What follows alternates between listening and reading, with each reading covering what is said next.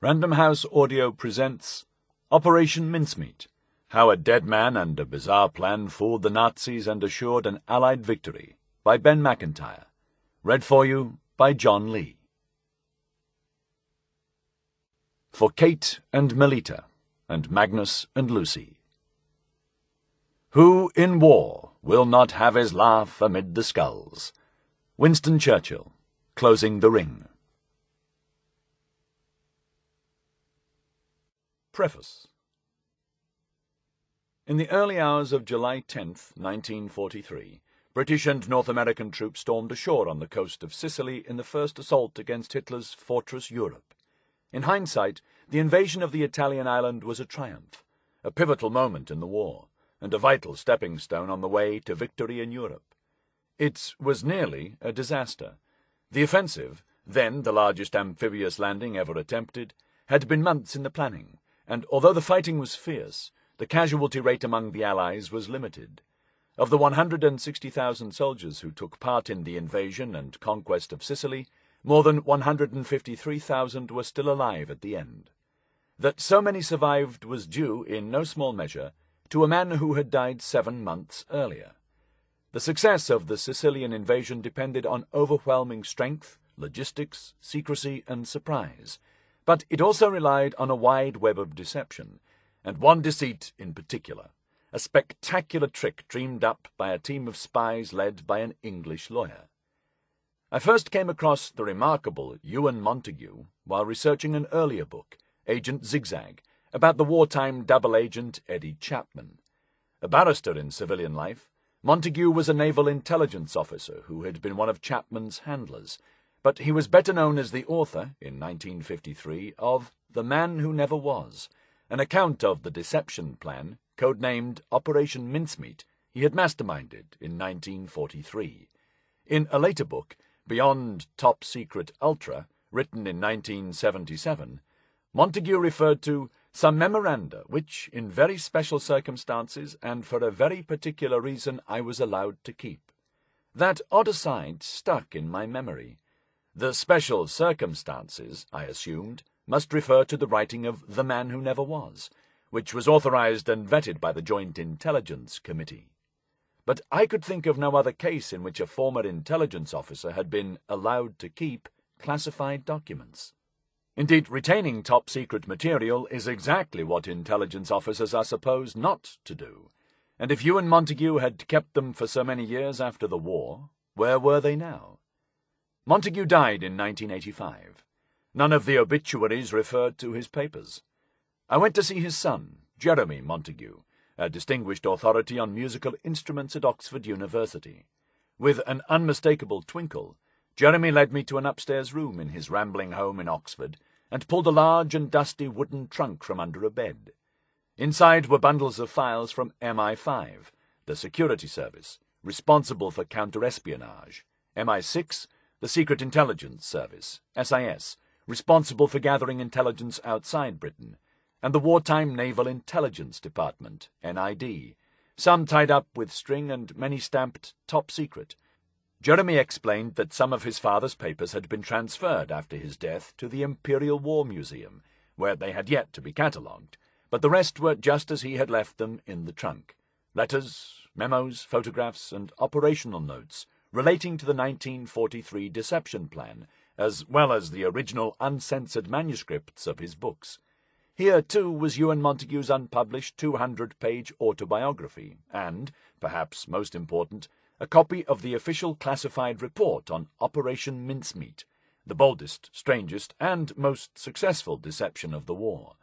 The personal correspondence between Ewen Montagu and his wife, at least 3 letters a week throughout the war, was also made available to me by the Montagu family. Without their generous help, this book could not have been written.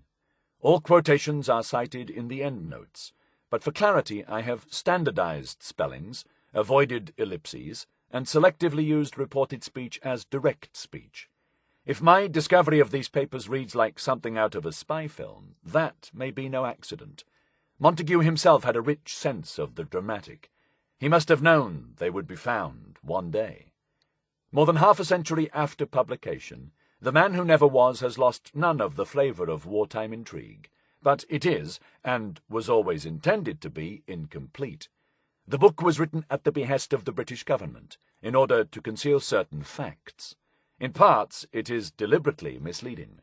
Now, with the relaxation of government rules surrounding official secrecy, the recent declassification of files in the National Archives, and the discovery of the contents of Ewen Montagu's ancient trunk, the full story of Operation Mincemeat can be told for the first time. The plan was born in the mind of a novelist, and took shape through a most unlikely cast of characters: a brilliant barrister, a family of undertakers, a forensic pathologist, a gold prospector, an inventor, a submarine captain, a transvestite English spymaster, a rally driver, a pretty secretary, a credulous Nazi, and a grumpy admiral who loved fly-fishing. This deception operation, which underpinned the invasion of Sicily and helped to win the war, was framed around a man who never was. But the people who invented him, and those who believed in him, and those who owed their lives to him, most certainly were. This is their story. Ben Macintyre, London, 2009. Chapter 1. The Sardine Spotter. José Antonio Rey Maria had no intention of making history when he rowed out into the Atlantic from the coast of Andalusia in southwest Spain on April 30th, 1943. He was merely looking for sardines. José was proud of his reputation as the best fish spotter in Punta Umbria. On a clear day, he could pick out the telltale iridescent flash of sardines several fathoms deep. When he saw a shoal, José would mark the place with a buoy, and then signal to Pepe Cordero and the other fishermen in the larger boat, La Calina, to row over swiftly with the horseshoe net. But the weather today was bad for fish spotting. The sky was overcast, and an onshore wind ruffled the water's surface. The fishermen of Punta Umbria had set out before dawn, but so far they had caught only anchovies and a few bream. Rowing Anna, his little skiff, in a wide arc, José scanned the water again, the rising sun warming his back. On the shore, he could see the little cluster of fishing huts beneath the dunes on Playa del Portil, his home. Beyond that, past the estuary where the rivers Odiel and Tinto flowed into the sea, lay the port of Huelva. The war, now in its 4th year, had hardly touched this part of Spain. Sometimes José would come across strange flotsam in the water, fragments of charred wood, pools of oil, and other debris that told of battles somewhere out at sea. Earlier that morning he had heard gunfire in the distance and a loud explosion. Pepe said that the war was ruining the fishing business, as no one had any money, and he might have to sell La Calina and Anna. It was rumoured that the captains of some of the larger fishing boats spied for the Germans or the British, but in most ways the hard lives of the fishermen continued as they had always done. José had been born on the beach, in a hut made from driftwood, 23 years earlier. He had never travelled beyond Huelva. He had never been to school or learned to read and write, but no one in Punta Umbria was better at spotting fish. It was mid-morning when José noticed a lump above the surface of the water. At first he thought it must be a dead porpoise, but as he rowed closer the shape grew clearer, and then unmistakable. It was a body, floating face down, buoyed by a yellow life jacket, the lower part of the torso invisible. The figure seemed to be dressed in uniform. As he reached over the gunwale to grab the body, José caught a gust of putrefaction and found himself looking into the face of a man, or rather, what had been the face of a man. The chin was entirely covered in green mould, while the upper part of the face was dark, as if tanned by the sun. José wondered if the dead man had been burned in some accident at sea. The skin on the nose and chin had begun to rot away. José waved and shouted to the other fishermen. As La Calina drew alongside, Pepe and the crew clustered to the gunwale. José called for them to throw down a rope and haul the body aboard, but no one wanted to touch it. Annoyed, José realized he would have to bring it ashore himself. Seizing a handful of sodden uniform, he hauled the corpse onto the stern, and with the legs still trailing in the water, he rowed back to shore, trying not to breathe in the smell. On the part of the beach called La Bota, the boot, José and Pepe dragged the body up to the dunes. A black briefcase, attached to the man by a chain, trailed in the sand behind them. They laid out the corpse in the shade of a pine tree. Children streamed out of the huts and gathered around the gruesome spectacle. The man was tall, at least 6 feet, dressed in a khaki tunic and trench coat with large army boots. 17-year-old Obdulia Serrano spotted a small silver chain with a cross around his neck. The dead man must have been a Roman Catholic. Obdulia was sent to summon the officer from the defence unit guarding this part of the coast. A dozen men of Spain's 72nd Infantry Regiment had been marching up and down the beach earlier that morning, as they did, rather pointlessly, most mornings, and the soldiers were now taking a siesta under the trees. The officer ordered 2 of his men to stand guard over the body, in case someone tried to go through the dead man's pockets, and trudged off up the beach to find his commanding officer. The scent of the wild rosemary and jacaranda growing in the dunes could not mask the stench of decomposition. Flies buzzed around the body. The soldiers moved upwind. Somebody went to fetch a donkey to carry the body to the village of Punta Umbria, 4 miles away. From there, it could be taken by boat across the estuary to Huelva. The children dispersed. José Antonio Rey Maria, perfectly unaware of the events he had just set in motion, pushed his little boat back into the sea and resumed his search for sardines. 2 months earlier, in a tiny tobacco-stained basement room beneath the Admiralty building in Whitehall, 2 men had sat puzzling over a conundrum of their own devising: how to create a person from nothing, a man who had never been. The younger man was tall and thin, with thick spectacles and an elaborate Air Force moustache, which he twiddled in rapt concentration. The other, elegant and languid, was dressed in naval uniform and sucked on a curved pipe that fizzed and crackled evilly. The stuffy underground cavern lacked windows, natural light, and ventilation. The walls were covered in large maps, and the ceiling stained a greasy nicotine yellow. It had once been a wine cellar. Now it was home to a section of the British Secret Service made up of 4 intelligence officers, 7 secretaries and typists, 6 typewriters, a bank of locked filing cabinets, a dozen ashtrays, and 2 scrambler telephones. Section 17M was so secret that barely 20 people outside the room even knew of its existence. Room 13 of the Admiralty was a clearing-house of secrets, lies, and whispers. Every day the most lethal and valuable intelligence, decoded messages, deception plans, enemy troop movements, coded spy reports, and other mysteries poured into this little basement room, where they were analyzed, assessed, and dispatched to distant parts of the world, the armor and ammunition of a secret war. The 2 officers, Pipe and Mustache, were also responsible for running agents and double agents, espionage and counter-espionage, intelligence, fakery, and fraud. They passed lies to the enemy that were false and damaging, as well as information that was true but harmless. They ran willing spies, reluctant spies pressed into service, and spies who did not exist at all. Now, with the war at its height, they set about creating a spy who was different from all the others and all who had come before. A secret agent who was not only fictional, but dead. The defining feature of this spy would be his falsity. He was a pure figment of imagination, a weapon in a war far removed from the traditional battle of bombs and bullets. At its most visible, war is fought with leadership, courage, tactics, and brute force.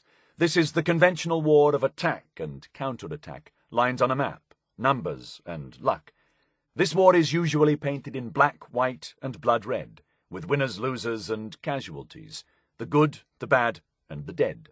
Alongside that conflict is another, less visible species of war, played out in shades of grey, a battle of deception, seduction, and bad faith, of tricks and mirrors, in which the truth is protected, as Churchill put it, by a bodyguard of lies.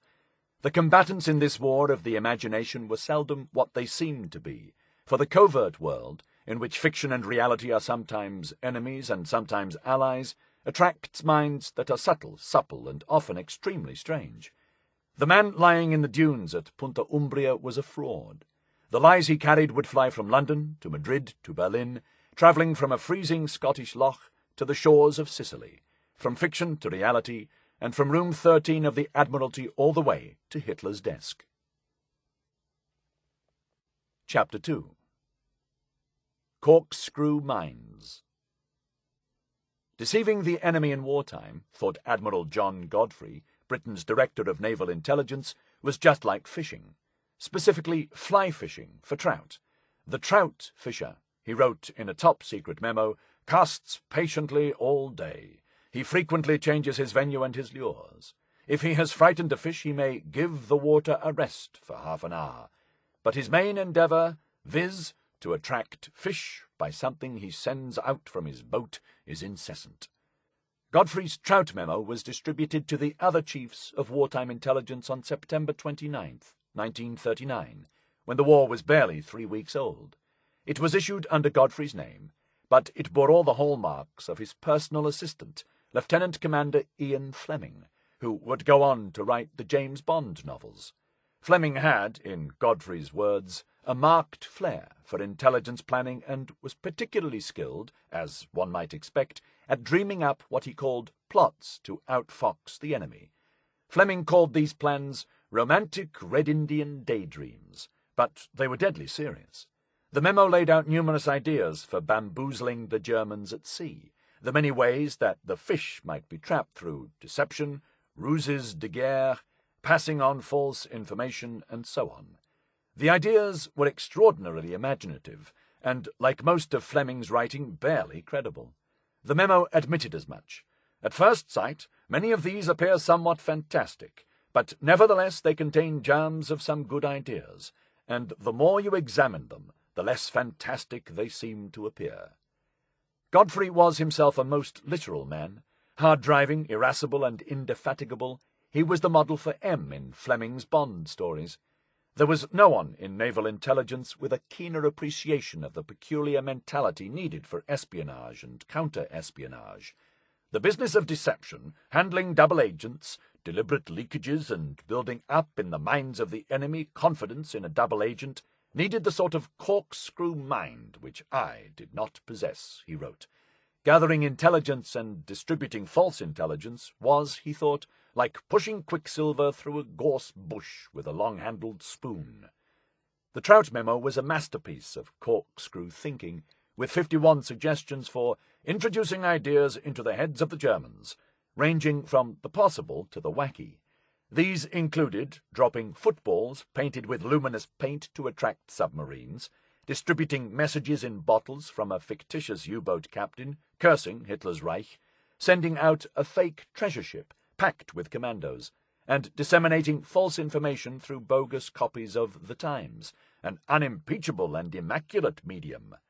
One of the nastier ideas envisaged setting adrift tins of explosives disguised as food, with instructions on the outside in many languages, in the hope that the hungry enemy sailors or submariners would pick them up, try to cook the tins, and blow themselves up. Though none of these plans ever came to fruition, buried deep in the memo was the kernel of another idea, number 28 on the list, fantastic in every sense. Under the heading, a suggestion, not a very nice one, Godfrey and Fleming wrote, "The following suggestion is used in a book by Basil Thompson. A corpse, dressed as an airman, with dispatches in his pockets, could be dropped on the coast, supposedly from a parachute that had failed. I understand there is no difficulty in obtaining corpses at the Naval Hospital, but, of course, it would have to be a fresh one." Basil Thompson, former Assistant Premier of Tonga, tutor to the King of Siam, ex-governor of Dartmoor Prison, policeman and novelist, had made his name as a spy-catcher during the First World War. As head of Scotland Yard's Criminal Investigation Division and the Metropolitan Police Special Branch, he took credit, only partly deserved, for tracking down German spies in Britain, many of whom were caught and executed. He interviewed Mata Hari, and concluded she was innocent, and distributed the black diaries of the Irish nationalist and revolutionary Sir Roger Casement, detailing his homosexual affairs. Casement was subsequently tried and executed for treason. Thompson was an early master of deception, and not just in his professional life. In 1925, the worthy police chief was convicted of an act of indecency with Miss Thelma de Laval on a London park bench and fined £5. In between catching spies, carrying out surveillance of union leaders, and consorting with prostitutes, for the purposes of research, as he explained to the court, Thompson found time to write 12 detective novels. Thompson's hero, Inspector Richardson, inhabits a world peopled by fragrant damsels in distress, stiff upper lips, and excitable foreigners in need of British colonization. Most of Thompson's novels, with titles such as Death in the Bathroom and Richardson Scores Again, were instantly forgettable.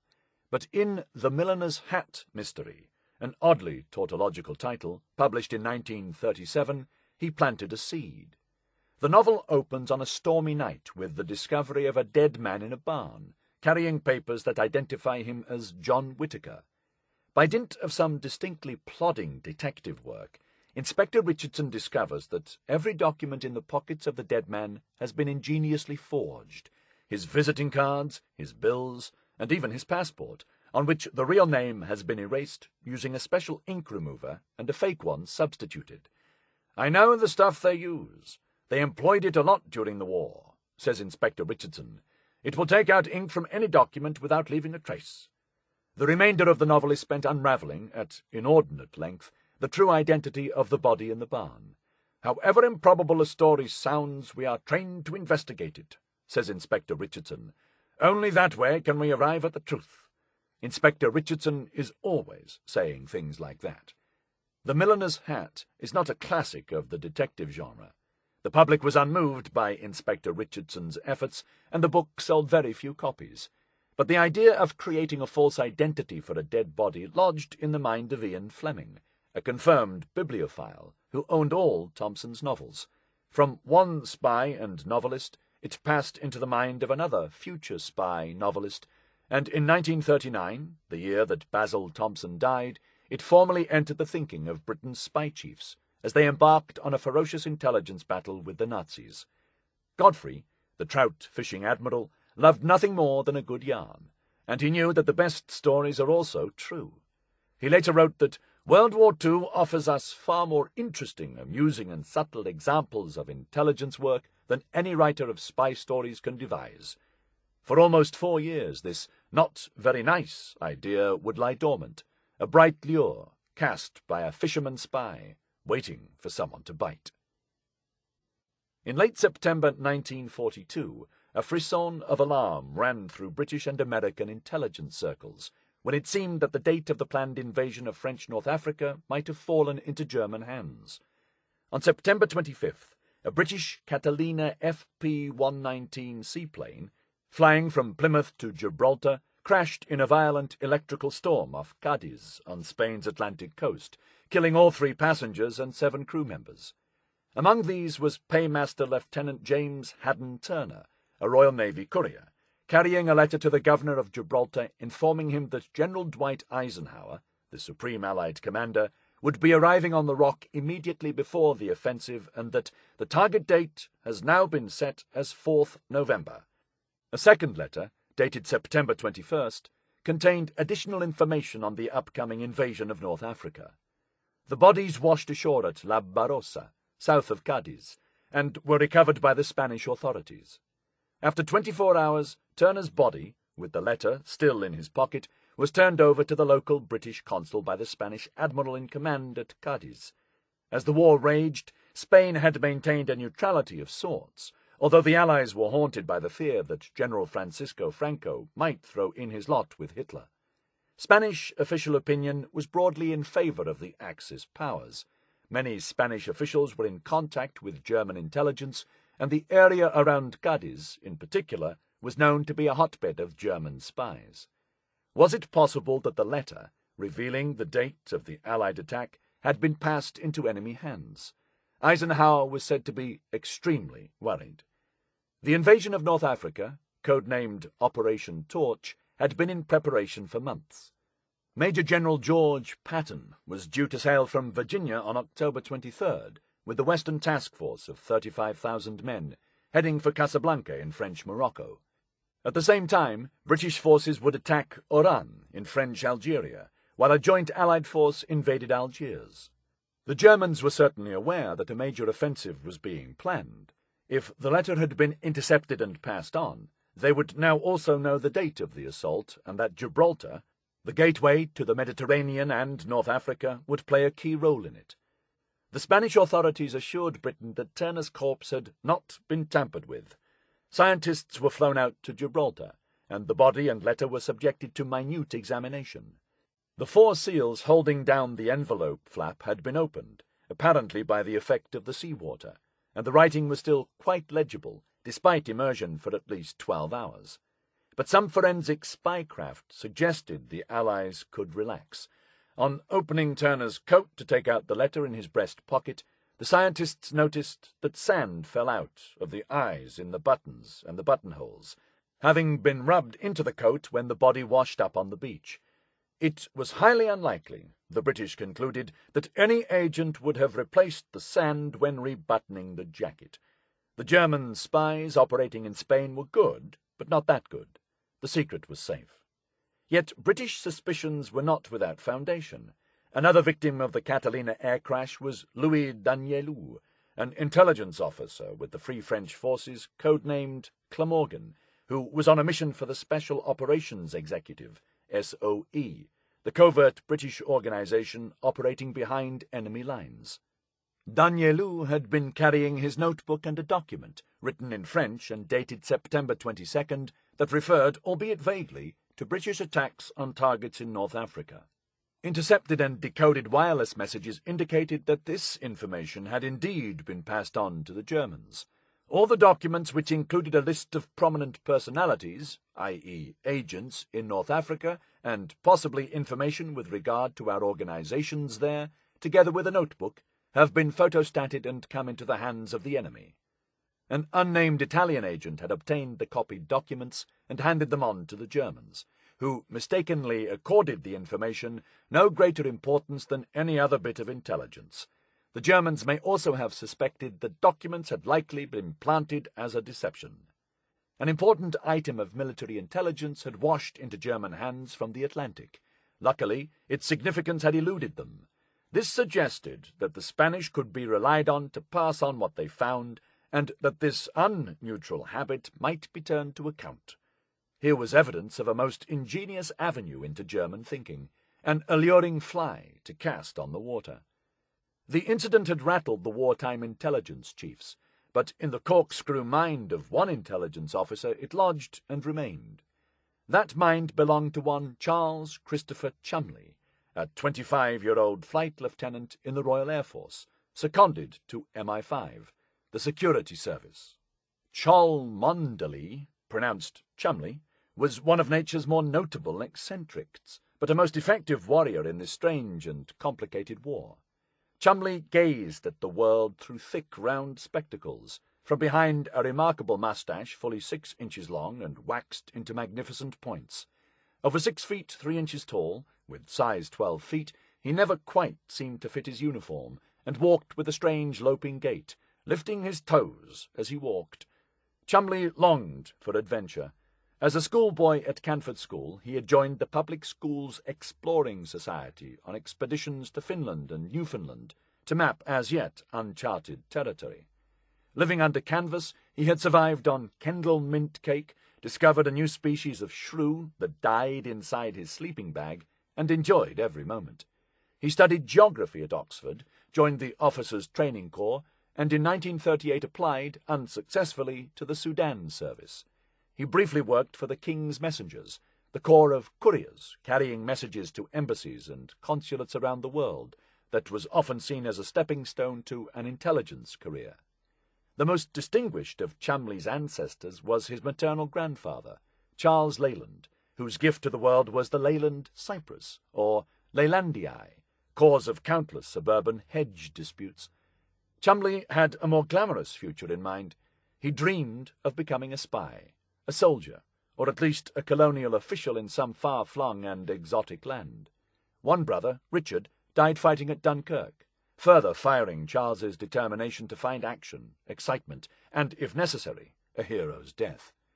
Chumley had the mind of an adventurer, but not the body nor the luck. He was commissioned a pilot officer in November 1939, but his poor eyesight meant he would never fly a plane, even if a cockpit could have been found to accommodate his ungainly shape. This was a terrible blow, according to his sister. So far from soaring heroically into the heights, as he had hoped, Cholmondeley was grounded for the duration of the war, his long legs cramped under a desk. This might have blunted the ambitions of a lesser man, but Cholmondeley instead poured his imagination and energies into covert work. By 1942, he had risen to the rank of Flight Lieutenant Temporary in the RAF's Intelligence and Security Department, seconded to MI5. Tommy Argyle Robertson, universally known as Tar on account of his initials, the MI5 chief who headed the B-1A, a section of British intelligence that ran captured enemy spies as double agents, recruited Cholmondeley as an ideas man, describing him as extraordinary and delightful. When off duty, Cholmondeley restored antique cars, studied the mating habits of insects, and hunted partridge with a revolver. Cholmondeley was courtly and correct, and almost pathologically shy and secretive. He cut a distinctive figure around Whitehall, his arms flapping when animated, hopping along the pavement like a huge flightless myopic bird. But, for all his peculiarities, Cholmondeley was a most remarkable espionage thinker. Some of Cholmondeley's ideas were harebrained in the extreme.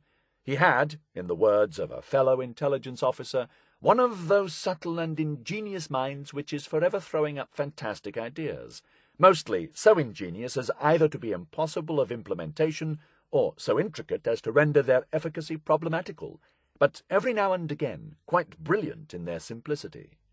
Cholmondeley's role, like that of Ian Fleming at Naval Intelligence, was to imagine the unimaginable and try to lure the truth toward it.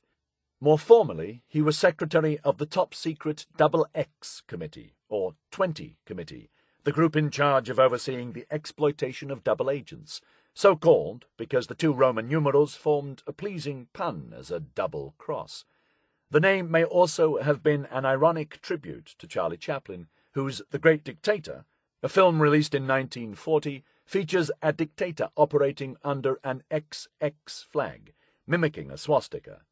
Under the chairmanship of John Masterman, a dry and ascetic Oxford don, the 20 Committee met every Thursday in the MI5 offices at 58 St. James's Street to discuss the double-agent system run by Tar Robertson, explore new deception plans, and plot how to pass the most usefully damaging information to the enemy. Its members included representatives of Navy, Army, and Air Intelligence, as well as MI5 and MI6. As secretary and MI5 representative at this weekly gathering of high-powered spooks, Cholmondeley was privy to some of the most secret plans of the war. He had read the 1939 memo from Godfrey and Fleming containing the not-very-nice suggestion of using a dead body to convey false information.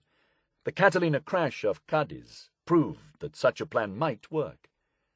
On October 31st, 1942, just 1 month after the retrieval of Lieutenant Turner's body from the Spanish beach, Cholmondeley presented the 20 Committee with his own idea, under the code name Trojan Horse, which he described as a plan for introducing documents of a highly secret nature into the hands of the enemy.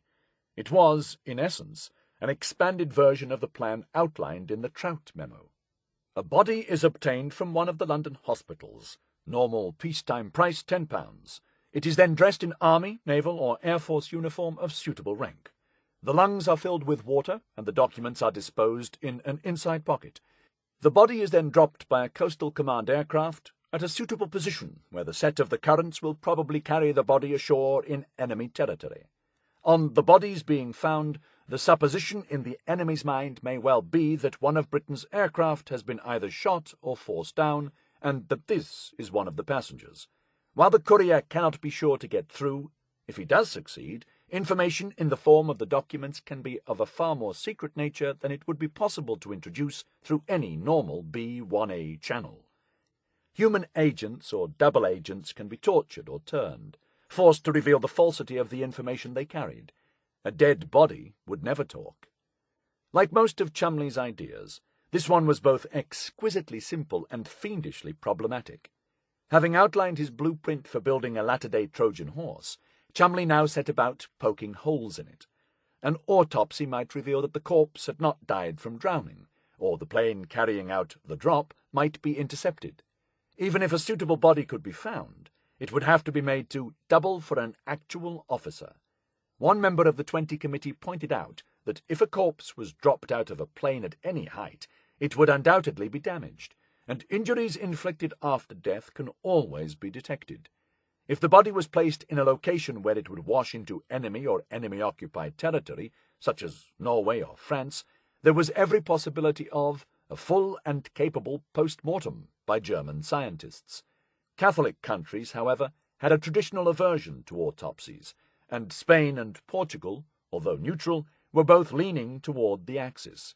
Of these, Spain was clearly the country where the probability of documents being handed, or at the very least shown to the Germans, was greater. Cholmondeley's idea was both new and very old. Indeed, the unsubtle choice of codename shows how far back in history this ruse runs. Odysseus may have been the first to offer an attractive gift to the enemy containing a most unpleasant surprise, but he had many imitators. In intelligence jargon, the technique of planting misleading information by means of a faked accident even has a formal name: the haversack ruse. The haversack ruse was the brainchild of Richard Meinertzhagen, ornithologist, anti-Semitic Zionist, big game hunter, fraud, and British spy. In The 7 Pillars of Wisdom, T.E. Lawrence, of Arabia, Meinertzhagen's contemporary, offered a pen portrait of this extraordinary and extraordinarily nasty man. Meinertzhagen knew no half measures. He was logical, an idealist of the deepest, and so possessed by his convictions that he was willing to harness evil to the chariot of good. He was a strategist, a geographer, and a silent, laughing, masterful man, who took as blithe a pleasure in deceiving his enemy or his friend by some unscrupulous jest as in spattering the brains of a cornered mob of Germans one by one with his African knob kerry. His instincts were abetted by an immensely powerful body and a savage brain. In 1917, a British army under General Sir Edmund Allenby twice attacked the Turks at Gaza, but found the way to Jerusalem blocked by a strong enemy force. Allenby decided that he should launch his next offensive at Beersheba in the east, while hoping to fool the Turks into expecting another attack on Gaza, which was the most logical target. The officer in control of the deception was Major Richard Meinertzhagen, on Allenby's intelligence staff. Meinertzhagen knew that the key to an effective deceit is not merely to conceal what you are doing, but to persuade the other side that what you are doing is the reverse of what you are actually doing. He stuffed a haversack with false documents, a diary, and £20 in cash, and smeared it with his horse's blood. He then rode out into no man's land until shot at by a Turkish mounted patrol, upon which he slumped in the saddle as if wounded, dropped his haversack, binoculars and rifle, and galloped back to the British lines. One of the letters, written by Meinertzhagen's sister Mary, purported to be from the haversack owner's wife, reporting the birth of their son. It was pure Edwardian schmaltz. "Goodbye, my darling. Nurse says I must not tire myself by writing too much. Baby sends a kiss to Daddy." Meinertzhagen now mounted an operation to make it seem as if a feverish search was underway for the missing bag. A sandwich, wrapped in a daily order referring to the missing documents, was planted near enemy lines, as if dropped by a careless patrol. Meinertzhagen was ordered to appear before a non-existent court of inquiry to explain the lost haversack. The Turks duly concentrated their forces at Gaza and redeployed 2 divisions away from Beersheba. On October 31st, 1917, the British attacked again, rolling back the thin Turkish line at Beersheba. By December, the British had taken Jerusalem. Meinertzhagen crowed that his haversack ruse had been easy, reliable, and inexpensive. But victory may also be attributed to another devious Meinertzhagen ploy: the dropping of hundreds of cigarettes laced with opium behind Turkish lines. Some historians have argued that the haversack ruse was not quite the success Meinertzhagen claimed. The Turks may have been fooled, or they may just have been fantastically stoned. The ruse had already been updated and deployed during the Second World War. Before the Battle of Alam Halfa in 1942, a corpse was placed in a blown-up scout car, clutching a map that appeared to show a fair-going route through the desert, in the hope of misdirecting Rommel's tanks into soft sand, where they might get bogged down. In another variation on the theme, a fake defense plan for Cyprus was left with a woman in Cairo, who was known to be in contact with Axis intelligence. The most recent variant had been plotted, with pleasing symmetry, by Peter Fleming, Ian Fleming's older brother, an intelligence officer serving under General Archibald Wavell, then Supreme Allied Commander in the Far East. Peter, who shared his brother's vivid imagination and was already a successful writer, concocted his own haversack ruse, codenamed Error, aimed at convincing the Japanese that Wavell himself had been injured in the retreat from Burma and had left behind various important documents in an abandoned car. In April 1942, the fake documents, a photograph of Wavell's daughter, personal letters, novels, and other items, were placed in a green Ford sedan and pushed over a slope at a bridge across the Irrawaddy River, just ahead of the advancing Japanese army. Operation Error had been great fun, but there was never any evidence that the Japanese had paid any attention to the car, much less that they drew any conclusions from its contents. This was the central problem with the haversack ruse. It was deeply embedded in intelligence folklore, the source of many an after-dinner anecdote, but there was precious little proof that it had ever actually worked. Chapter 3. Room 13. John Masterman, the chairman of the 20 Committee, wrote detective novels in his spare time. These featured an Oxford Don, much like himself, and a sleuth in the Sherlock Holmes mould. The operation outlined by Cholmondeley appealed strongly to Masterman's novelistic cast of mind, as a mystery to be constructed, scene by scene, with clues for the Germans to unravel. Despite some misgivings about its feasibility, the 20 Committee instructed Cholmondeley to investigate the possibilities of utilizing the Trojan horse plan in one of the theatres of war. Spies, like generals, tend to fight the last battle. Axis intelligence had failed to act on the genuine documents that had washed up with Lieutenant Turner, and so missed the opportunity to anticipate Operation Torch. They would be unlikely to make the same mistake twice. The Germans, having cause to regret the ease with which they had been taken by surprise by the North African landings, would not again easily dismiss strategic Allied documents if and when they came into their possession. Since the body would be arriving by sea, the operation would fall principally under naval control, so the representative of the Naval Intelligence Department on the 20 Committee, Lieutenant Commander Ewen Montagu, was assigned to help Cholmondeley flesh out the idea. Montagu had also read the Trout memo. He strongly supported the plan, and volunteered to go into the question of obtaining the necessary body, the medical problems, and the formulation of a plan.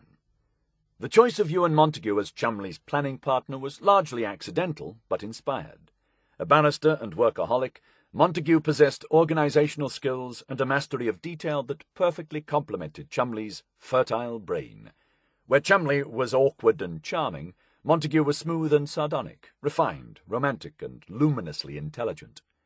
Ewen Edwin Samuel Montagu had been born 42 years earlier, the second of 3 sons born to Baron Swathling and scion of a Jewish banking dynasty of quite dazzling wealth. The first half of his life had been almost uniformly pleasurable, materially and intellectually.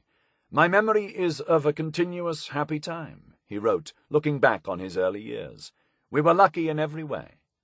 Montagu's grandfather, founder of the family fortune, had changed his name from Samuel to the more aristocratic-sounding Montagu, prompting a cruel limerick by Hilaire Belloc.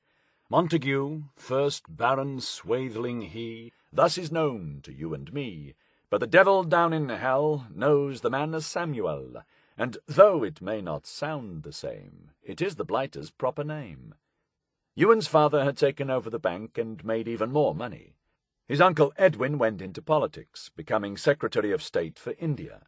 The family home, where Ewen Montagu was born in 1901, was a vast red-brick palace in the heart of Kensington, at 28 Kensington Court.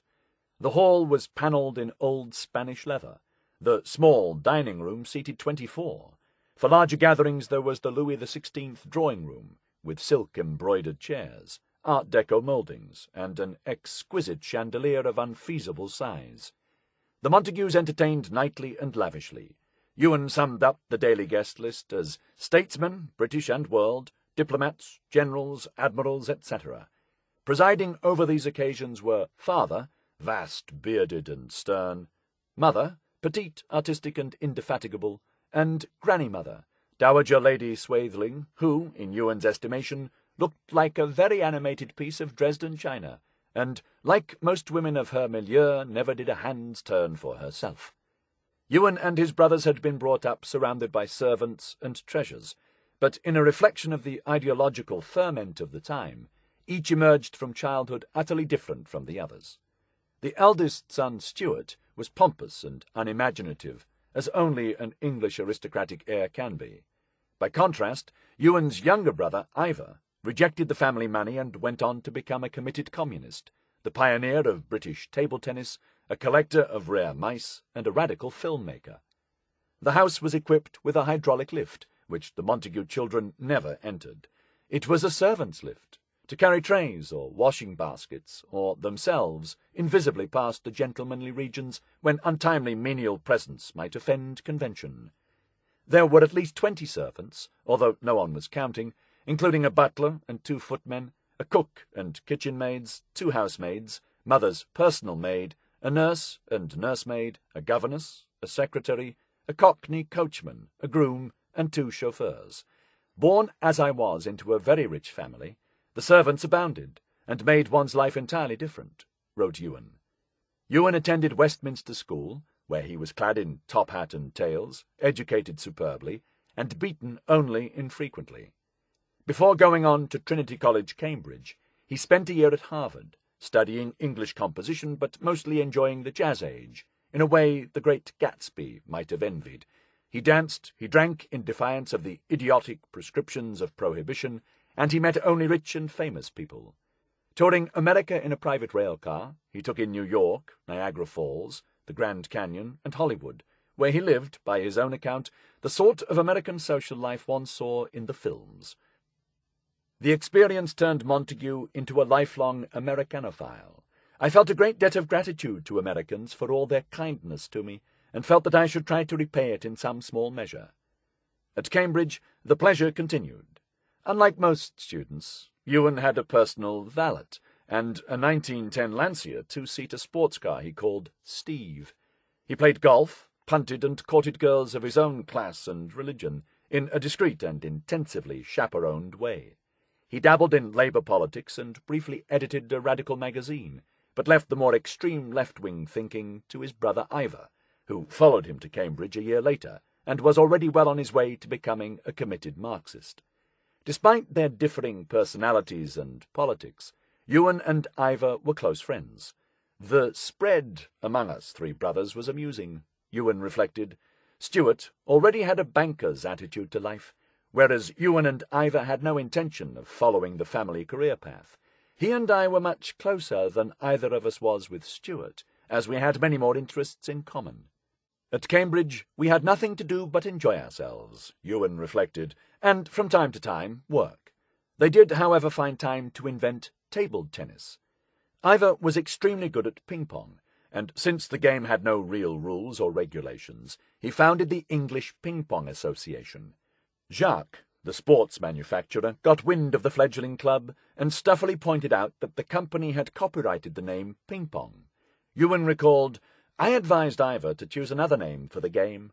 As we bandied names at one another, one of us came up with table tennis." Ivor would go on to found the International Table Tennis Federation in 1926 and served as its first president for the next 41 years. Another project initiated by the Montagu brothers at Cambridge, of slightly less historical impact, was the Cheese Eaters League. Ivor and Ewen shared a passion for cheese and set up a dining club to import and taste the most exotic specimens from around the world: camel's milk cheese, Middle Eastern goat cheese, cheese made from the milk of long-horned Afghan sheep.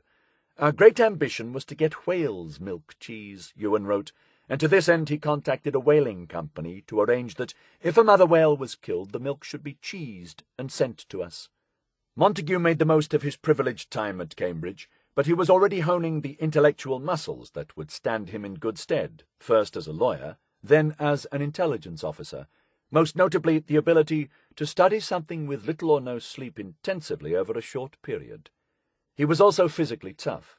Once, when riding to hounds, his foot slipped out of a stirrup, which then swung up as the horse swerved, cutting a large gash in his chin and knocking out 5 teeth. Another huntsman picked up one of Ewen's smashed teeth. I put it in my pocket and rode on. The accident left him with a lopsided smile, which he deployed charmingly but sparingly, and a useful dental ledge on which to hang his pipe. While still at university, Ewen became engaged to Iris Solomon. It was, in many ways, a perfect match. Iris was the daughter of Solomon J. Solomon, the portrait painter. She was extremely vivacious, intelligent, and of just the right Anglo-Jewish stock. They married in 1923. A son soon arrived, followed by a daughter. Through the 1920s and 1930s, the young lawyer and his wife lived a golden existence, in the interval between one devastating war and another. They socialized with the most powerful in the land. On weekends they repaired to Town Hill, the Montagu estate near Southampton, where 25 gardeners tended exquisite gardens laid out by Gertrude Jekyll. Here they shot pheasants, hunted and played table tennis. In summer they sailed Ewen's 45-foot yacht on the Solent. In winter they skied in Switzerland. Most of all, Ewen loved to fish in the river and salmon pools at Town Hill, tracking the sea trout as they flashed upstream and the wily little brown trout in the higher streams and pools of the estate. In later life he would be described as one of the best fly fishermen in the realm. He modestly denied this, insisting he was never better than a mediocre, if enthusiastic, fisherman. For Montagu there was no more satisfying experience than the thrill of the strike and the joy of playing the fish. Ivor Montagu, meanwhile, was pursuing a different career path. By the age of 22, he had founded the English Table Tennis Association, written Table Tennis Today, founded the British Film Society with Sidney Bernstein, and made 2 expeditions to the Soviet Union, where he perfected his Russian and searched for an exceedingly primitive vole, found only in the Caucasus. The experience led to a zoological monograph on Prometheomis, the Prometheus mouse, and a lifelong faith in the Soviet machinery of state. In 1927 he married Frances Hellstern, universally known as Hell, and regarded as such by her mother-in-law, an unmarried mother and the daughter of a bootmaker from South London. The marriage made tabloid headlines. "Baron's son weds secretary." Queen Mary wrote to Lady Swathling, "Dear Gladys, I feel for you. May." Ivor could not have cared less. In 1929 he linked up with the Soviet film director Sergei Eisenstein, and together they travelled to Hollywood, where Ivor became close friends with Charlie Chaplin, whom he taught to swear in Russian. The youngest Montagu brother would go on to work as a producer on 5 of Alfred Hitchcock's British films. Ivor's politics, meanwhile, marched steadily leftward, from the Fabian Society to the British Socialist Party to the Communist Party of Great Britain. He visited Spain during its civil war, and in 1938 made a series of pro-Republican documentaries, including In Defense of Madrid and Behind the Spanish Lines. While Ewen hobnobbed with generals and ambassadors, Ivor mixed with the likes of George Bernard Shaw and H.G. Wells. While Ewen lived in Kensington, Ivor cut himself off from his father's money and moved with Hal to a terraced house in Brixton. Yet, for all their differences, the brothers remained close and saw each other often. After joining the bar in 1924, Ewen had developed into an exceptionally able lawyer. He learned to absorb detail, improvise, and mould the collective mind of a malleable jury. Ewen Montagu was born to argue. He would dispute with anyone at any hour of the day on almost any subject, and devastatingly, since he possessed the rare ability to read an interlocutor's mind, the mark of the good lawyer and the good liar. He became fascinated by the workings of the criminal mind, and confessed to feeling a certain sympathy with rogue characters. He relished the cut and thrust of the courtroom, where victory depended on being able to see the point of view and anticipate the reactions of an equally astute opposing counsel. Montagu was invariably kind to people below him in social status, and capable of the most gentle manners, but he liked to cut those in authority down to size. He could be fabulously rude. Like many defense lawyers, he enjoyed the challenge of defending the apparently defenseless or indefensible. He had one client, a crooked solicitor, in whom he may have seen something of himself.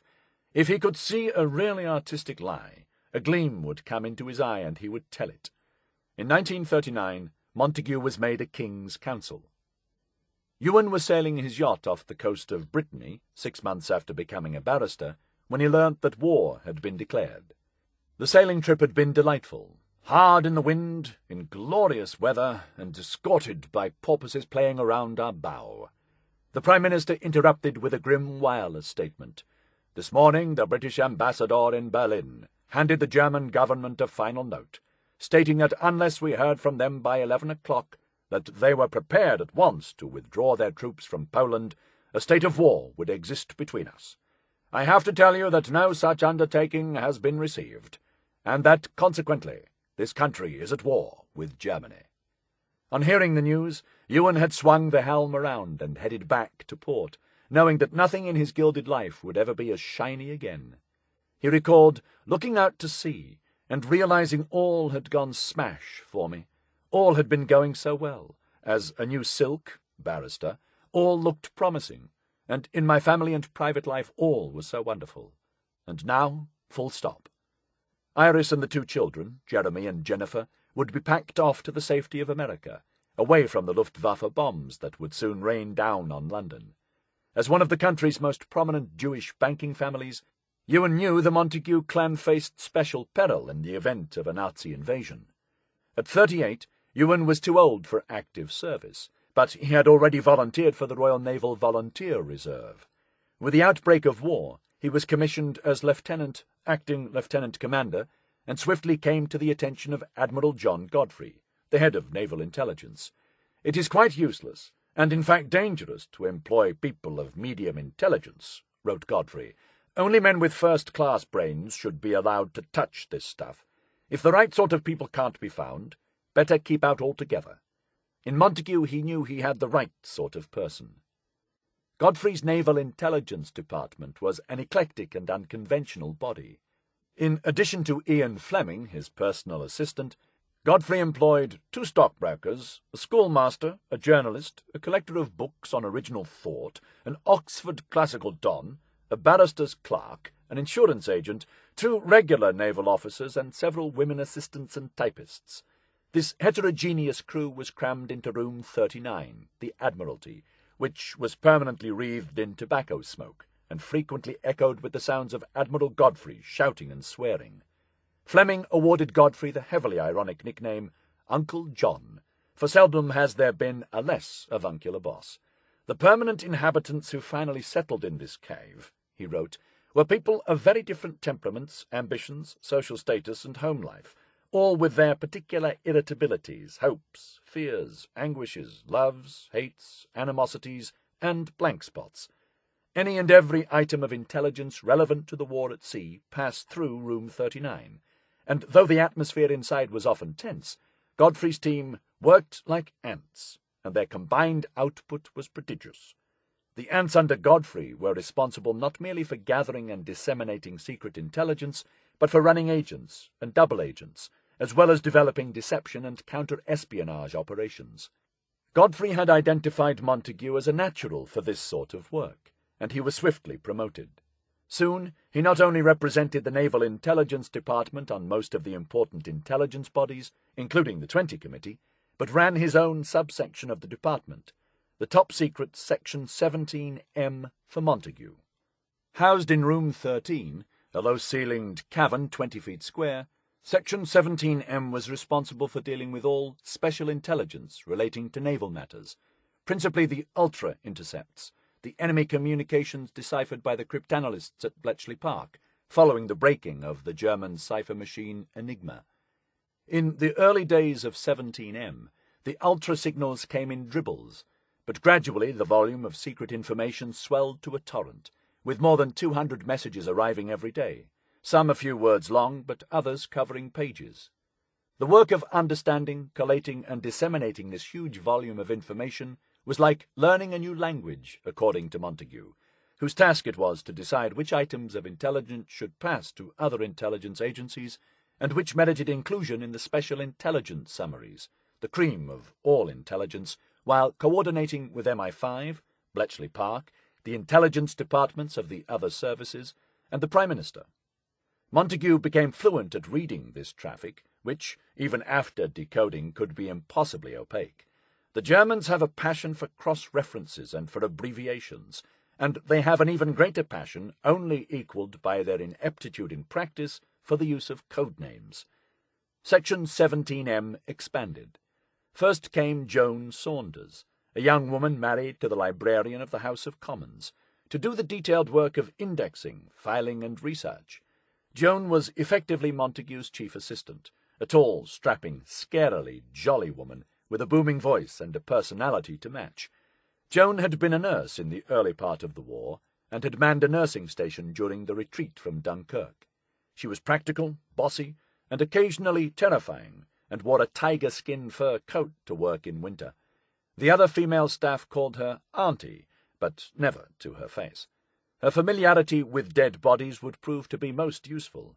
She is extraordinarily good, very methodical, but also frightfully alert, Montagu told his wife. Very pleasant to work with, although not much to look at. I'm not lucky in assistants as regards looks. Montagu was something of a connoisseur of female beauty. By 1943, 17M had swelled to 14 people, including an artist, a yachting magazine journalist, another barrister, 3 secretaries, 2 shorthand typists, and 2 watchkeepers to monitor any night traffic. The working conditions were atrocious. Room 13 was far too small, far too cluttered with safes, steel filing cabinets, tables, chairs, etc., and especially far too low, with steel girders making it even lower. There was no fresh air, only potted air, and conditions which would have been condemned instantly by any factories inspector.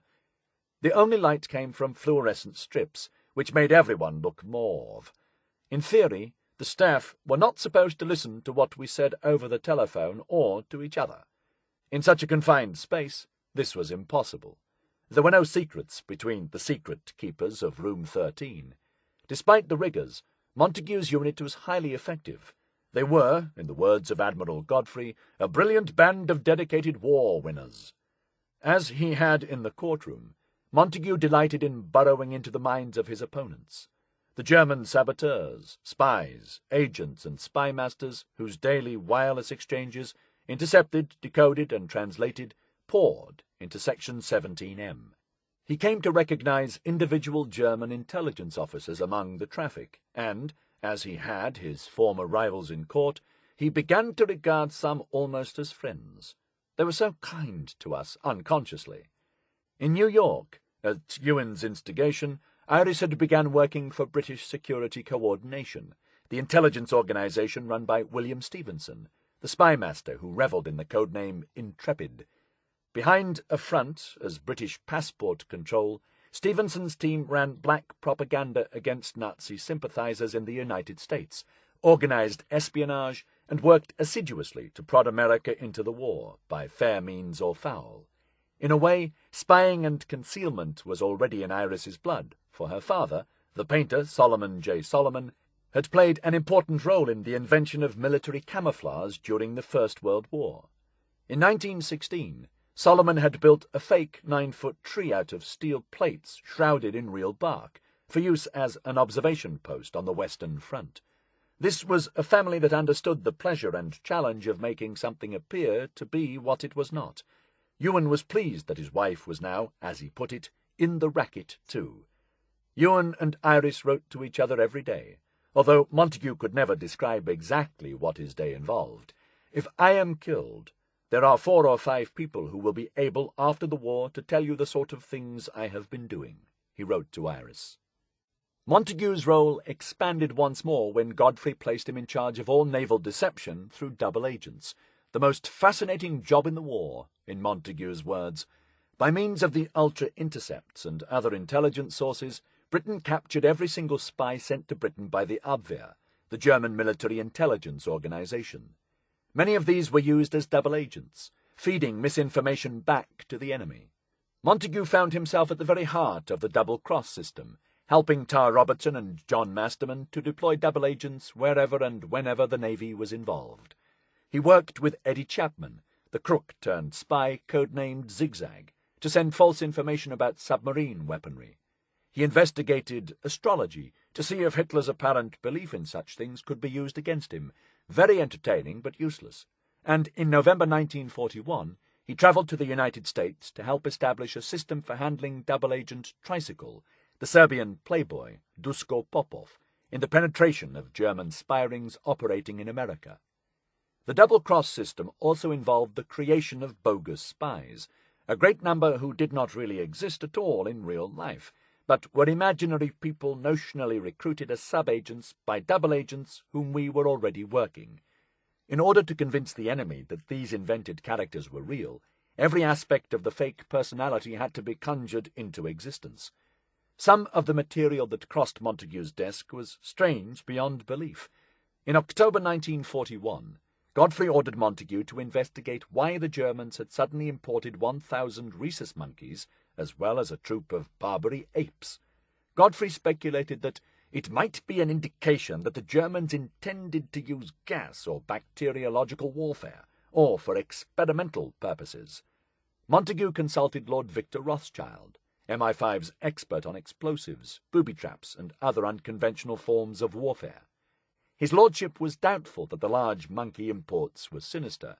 "Though I have kept a close eye on people applying for animals," he wrote, "those cases so far investigated have proved innocuous. For example, an advertisement in the Times for 500 hedgehogs proved to be in connection with the experiments being done by the Foot and Mouth Disease Research Section. The mystery of Hitler's monkeys remains unsolved." Montagu would never fight on the front line, but there was no doubting his personal bravery.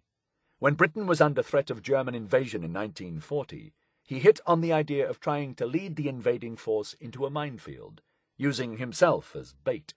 The minefield off Britain's east coast had gaps in it, to allow the fishing boats in and out. The Germans knew the approximate but not the precise location of these channels. If a chart could be gotten into their hands, showing channels close enough to the real gaps to be believable, yet slightly wrong, then the invading fleet might be persuaded to ram confidently up the wrong route, and, with any luck, sink. Popov, agent Tricycle, would pass the false chart to the Germans, claiming he had obtained it from a Jewish officer in the Navy, keen to curry favour with the Nazis. Popov would say that this man, a prominent lawyer in civilian life, had heard and believed the propaganda stories about the ill treatment of Jews, and did not want to face the risk of being handed over to the Gestapo. The chart was his insurance policy, and he would only hand it over in return for a written guarantee that he would be safe in the event of a successful German invasion of Britain. Popov liked the plan, and asked what name he should give the Germans for this treacherous naval officer. "I thought you had realized," said Montagu. "Lieutenant Commander Montagu. They can look me up in the law list and any of the Jewish yearbooks." There was considerable courage in this act, although Montagu later denied it. If the Germans had invaded, they would have swiftly realized that the chart was phony, and Montagu would have been even more of a marked man than he was already. There was also the possibility that someone in British intelligence might hear of the chart, and the treacherous Jewish lawyer prepared to sell secrets to save his own skin. At the very least, he would have had some complicated explaining to do. The plot made Montagu appear, to German eyes, to be an out-and-out traitor. He was unconcerned. What mattered was telling a convincing story. Before placing Montagu in charge of naval deception, Godfrey had passed him a copy of the Trout memo written with Ian Fleming. Montagu considered Fleming a four-letter man, and got on with him very well. "Fleming is charming to be with, but would sell his own grandmother. I like him a lot." Years later, when both men were long retired, Godfrey gently reminded Montagu of the debt and the origins of the operation. "The bare idea of the dead airman washed up on a beach was among those dozen or so notions which I gave you when 17M was formed," he wrote. Montagu replied blandly, "I quite honestly don't remember your passing on this suggestion to me. Of course, what you said may have been in my subconscious and may have formed the link, but I can assure you that it was not conscious, which shows the strange workings of fate, or something." The strange workings of fate had now thrown together in room 13 Montagu, the whip-smart lawyer, and Cholmondeley, the gentle, lanky, unpredictable ideas man, an ill-matched pair who would develop into the most remarkable double act in the history of deception. They had the backing of the 20 Committee, they had plenty of precedents, and they had the outline of a plan. What they did not yet have was a clear idea of what to do with it. Chapter 4. Target Sicily. The plan of action agreed by Winston Churchill and Franklin Delano Roosevelt when they met in Casablanca in January 1943 was, in some respects, blindingly obvious. After the successful North Africa campaign, the next target would be the island of Sicily. The Nazi war machine was at last beginning to stutter and misfire. The British Eighth Army under Montgomery had vanquished Rommel's invincible Africa Corps at El Alamein. The Allied invasion of Morocco and Tunisia had fatally weakened Germany's grip, and with the liberation of Tunis, the Allies would control the coast of North Africa, its ports and airfields, from Casablanca to Alexandria. The time had come to lay siege to Hitler's fortress. But where?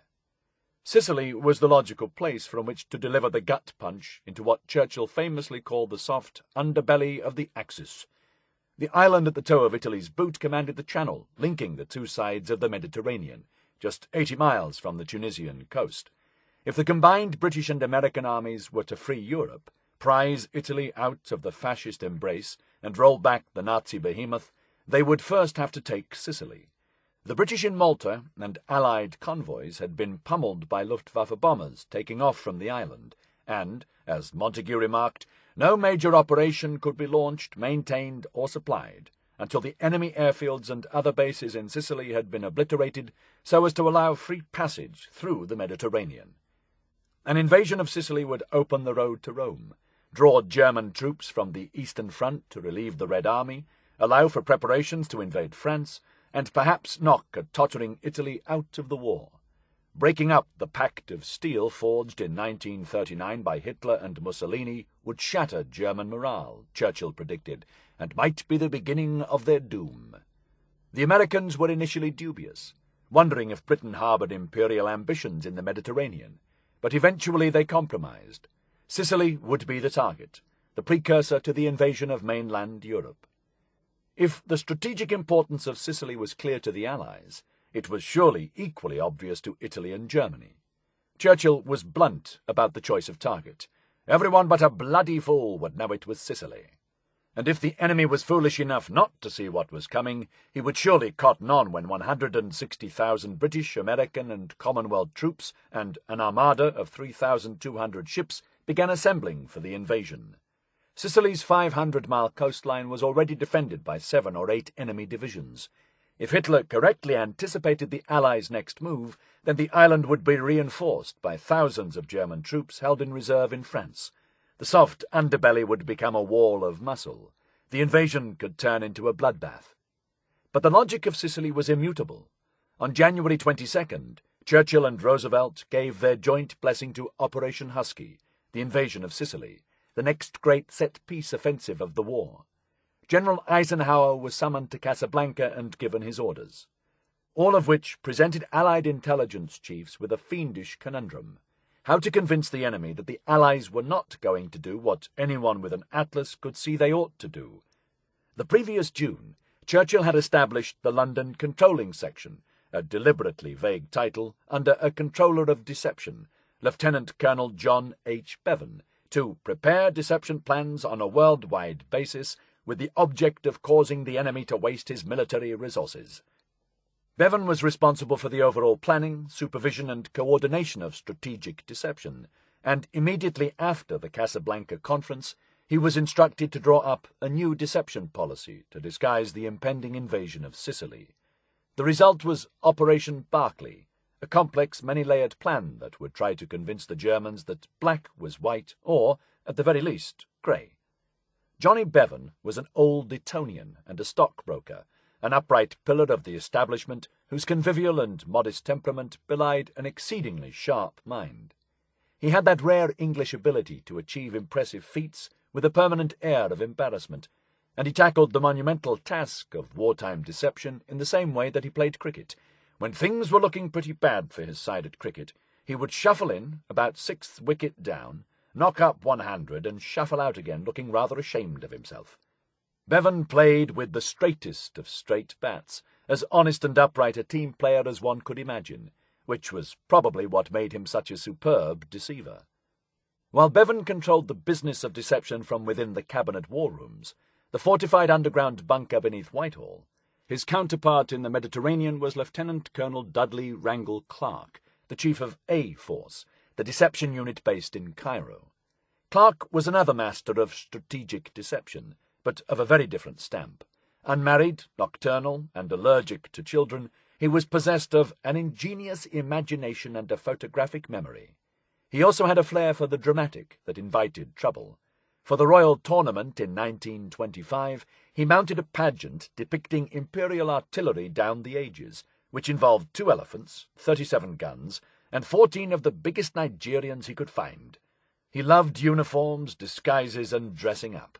Most of one ear was lopped off by a German bullet when he took part in the first commando raid on occupied France, and in 1940 he was summoned to Egypt at the express command of General Sir Archibald Wavell, and ordered to set up a special section of intelligence for deception. Clark and A Force had spent the last 2 years baffling and bamboozling the enemy in a variety of complicated and flamboyant ways. Between them, Lieutenant Colonels Bevan and Clark would construct the most elaborate wartime web of deception ever spun. Yet, in its essence, the aim of Operation Barclay was quite simple: to convince the Axis powers that instead of attacking Sicily in the middle of the Mediterranean, the Allies intended to invade Greece in the east and the island of Sardinia, followed by southern France in the west. The lie went as follows. The British 12th Army, which did not exist, would invade the Balkans in the summer of 1943, starting in Crete and the Peloponnese, bringing Turkey into the war against the Axis powers, moving against Bulgaria and Romania, linking up with the Yugoslav resistance, and then finally uniting with the Soviet armies on the Eastern Front. The subsidiary lie was intended to convince the Germans that the British 8th Army planned to land on France's southern coast and then storm up the Rhone Valley once American troops under General Patton had attacked Corsica and Sardinia. Sicily would be bypassed. If Operation Barclay succeeded, the Germans would reinforce the Balkans, Sardinia, and southern France in preparation for invasions that would never materialize, while leaving Sicily only lightly defended. At the very least, enemy troops would be spread over a broad front, and the German defensive shield would be weakened. By the time the real target became obvious, it would be too late to reinforce Sicily. The deception plan played directly on Hitler's fears, for the ultra-intercepts had clearly revealed that the Führer, his staff, and local commanders in Greece all feared that the Balkans represented a vulnerable point on the Nazis' southern flank. Even so, shifting German attention away from Sicily would not be easy, for the strategic importance of the island was self-evident. A German intelligence report produced in early February for the Supreme Command of the Armed Forces, the Oberkommando der Wehrmacht, OKW, was quite explicit and accurate about Allied intentions. The idea of knocking Italy out of the war after the conclusion of the African campaign, by means of air attacks and a landing operation, looms large in Anglo-Saxon deliberations. Sicily offers itself as the first target. The deception operation would need to shift Hitler's mind in 2 different directions, reducing his fears for Sicily, while stoking his anxiety about Sardinia, Greece, and the Balkans. Uncle John Godfrey identified what he called wishfulness and yesmanship as the twin frailties of German intelligence. If the authorities were clamouring for reports on a certain subject, the German Secret Intelligence Service was not above inventing reports based on what they thought probable. The Nazi High Command, at the same time, when presented with contradictory intelligence reports, was inclined to believe the one that fits in best with their own previously formed conceptions. If Hitler's paranoid wishfulness and his underlings' craven yesmanship could be exploited, then Operation Barclay might work. The Germans would deceive themselves. The deception swung into action on a range of fronts. Engineers began fabricating a bogus army in the eastern Mediterranean. Double agents started feeding false information to their Abwehr handlers. Plans were drawn up for counterfeit troop movements, fake radio traffic, recruitment of Greek interpreters and officers, and the acquisition of Greek maps and currency to indicate an impending assault on the Peloponnese. While Bevan and Clark began weaving together the strands of Operation Barclay, Montagu and Cholmondeley went hunting for a dead body. In his initial plan, Cholmondeley had assumed one could simply pop into a military hospital and pick a bargain cadaver off the shelf for £10. The reality was rather different. The Second World War may have been responsible for the deaths of more people than any conflict in history, yet dead bodies of the right sort were surprisingly hard to find.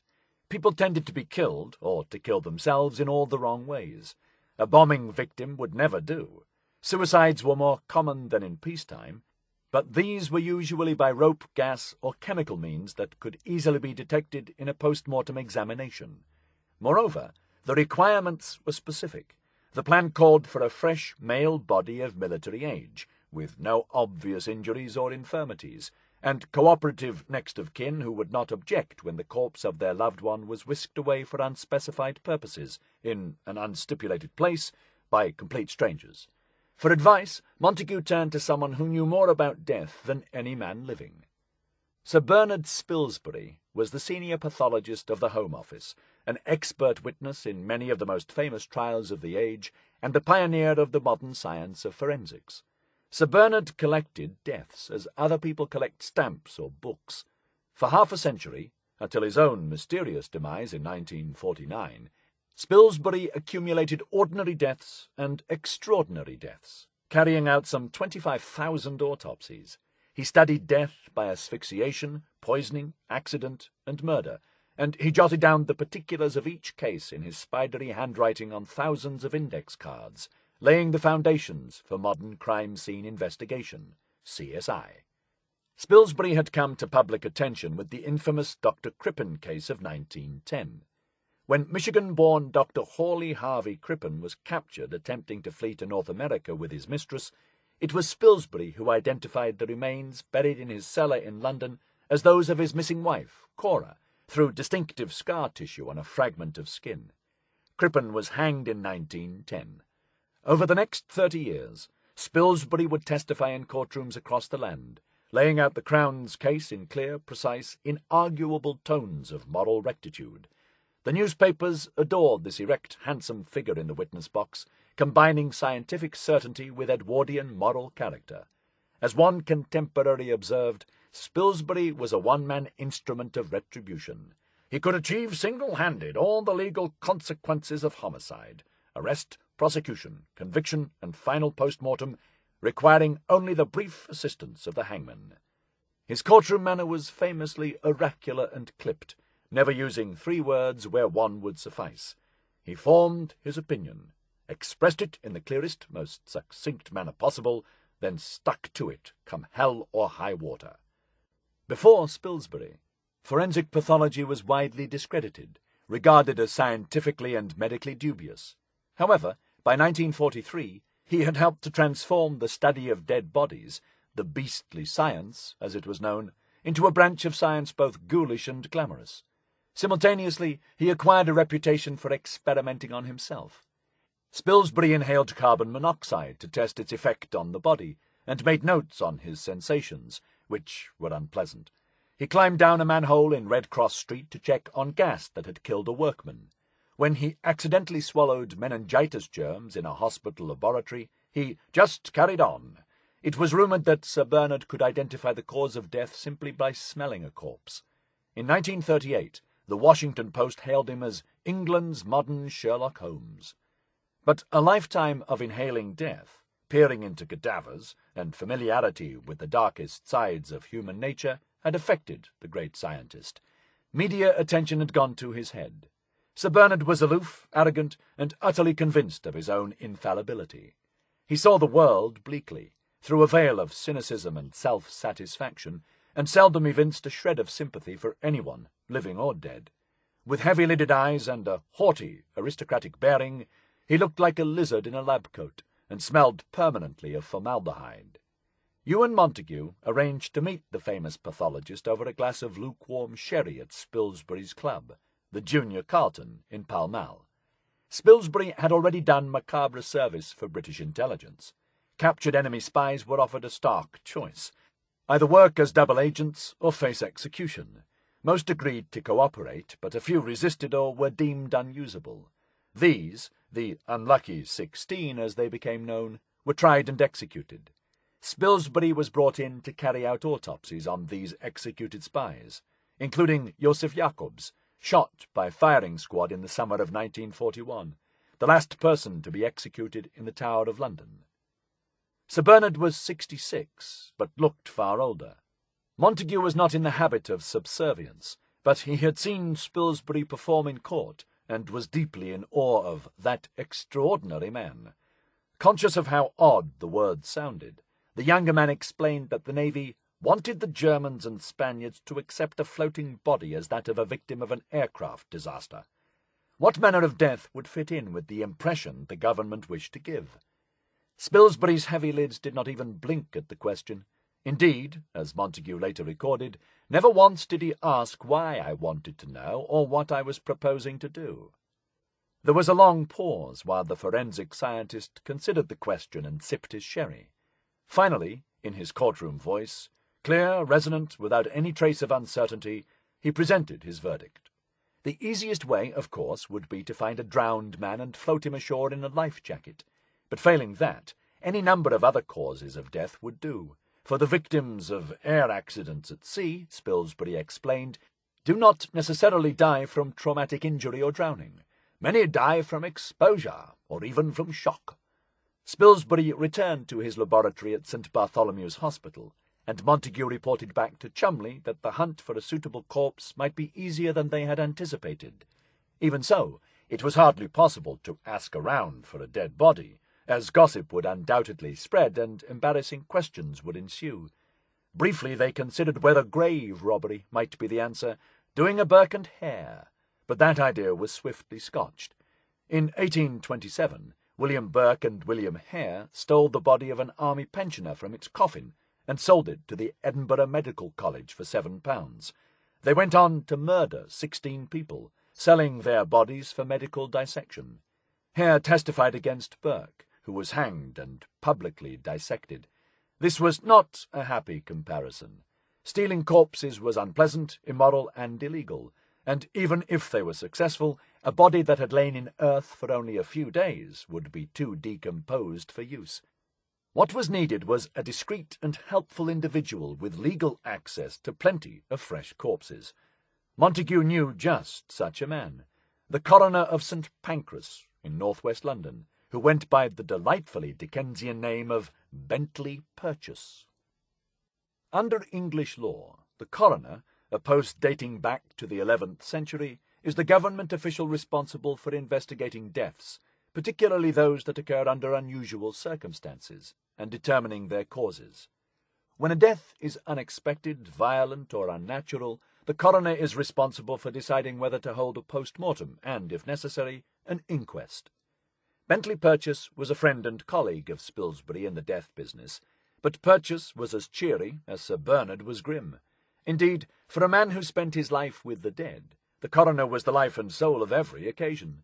He found death not only fascinating but extremely funny, which, of course, it is. No form of violent or mysterious mortality surprised or upset him. "A depressing job?" he once said. "Far from it. I can't imagine it getting me down." He would offer slightly damp chocolates to guests in his private chambers and joke, "They were found in Auntie's bag when she was fished out of the round pond at Hampstead last night." A farmer by birth, Purchase was rugged in appearance and character, with an impish sense of humour and a finely calibrated sense of the ridiculous. He loved Gilbert and Sullivan operas, toy trains, boiled eggs, and his model piggery in Ipswich. He never wore a hat and laughed loudly and often. Montagu knew Purchase as an old friend from my barrister days, and dropped him a note asking if they might meet to discuss a confidential matter. Purchase replied with directions to the St. Pancras Coroner's Court, and a typically jovial postscript. "An alternative means of getting here is, of course, to get run over." Purchase had fought in the First World War as a doctor attached to the field artillery, winning the Military Cross for conspicuous gallantry and devotion to duty, and fighting on until 1918, when a shell splinter removed most of his left hand. By the time war broke out again, he was nearly 50, too old to wear a uniform, but aching to get into the war. Indeed, he had already demonstrated a willingness to help the intelligence services and, if necessary, distort the truth in the service of security. When an Abwehr spy named William Rolfe killed himself by putting his head in a gas oven in 1940, Purchas obliged with a verdict of heart attack. In the same month that he received Montagu's note, Purchas had been called in to deliberate on the case of Paul Manuel, an agent of the Free French Intelligence Service, who had been found hanging in a London basement following interrogation as a suspected enemy agent. Purchas's inquest was cursory in the extreme. The coroner was initially dubious when Montagu explained that he needed to find a male corpse for a warlike operation, but did not wish to disclose why a body was needed. "You can't get bodies just for the asking, you know," Purchas told him, grinning. "I should think bodies are the only commodities not in short supply at the moment, but even with bodies all over the place, each one has to be accounted for." Montagu would say only that the scheme required a fresh cadaver that might appear to have drowned or died in an air accident. The matter, he added gravely, was of national importance. Still, Purchas hesitated, pointing out that if word got out that the legal system for disposing of the dead was being circumvented, public confidence in coroners of the country would be shaken. "At what level has this scheme been given approval?" the coroner asked. Montagu paused before replying, not entirely truthfully, "The Prime Minister's." That was enough for Bentley Purchas, whose well-developed sense of comedy was now thoroughly aroused. Chortling, he explained that as a coroner he had absolute discretion over the paperwork, and that in certain circumstances a death could be concealed and a body obtained, without getting official permission from anyone. A coroner, he explained, could in fact always get rid of a corpse by a certificate that it was going to be buried outside the country. It would then be assumed that a relative was taking it home, e.g. to Ireland, for burial, and the coroner could then do what he liked with it, without let, hindrance, or trace. Bodies were pouring into London morgues at an unprecedented rate.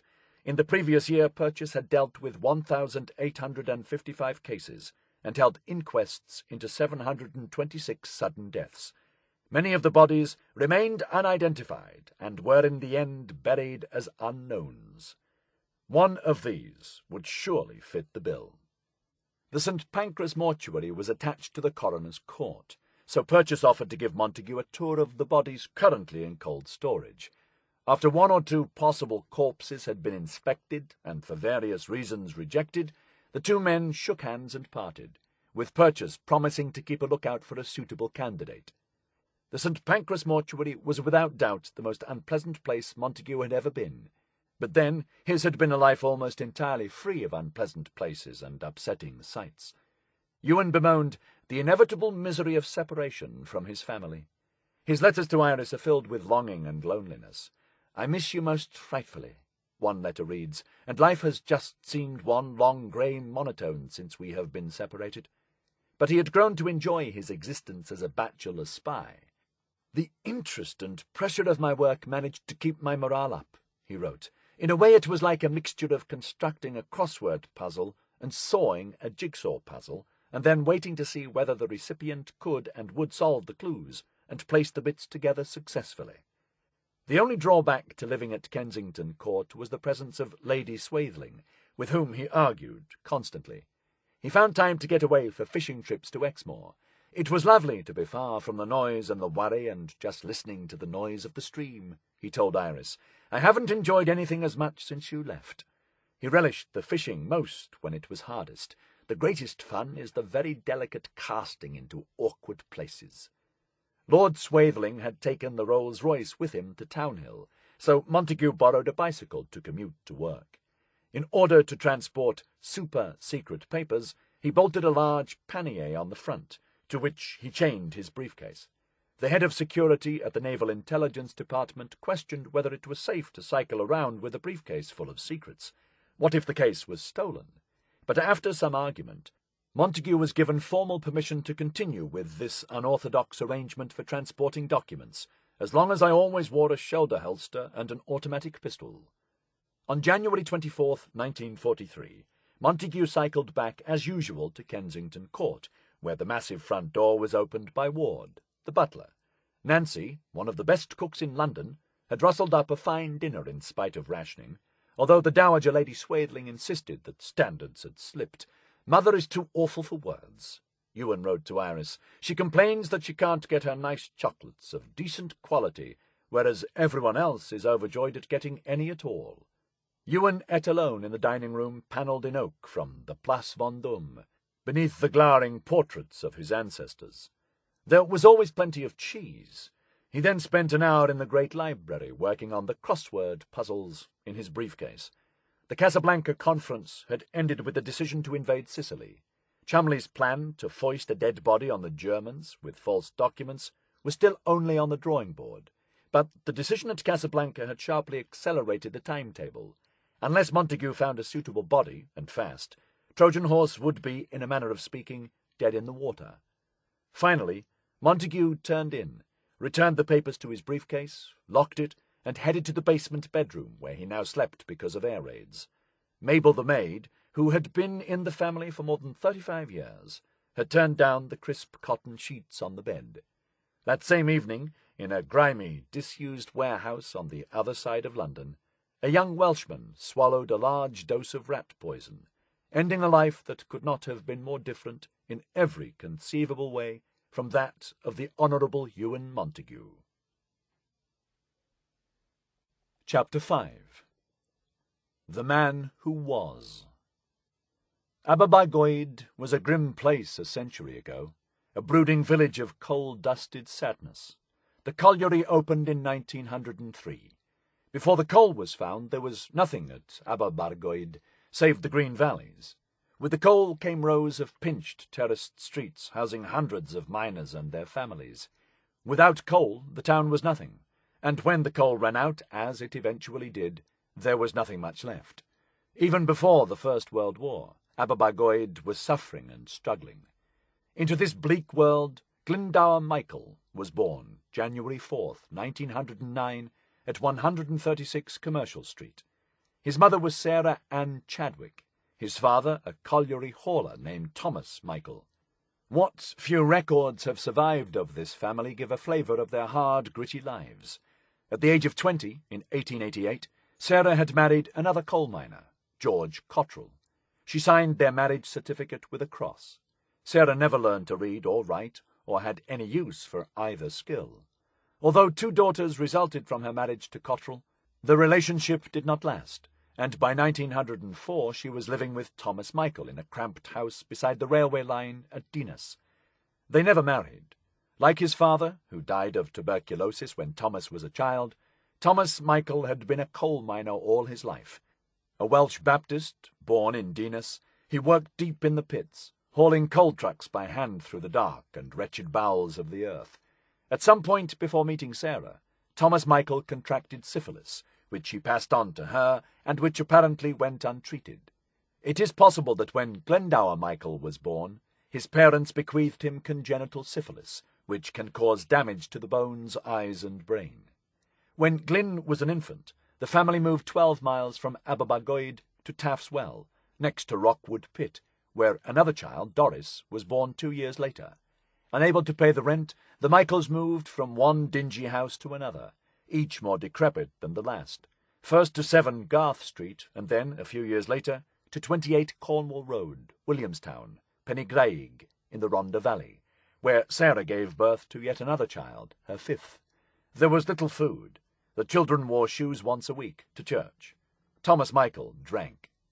Around 1919, when Glyn was 9 or 10 years old, his father's health began to decline, probably due to the delayed effects of syphilis, combined with the long-rotting damage caused by working underground for over 3 decades. Soon after this, his grandmother died of senile decay. Mental frailty would be a recurrent feature of the family's medical history. Thomas Michael began to cough horribly and sweat at odd times of day. The right side of his chest began to sink inward. By 1924, Michael was no longer able to work, and the family was forced to live on charity from the Pontypridd Union, the second-largest poor law authority in Britain. For a time they became homeless and moved into a single room at Llywelyn Homes, a charity hostel. The Pontypridd Union paid 23 shillings for a man and wife and 2 shillings for each child. A family of 5 was now surviving, barely, on £1 and 9 shillings a week. Thomas Michael became melancholic, according to a medical report, which described him as confused and very depressed, rapidly losing weight with a racking, rattling cough. Just before Christmas in 1924, Thomas Michael stabbed himself in the throat with a carving knife. He was rushed to Angleton Mental Hospital in Bridgend, where the wound was cleaned and stitched up. Thomas Michael was a mental and physical wreck, coughing blood and in deep mental depression. He was 51 years old but looked 80. Percy Hawkins, the mental hospital nurse, described him. Hair is grey and thin, pupils are somewhat irregular, they react to light and converge. Tongue has a dry white fur, teeth very deficient and carious. He is thin and poorly nourished. Patient coughs and spits a good deal and sweats heavily at night. Both lungs were riddled with disease.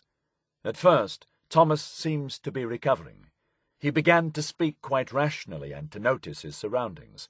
But on March 13, 1925, he caught influenza, which developed into bronchial pneumonia with a hectic temperature, copious and foul-smelling expectoration, very weak and depressed. He stopped eating. On March 31st, Thomas Michael died. Glyn Michael, now 16 years old, had witnessed his father turn from a vigorous coal miner into a diseased husk. He had seen him stab himself, and then watched him fall apart in a lunatic asylum. Glyn had been born poor. Now he was a pauper. He may already have been suffering from mental illness. When Thomas Michael was buried in a common grave in the Treloar Cemetery, Reverend Overton presiding, Glyn Michael signed the burial register in a blotted, uncertain hand, without using capital letters.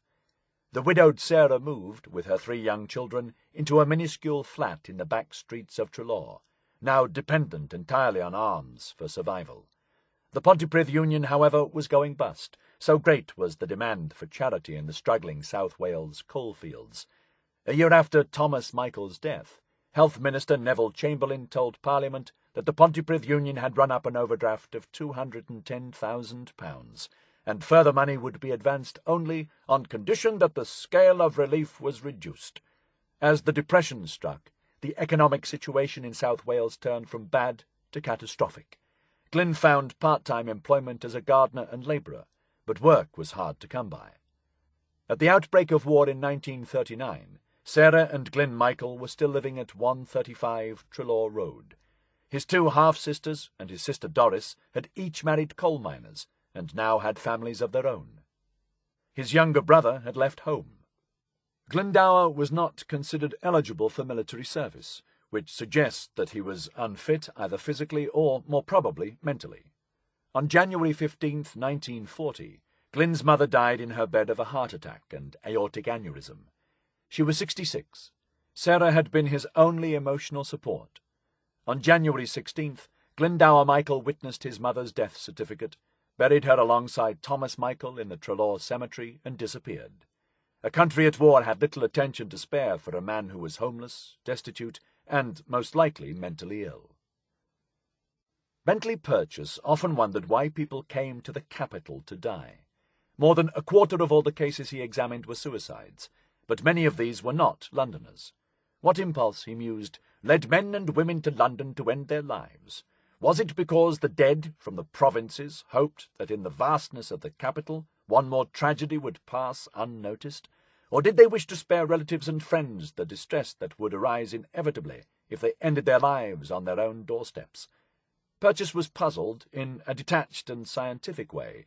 It still surprised him how many people seemed to be utterly friendless and unwanted when they arrived in his mortuary. It is not clear how or when Glendower Michael got to London. In the winter of 1942, he was staying in a common lodging-house in West London, although he also appears to have been sleeping in vacant or abandoned buildings and undergoing some sort of treatment at a lunatic asylum. He was clean-shaven, which suggests he owned a razor, and was living somewhere where he could use it.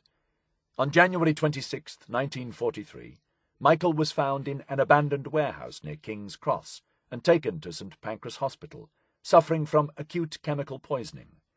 As Sir Bernard Spilsbury's case notes attest, suicides in wartime Britain found an extraordinary variety of ways to poison themselves, with Lysol disinfectant, camphor, opium, carbolic, hydrochloric acid, alcohol, chloroform, and coal gas.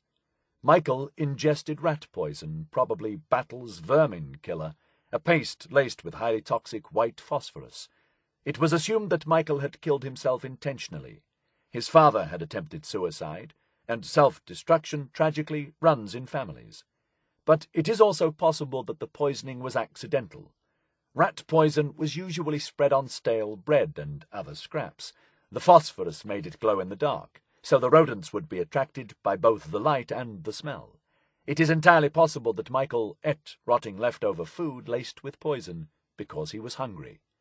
Phosphorus poisoning is a horrific way to die, as acid in the digestive system reacts with the phosphide to generate the toxic gas phosphine. The pathology follows 3 distinct phases. Often within minutes, the victim suffers nausea and vomiting, as the phosphorus affects the gastric tract, followed by delirium, cramps, restlessness, convulsions, extreme thirst, and 2 particularly horrible symptoms peculiar to phosphorus poisoning: smoking stool and garlic breath. The second phase, some 24 hours after the initial poisoning, is one of relative calm, when the symptoms appear to subside. In the third phase, the victim suffers a breakdown of the central nervous system, jaundice, coma, kidney, heart, and liver failure, and finally death. It took poor Glendower Michael more than 2 days to die, but he appears to have been sufficiently lucid in the second phase to tell the nurses at St. Pancras who he was and what he had eaten. He was pronounced dead on January 28, 1943. At the age of 34, Glendower Michael had simply slipped through the cracks of a wartime society with other concerns. A single man, illegitimate and probably illiterate, without money, friends or family, he had died unloved and unlamented, but not unnoticed. As soon as the body of Glendower Michael reached St. Pancras morgue, Bentley Purchas informed Ewen Montagu that a candidate for the project had arrived in his jurisdiction and would be kept in suitable cold storage until we were ready for it. Purchas carried out a swift inquest with a foregone conclusion. In a suspected poisoning, the coroner would normally have held an autopsy, but none was ordered in this case for obvious reasons. Purchas listed Michael as lunatic, which suggests that he had been certified insane and was undergoing treatment. The death certificate, based on the coroner's inquest, describes him as labourer, no fixed abode, and gives the cause of death as phosphorus poisoning, took rat poison, bid kill himself while of unsound mind. Purchas informed the registrar that the body was being removed out of England for burial. In private, the coroner gave Montagu a more detailed account. The dead man, he explained, had taken a minimal dose of rat poison. This dose was not sufficient to kill him outright, and its only effect was to impair the functioning of the liver, that he died a little time afterwards. The human body normally contains traces of phosphorus, the coroner explained, and phosphorus is not one of the poisons readily traceable after long periods, such as arsenic, which invades the roots of the hair, etc., or strychnine. The rat poison would leave few clues to the cause of death, except possibly faint traces of chemical action in the liver. Determining how the man had died after immersion in water would require a highly skilled medico-criminal chemist who would have to weigh all the chemical compositions of every organ before he could come to any conclusion. Purchas liked to gamble, and he was willing to bet heavily against anyone being able to determine the cause of death with sufficient certainty to deny the presumption that the man had been drowned or killed by shock through an aeroplane crash and then been immersed in water. For a second, even weightier opinion, Montagu turned once more to Sir Bernard Spilsbury, the world's foremost medico-criminal chemist. They met again at the Junior Carlton Club. Sir Bernard's verdict was as dry as his sherry. You have nothing to fear from a Spanish post-mortem. To detect that this young man had not died after an aircraft had been lost at sea would need a pathologist of my experience, and there aren't any in Spain. Spilsbury's answer was typical of the man, typically self-assured, typically laconic, but also, and this was increasingly true of Sir Bernard's lofty pronouncements, typically open to question. For Sir Bernard Spilsbury was not the forensic oracle he had once been. Far from infallible, he had started to make some terrible mistakes. Today, even his evidence in the Crippen case is open to doubt. Utterly convinced of his own rectitude and adamant in his prejudices, Spilsbury helped to send 110 men to the gallows. Some, in hindsight, were plainly innocent. His theories and opinions increasingly took precedence over the facts, most notably in the case of Norman Thorne, sentenced to death for killing his girlfriend. The woman had almost certainly committed suicide, and the evidence was at best contradictory. But Spilsbury's testimony was unwavering, despite a rising tide of protest at the way one man's expertise was sending a possibly innocent man to the gallows. "I am a martyr to Spilsburyism," said Thorne, shortly before his execution. By the 1940s, Spilsbury's reputation was fading, his marriage collapsing, and his mind starting to fail. His fabled sense of smell had deserted him. He was overworked, and in 1940 he suffered a small stroke. The death of a son in the Blitz affected him deeply. His answers to Montagu's questions bore all the hallmarks of the last days of Sir Bernard Spilsbury, emphatic but questionable, and potentially extremely dangerous. Identifying whether an individual has drowned or died by some other means is one of the oldest and most difficult medical dilemmas.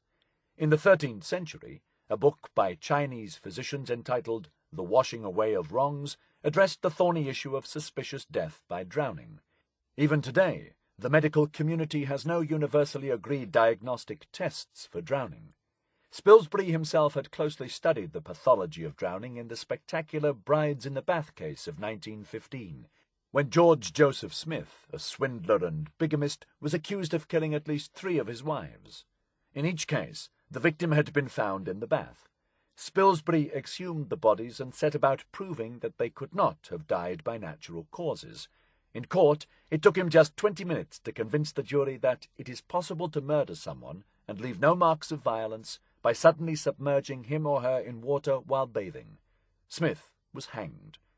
In the course of that case, Spilsbury had become intimately acquainted with the symptoms of drowning. The fine white froth, known as champagne de mousse, in the lungs and on the lips. The marbled and swollen appearance of the lungs, inflated by the inhalation of water. Water in the stomach. Foreign material, such as vomit or sand, in the lungs. And hemorrhages in the middle ear. A drowning person dies violently struggling, often bruising or rupturing the muscles in the neck or shoulder as he grasps and gasps for air. None of these symptoms would be present in the body of Glendower Michael, who had died not in water, but in a hospital bed. On the other side of the coin, anyone killed by phosphorus, however small the dose, would have yellowed skin and probably gastric burns, as well as significant traces of the chemical in the body, easily detectable with the science of 1943.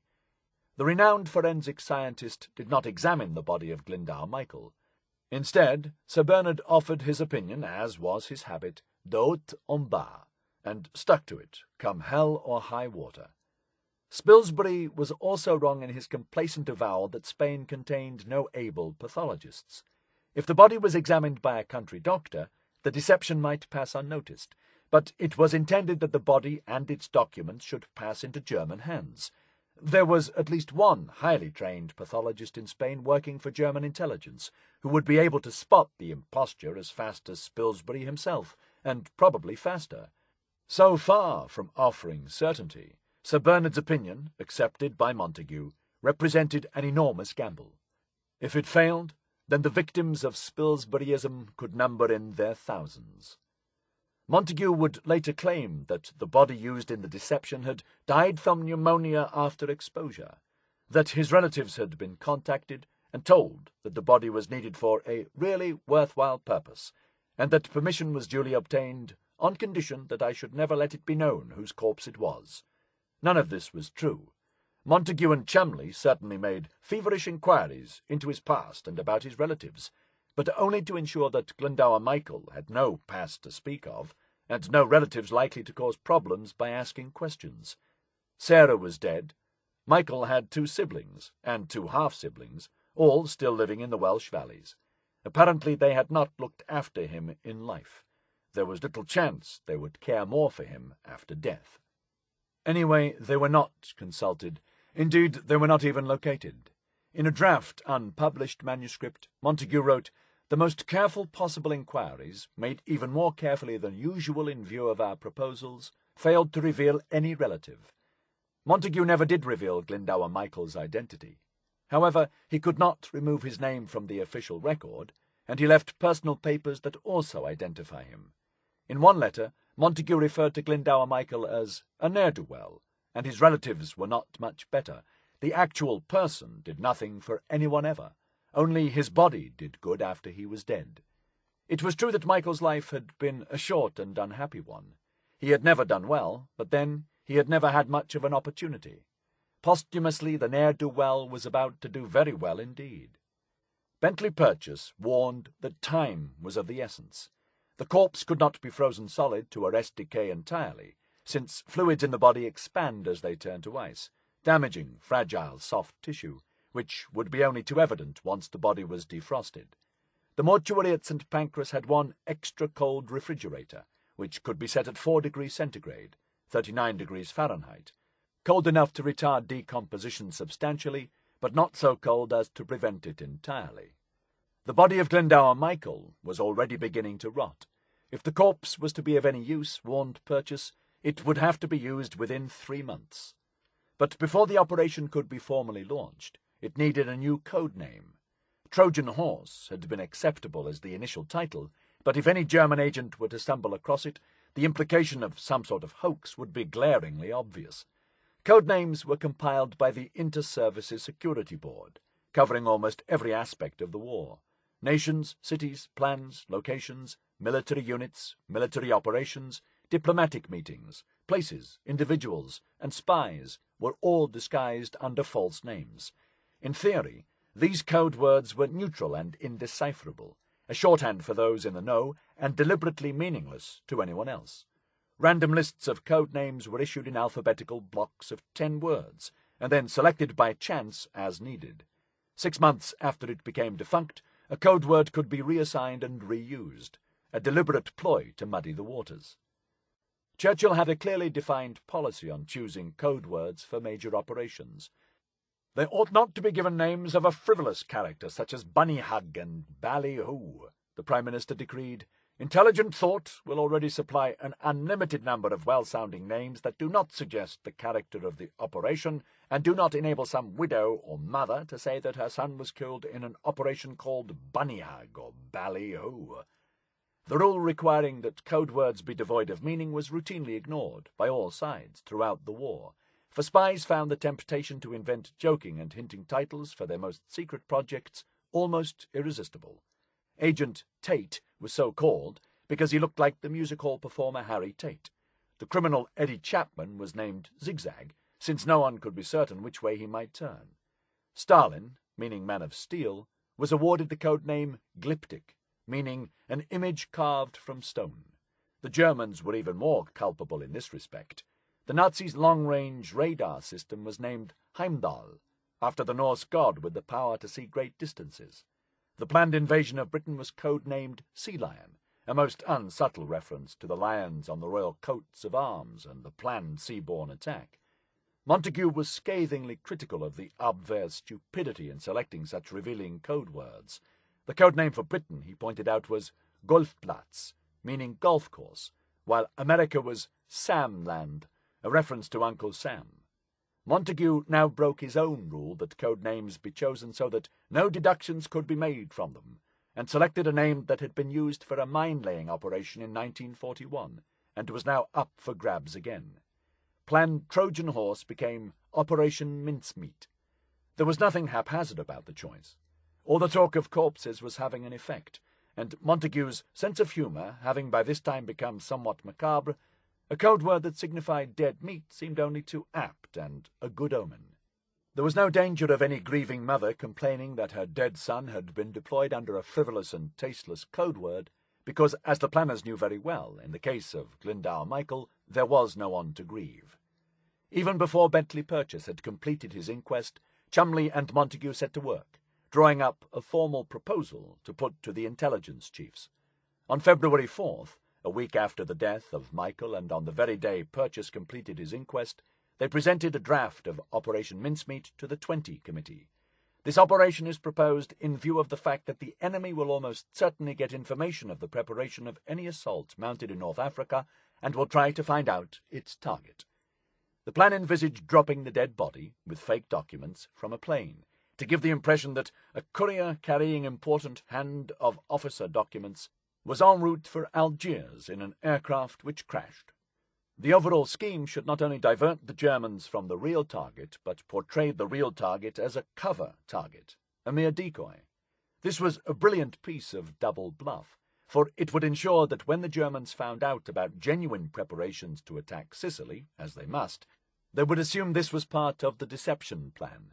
Sicily could not be left out of the equation altogether, for as Cholmondeley and Montagu pointed out, if the real target is omitted from both the operation plan and the cover plan, the Germans will almost certainly suspect, as not only is Sicily a very possible target, but the Germans are believed already to anticipate it as a possible target. Since the Germans will be looking with care for our cover plan as well as our real plan, Operation Mincemeat would feed them both a false real plan and a false cover plan, which would actually be the real plan. The outline did not go into specifics as to how this misinformation would be put across, nor where the body would be dropped, and warned that once launched, it could not be delayed. The body must be dropped within 24 hours of its being removed from its present place in London. The flight, once laid on, must not be cancelled or postponed. The 20 Committee pondered only briefly, before issuing a flurry of requests to the representatives of the different services. The Air Ministry should investigate finding a suitable plane, preferably one used by SOE. The draft plan should be shown to the intelligence chiefs of the Army, Navy and RAF. Colonel Johnny Bevan of the London Controlling Section should be asked for his approval. The Admiralty should find out a suitable position for dropping the body, and the War Office should look into the question of providing the body with a name and necessary papers. The Naval Attaché in Madrid, Captain Alan Hilgarth, should be informed of the plan, so he will be able to cope with any unforeseen circumstances. Montagu and Cholmondeley were instructed to continue with preparations to give Mincemeat his necessary clothes, papers, letters, etc., etc. Out of the officially nameless corpse in the mortuary, they must conjure up a living person with a new name, a personality, and a past. Operation Mincemeat began as fiction, a plot twist in a long-forgotten novel, picked up by another novelist and approved by a committee presided over by yet another novelist.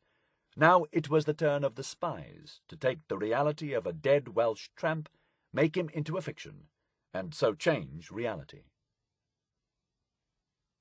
Chapter 6. A Novel Approach.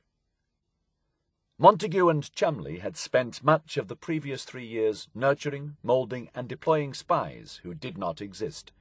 The 20 Committee and Section B1A of MI5 had turned the playing of double agents into an art form, but as the double-cross system developed and expanded, more and more of the agents reporting back to Germany were purely fictional.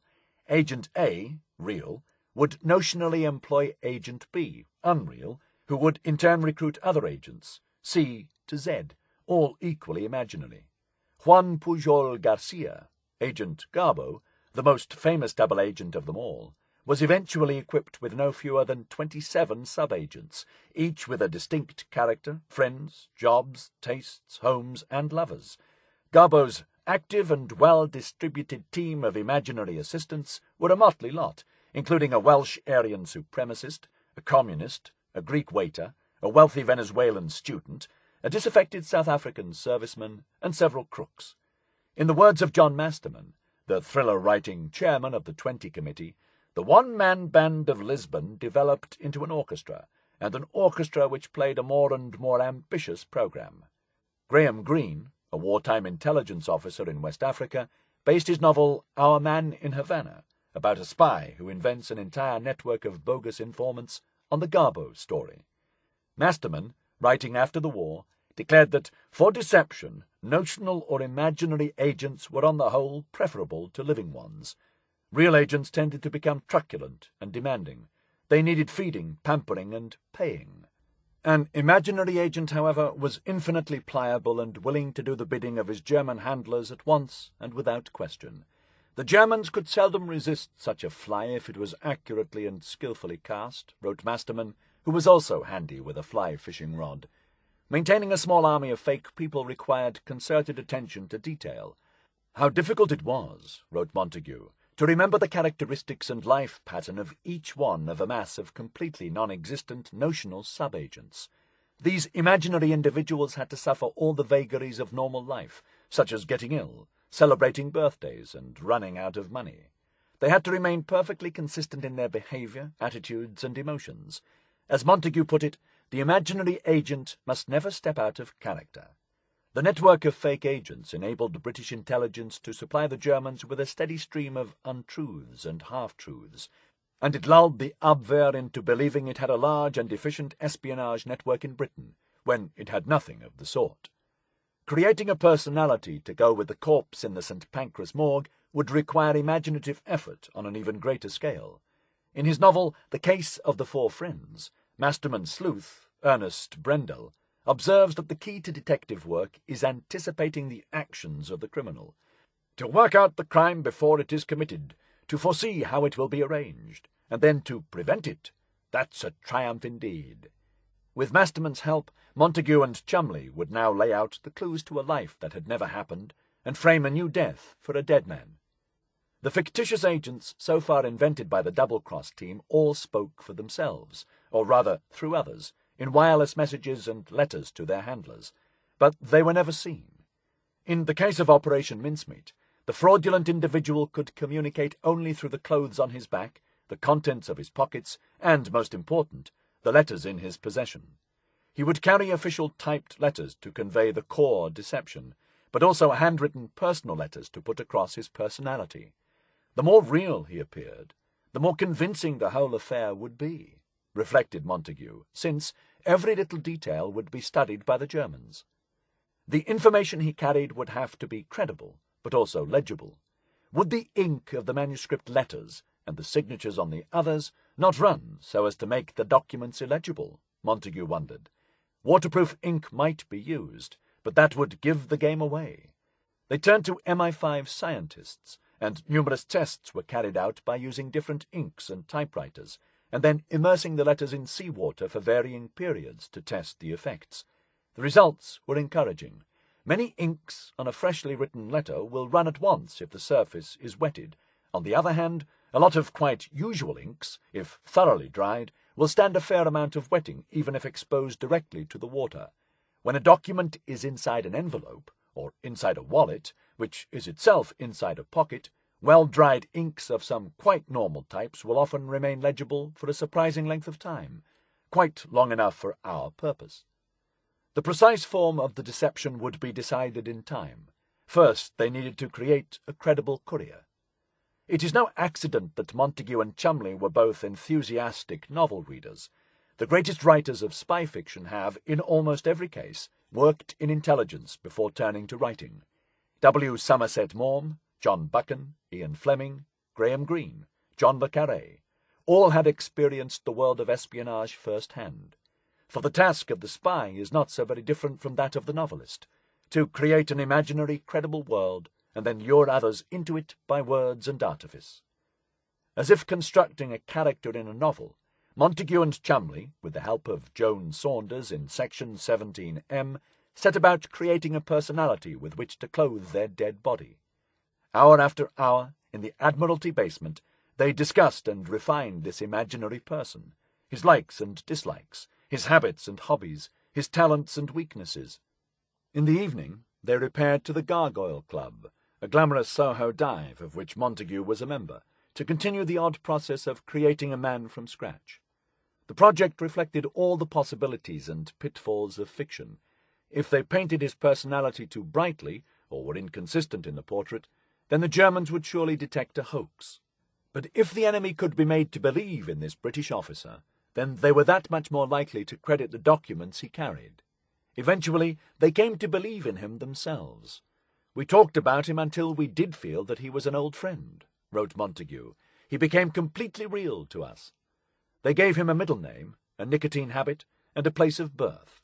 They gave him a hometown, a rank, a regiment, and a love of fishing. He would be furnished with a watch, a bank manager, a solicitor, and cufflinks. They gave him all the things that Glendower Michael had lacked in his luckless life. including a supportive family, money, friends, and love. But first he needed a name and, more important, a uniform. It was originally intended that the dropped body should appear to be that of an army officer, ferrying important messages to the top brass in North Africa. An army officer could wear battle dress, a normal combat uniform, rather than a formal fitted uniform. Army officers did not carry identity cards with photographs when travelling outside England, which obviated the need to obtain a mugshot of Glendower Michael for a fake card. The Director of Military Intelligence, however, pointed out that if the courier were an army officer, then the discovery of the body would have to be reported to the military attaché in Madrid, and the information passed from there to London, increasing the number of people in the know and the danger of a leak. Since the idea had originated in naval intelligence, it was more sensible to make him a naval officer, thus keeping the secret within naval circles. A naval officer, however, would be unlikely to carry documents relating to the planned invasion, and such officers always travelled in full naval display uniform, complete with braid and badges of rank on the sleeve.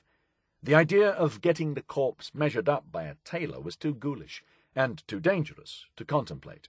The secret services contained men of varied talents and occupations, but no gentlemen's outfitters. After much discussion, it was decided that the body would be dressed as a member of the Royal Marines, the corps that forms the amphibious infantry of the Royal Navy. Marines always travelled in battle dress, made up of beret or cap, khaki blouse, trousers, gaiters and boots. This uniform came in standard sizes. Since the Marines, unlike the Army, travelled with photographic identity cards, one of these would have to be faked.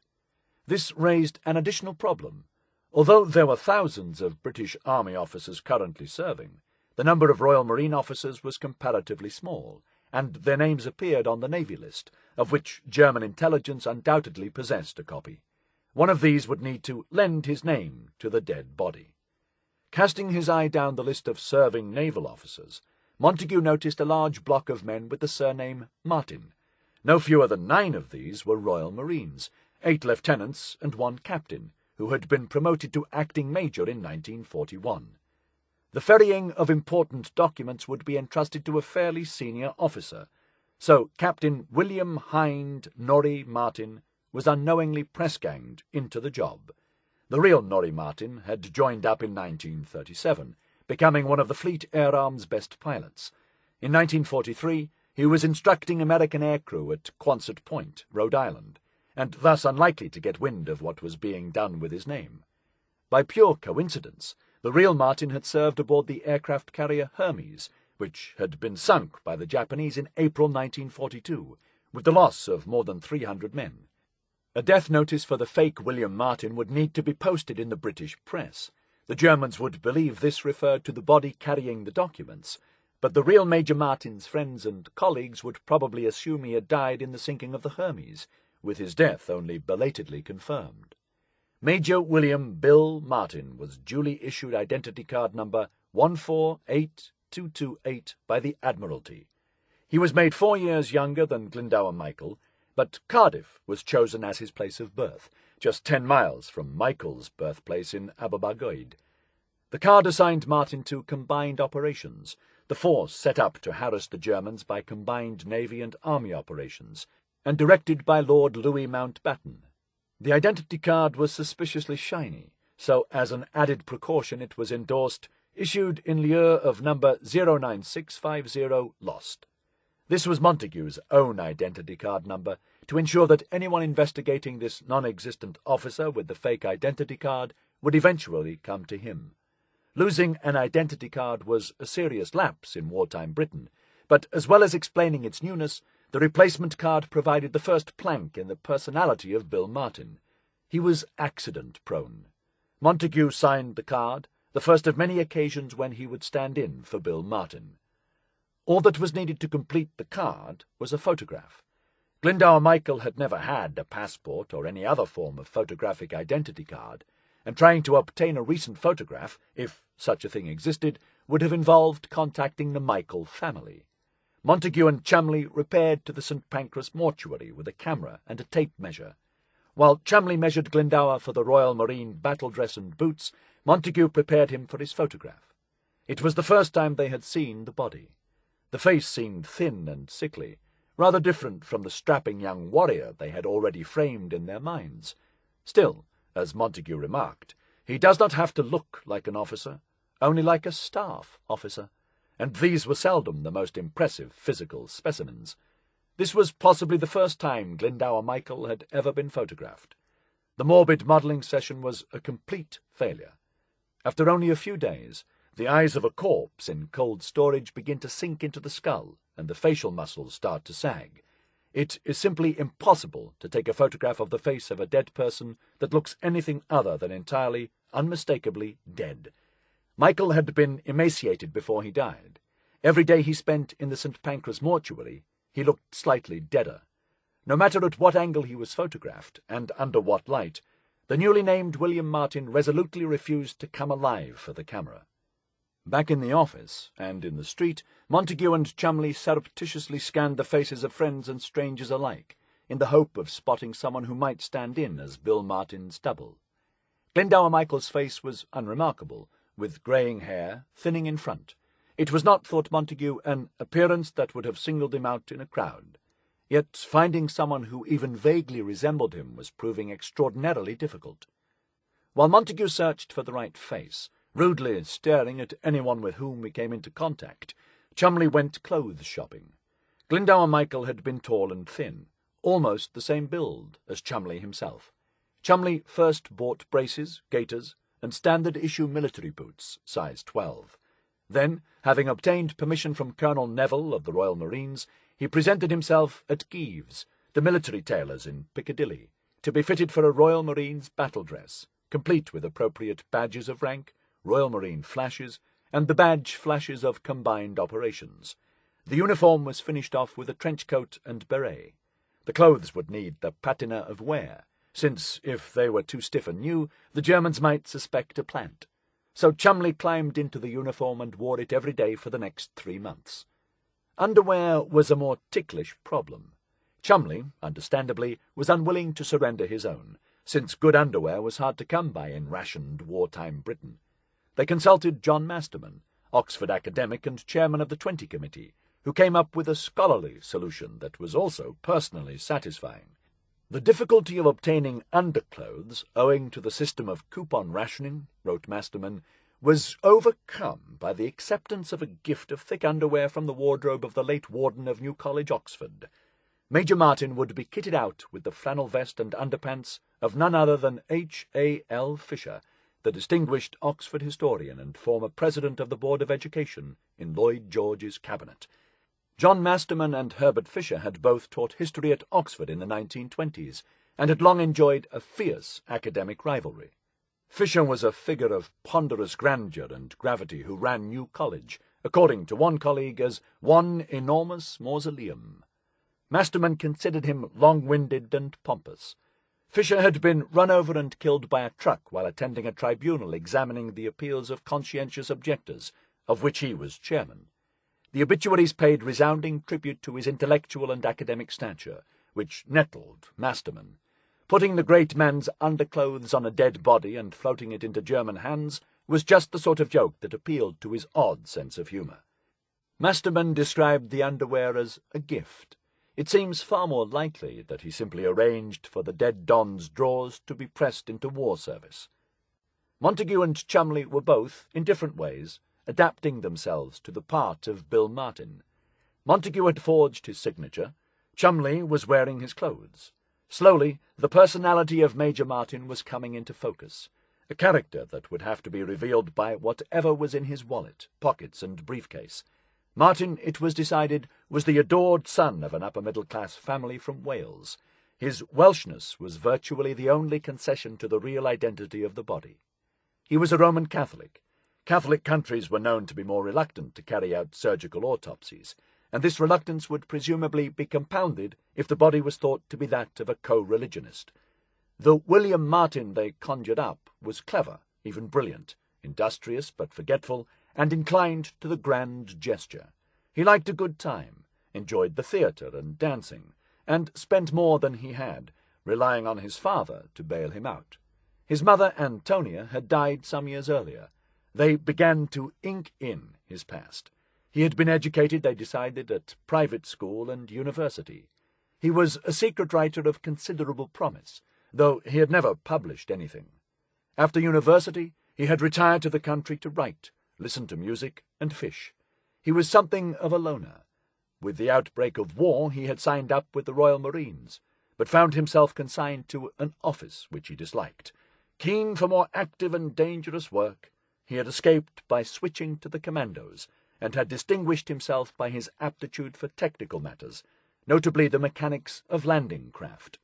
He had predicted that the Dieppe raid would be a disaster, and he had been right. Martin was, they concluded, a thoroughly good chap, romantic and dashing, but also somewhat feckless, unpunctual, and extravagant. The first witness to Martin's fictional character was his bank manager.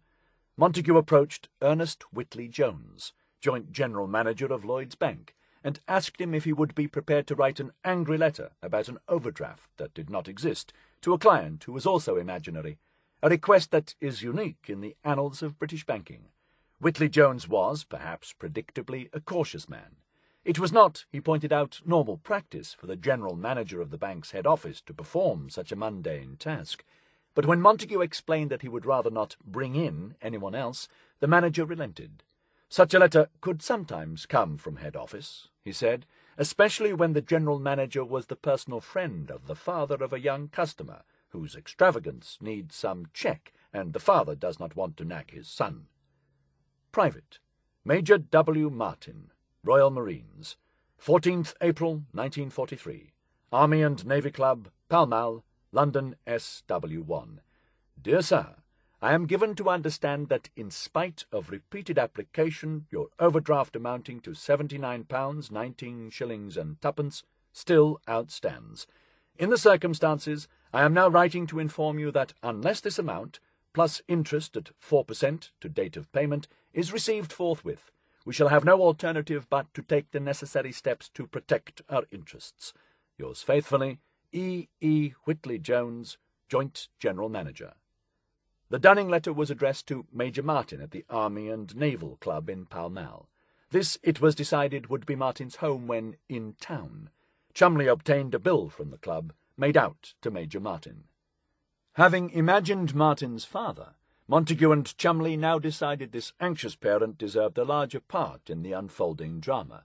Entered John C. Martin, paterfamilias, a father of the old school, in Montagu's words, who may well have been modelled on his own father, affectionate but formal and controlling. The letter itself was probably written by Cyril Mills, a colleague in MI5.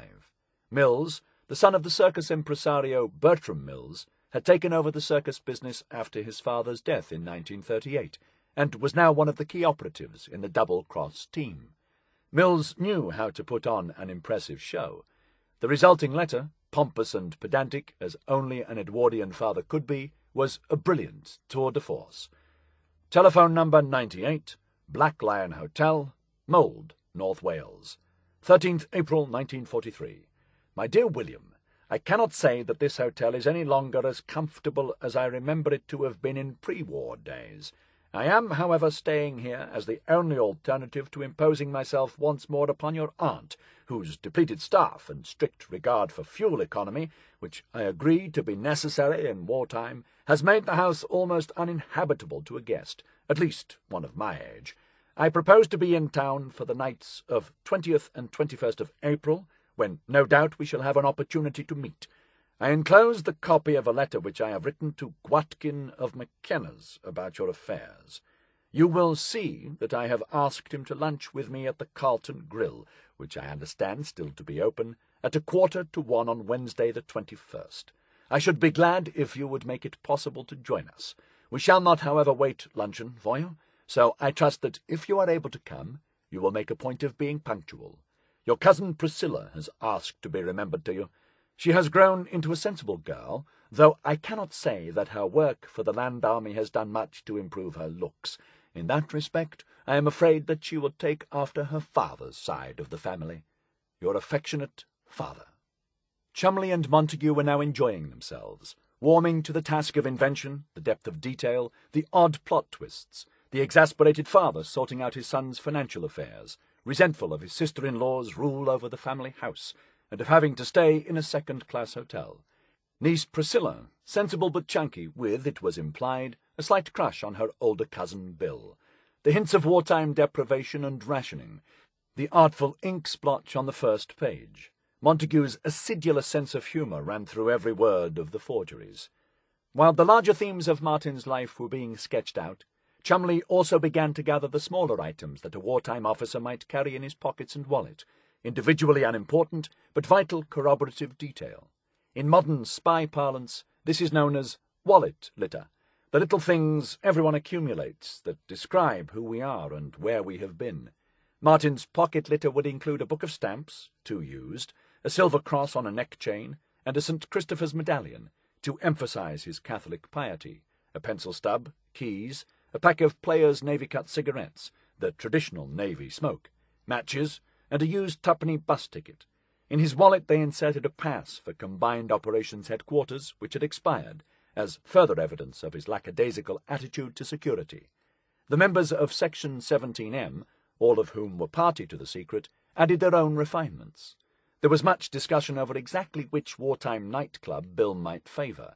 Marjorie Boxall, Montagu's secretary, obtained an invitation to the Cabaret Club, a swinging London night spot, as proof of Martin's taste for the high life. To this was added a small fragment of a torn letter, written to Bill from an address in Perthshire, relaying some snippet of romantic gossip. At the last moment, which was the more to be regretted since he had scarcely ever seen her before. Still, as I told him at the time, the handwriting is that of John Masterman. 2 identity discs, stamped Major W. Martin, R.M., R.C., Roman Catholic, were attached to the braces that would hold the dead man's trousers up. A bill for shirts from Geeves, paid in cash, was crumpled up in preparation for stuffing into a pocket. Bill Martin would be carrying cash on his final journey, 1 £5 note, 3 £1 notes, and some loose change. The banknote numbers were carefully noted. As with all money that might be passed to or received from the enemy, the currency was carefully tracked, in case it might reappear somewhere significant. If the money disappeared after the body arrived in Spain, it would at least prove that the clothes had been searched. Nothing was left to chance. Everything the body wore or carried was minutely inspected to ensure that it added to the story, on the assumption that the Germans would make every effort to find a flaw in Major Martin's make-up. And yet something was missing from Martin's life. It was Joan Saunders who pointed it out. He had no love life. Bill Martin must be made to fall in love. We decided that a marriage would be arranged between Bill Martin and some girl just before he was sent abroad, wrote Montagu. Though he might refer nonchalantly to some girl, Montagu already had a girl firmly in mind. Chapter 7. Pam. Jean Leslie was just 18 in 1941 when she joined the counterintelligence and double agent section of MI5. Jean was beautiful in a most English way, with alabaster skin and wavy chestnut hair. She left school at 17 and was then educated by her upper-class parents in the traditional ladylike skills of typing, secretarial work, and attending debutante parties. But she was far more clever than this might suggest. In fact, she was too clever from her widowed mother's point of view. What on earth are we going to do with Jean? She worried. A family friend suggested that there might be a suitable job in the War Office. A few weeks later, Jean found herself signing the Official Secrets Act, and then plunged into the Byzantine business of MI5's top-secret paperwork. Initially, she worked in the Section B1B, which gathered, filed, and analyzed ultra-decrypts, Abwehr messages, and other intelligence to be used in running the double agents of the double-cross system. She loved it. The secretarial unit was headed by a sharp-tongued dragon named Hester Leggett, who demanded absolute obedience and perfect efficiency among her girls. Jean's job was to sort through the yellow perils, yellow carbon copies of interrogations from Camp 020, the wartime internment centre in Richmond, near London, where all enemy spies were grilled. She would read the accounts given by the captured spies and try to spot anything that required the attention of her senior, male, colleagues. It was Jean Leslie who identified the glaring inconsistencies in the confession of one Johannes de Graaf, a Belgian agent. The Graf was subsequently found to be playing a triple game. Jean was delighted with herself and then distraught when it appeared that the Graf would face execution. The all-female secretarial team was known as the Beavers, and the most eager beaver of all was young Jean Leslie. "I was frightfully willing to help, always. I ran everywhere. I was so keen to please." Hester Leggett, rather cruelly nicknamed the Spin for spinster, repeatedly reprimanded her for sprinting through the hushed offices in St. James's Street. "Don't run, Miss Leslie."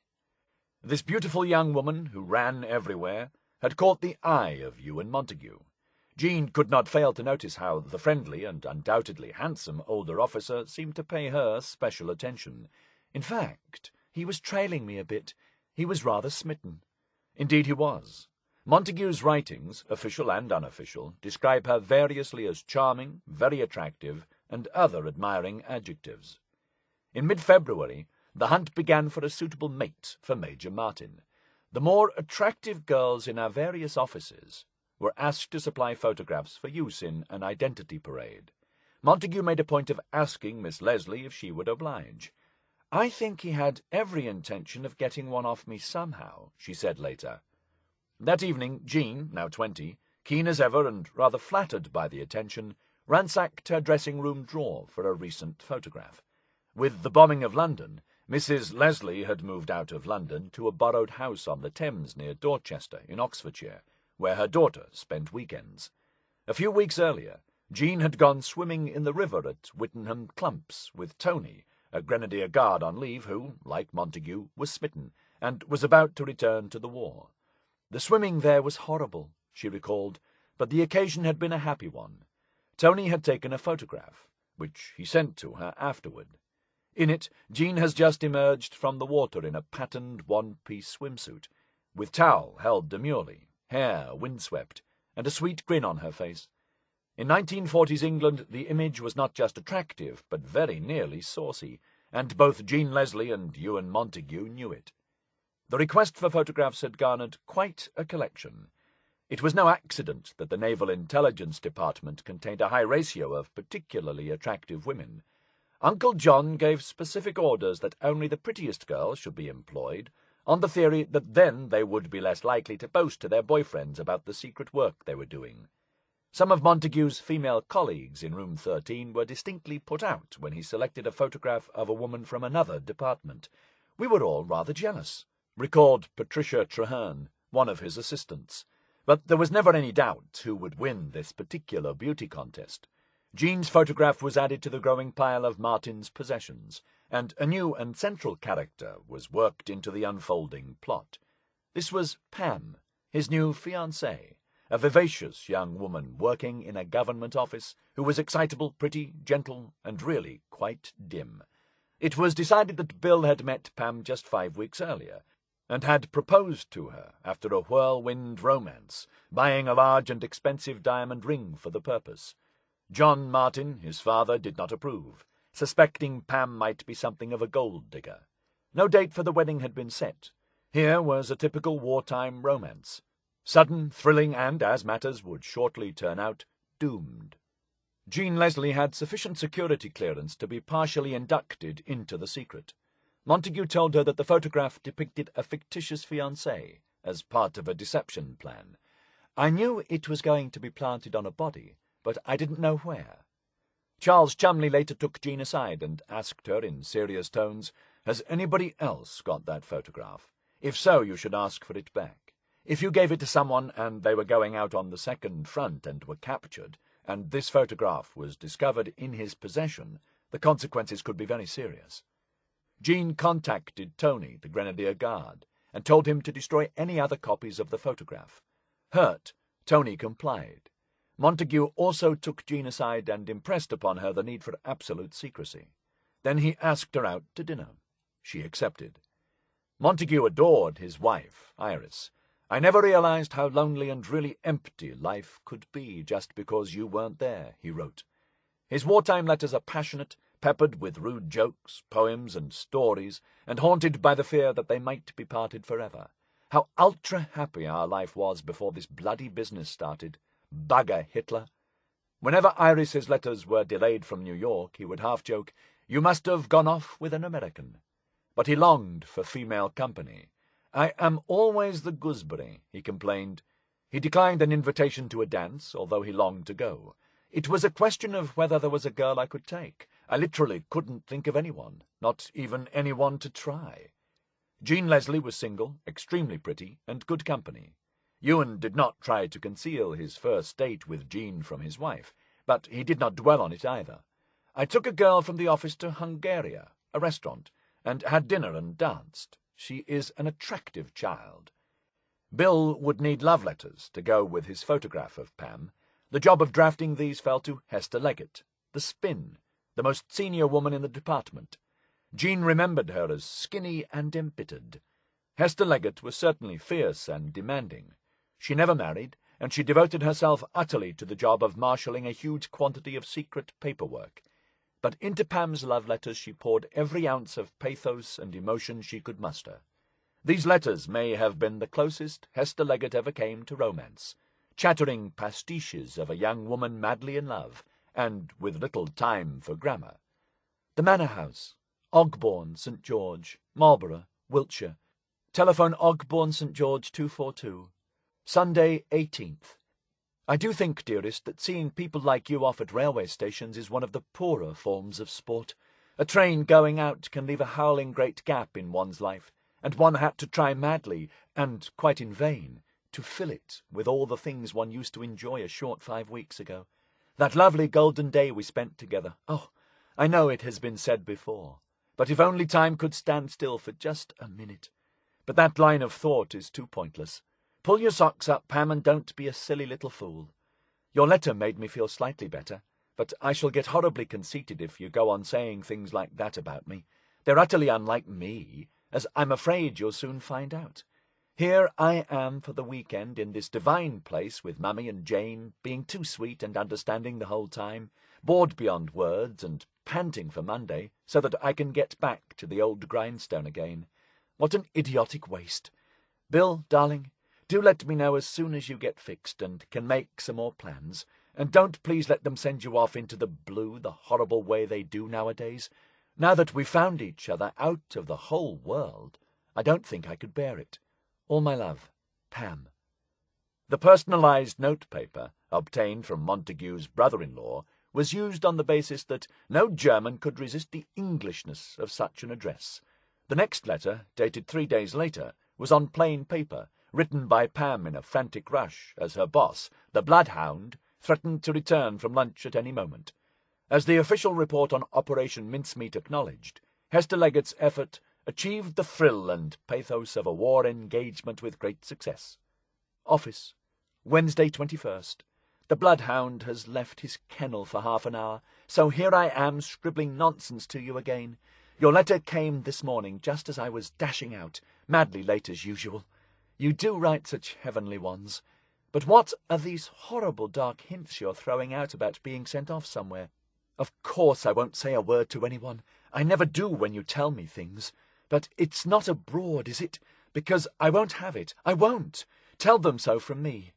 Darling, why did we go and meet in the middle of a war? Such a silly thing for anybody to do. If it weren't for the war, we might have been nearly married by now, going round together, choosing curtains, etc. And I wouldn't be sitting in a dreary government office typing idiotic minutes all day long. I know the futile work I do doesn't make the war 1 minute shorter. Dearest Bill, I'm so thrilled with my ring, scandalously extravagant. You know how I adore diamonds. I simply can't stop looking at it. I'm going to a rather dreary dance tonight with Jock and Hazel. I think they've got some other man coming. You know what their friends always turn out to be like. He'll have the sweetest little Adam's apple and the shiniest bald head. How beastly and ungrateful of me, but it isn't really that. You know, don't you? Look, darling, I've got next Sunday and Monday off for Easter. I shall go home for it, of course. Do come too if you possibly can, or even if you can't get away from London, I'll dash up and we'll have an evening of gaiety. By the way, Aunt Marion said to bring you to dinner next time I was up, but I think that might wait. Here comes the bloodhound, masses of love, and a kiss from Pam. Hester Leggett ended the second letter with a flourish, as Pam's looping girlish handwriting collapsed into a hasty scrawl. For good measure, Montagu and Cholmondeley added to Martin's wallet a bill for an engagement ring from S.J. Phillips of New Bond Street for a whopping £53 and sixpence. The ring was engraved P.L. from W.M. 14/4/43. Two more letters rounded off Martin's personal cash. The first was from his solicitor, F.A.S. Gwatkin of McKenna and Company, referring to his will and tax affairs. "We will insert the legacy of £50 to your Batman," wrote Mr. Gwatkin, who regretted that he could not yet complete Martin's tax return for 1941 to 1942. "We cannot find that we have ever had these particulars, and shall therefore be grateful if you will let us have them." On top of everything else, Major Martin's tax return was overdue. Finally, there was another letter from John Martin, this time a copy of a letter to the family solicitor, discussing the terms of his son's marriage settlement, and insisting that, since the wife's family will not be contributing to the settlement, I do not think it proper that they should preserve, after William's death, a life interest in the funds which I am providing. I should agree to this course only were there children of the marriage. Montagu and Cholmondeley were delighted with the plot they had created, with its looming premonition of disaster, a dashing but flawed hero, a sexy, faintly dippy heroine, and a rich cast of comic supporting characters. The Bloodhound, Father, Fat Priscilla, and Whitley Jones the bank manager. But from a distance of nearly 70 years, the plot seems almost hackneyed. The sense of impending doom and Pam's foreboding are thumpingly melodramatic. "Bill, darling, don't please let them send you off into the blue the horrible way they do." Admiral John Godfrey was strict on the danger of overcooking an espionage ruse. "The nearer the approach to the thriller type of intelligence, the more must both the giver and the recipient be on their guard. Elegant trimmings should have no place in the intelligence officer's vocabulary. On the other hand, the man who cannot tell a good story is a dull dog." By this time, the trout-fishing Admiral Godfrey was no longer on hand to offer his sage judgment, for in the midst of Operation Mincemeat, Montagu and Cholmondeley had lost their mentor. His sandpaper personality had finally proven too much for his superiors. He was removed from the NID, dispatched to Naval Command in India, and replaced by Commodore, later Rear Admiral Edmund Rushbrook, an able administrator but an officer with little of Godfrey's fire and flair. "He is very old and lacking in energy after that human dynamo," wrote Montagu, whose assessment of Godfrey was equally blunt. "He was the world's prize shit, but a genius. I had enormous admiration for him as an intelligence brain and organizer, the more sincere as I loathed him as a man." The good news about Godfrey's departure was that Montagu and Cholmondeley now had the unhoped-for benefit of an entirely free hand. But it also meant that the preparation and devising of mincemeat, in Montagu's words, was entirely unsupervised and unchecked. Godfrey was one of the few senior officers who could, and probably would, have pointed out that the story contained a surfeit of elegant trimmings. The characters seemed closer to caricatures. The beastly bank manager, the bullying boss, the cheerful gal about to be socked in the eye by fate, the doomed love affair, the stiff upper-lipped soldier heading to death. These were the staples of popular culture in 1943. The Bill Martin story was the product of minds that had read too many romantic novels and seen too many films in which the hero pulls away in the train, never to be seen again. That may have been partly intentional, for this was not supposed to be a genuine collection of people and events aimed at convincing a British audience, but a story that a German might believe to be British. The task of the barrister and the intelligence officer, in Montagu's estimation, was to ask, how will that argument or bit of evidence appeal to the hearer, and not, how does it appeal to me? In one sense, the story of Bill Martin was too perfect. There were no loose ends. A person's pockets and wallet will usually contain at least something that makes no obvious or immediate sense: an unidentified photo, an illegible note to self, paperclips, a button. In Martin's pockets there was nothing stray or inexplicable, nothing unlikely or meaningless. The personal letters contain no obscure allusions to third persons, or in-jokes, or spelling mistakes, none of the qualities that distinguish real as opposed to manufactured correspondence. Everything tied together, everything added up. There was excessive detail. Would Pam really bother to identify that she worked in a government office? Bill would surely know this. In the same way would a jeweller trouble to replicate the words engraved on a ring when sending a bill. In the warped intelligence mentality, something that looks perfect is probably a fake. But then the plot was not perfect. Indeed, it contained some potentially catastrophic mistakes. Major Martin left money to his Batman. An officer in the Royal Marines would never have referred to a Batman, but rather to his Marine Officer's Attendant, or MOA. Why did he pay cash for his shirts at a military tailor that extended the most generous credit to serving officers when he was deeply overdrawn and owed £53 for an engagement ring? Far more dangerous, the plot would never have stood up to scrutiny if German spies in Britain had made even the most cursory checks on it.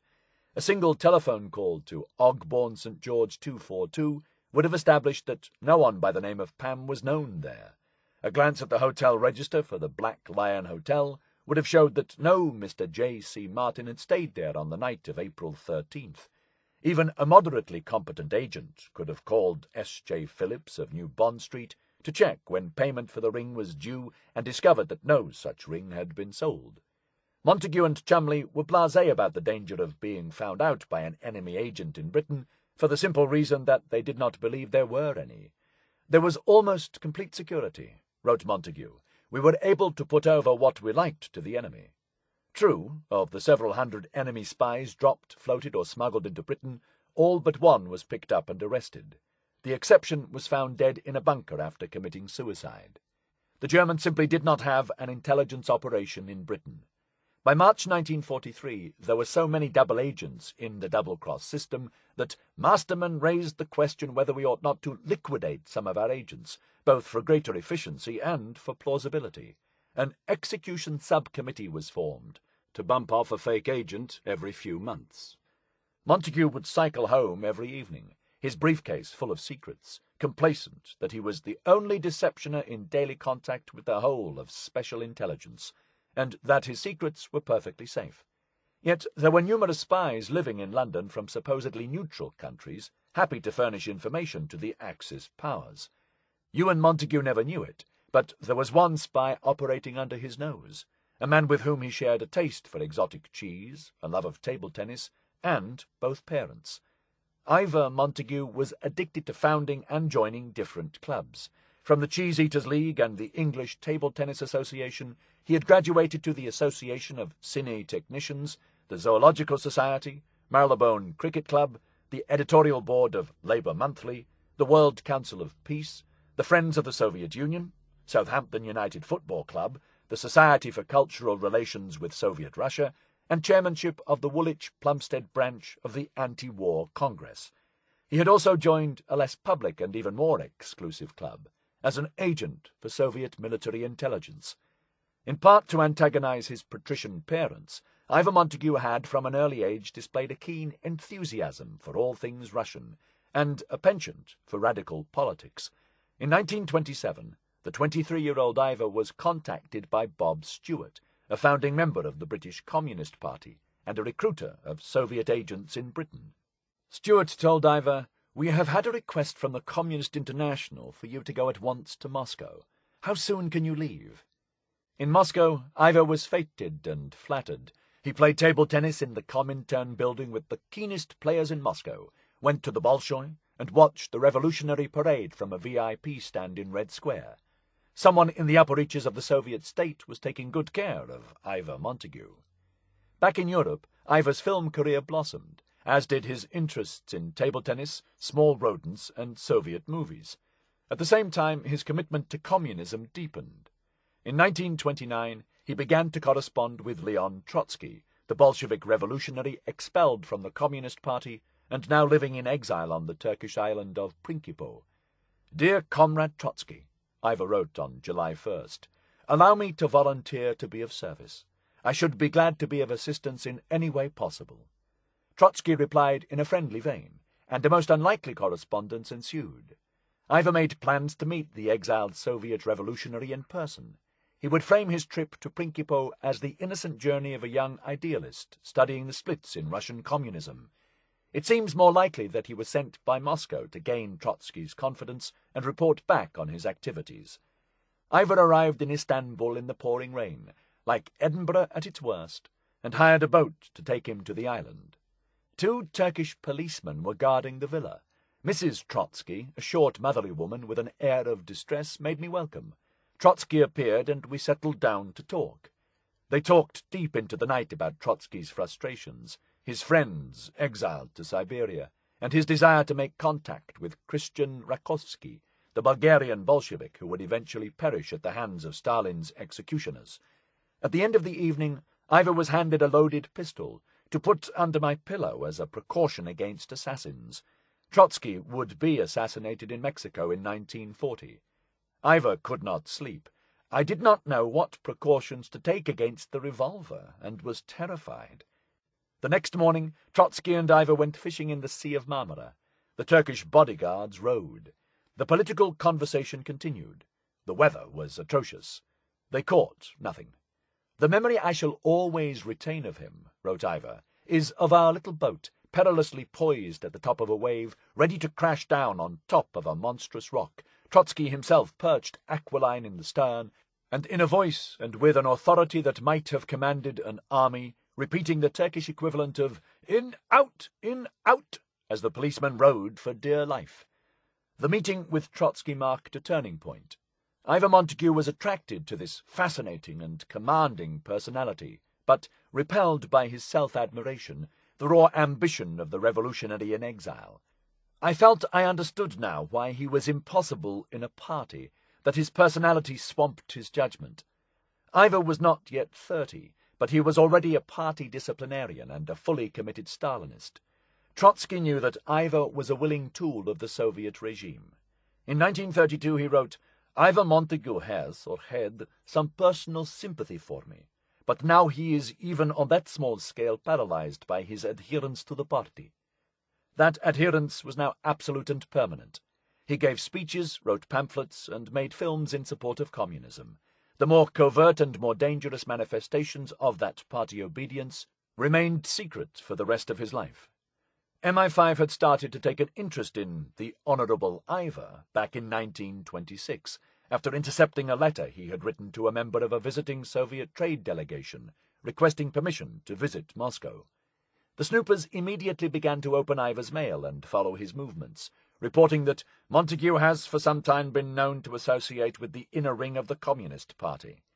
His behaviour was distinctly suspicious. He attended radical meetings, played table tennis, translated French plays, mixed with left-wing film actors and directors, wore a long Mongolian leather coat, and distributed Soviet films. The correspondence with Trotsky was copied and added to Ivar's growing MI5 files. A report by Special Branch in 1931 was tinged with anti-Semitism. "Montagu has dark curly hair and is of distinctly Jewish appearance. His eyes are dark brown and his complexion is pale. He is generally rather dirty and untidy." By the outbreak of war, Iwan Montagu had all but severed contact with his family, with the exception of Ewen. While his older brother continued to enjoy the services of the family butler at Kensington Court, Ivar lived in Brixton, sharing a grotty flat with a mongrel from Battersea Dogs Home called Betsy, his wife Hel, her daughter Rona, and his mother-in-law, who was addicted to cheese and pickles, even though these gave her chronic indigestion. "What is the use of living if you cannot eat cheese and pickles?" she asked. As co-founder of the Cheese Eaters League, Ivar thought she had a point. The brothers Montagu could not have been more different personalities, nor have entertained more opposed political views. Yet they were friends and continued to meet at times throughout the war. Ewen Montagu sent Iris regular bulletins on Ivar's activities, mocking but affectionate. "Last night Ivar came to dinner after the prom at the Albert Hall," he wrote in June 1942. "He is simply enormous, almost all tummy. Hell is well and digging for victory, which she hasn't found yet." He regarded Ivar's politics as a harmless obsession. "Ivar is really bad on this war," he told his wife. "He is busy working for the Russian government on Russian propaganda and writing anti-war or communist letters to the papers."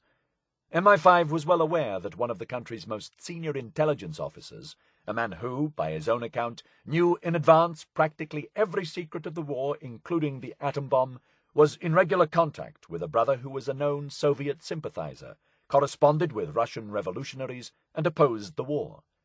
By 1939, MI5 had started referring to that particularly unpleasant communist, the Honourable Ivar. Ivor represented a major security risk. Ewen knew that there was an MI5 dossier on Ivor, but had no idea that, by 1943, it extended to 3 volumes and hundreds of pages. In Ivor Montagu's MI5 files, any explicit reference to Ewen has been weeded out, but as the older brother's intelligence career developed and his responsibilities grew, so surveillance of the younger brother intensified. MI5 questioned Ivor's neighbours, infiltrated the meetings he addressed, and analysed his writings and speeches, yet it could find no hard evidence against him. That would take another 2 decades.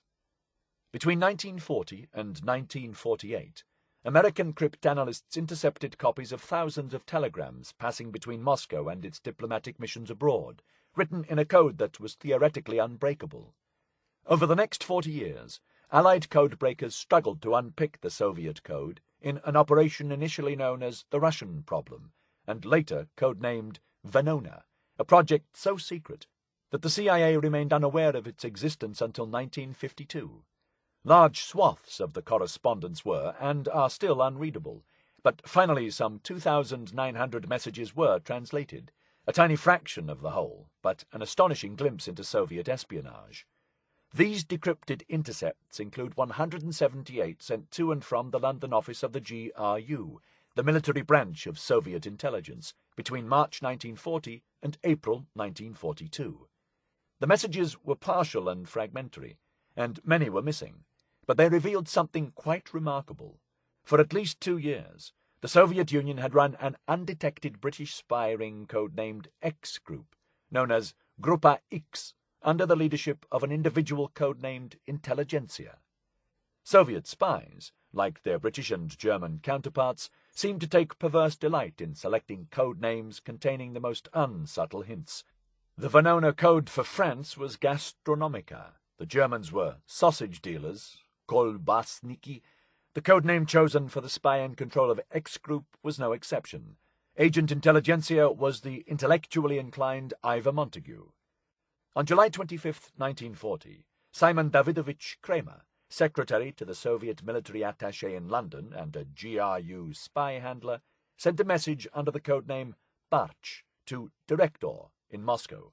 I have met representatives of the X Group. This is Ivor Montagu, brother of Lord Montagu, the well-known local communist, journalist and lecturer. He has, unintelligible, contacts through his influential relatives. He reported that he had been detailed to organize work with me, but that he had not yet obtained a single contact. I came to an agreement with him about the work, and pointed out the importance of speed. The report went on to relay Ivor's analysis of Hitler's last appeal to reason, his peace offer to Britain. Ivor correctly thought a peace deal unlikely. Intelligentsia considers there is an anti-sausage dealer mood in the army. The reference to Ivor's influential relatives suggests that the GRU knew of Ewen Montagu's senior status within British intelligence. Ewen and Ivor Montagu were now, in effect, spying for opposite sides in the war. Since 1939, under the Molotov-Ribbentrop Pact, the Soviet Union and Nazi Germany had been bound together in a formal non-aggression agreement, and until Hitler ruptured the pact in June 1941, information passed to Soviet intelligence could find its way into the hands of the Gestapo. Initially, Ivor Montagu's Soviet spy masters were unimpressed. Intelligentsia has not yet found the people in the military finance department. He has promised to deliver documentary material from Professor Haldane, who is working on an Admiralty assignment concerned with submarines and their operation. We need a man of different caliber and one who is bolder than Intelligentsia. Professor J.B.S. Haldane was one of the most celebrated scientists in Britain. A pioneering and broad-ranging thinker, he developed a mathematical theory of population genetics, predicted that hydrogen-producing windmills would replace fossil fuel, explained nuclear fission, and suffered a perforated eardrum while testing a homemade decompression chamber. Although one is somewhat deaf, he wrote, one can blow tobacco smoke out of the ear in question, which is a social accomplishment. Haldane was a dedicated atheist and communist. I think that Marxism is true, he declared in 1938. Ivor Montagu and Jack Haldane had become friends at Cambridge, and soon after the outbreak of war, Ivor recruited the scientist into X Group. In 1940, Haldane was working at the Navy's secret underwater research establishment at Gosport, and in July he submitted a secret paper to the Admiralty entitled Report on Effects of High Pressure, Carbon Dioxide and Cold, a Study of Long-Term Submersion in Submarines. 2 months later, Kramer reported, Intelligentsia has handed over a copy of Professor Haldane's report to the Admiralty on his experiments relating to the length of time a man can stay underwater. Under Kramer's nagging guidance, Iwen Montagu's X group slowly expanded, and the quality of intelligence improved. By the autumn of 1940, Iwen had recruited 3 military sources and an agent codenamed Baron, probably a senior officer in the Secret Service of the Czechoslovakian government in exile, who furnished copious information on German forces in Czechoslovakia. MI5 later speculated that another of Iwen's recruits, codenamed Bob, was the future trade union leader Jack Jones.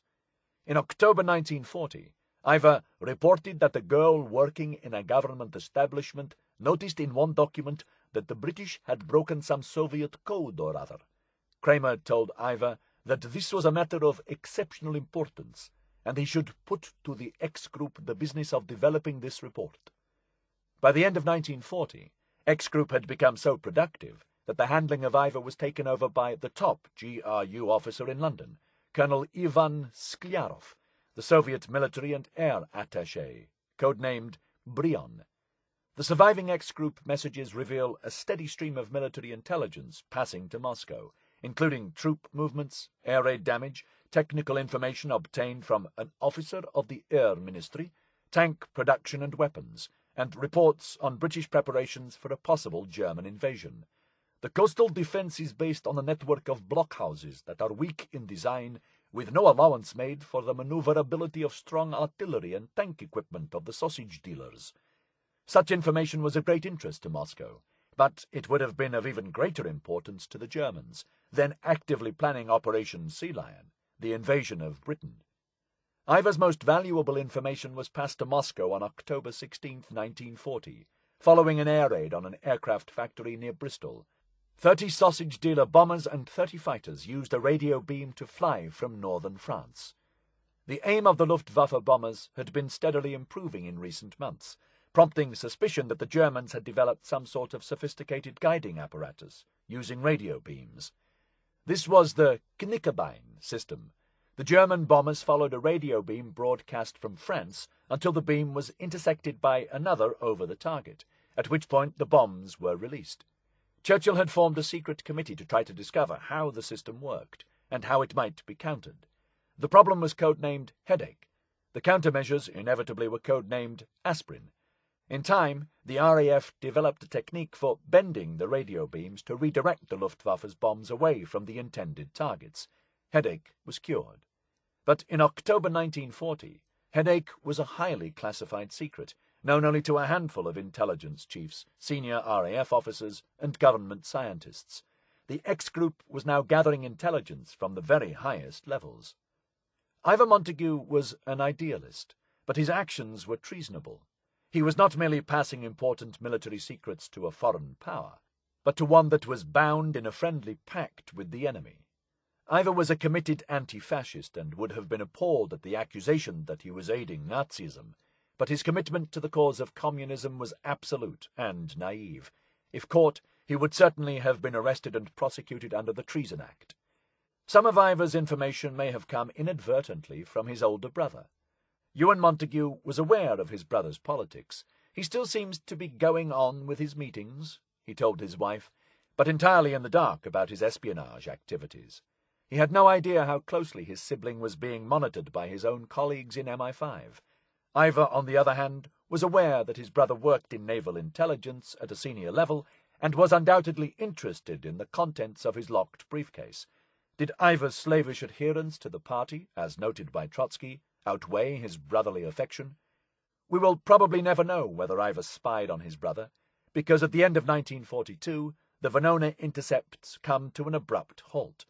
The traffic between the London Residentura and Moscow continued unabated, but was henceforth unreadable. The last translated report from Brion reads, Intelligentsia has reported that his friend, a serviceman in a Liverpool regiment, has handed over, unintelligible, German exercise, with dive bombers taking part, unintelligible, between Liverpool and Manchester, everything, industry. This was the last decipherable word from agent intelligentsia. By 1943, Nazi Germany and the Soviet Union were locked in mortal conflict, and there was now little danger that information from the X group would be passed on to Berlin. But Ivor remained immersed in the spying game. Germany had spies operating within Soviet intelligence. Ewen had spent months now planning the most elaborate deception of the war. The person most likely to blow Operation Mincemeat, if he should ever discover it, was his own brother. Chapter 8. The Butterfly Collector. Cholmondeley and Montagu were convinced that they had created a fully credible character in William Martin. "We felt that we knew him just as one knows one's best friend," wrote Montagu. "We had come to feel that we had known Bill Martin from his earliest childhood, knowing his every thought and his probable reaction to any event that might occur in his life." It is hardly surprising that Montagu and Cholmondeley felt they knew Bill Martin as well as they knew themselves, for in a way the personality they had created was their combined alter ego, the person they would have liked to be. One contemporary described Cholmondeley as an incurable romantic of the old cloak and dagger school. In Bill Martin he found an imaginary figure who could wear the cloak and wield the dagger on his behalf. Where Cholmondeley was earthbound by his eyesight and desk-bound by his job, Bill Martin was a young warrior on the front line, heading to war with a girl waiting for him at home. Montagu once wrote that he joined up to go to sea, to use my seamanship experience and to fight. Bill Martin was the active naval officer that he was not. But Montagu took the identification with Bill Martin a stage further. Ewen lived the part, according to Jean Leslie. He was Willie Martin and I was Pam. He had the sort of mind that worked that way. Ewen, as Bill, began to pay court to Jean, as Pam, in earnest. He took her to clubs, to films, and out to dinner. He gave her presents, jewellery, and a Royal Marines shirt collar as a memento of Bill. "He wrote me endless letters from Bill," she remembered. Jean kept some of these letters from her imaginary fiancé. They are an extraordinary testament to one of the oddest love affairs imaginable, to the way that fiction was eliding into fact in an entirely unexpected way. Jean Leslie was not, it seems, averse to Montagu's advances, or, perhaps more accurately, to those of Bill Martin. She had a copy of the bathing photograph enlarged, and wrote on it, "Till death us do part, your loving Pam," and gave it to Montagu. Montagu wrote back, "Pam, dearest, I just loved the photograph, so much so that I couldn't bear the idea of anything happening to it, and I have left it in the care of my best friend. I know you'll like him a lot. He has done everything for me and made me what I am today. This sounds as if I have a foreboding. I have, and from your inscription on the photo I think you have the same fear. In case I don't come back, you may not like to wear the ring I gave you, so I hope you will like this brooch.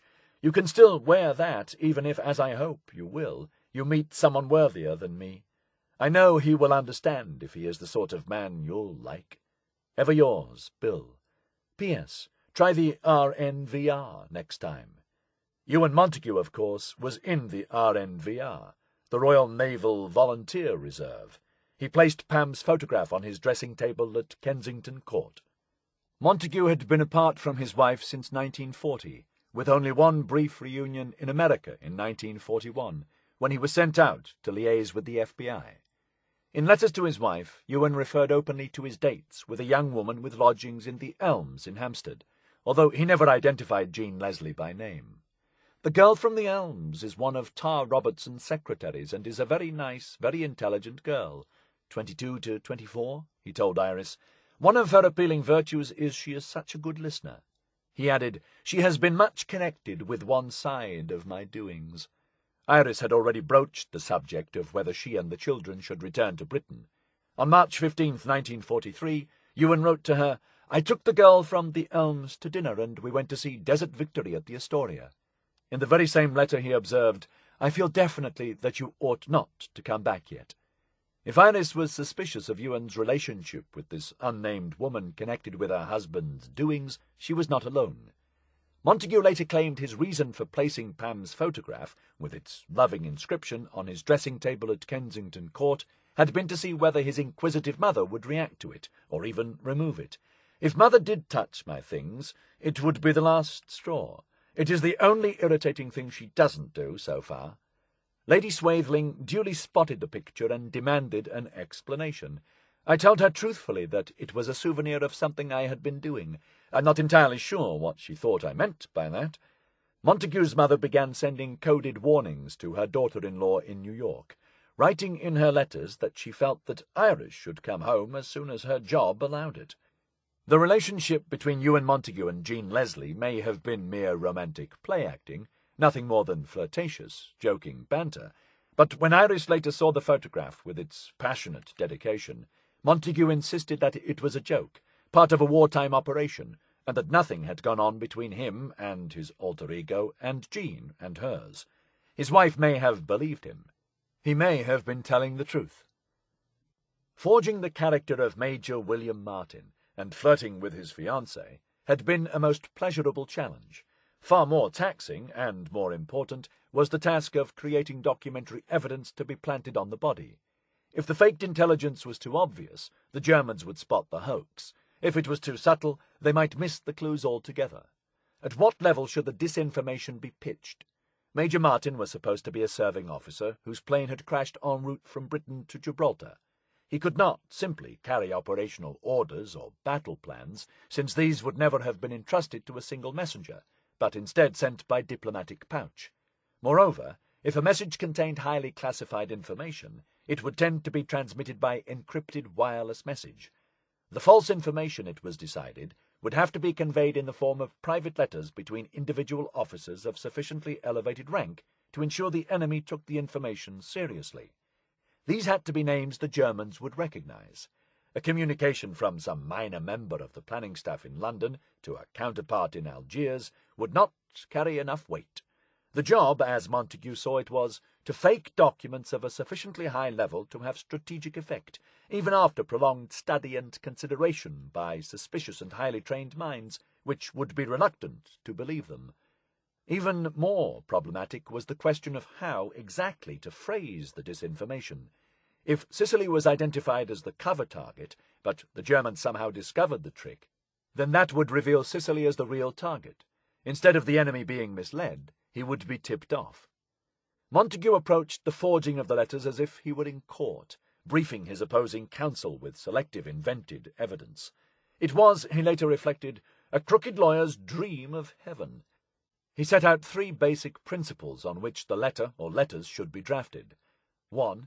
That the planted target, i.e. Greece, Sardinia, or both, should be casually but definitively identified.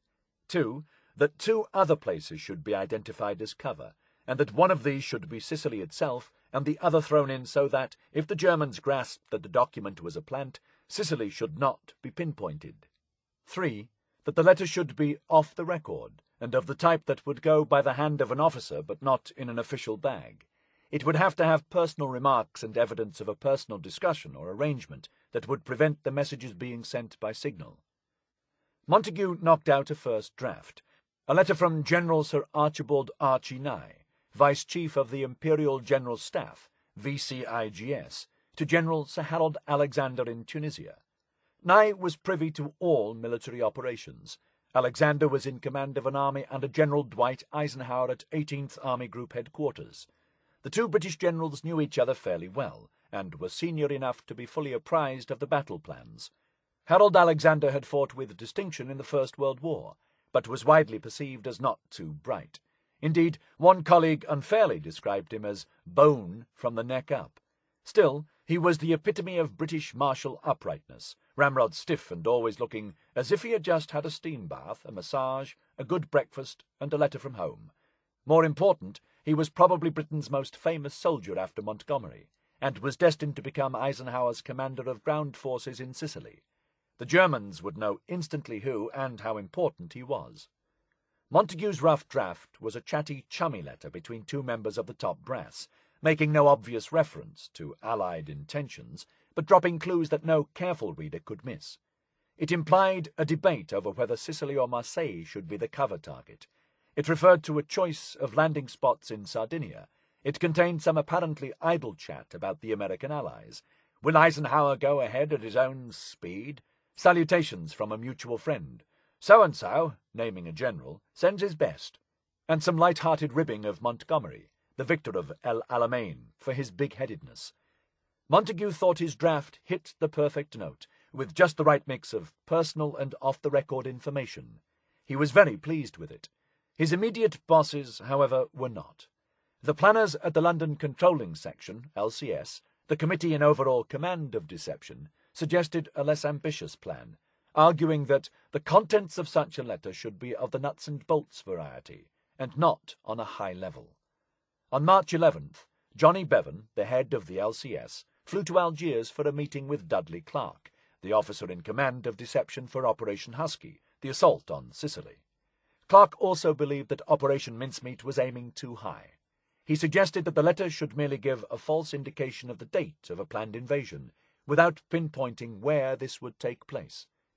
Over the next month, the letter would be repeatedly revised, redrafted, and rewritten, as senior intelligence officers, the chiefs of staff, and others added their 2 cents to the plan. One of the hazards of having a good idea is that intelligent people tend to realize it is a good idea and seek to play a part. Like most novelists, Montagu did not like the editing process. He did not like the way Operation Mincemeat was being watered down. He did not like senior officers pulling rank and tinkering with a project in which he had invested so much of his time, energy, and personality. But most of all, he did not like Johnny Bevan. Montagu had once been a supporter of Bevan, the smooth, patrician chief of the London Controlling Section. But tensions rose quickly in the cramped and strained atmosphere of wartime deception planning. Soon after Bevan was appointed, they began to spar, which led to disagreements and culminated in a titanic personality clash. Bevan took malicious pleasure in ordering Montagu about. Montagu responded with withering contempt. Early in March, in the midst of discussion over the form of Operation Mincemeat, Montagu mounted a full-scale assault on Bevan, accusing him of being incompetent, mendacious, inefficient, and almost completely ignorant of the German intelligence service, how they work, and what they are likely to believe.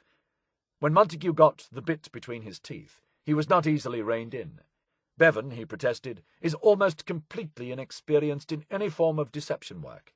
He has a pleasant and likeable personality and can sell himself well. He has not got a first-grade brain. He can expound imposing platitudes such as, "We want to contain the Germans in the West," with great impressiveness. I am sure he will not improve with experience. The remainder of the staff of the London Controlling Section are either unsuited to this sort of work, in which they are all wholly inexperienced, or are third-rate brains. This rant continued for several more pages. Montagu's character assassination of Bevan was completely over the top. It was also wrong, because Bevan possessed a brain quite as supple as that of Ewen Montagu. The memo attacking Bevan was internally circulated to the chiefs of naval intelligence, but Montagu's colleagues seemed to have realized he was merely blowing off steam, and the document did not leave the NID, which was just as well, for if Montagu's complaints had reached the ears of Churchill, who had complete faith in Bevan, he might well have been sacked. Some saw Montagu's attitude toward Bevan as evidence of thwarted ambition and backstabbing. More likely, it was the overreaction of an obsessive perfectionist, frustrated at the way his pièce de résistance was being tampered with, and deeply alarmed by what he saw as the leaden response to developments in the Mediterranean. At the end of February, Bletchley Park deciphered a message from the Nazi High Command to the German command in Tunisia, assessing the situation in the Mediterranean. From reports coming out about Anglo-American landing intentions, it is apparent that the enemy is practicing deception on a large scale. In spite of this, a landing on a fairly large scale can be expected in March. It is thought the Mediterranean is the most probable theater of operations, and the first operation to be an attack against one of the large islands, the order of probability being Sicily first, Crete second, and Sardinia or Corsica third. The Germans not only anticipated a deception operation, but had correctly divined the intended target, and time was running out to change their minds. Sicily has now been allowed to become our most probable target, and will be hard to remove from the enemy's minds, warned Montagu. It is much easier to persuade the Germans that we will attack X than it is to dissuade them from an appreciation already formed by them that we will attack Y. Bevan seemed to be doing nothing. He still has no deception planned for Husky. Why, even now, weeks after Husky has been laid on, have we got no deception plan drafted, much less approved and started? Mincemeat was pushing ahead, but if it did not work, there would be a complete failure to deceive the Germans by any action of ours.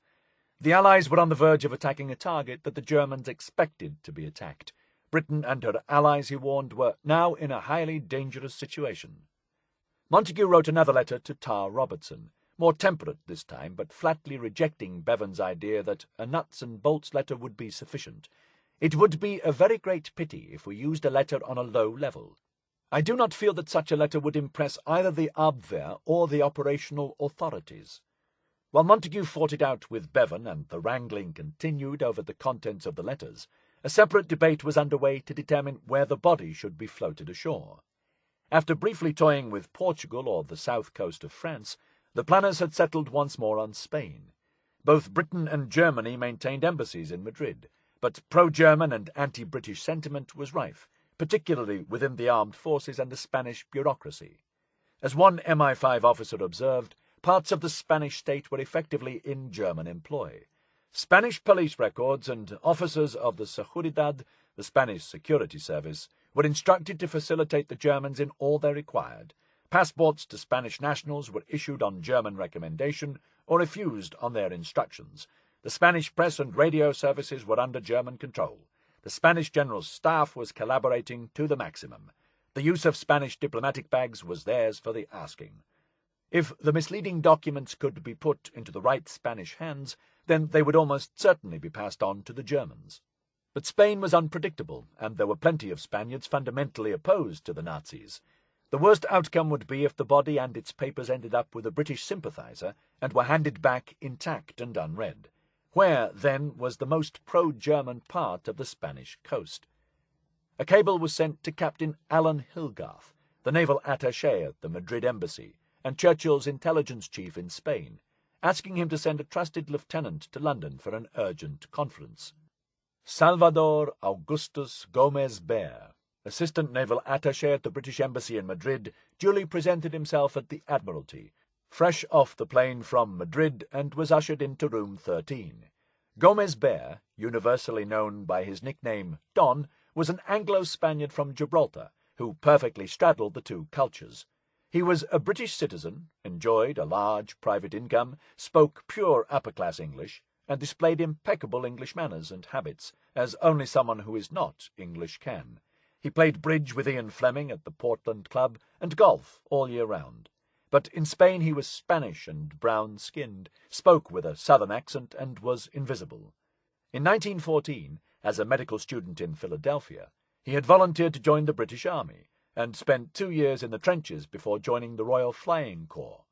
During the Spanish Civil War, he had worked in military intelligence for Franco's army. Gomez Baer could reach places no Englishman could penetrate, a Spaniard to Spaniards and an Englishman to the English, who served England with an intensity and thoroughness that no mere Anglo-Saxon could attain.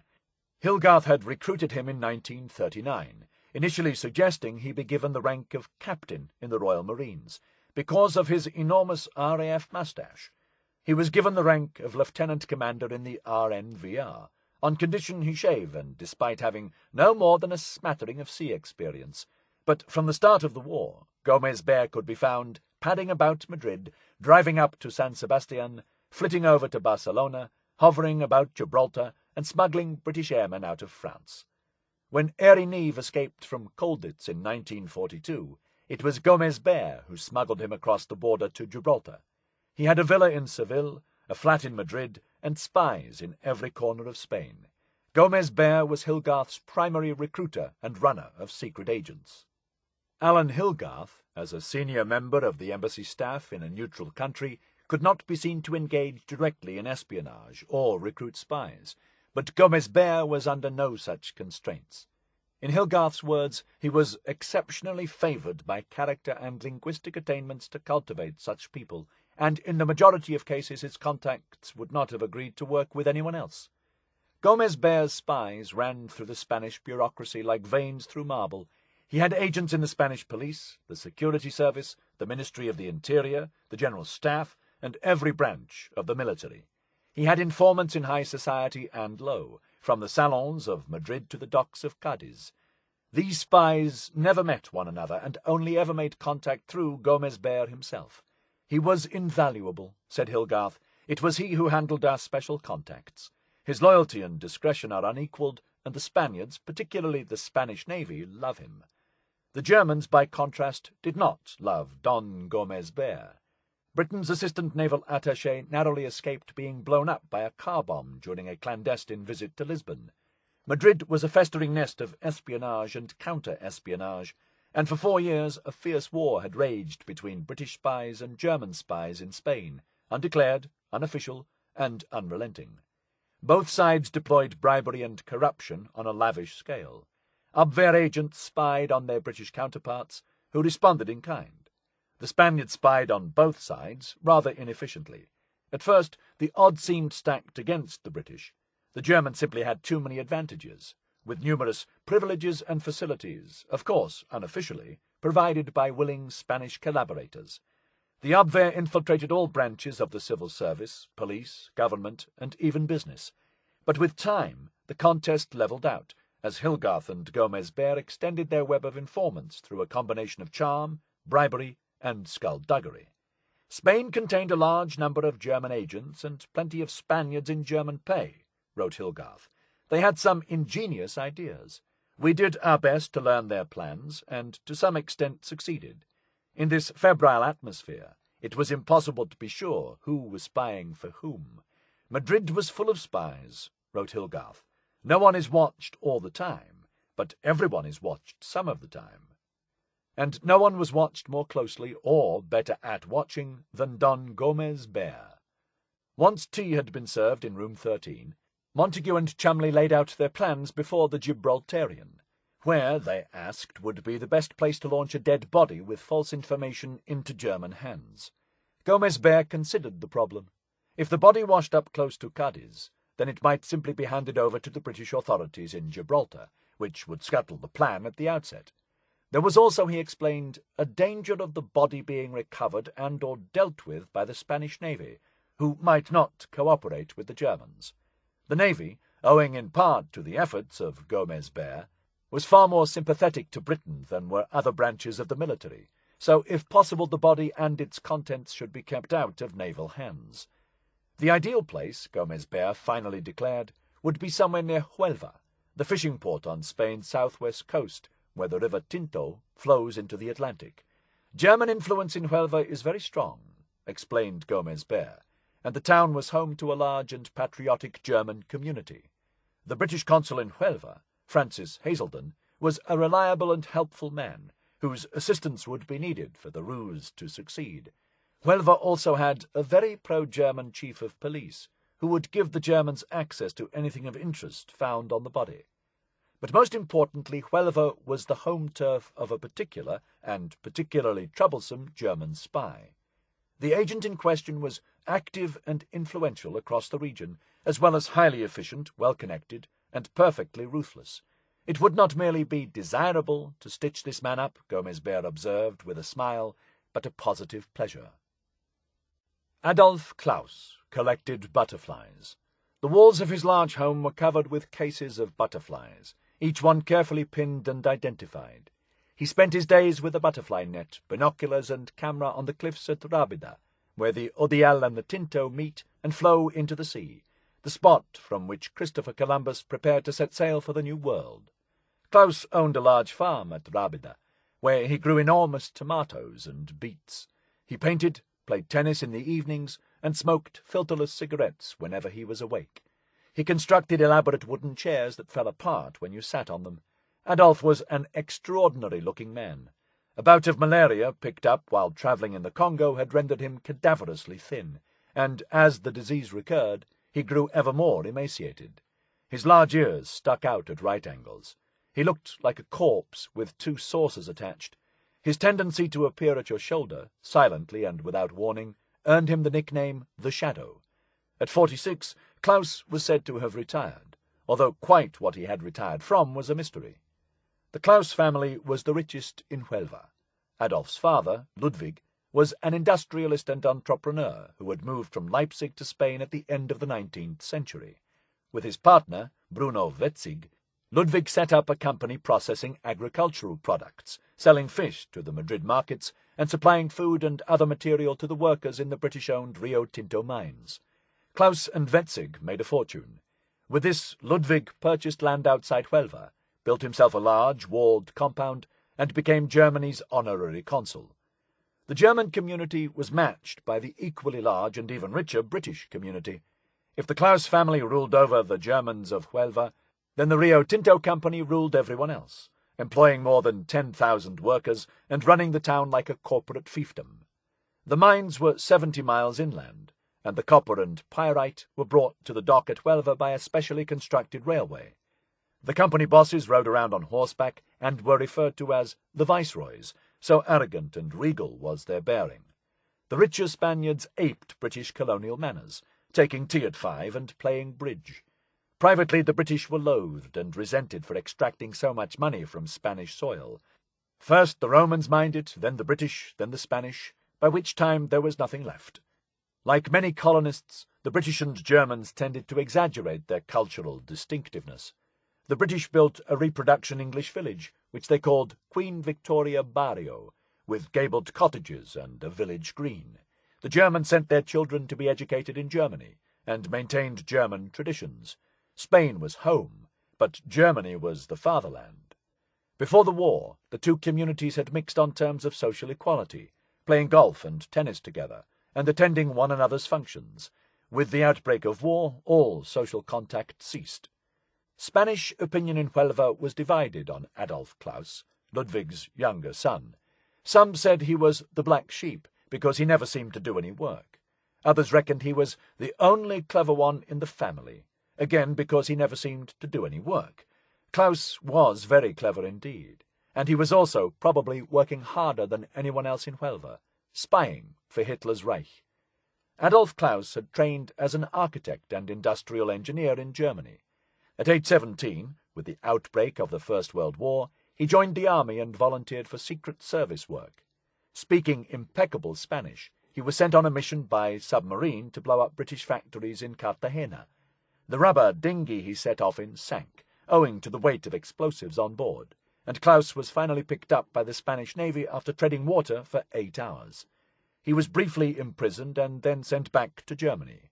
The incident, oddly, seemed only to increase Claus's appetite for cloak and dagger work, and by 1920, although theoretically working as an agricultural technician, he was already the chief Abwehr agent in Huelva. Marriage to the daughter of a senior Spanish army officer gave Claus entree into the fascist Phalange movement. When civil war erupted, he immediately enlisted as a captain in the Condor Legion, the German volunteer unit fighting for the nationalists under General Franco. Most infamously, pilots of the Condor Legion carried out the bombing of the Basque town of Guernica on April 26, 1937, an act of brutality immortalized in Pablo Picasso's famous painting. For most of the conflict, Claus acted as the personal interpreter for Colonel Wilhelm von Thoma, commander of the Condor Legion's ground contingent. When Madrid fell to the nationalists, Captain Claus proudly rode into the captured capital on his tank.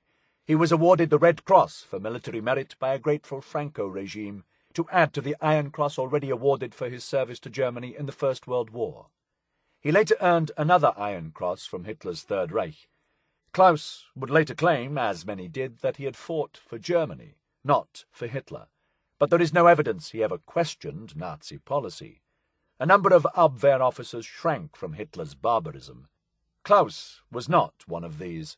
When war broke out, he was happy to offer his well-honed espionage talents, his high-level Spanish contacts, and his almost limitless energies to the Nazi cause. By 1943, Adolf Claus was running the largest and most efficient spy ring on the Spanish coast. Huelva, situated between the Portuguese frontier and Gibraltar, was of vital strategic importance in the war. From here, British merchant ships headed into the Atlantic, heavily laden with raw materials from the mines. And from his farm, ideally situated on the coast, Claus monitored every ship leaving port and every ship coming in. His informants up and down the coast completed the picture. Sometimes he would take photographs using a Minox camera and long-distance lens. The information was then relayed to Berlin by a team of Abwehr wireless operators, working out of the German consulate at 51 Avenida d'Italia. Adolf's older brother, Luis, was an equally enthusiastic supporter of Nazism. Since their father, Ludwig Claus, the honorary German consul, was now in his 80s and almost stone-deaf, consular duties were delegated to Luis. Both sons were named vice-consuls, and the consulate was placed at the disposal of the Abwehr. Luis had a fleet of fishing vessels with on-board radios to relay shipping movements. The other main function of the Abwehr chief in Huelva, in addition to sabotage and target spotting for U-boats, was bribery. Every evening, thin-faced Adolf Claus could be found at the Café de la Palma, a bar near the port, buying drinks but drinking little, meeting and massaging his contacts, and discreetly distributing large quantities of cash. Claus bribed everyone who mattered, and many who did not. He bribed the harbour master and the stevedores, the officers of the Guardia Civil, and the police chief. Word soon got out that Don Adolfo was prepared to pay handsomely for information on the movement of shipping, the activities of the British in Huelva, and the comings and goings of Spanish officials. Nothing could be said, nothing could be whispered in Huelva, without news eventually reaching the preternaturally large ears of Adolf Claus, who faithfully relayed everything he heard back to his Abwehr bosses in Madrid. Gaunt, introverted, and unsociable, Adolf Claus nonetheless possessed the spy's essential talent for listening. He didn't dispute. If you thought you had the right argument, he always let you have the last word. But even his family found him cold, distant, and silent. He started work at 6 in the morning and never took a siesta. He seldom drank alcohol. He almost never smiled. His was the mind of the collector, the perfectionist. He liked to collate the different sorts of information from his intelligence network and then to pin them down in different compartments, like butterflies. The British authorities in Huelva knew what the odd-looking German lepidopterist was up to, for the British had their own spies and informers. In Huelva's peaceful orange tree-lined streets, another spy contest was underway, a smaller but no less intense echo of the espionage battle taking place in Madrid. The Claus spy network was a menace to British shipping. Countless lives had already been forfeited on account of his activities, yet Claus was an elusive adversary. As one British intelligence officer put it, he was an active and intelligent person. It was impossible for any of our agents to watch him and keep tabs on him. He was sharper and gave the slip to anyone who followed him. Don Gomez Baer described the Claus network to Montagu and Cholmondeley. Some of what he said was familiar. The decoding of Abwehr messages had revealed, early in the war, the existence in Huelva of this very efficient German agent, who had the majority of Spanish officials there working for him, either for pay or for fascist ideology. For more than 3 years, Montagu had monitored the steady build-up of German espionage activity in southern Spain, the use of Spanish territorial waters by German U-boats, and the activities of what he called this super efficient agent in Huelva, with first-rate sources, who seemed to own the town. No ship can move without being seen, named, and reported by WT, wireless telegraphy. The Germans get reports from lighthouse keepers, fishing boats, pilots and navy vessels, and agents in neutral fishing boats. When the Germans began building an infrared spotting system to track ships passing through the Strait of Gibraltar at night, Churchill briefly considered launching a commando raid against the installation. Only the most vigorous diplomatic objections from the British government persuaded the Spanish to intervene and have it removed. For the most part, the Spanish government quietly tolerated, or actively condoned, the German espionage and sabotage of British and Allied ships. Gibraltar, just 50 miles south of Huelva, was Britain's key to the Mediterranean, one of the most difficult and complicated places on the map, in John Masterman's words. The Rock guarded the gateway to the sea, a pivotal British outpost on the Spanish coast, and a magnet for spies. As MI5's senior officer on the island wrote, in a burst of lyricism, Gibraltar was the tiniest jewel in the imperial crown. This strategic dot on the world's map is not only a colony, it is also a garrison town, a naval base, a commercial port, a civil and military aerodrome, and a shop window for Britain in Europe. The Abwehr funneled money to willing Spanish saboteurs in Gibraltar and the surrounding region through one Colonel Rubio Sanchez, codenamed Burma, the chief of military intelligence in the Algeciras region. Sanchez was distributing 5,000 pesetas a month to saboteurs in and around Gibraltar. So far, the damage was limited since, as the MI5 chief in Gibraltar pointed out, the saboteurs' mercenary instincts were more outstanding than either their efficiency or their enthusiasm. Montagu believed that special intelligence had successfully foiled several sabotage attempts, but the threat from German espionage in southern Spain was growing. In the month that Operation Mincemeat was born, Montagu warned that German sabotage had increased and spread, and was now being actively pursued by the Nazis and their collaborators in all Spanish and Spanish-owned ports. Adolf Klaus had, so far, enjoyed a most pleasant and productive war. In Madrid and Berlin he was held in high esteem as one of the most important, active and intelligent German agents in the south of Europe. Even NID and MI6 had a healthy respect for his manipulative skills. His network of spies and informers extended from Valencia to Seville. If anything of importance or interest washed up within 50 miles of the Café de la Palma, let alone a body carrying documents, then Klaus would surely hear of it. The German spy's industriousness would be used against him. Later, if the operation worked, the proof of Klaus's espionage activities would be so blatant that it could be used to ignite a diplomatic row, and, with luck, sufficient evidence can be obtained to get the Spaniards to eject him. It was agreed. Huelva was the target, and if the unpleasant Klaus could be undermined, made to look a fool and thrown out of Spain as a result, then so much the better. A memo was sent to the Royal Navy's hydrographer, the official repository of technical maritime information, with a veiled inquiry. If an object was dropped off the Spanish coast near Huelva, would the tides and prevailing winds bring it ashore? At the same time, Gómez-Béar was instructed to fly to Gibraltar and inform the flag officer there, and his staff officer in charge of intelligence, of the plan's broad outlines. They would have to be in the picture, Montagu explained, in case the body or documents should by any chance find their way to Gibraltar.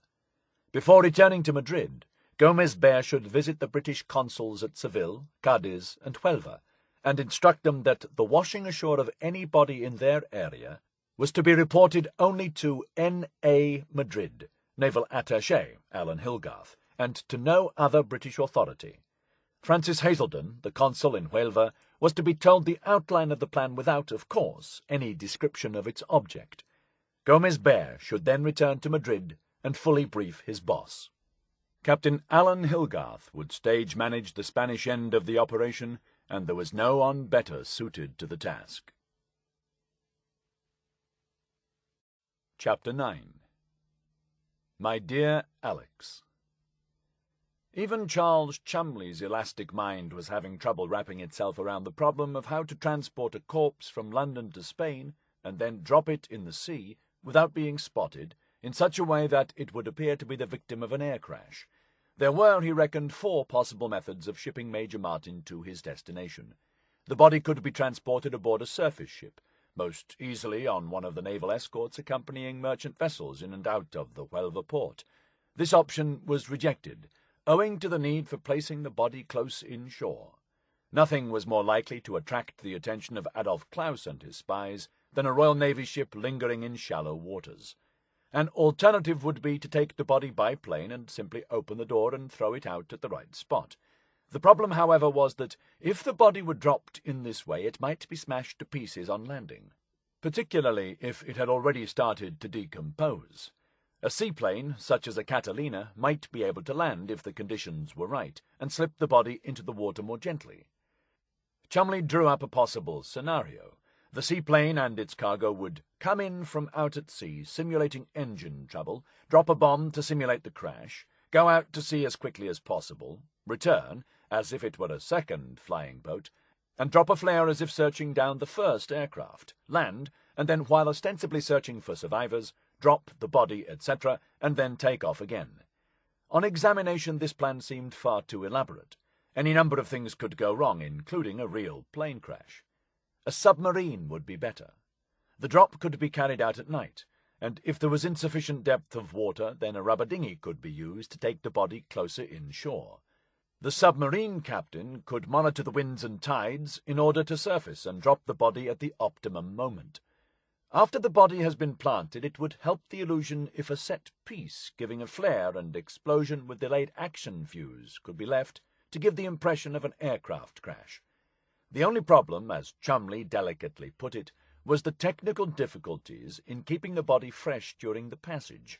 Submariners were a notoriously hardy bunch, able to withstand long periods underwater in the most fetid and cramped conditions, but even submariners would surely object to having a rotting corpse as a shipmate.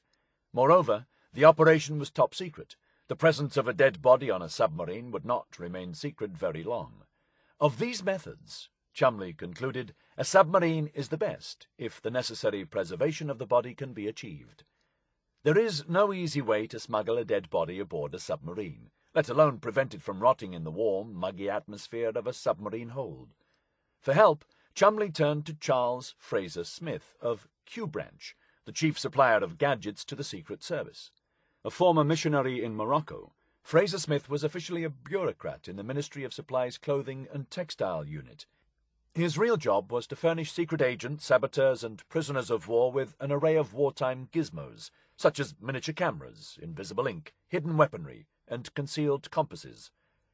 Fraser Smith provided Ian Fleming with equipment for some of his more outlandish plans, and he doubtless helped to inform the character of Q, the eccentric inventor in the James Bond films. Fraser Smith possessed a wildly ingenious but supremely practical mind. He invented garlic-flavoured chocolate to be consumed by agents parachuting into France, in order that their breath should smell appropriately Gallic as soon as they landed. He made shoelaces containing a vicious steel garrote. He created a compass hidden in a button that unscrewed clockwise, based on the impeccable theory that the unswerving logic of the German mind would never guess that something might unscrew the wrong way. With the help of Fraser Smith, Cholmondeley drew up a blueprint for the world's first underwater corpse transporter. This was a tubular canister, 6 feet 6 inches long and almost 2 feet in diameter, with a double skin made from 22-gauge steel and the space between the skins packed with asbestos wool. One end would be welded closed, while the other had an airtight steel lid that screwed on to a rubber gasket with 16 bolts. A folding handle was attached to either end, and a box wrench was clipped to the lid for easy removal. With the body inside, Cholmondeley estimated the entire package would weigh about 400 pounds and would fit snugly into the pressure hull of a submarine. Sir Bernard Spilsbury was consulted once more. Oxygen, he explained, was the cause of rapid decomposition. But if most of the oxygen had previously been excluded from the tube with dry ice, and if the canister was completely airtight, and if the body was carefully packed around with dry ice, then the corpse would keep perfectly satisfactorily and remain as cold as it had been inside the morgue. Fraser Smith's task then was to design an enormous thermos flask, thin enough to fit down the torpedo hatch. The Ministry of Aircraft Production was given the plans and instructed to build this container as fast as possible, without being told what it was for. On the outside of the canister should be stenciled the words, "Handle with care. Optical instruments for special FOS shipment." Montagu meanwhile contacted Admiral Sir Claude Barry, the flag officer in command of submarines, FOS, to find out which submarine might best be used for the mission. Barry replied that British submarines passed Huelva frequently en route to Malta. Indeed, HMS Seraph was currently in Scotland, docked at Holy Loch on the Clyde, and preparing to return to the Mediterranean in April. The Seraph was commanded by Lieutenant Bill Jewell, a young captain who had already carried out several secret assignments, and who could be relied on for complete discretion. Montagu drew up some draft operational orders for Jewell, and arranged to meet the submarine officer in London and give him a full briefing on his new mission. The hydrographer at the Admiralty submitted his report on the winds and tides off the coast at Huelva. As befits a man immersed in the vagaries of marine conditions, he was distinctly non-committal, pointing out that the Spaniards and Portuguese publish practically nothing about tides, tidal streams, and currents off their coasts. Moreover, the tides in that area run mainly up and down the coast. If the object was dropped in the right place, in the right conditions, Wind between south and west might set it towards the head of the bight near Port Huelva. However, if the body did wash up on the shore, there was no guarantee it would stay there, because if it did not strand, it would be carried out again on the ebb. This was less than perfect, but not discouraging enough to call off the operation. In any case, Montagu reflected, the object in question was a man in a life jacket, rather larger than the object the hydrographer had been asked to speculate about, and might be expected to catch an onshore wind and drift landward. He concluded, the currents on the coast are unhelpful at any point, but the prevailing south-west wind will bring the body ashore if Joule can ditch it near enough to the coast. In the last week of March, Montagu drew up a 7-point progress report for Johnny Bevan, who had just returned from North Africa, where he had coordinated plans for Operation Barclay with Lieutenant Colonel Dudley Clark. Relations between Montagu and Bevan remained tense. I am not quite clear as to who is in sole charge of administrative arrangements in connection with this operation, Bevan wrote to Montagu, in a note calculated to rile him. I think we all agree that there are quite a number of things that might go wrong. Montagu was fully aware of the dangers, and in no doubt whatsoever that he was in sole charge of the operation, even if Bevan did not see it that way. Privately, Montagu accused Bevan of thinking it couldn't come off and disclaiming all responsibility. Montagu's report laid out the state of play. The body was almost ready, with Major Martin's uniform and accoutrements selected.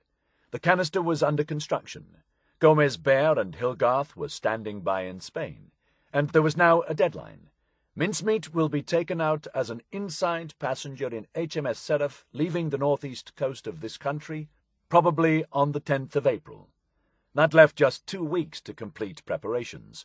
Montagu and Cholmondeley had deliberately sought to arrange everything before obtaining final approval for the operation, on the assumption that senior officers were far less likely to meddle when presented with a fate very nearly accompli. But there was now little time to finalize the last, and by far the most important, piece of the puzzle. Montagu's letter to Bevan ended on a note of exasperation. All the details are now buttoned up, he wrote. All that is required are the official documents. The debate about what should or should not be contained in Major Martin's official letters had already taken up more than a month. It is doubtful whether any documents in the war were subjected to closer scrutiny or more revisions. Draft after draft was proposed by Montagu and Cholmondeley, revised by more senior officers and committees, scrawled over, retyped, sent off for approval, and then modified, amended, rejected, and rewritten all over again. There was general agreement that, as Montagu had originally envisaged, the keystone of the deception should be a personal letter from General Nye to General Alexander. It was also agreed that the letter should identify Greece as the target of the next Allied assault and Sicily as the cover target. Beyond this, there was very little agreement about anything at all.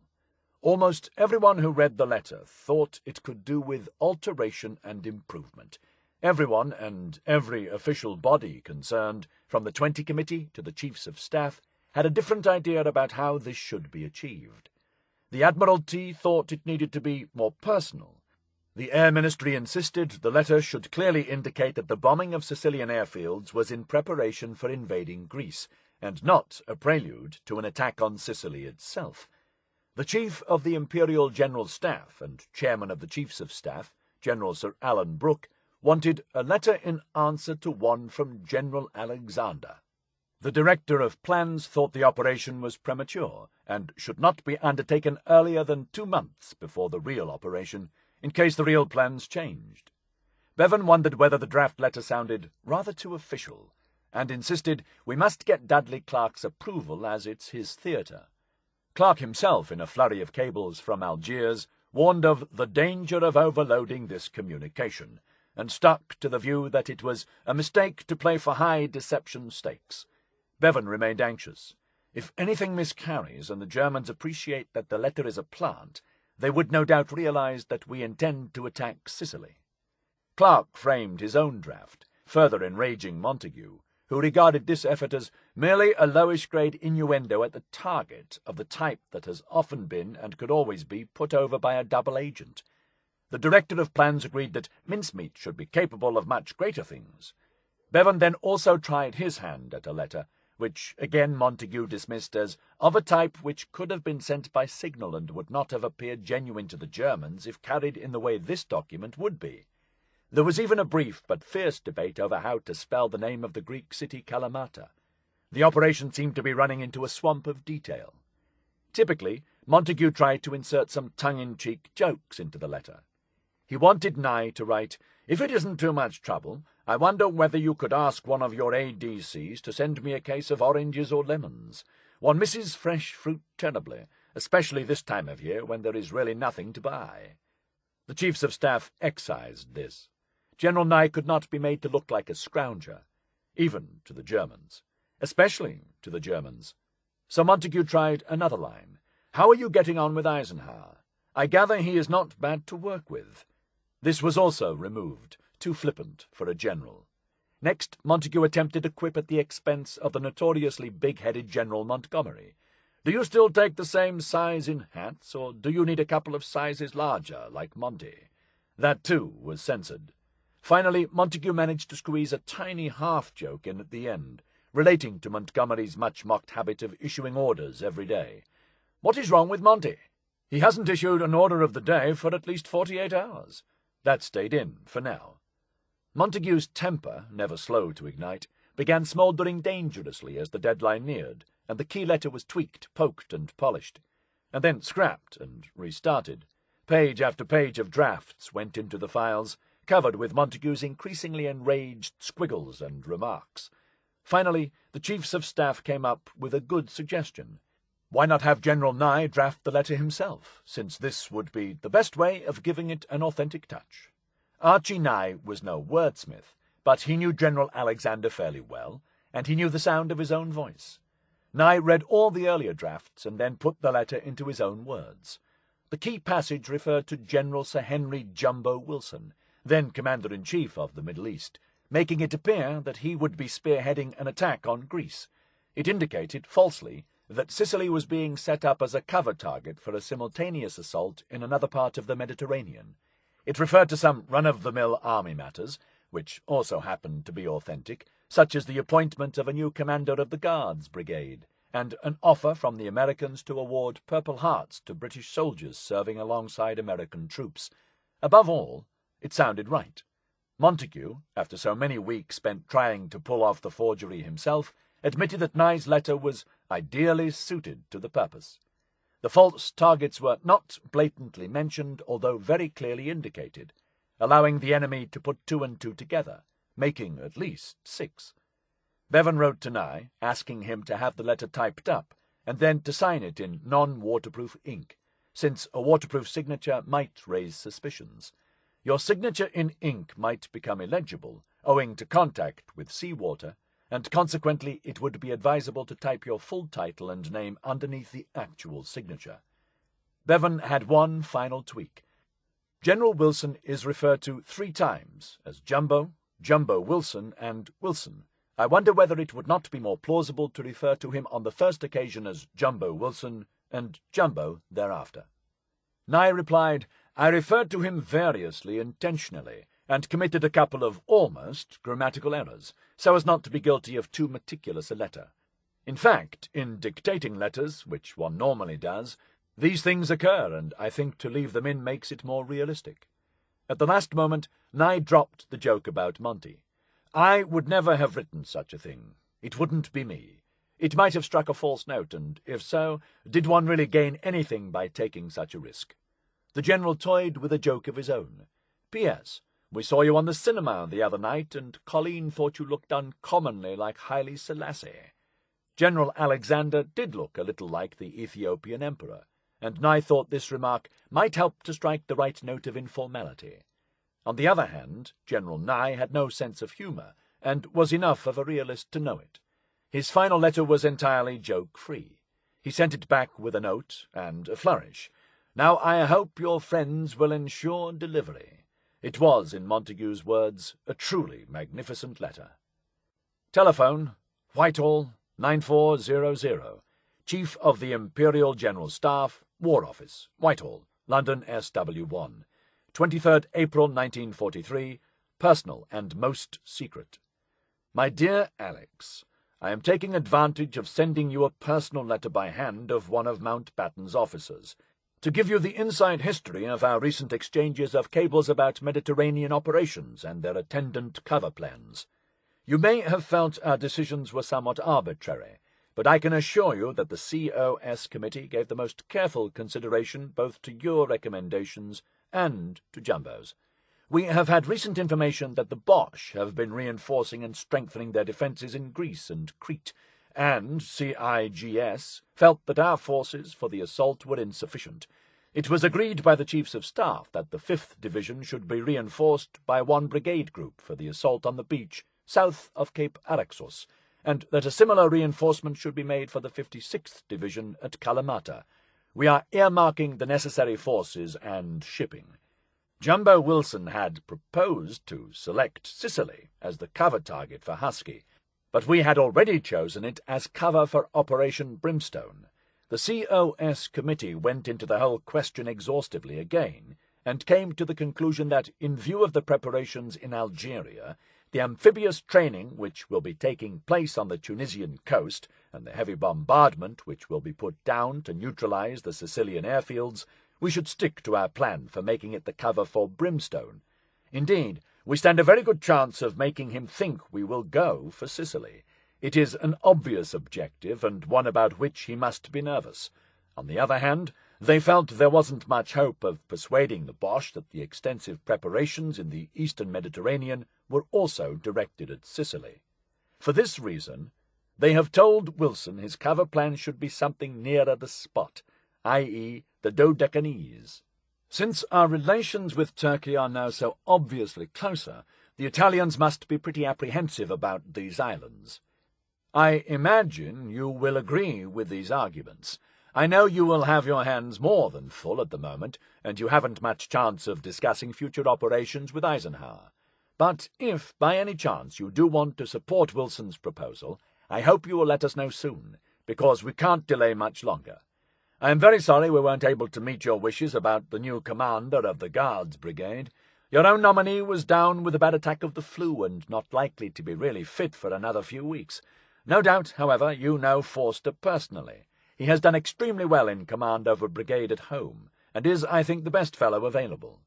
You must be about as fed up as we are with the whole question of war medals and Purple Hearts. We all agree with you that we don't want to offend our American friends, but there is a good deal more to it than that.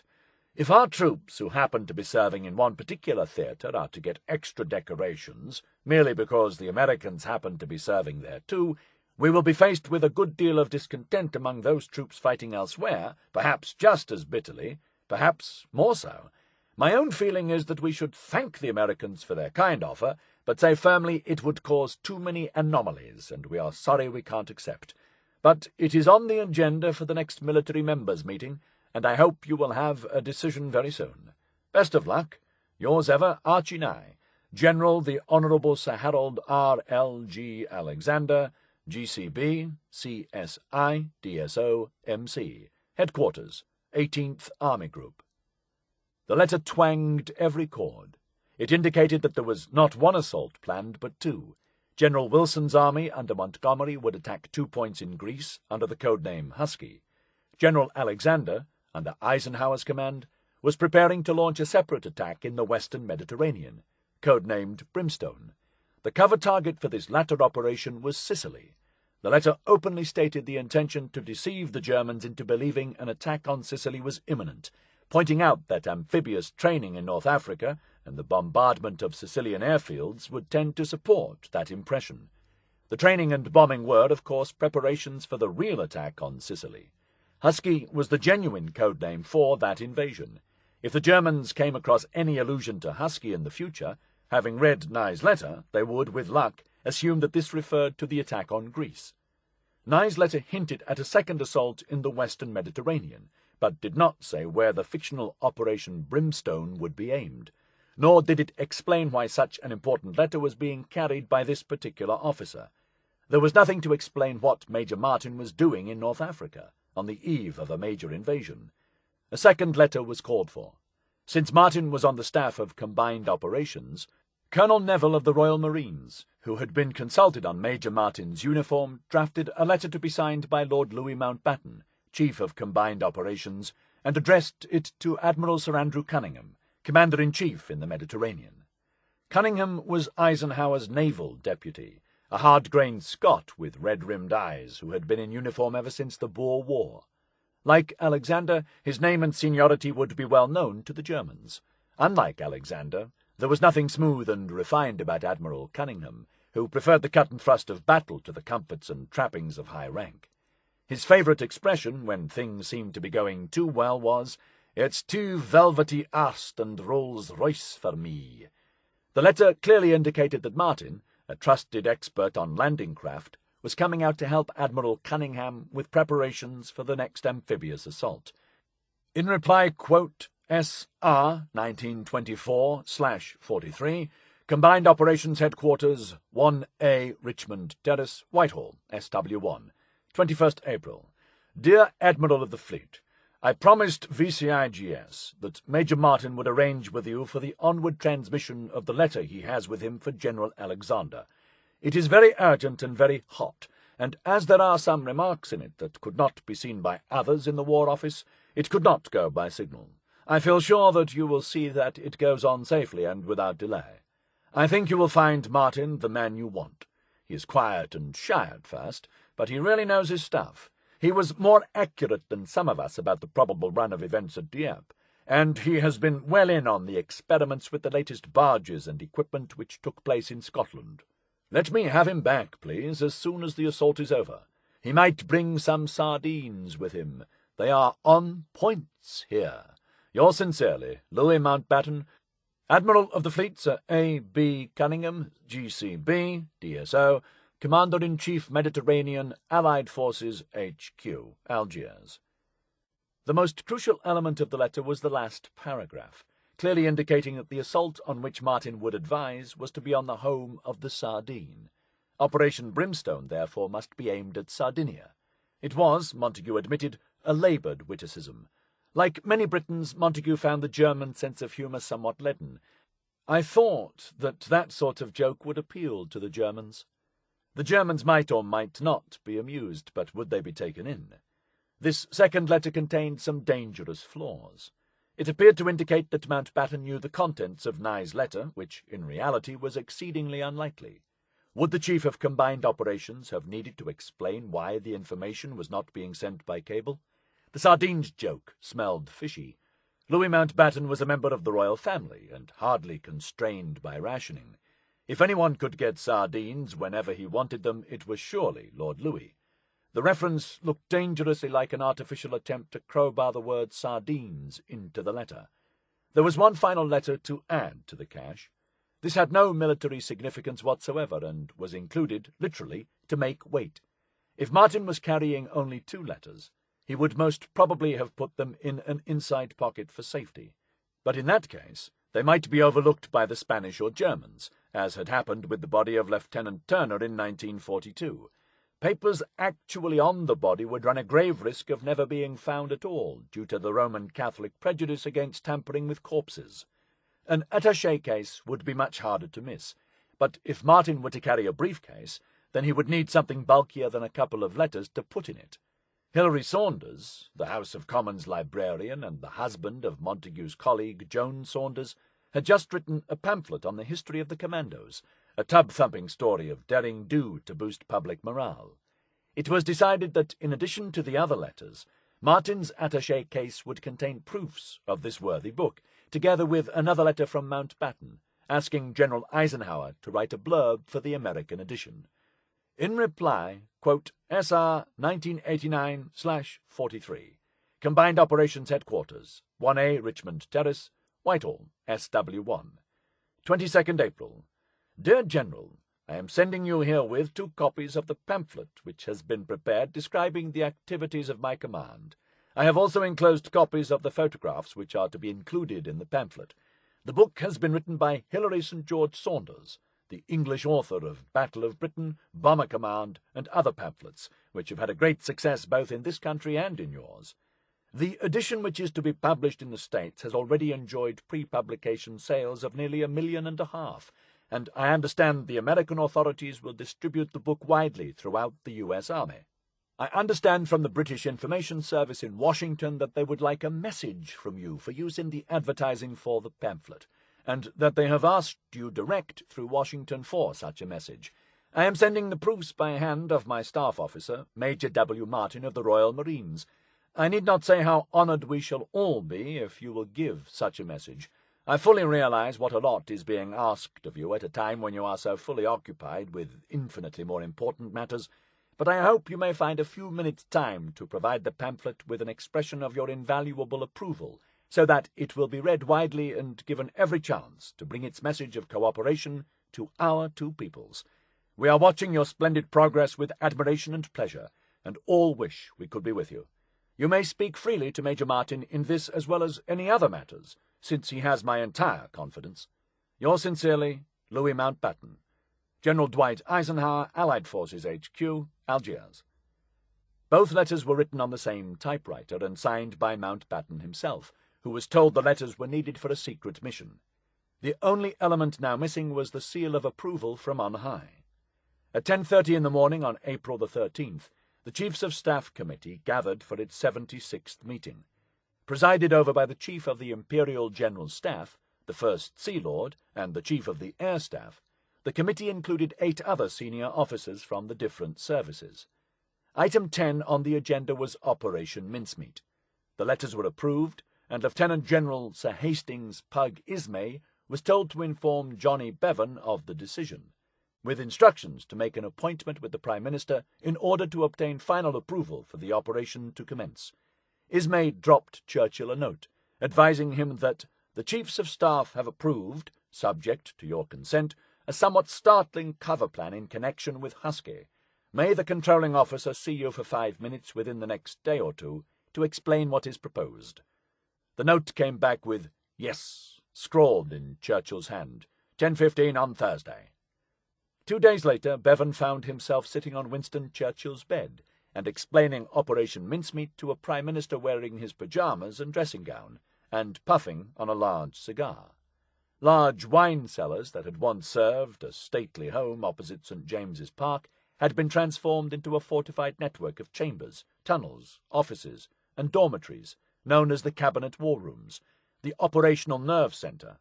Above the war rooms was the No. 10 Annex, including the private flat where Churchill usually slept.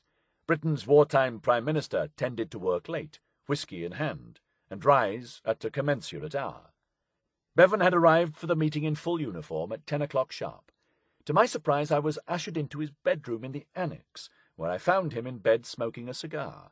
He was surrounded with papers and black and red cabinet boxes. Churchill loved deception plans, the more startling the better, and relished the seamy, glamorous trade of espionage. In the higher ranges of Secret Service work, the actual facts of many cases were in every respect equal to the most fantastic inventions of romance and melodrama, Churchill wrote after the war. Bevan handed over a single sheet of foolscap paper outlining the plan, and Churchill read it through. Bevan felt he had better say something. Of course, there's a possibility that the Spaniards might find out this dead man was in fact not drowned at all from a crashed aircraft, but was a gardener in Wales who's killed himself with weed killer. Bevan had left the details to Montagu and Cholmondeley, and now found himself trying to explain the pathology of chemical poisoning to a Prime Minister in his nightwear, and scrambling the facts in the process. Weed killer goes into the lungs and is very difficult to diagnose, he bluffed.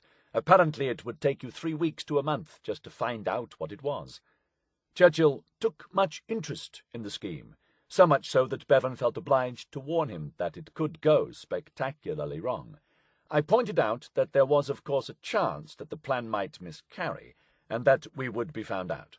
Furthermore, that the body might never get washed up, or that if it did, the Spaniards might hand it over to the local British authority, without having taken the crucial papers. The Prime Minister's response was characteristically pithy. In that case, we shall have to get the body back and give it another swim. Churchill was on board, but he had one stipulation. Before Operation Mincemeat could go ahead, agreement must be obtained from General Eisenhower, whose invasion of Sicily would be profoundly affected by its success or failure. Leaving Churchill to finish his cigar in bed, Bevan returned to the London controlling section offices and dashed off a most secret cipher telegram under the code name Chaucer to Eisenhower at advance headquarters in Algiers. The response arrived within hours. General Eisenhower gives full approval mincemeat. Chapter 10. Table Tennis Traitor. There was discreet rejoicing among the handful of people privy to the secret. Montagu's dark mood lifted. "I get more and more optimistic," he told Iris. "We ought, by the time you get this, to have exposed Hitler's weak spot, Italy, to attack, and the Itis ought not to last too much longer." Astonishingly, this overt reference to war plans passed the censor. "Mincemeat is in the making," Guy Liddell, MI5's head of counter-espionage, wrote in his secret diary. "Plan Mincemeat has been approved by the Prime Minister. The documents are extremely well faked." Liddell was in overall command of B Section, that branch of the security service dedicated to rooting out enemy spies and suspected agents. He monitored defectors, suspect refugees, Nazi agents, double agents, Soviet sympathizers, and, among many others, Ewen Montagu. For while the Honourable Ewen was about to launch a most elaborate feat of espionage, concern about the behaviour of the Honourable Ewen had been steadily growing within both MI5 and MI6. In May 1942, MI5 noted that Ewen was in close touch with many Russians in this country, including members of the embassy, the trade delegation, and the TASS news agency. Agents introduced into the audience during anti-war rallies, at which Ewen was a regular speaker, reported that he was an incurable anti-nationalist. One P. Whimsy, possibly his real name, filed a report stating that on December 16, 1942, Ewen Montagu addressed a meeting of the Friends of the Soviet Union and stated that facilities for sport were far greater in Russia than in England. Ewen was spotted having lunch with Konstantin Zinchenko, second secretary of the Soviet embassy, and consorting with men of decidedly foreign appearance, possibly Russian.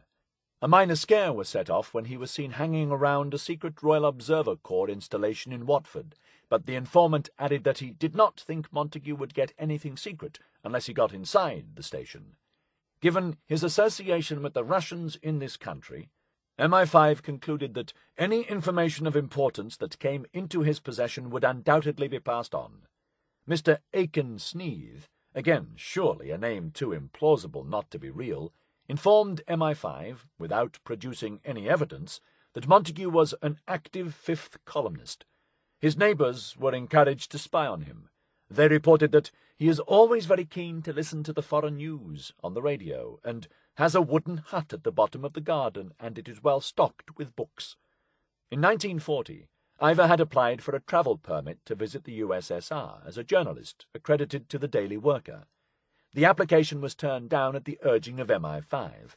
It does not seem desirable to allow the Communist Party to have a courier travelling from this country to Moscow. A Communist Party member of his standing should not be allowed to leave the country.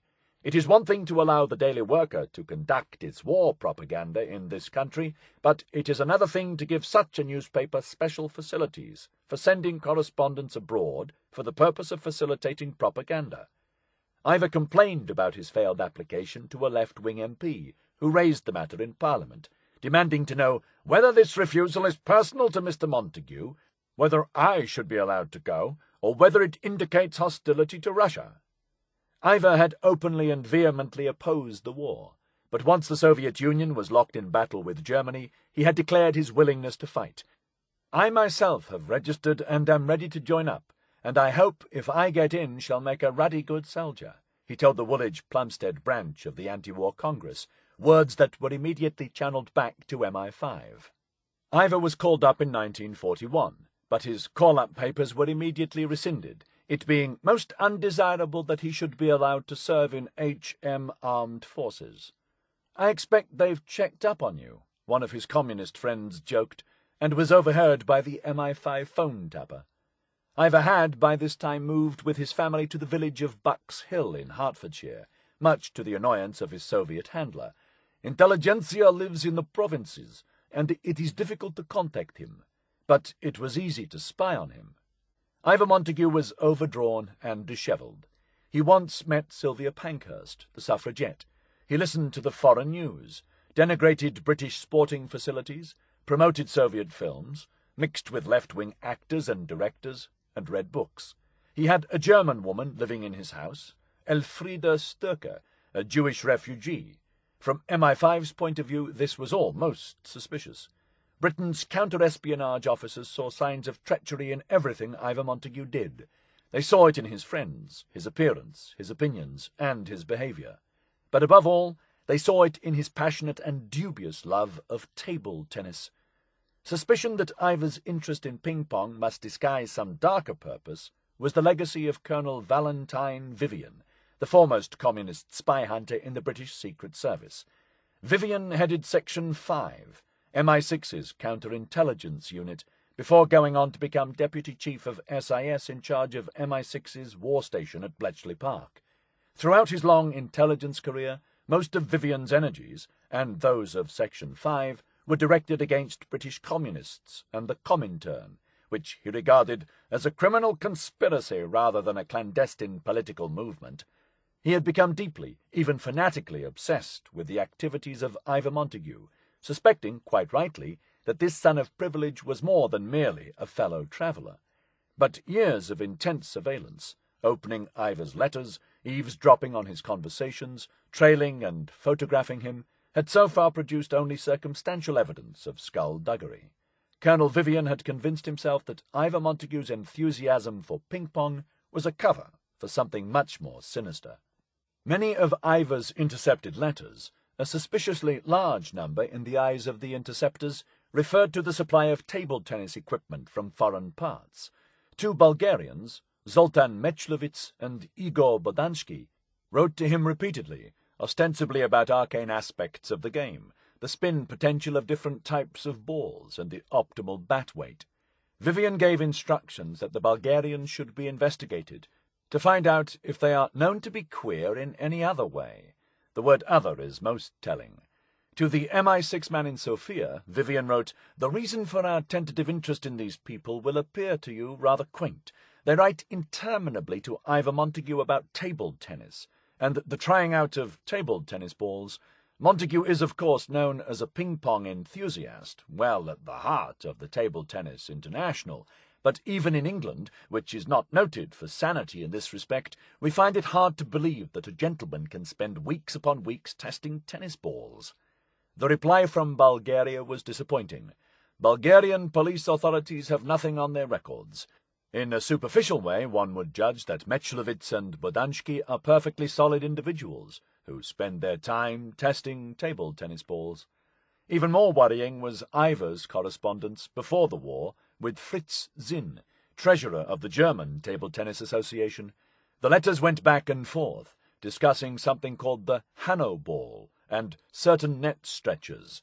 There were also hints that Zinn was getting a divorce and was suspected of running an illegal gaming club. Was Hanno ball code for some secret weapon? Was Ivan Montagu sending secret messages to his Bulgarian and German contacts under the seemingly innocent guise of sport? Could Montagu and these shadowy foreigners be using the channel of international table tennis for this curious piece of domestic espionage? Vivian was determined to break up the mysterious table tennis conspiracy. "I know this all seems very trivial," he wrote, "but when one looks at it closely it is also puzzling." Vivian was not alone in thinking that a man who spent so much time discussing table tennis was probably a spy. When he was first inducted into the inner circle of British intelligence, Ewen Montagu had expected that MI5 would make a thorough check of his background, and thus would know about Ivor and his communist politics. I had no great faith in the records of MI5. I felt that they were likely to confuse me with my younger and communist brother. He was half right. One day, apparently apropos of nothing, John Masterman leaned across the table during a 20-committee meeting and asked Montagu in an offhand way, "How is the table tennis going?" Masterman had clearly been making his own inquiries into the Montagu brothers, and had read up on Colonel Vivian's investigation into the international table tennis fraternity. "That's my communist younger brother," Montagu replied. "He's the progenitor of table tennis, not me." Montagu assumed Masterman had simply made a mistake, mixing up the two brothers. But the dry Oxford Don did not make mistakes. He was probing to see if his colleague on the 20 committee might just be part of this sinister table tennis connection. Vivian was right, of course, but also profoundly wrong. Ewen Montagu was spying for the Soviet Union as agent intelligentsia, and would continue to do so for the rest of the war, undetected and unrepentant. On the other hand, his interest in table tennis was neither puzzling nor malign. He just liked table tennis. The hunt for the table tennis ring was a vivid red herring. Sometimes even MI5 officers can go slightly mad looking at the same spot and imagine shadows where none exist. As Freud once said, when asked about the significance of his ever-present pipe, sometimes a pipe is just a pipe, and sometimes a table tennis ball is just a table tennis ball. As the launch date for Operation Mincemeat approached, Cholmondeley and Montagu raced around London, attempting to tie up loose ends. The Prime Minister had approved the plan, and HMS Seraph was waiting, so the operation was now unstoppable. Yet a number of serious problems remained. Solutions would be found for all of them, none entirely satisfactory. Nye was instructed to fold the key letter once, but only once. The special examiners at the Censors Department, responsible for investigating wartime postal communication, then took close-up photographs of the fold, using a camera with a microscopic lens. That way it might be possible to determine whether the letter had been opened and replaced in the envelope. In a final, rather melodramatic demonstration of spycraft, a single dark eyelash was placed in the fold of the paper. If this was still in place, if and when the letter was retrieved, it would suggest the letters had not been read. But if the eyelash was gone, it would be a simple way of knowing whether the letter had been opened. Montagu was somewhat coy about the measures taken to detect whether the letters had been tampered with. To his lawyerly mind, the presence or absence of a single eyelash was not the sort of evidence that would stand up in court. The key letter was placed in an envelope, and then sealed twice with the formal wax seal of the VCIGS, depicting the heraldic arms of the War Office. Once again the Censor Department photographed the ragged edges of the wax seals, to ensure that any tampering could be traced.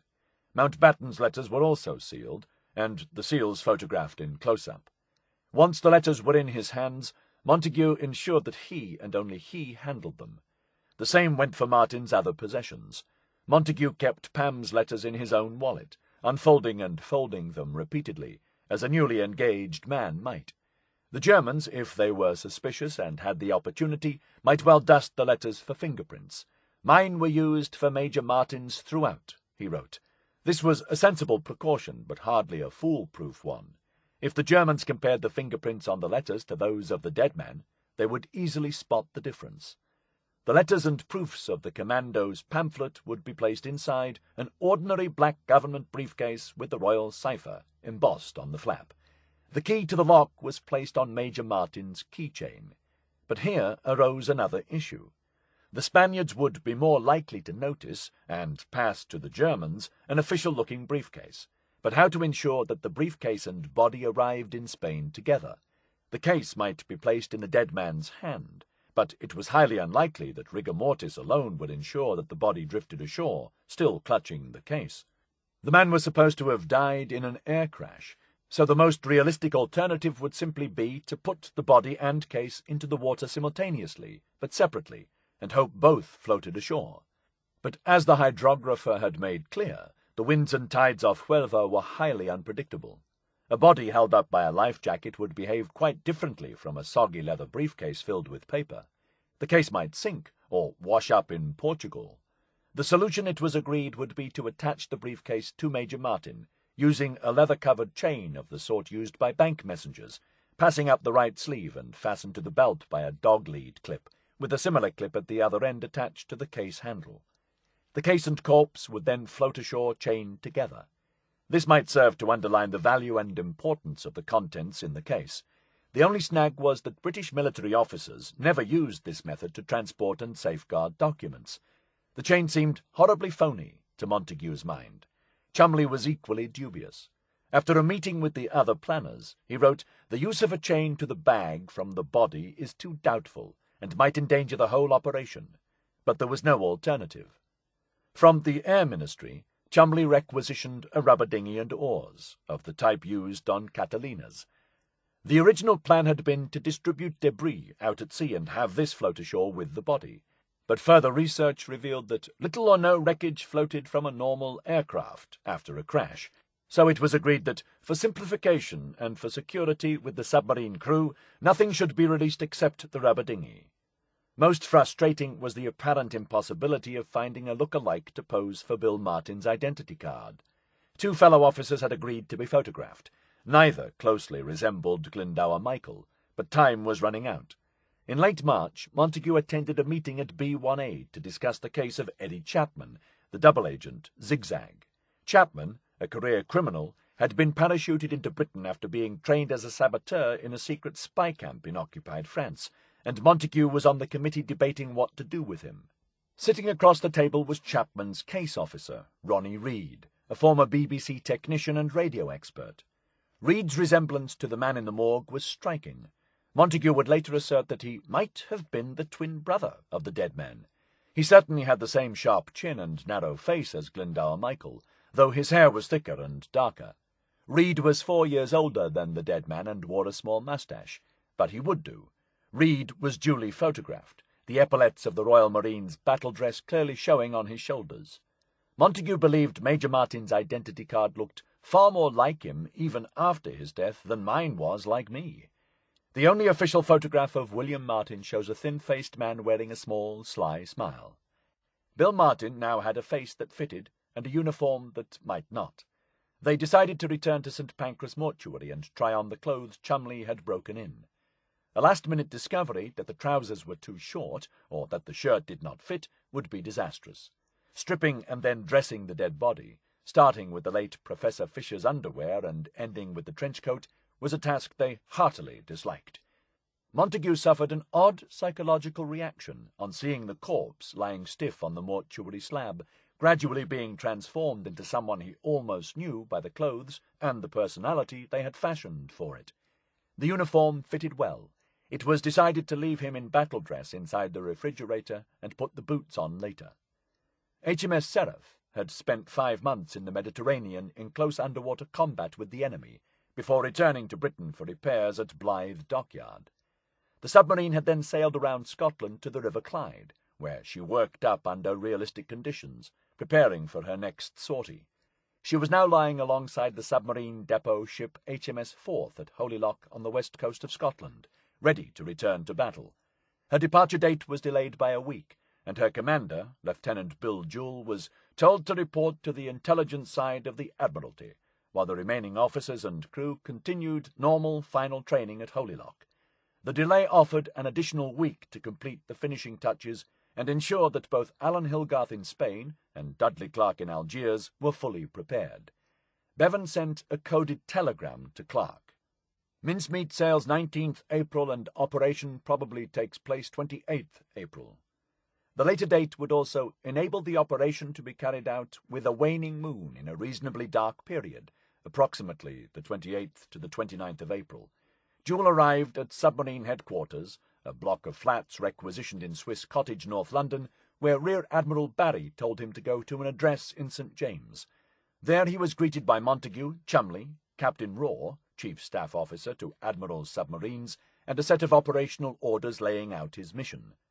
Lieutenant Norman Limbury Auchinleck Jewell was 30 years old, with a cheerful grin and bright blue eyes.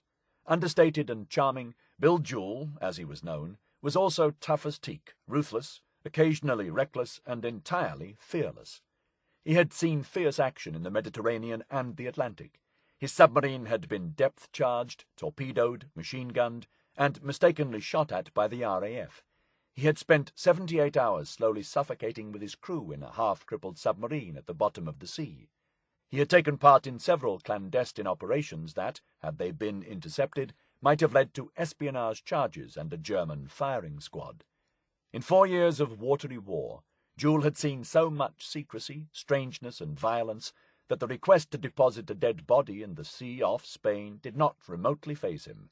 In wartime, any plan that saved lives was worth trying, he reflected. Jewell was never informed of the identity of the body or the exact nature of the papers it was carrying, and he hardly needed to be told of the vital need for secrecy.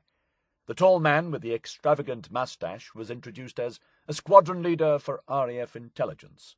The body, Cholmondeley explained, would be brought to him in Scotland, packed, fully clothed, and ready, inside a large steel tube. This canister could be lifted by 2 men, but should on no account be dragged by a single handle, as the steel is made of light gauge to keep the weight as low as possible, and it might give way if roughly handled. The possibility of the container breaking and the body falling out was too awful to contemplate. The canister would fit down the torpedo hatch and could then be hidden below decks.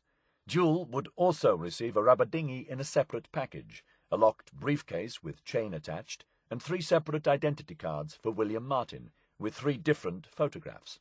In idle moments, Montagu had taken to rubbing Martin's fake identity cards on his trouser leg to give them the patina of use. What, Jewel asked, should he tell the men under his command about this large object on his small ship? Montagu explained that the lieutenant could take his officers into his confidence once under way, but that the rest of the crew should be told only that the container held a super-secret automatic meteorological reporting apparatus, and that it was essential that its existence and position should not be given away, or it would be removed by the Spaniards and the Germans would learn of its construction. Jewel pointed out that if the weather was rough, the officers might need the help of the crew to get the canister up on deck. If a member of the crew spotted the body, he was instructed, he should be told that we suspected the Germans of getting at papers on bodies washed ashore, and therefore this body was going to be watched. If our suspicions were right, the Spaniards would be asked to remove the Germans concerned. This cover story could also be told to the officers, but Lieutenant Jewel was to impress on them that they would never hear the result, and that if anything leaked out about this operation, not only would the dangerous German agents not be removed, but the lives of those watching what occurred would be endangered. Upon reaching a position between Portil Pilar and Punta Umbria, just west of the mouth of the Rio Tinto River, Jewel should assess the weather conditions. Every effort should be made to choose a period with an onshore wind. Jewel studied the charts and estimated the submarine could probably bring the body close enough inshore to obviate the need to use a rubber dinghy. Cholmondeley had originally envisaged setting off an explosion out at sea to simulate an air crash, but after some discussion, the proposed use of a flare was dropped. There was no point in attracting any unnecessary attention. Under cover of darkness, the canister should be brought up through the torpedo hatch, on specially prepared slides and lashed to the rail of the gun platform. Any crew members should then be sent below, leaving only the officers on deck. The container should then be opened on deck, as the dry ice will give off carbon dioxide. It would also smell terrible. Montagu and Cholmondeley had given a great deal of thought to exactly how the briefcase should be attached to Major Martin. No one, even the most assiduous officer, would sit on a long flight with an uncomfortable chain running down his arm.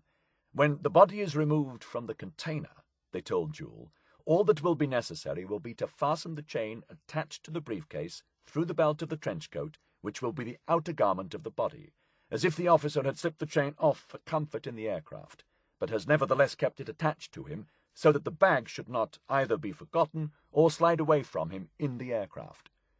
Jewel should decide which of the 3 identity cards most closely resembled the dead man in his current state, and put this in his pocket. The body, with life jacket fully inflated, should then be slipped over the side. The inflated dinghy should also be dropped, and perhaps an oar, near the body but not too near if that is possible. Jewel's final task would be to reseal the canister, sail into deep water, and then sink it. If for any reason the operation had to be abandoned, then the body and container should be sunk in deep water, and if it was necessary to open the canister to let water in, care must be taken that the body does not escape. A signal should be sent with the words, "Cancel Mincemeat." If the drop was successful, then another message should be sent, "Mincemeat completed." Jewel noted that the 2 intelligence officers seemed utterly absorbed by the project, and had obviously had a pleasant time building up a character. Before the meeting broke up, Montagu asked the young submariner if he would like to contribute, in a small way, to making a life for the Major of Marines. A nightclub ticket was needed for the dead man's wallet. Would Lieutenant Jewel care to spend a night on the town, and then send over the documentary evidence? "I had the enjoyment of going around London nightclubs on his ticket," said Jewel. It was an enjoyable period. While Joule returned north with his new operational orders and a slight hangover, another telegram was dispatched to General Eisenhower in Algiers. Mincemeat sails 19th April and operation probably takes place 28th April, but could, if necessary, be cancelled on any day up to and including 26th April. If all went according to plan, Major Martin would wash up in Spain on or soon after April 28th, where an extraordinary reception was being prepared for him by Captain Alan Hilgarth, naval attaché in Madrid, spy, former gold prospector, and, perhaps, inevitably, successful novelist. Chapter 11. Gold Prospector. In his 6 novels, Alan Hilgarth hankered for a lost age of personal valour, chivalry, and self-reliance. Adventure was once a noble appellation borne proudly by men such as Raleigh and Drake, he wrote in The War Maker, but it is now reserved for the better-dressed members of the criminal classes.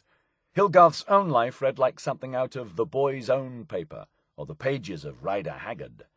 The son of a Harley Street ear, nose, and throat surgeon, Hilgarth had entered the Royal Naval College at the age of 13, fought in the First World War as a 14-year-old midshipman. His first task was to assist the ship's doctor during the Battle of Heligoland Bight by throwing amputated limbs overboard, and skewered his first Turk with a bayonet before his 16th birthday. At Gallipoli he found himself in charge of landing craft, as all the other officers had been killed. He was shot in the head and leg and spent the recovery time learning languages and cultivating a passion for literature. Hilgarth was small and fiery, with dense bushy eyebrows and an inexhaustible supply of energy. He was also an arbophile. He loved trees and was never happier than in forest or jungle. In 1927, Evelyn Waugh recalled his first meeting with a young man called Alan Hilgarth, very sure of himself, writes Shockers, ex-sailor. By this time, Hilgarth had embarked on a second career as a novelist, a third as advisor to the Spanish Foreign Legion during the uprising of the Rif tribes in Morocco, and a fourth as a king's messenger, carrying confidential messages on behalf of the government. But it was Hilgarth's 5th career, as a treasure hunter, that defined the rest of his life, and the next stage of Operation Mincemeat. In 1928, Hilgarth met Dr. Edgar Sanders, a Swiss adventurer born in Russia and living in London, who told him a most intriguing story. Sanders had travelled to the interior of Bolivia in 1924, lured by legends of a vast hoard of gold, the treasure of Sacambaya, mined by the Jesuits and hidden before they were expelled from South America in the 18th century. Sanders showed Hilgarth a document given to him by one Cecil Prodgers, a Boer War veteran and rubber tapper, who claimed to have obtained it from the family of an elderly Jesuit priest.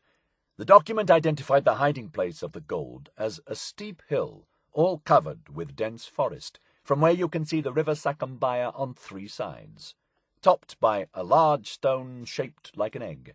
Beneath the stone, according to the account, lay a network of underground caverns that took 500 men 2½ years to hollow out.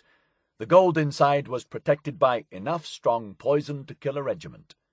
Sanders claimed to have found the site amid the ruins of a once great Jesuit colony at a place called Inquisivi, deep in the remote Kimsa Cruz range of the eastern Andes. Nearby, Sanders claimed to have found hundreds of skulls, reputed by the local Indians to be those of the slaves who were engaged in burying the treasure, and then massacred by the Jesuits to prevent them divulging the secret. A squarish man with conspicuously high cheekbones and hard slate eyes, Sanders was clearly fanatical in his quest, and utterly convincing. In a final flourish, he laid out his scientific proof. A German scientist named Charles Gladitz, of the New Process Company of Southall, Middlesex, claimed to have discovered that metals, including gold, give off rays that record themselves on a photographic plate of the ground under which this mineral lies. Gladitz had examined Sanders's photographs of the site and declared unequivocally that this was the definite location of a strong gold source. Sanders believed the Jesuits had created the underground cavern by tunnelling from the riverbank, but the water table had since risen, and getting to the entrance would require large pumps, digging equipment, a lot of money, and a great deal of sweat. Sanders invited Hilgarth to join him in what promised to be the greatest treasure hunt of all time. the 28-year-old accepted without hesitation. The Macintyre Exploration Company was duly formed.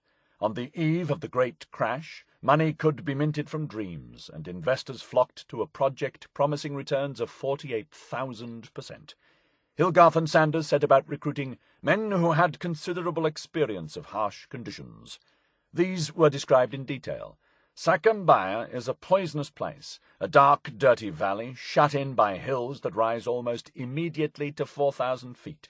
It is either very dry, or you are flooded out. It is generally very hot by day and pretty near freezing at night. It abounds in bugs, fleas, flies, ants, mosquitoes, sandflies, rattlesnakes, and other kinds of snakes. It is famous among Indians as a plague spot of malaria. There are also skunks.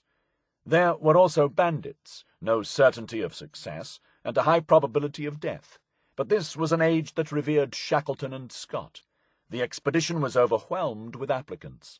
Some 24 men were chosen on the basis of expertise, resilience, and amusement value, including a photographer, an expert Serbian miner called Joe Polkan, and, crucially, a doctor. An American engineer named Julius Nolte would be picked up en route in Bermuda. On March 1st, 1928, the expedition set sail from Liverpool on the first stage of the 9,000-mile journey from England to Macintyre. The 40 tons of equipment stashed in the hold included 2 Morris 6-wheel tractors, 4 vast compressors to drive the pneumatic hoists, picks, spades, and drills, 2 pumps, 6 cranes, a petrol motor, winches, electric light plants, forges, tents, mosquito nets, and a circular saw to cut wood for the railway that would have to be built at the other end. Dr. P.B.P. Mellows of St. Bartholomew's Hospital brought, in addition to the usual medical supplies, 28,000 quinine tablets to fight malaria and 5,000 aspirin. Hilgarth purchased 20 rifles and 20 automatic pistols, 4 shotguns, 2 automatic rifles, and enough ammunition to start a small war, as protection against the often extremely unpleasant individuals with whom one is always liable to come in contact in such places. At sea, the captain of the SS Orcoma threw a celebratory dinner, consisting of coupe de viveur à la moelle, filet de sole Macintyre, and biscuits glacés inquisivi.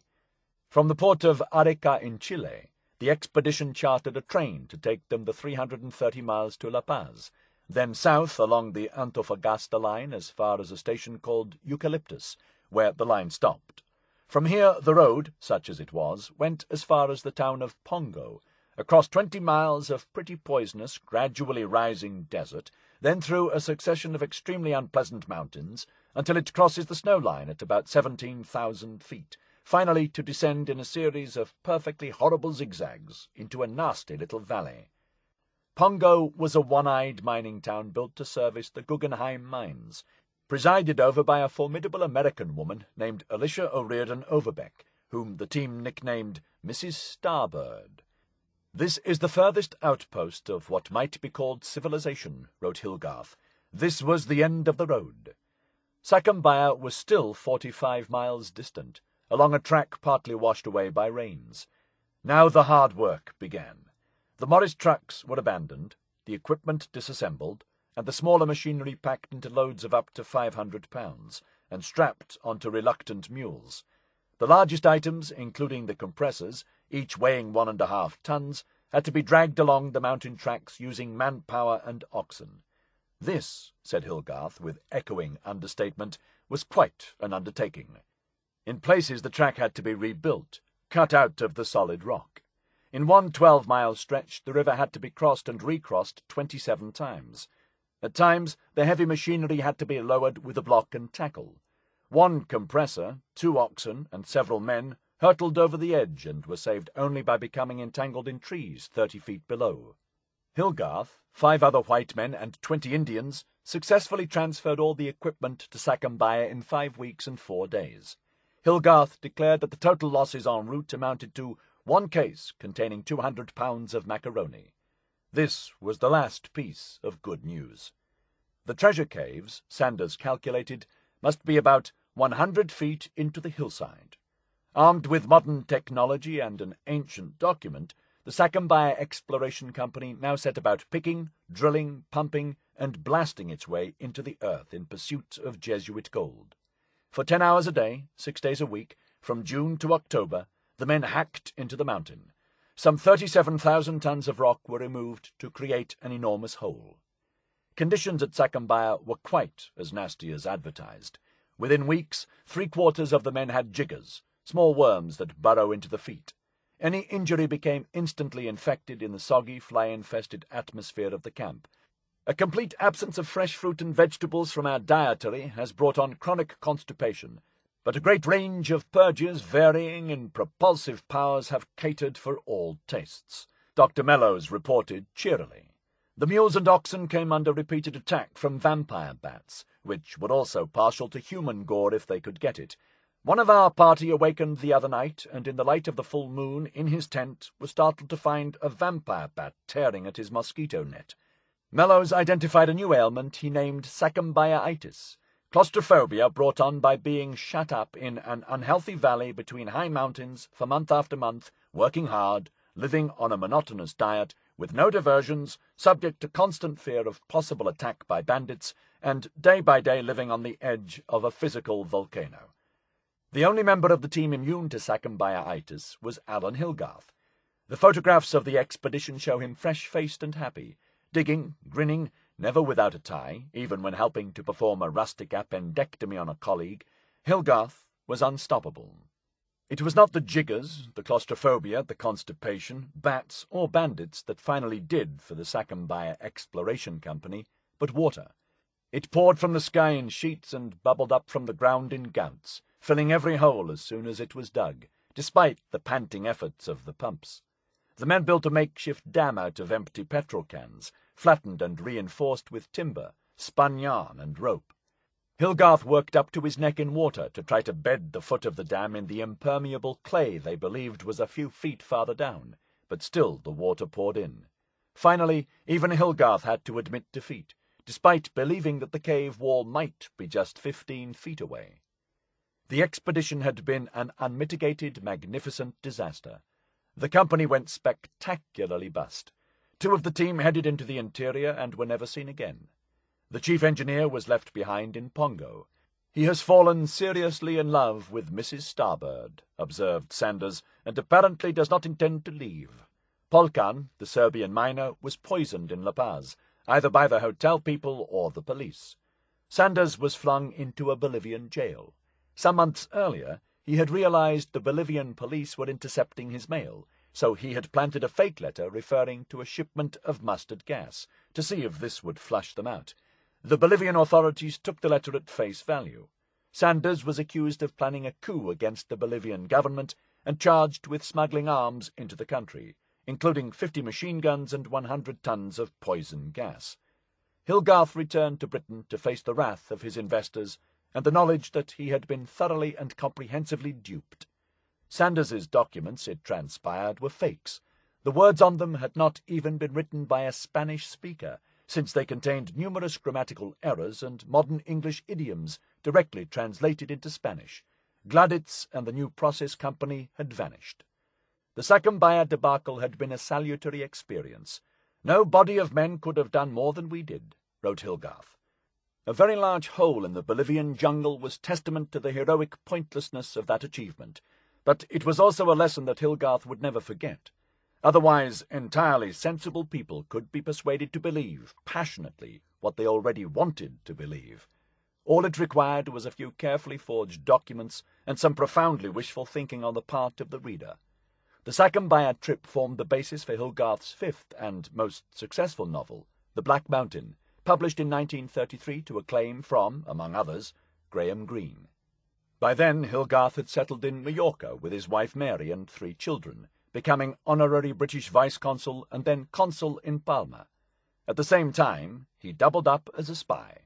On the eve of the Spanish Civil War, Winston Churchill met Hilgarth in Mallorca, on his way to a holiday in Marrakesh. They got on famously. When Clementine Churchill complained about the smell of the drains at their hotel, Hilgarth invited the Churchills to stay at his picturesque villa, Son Torreya. Hilgarth played a pivotal role as a go-between during the Spanish Civil War, helping to arrange prisoner swaps between the two sides, and successfully ensuring the bloodless handover of Minorca to Franco's forces in 1939. The commander of nationalist forces in the Balearic Islands was Rear Admiral Salvador Moreno Fernandez, and it was through him that Hilgarth arranged for the Republican forces to leave the island, thus averting, in Hilgarth's words, an intense bombardment which would have caused some 20,000 deaths. Hilgarth's prolonged negotiations with Moreno, a convivial and subtle politician, marked the start of a most fruitful partnership. When Captain John Godfrey of HMS Repulse wanted to dock in Barcelona, it was Hilgarth who ensured, through his navy contacts with Franco's regime, that the British ship did not come under air attack. As the newly appointed Director of Naval Intelligence at the start of the war, Godfrey remembered Hilgarth and recommended his promotion to naval attaché in Madrid. It was an inspired appointment to a most difficult and sensitive job. Neutral Spain was pivotal to British interests, the key to the Mediterranean and Gibraltar. With the fall of France, there were German troops on Spain's border. Franco was in debt to both Italy and Germany for arms. Would he side with the Axis powers, and if he did not, and Spain remained non-belligerent, would Hitler invade? Hilgarth's role was to combat Nazi influence, stymie German sabotage efforts, prevent U-boats from refueling and resupplying at Spanish ports, and countering the pro-Axis phalange within Franco's government. With Ian Fleming, he helped to plan the campaign of sabotage and guerrilla war that would erupt if Spain was invaded, codenamed Operation GoldenEye, the name that Fleming would eventually bestow on his Caribbean home. British policy required a nuanced approach, and Hilgarth's reports showed how well he understood that delicate balance. Franco was anxious to preserve his neutrality and freedom of action, Hilgarth reported, but a decisive German victory over Russia might enable the Phalange to take complete control, and Spain would probably throw in her lot with Germany.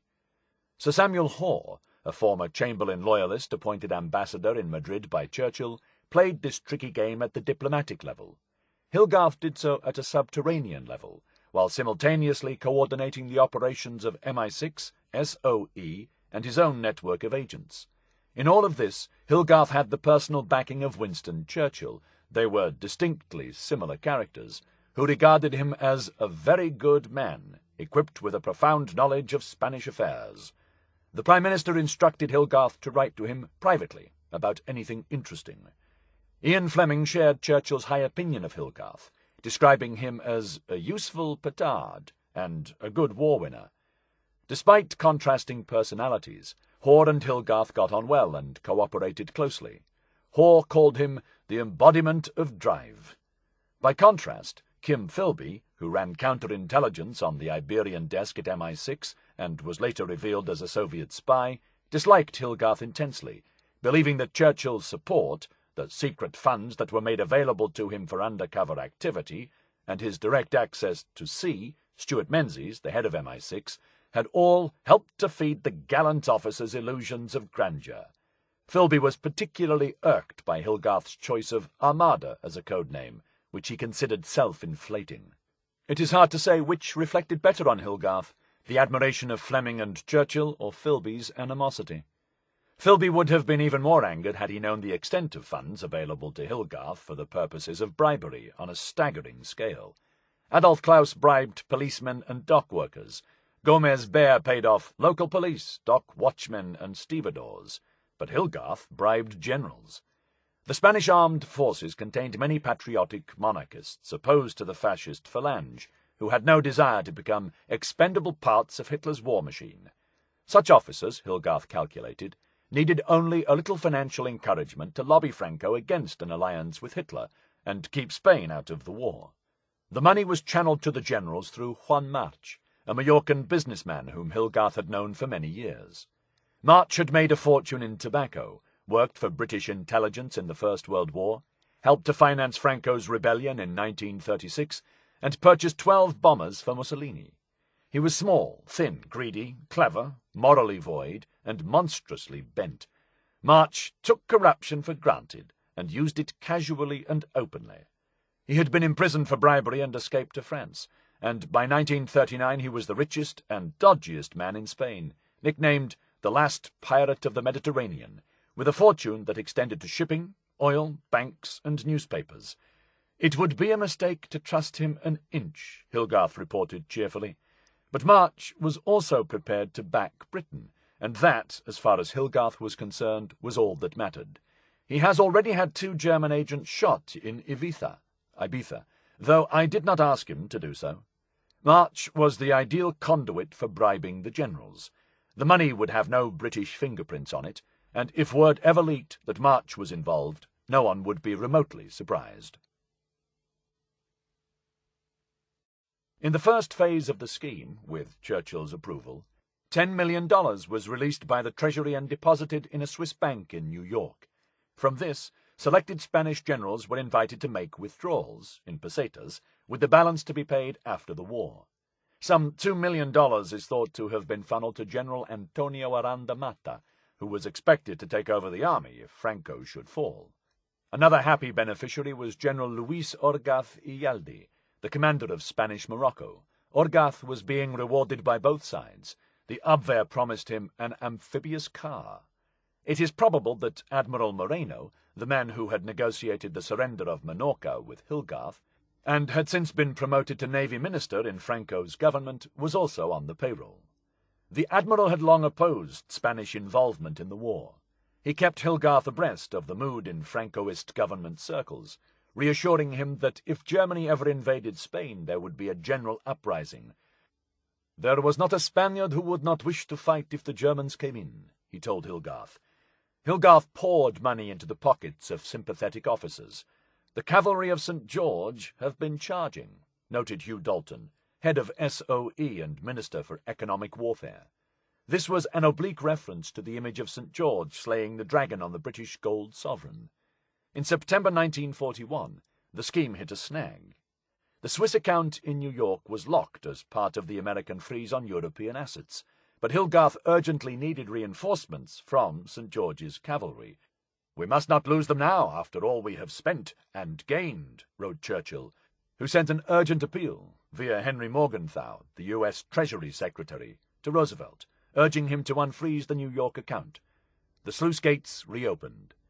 There is no documentary evidence that Roosevelt backed this campaign of corruption and subversion, but as the historian David Stafford notes, his approval can safely be assumed. The bribery scheme continued up to 1943, but whether the cavalry of St. George achieved anything is open to question.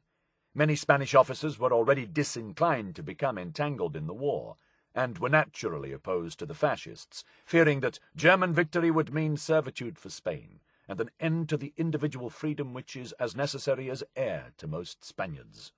Even Hilgarth acknowledged, with the sort of generalization beloved of certain Englishmen, that the Spaniard is xenophobic and suspicious and wants to keep clear of other people's quarrels. The money may simply have made the generals rich, and Juan March even richer, but it certainly reaffirmed Churchill's faith in his Madrid spymaster and paymaster. "I am finding Hilgarth a great prop," he said. Hilgarth possessed, by his own account, a natural sympathy for Spain. "Handling Spaniards is a special technique," he wrote. "Everything in Spain is on a personal basis." He cultivated his contacts like an expert forester planting trees, propagating and nourishing them, metaphorically and literally, with large and lavish dinners. "An intelligence officer," he once remarked, "will be at a very definite disadvantage if he is a teetotaler. A good digestion is also important." Charming, polished, and speaking perfect Spanish, Hilgarth moved effortlessly through the Madrid elite, making contacts with generals, admirals, diplomats, and foreign newspaper correspondents. "Even during the worst of the war, I had little difficulty in maintaining old friendships and making new ones," he recalled later. Hilgarth could call in, or buy in, favours from every level of Spanish officialdom. But perhaps his most useful agent, whom he ran in tandem with MI6, was Agent Andros, a senior officer in the Spanish Navy.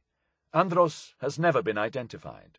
More than 60 years later, under Britain's draconian secrecy laws, MI6 will not divulge the name of the very reliable and well-placed straight agent called Andros, who obtained information of great value.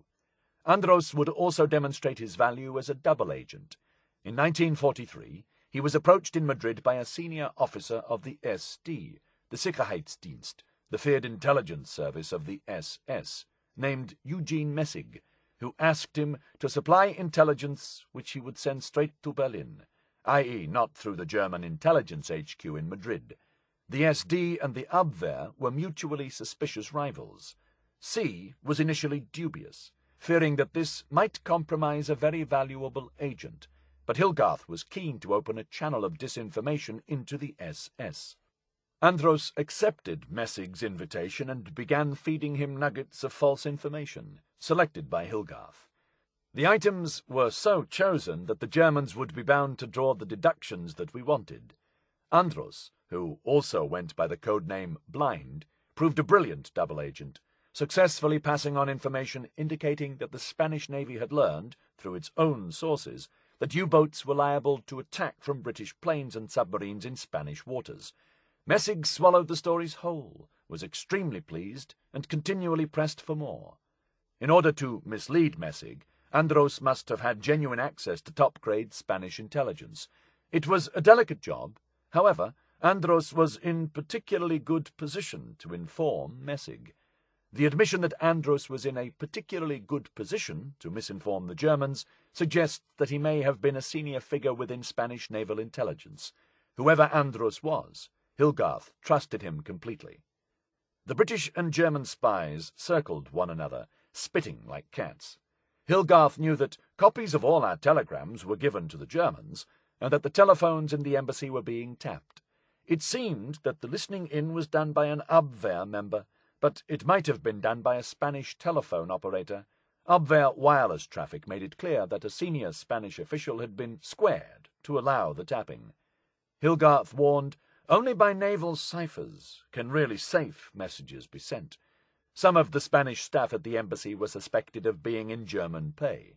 One of the guards at the British embassy was suborned by a woman in German pay, but was intercepted before he could do much damage.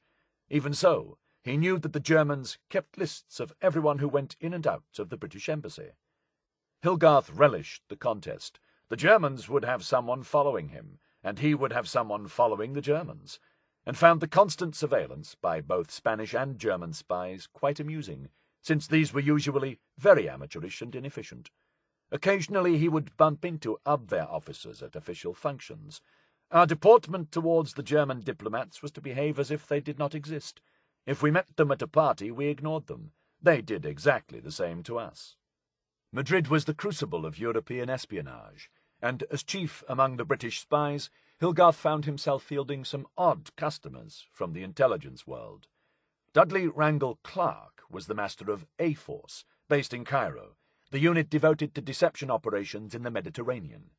As the intelligence officer in overall command of deception for Operation Husky, Clark had been involved at every stage in the build-up to Operation Mincemeat, but Hilgarth had already come across him in a very different guise.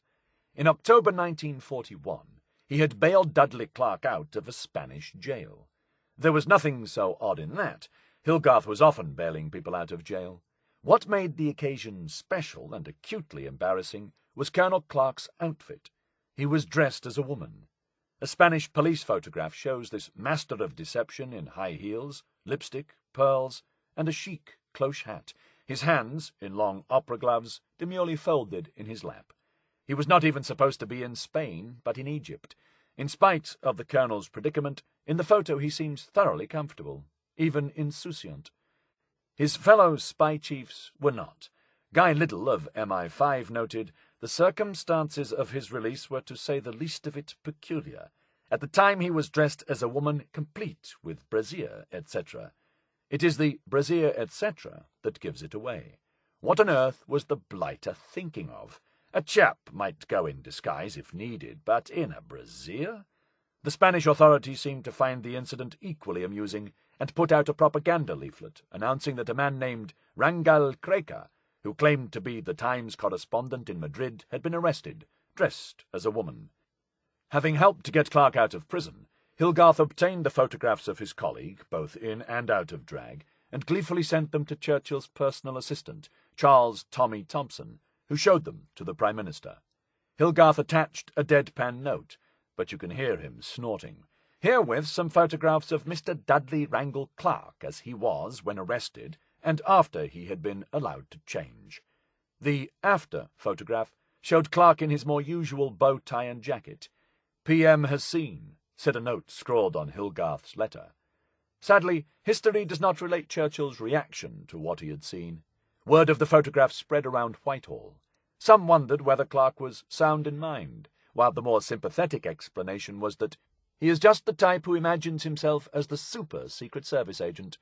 It did his career no long-term damage, but Dudley Clark's strange episode of cross-dressing remains an enduring mystery. By the spring of 1943, following the successful North African campaign, the danger that Spain might join the Axis had receded, and after more than 3 years of playing cat-and-mouse with the Germans, Hilgarth was keen to counterattack. In February 1943, he sent a letter to the Director of Naval Intelligence, declaring, "It is time to pass from the defensive to the offensive. It is time to get tough." Axis submarines were still using Spanish waters. Spanish fishing vessels were being used to spot U-boat targets. German and German-paid saboteurs were preying on British shipping, and the Spanish port authorities were supplying the Abwehr with more or less any naval intelligence they obtained. All of this was in direct violation of Spanish neutrality. Despite repeated British protests, Hilgarth pointed out, the Axis was allowed with little or no interference from the Spanish authorities, and in spite of constant British representations, to establish and maintain observation and reporting stations at vantage points along the Spanish coast. Hilgarth specifically cited the activities of Adolf Claus's older brother Luis in Huelva. The solution Hilgarth proposed was simple and dramatic. "I have found a good man prepared to stick a limpet bomb on one of the larger German ships from a fishing boat on a dark night with rain. The cost of the operation would be 50,000 pesetas, 5,000 before and 45,000 on completion. The bomb would be timed to go off after the enemy ship left harbour.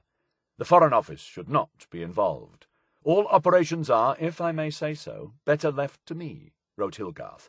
"If anything goes wrong, there is a perfectly good comeback by referring to German sabotage in Spain, and I could always be disowned and officially sacrificed. I am happy to stand the rub, as I feel so strongly that the situation now warrants action of this kind." All Hilgarth wanted was a nod of approval and a bomb. The request was turned down flat. If the Spaniards got wind that the British naval attaché was sticking limpet mines to boats, there would be a diplomatic explosion, possibly undoing all Hilgarth's good work to date. "You and your staff have shown that you are quite able to take care of yourselves, but I am not prepared to take the chance of anything going wrong," wrote Rushbrook, the new Director of Naval Intelligence, adding that an attack on German shipping in Spanish waters was both undesirable and unnecessary. Hilgarth was deeply frustrated, itching to land a blow on his German adversaries, but held in check. The cavalry of St. George had disbanded. He was getting bored. At the very moment Hilgarth's sabotage plan was vetoed, Gomez Baer reappeared in Madrid, fresh from his briefing on Operation Mincemeat, and with new instructions for his boss.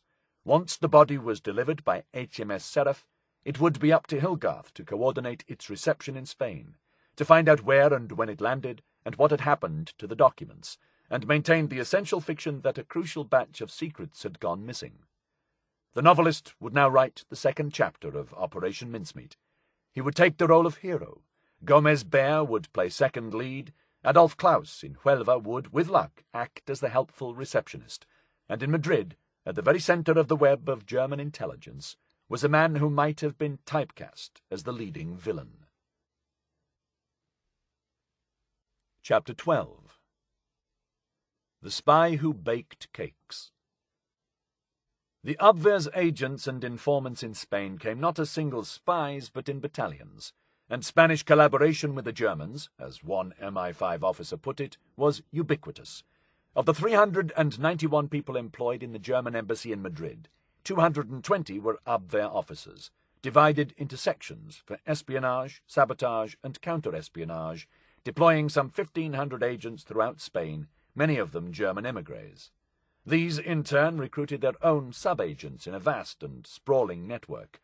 All classes were represented from cabinet ministers to unnamed stewards of cargo ships, according to a wartime intelligence assessment. In the higher ranks there was undoubtedly a genuine ideological sympathy, but at a lower level the transaction was mainly financial, and in a country where so many live at starvation level, recruiting was fairly easy. The quantity of intelligence pouring into the Abwehr's Madrid headquarters, which adjoined the embassy, was so enormous that it required 34 radio operators and 10 secretaries, including Adolf Klaus's cousin, Elsa, and maintained a direct teletype link with Berlin via Paris. Thanks to one of his agents, a senior officer in the Dirección General de Seguridad, the Spanish security service, Alan Hilgarth knew the name, rank, role, and, in most cases, the code name of virtually every Abwehr agent of importance. At Hilgarth's behest, this agent had set up a special section to monitor German espionage. Ostensibly, this was to ensure that the Spanish Ministry of the Interior was kept informed of covert German activities. Indeed, the reports went to the Ministry of the Interior, wrote Hilgarth, but they also came to us. This same informer provided Hilgarth with a complete list of Abwehr personnel in Spain, with particulars on each. Menzies, the head of MI6, authorized Hilgarth to buy the list for a very large sum. Back in London, Philby carped that the price paid by Armada to this precious source was very high indeed. "I had to fight to get an extra £5 a month for agents who produced regular, if less spectacular, intelligence," he complained. But it was worth every peseta, providing British intelligence with a detailed picture of the Abwehr power structure in Spain. Know thine enemy, and then work out how to deceive him. At the head of the Abwehr station in Spain stood Wilhelm Leisner, honorary attaché at the German embassy, who used the code names Heidelberg and Juan. A small, soft-voiced figure and Condor Legion veteran, Leisner had stayed on in Spain, where he ran an import-export firm under the pseudonym Gustav Lenz. Beneath Leisner were Hans Guder, in charge of naval intelligence, Fritz Knapperate, an agent-runner code-named Federico, and George Helmut Lang, known as Emilio. Since the autumn of 1942, the Abwehr's ranks in Spain had also included Major Fritz Baumann, a former policeman seconded by the German army to the sabotage branch of the Abwehr. Baumann was in charge of coordinating attacks on Allied shipping, but he was also an experienced pathologist who had studied forensic medicine at Hamburg Police Academy before the war. An expert in determining the cause of death and the extent of injuries, Baumann had examined hundreds of corpses both before and during the war. But the Abwehr officer who most intrigued Hilgarth was Major Karl Erich Kühlenthal. The MI5 file on this man is 3 inches thick, and more was known about him than about any other German spy in Spain.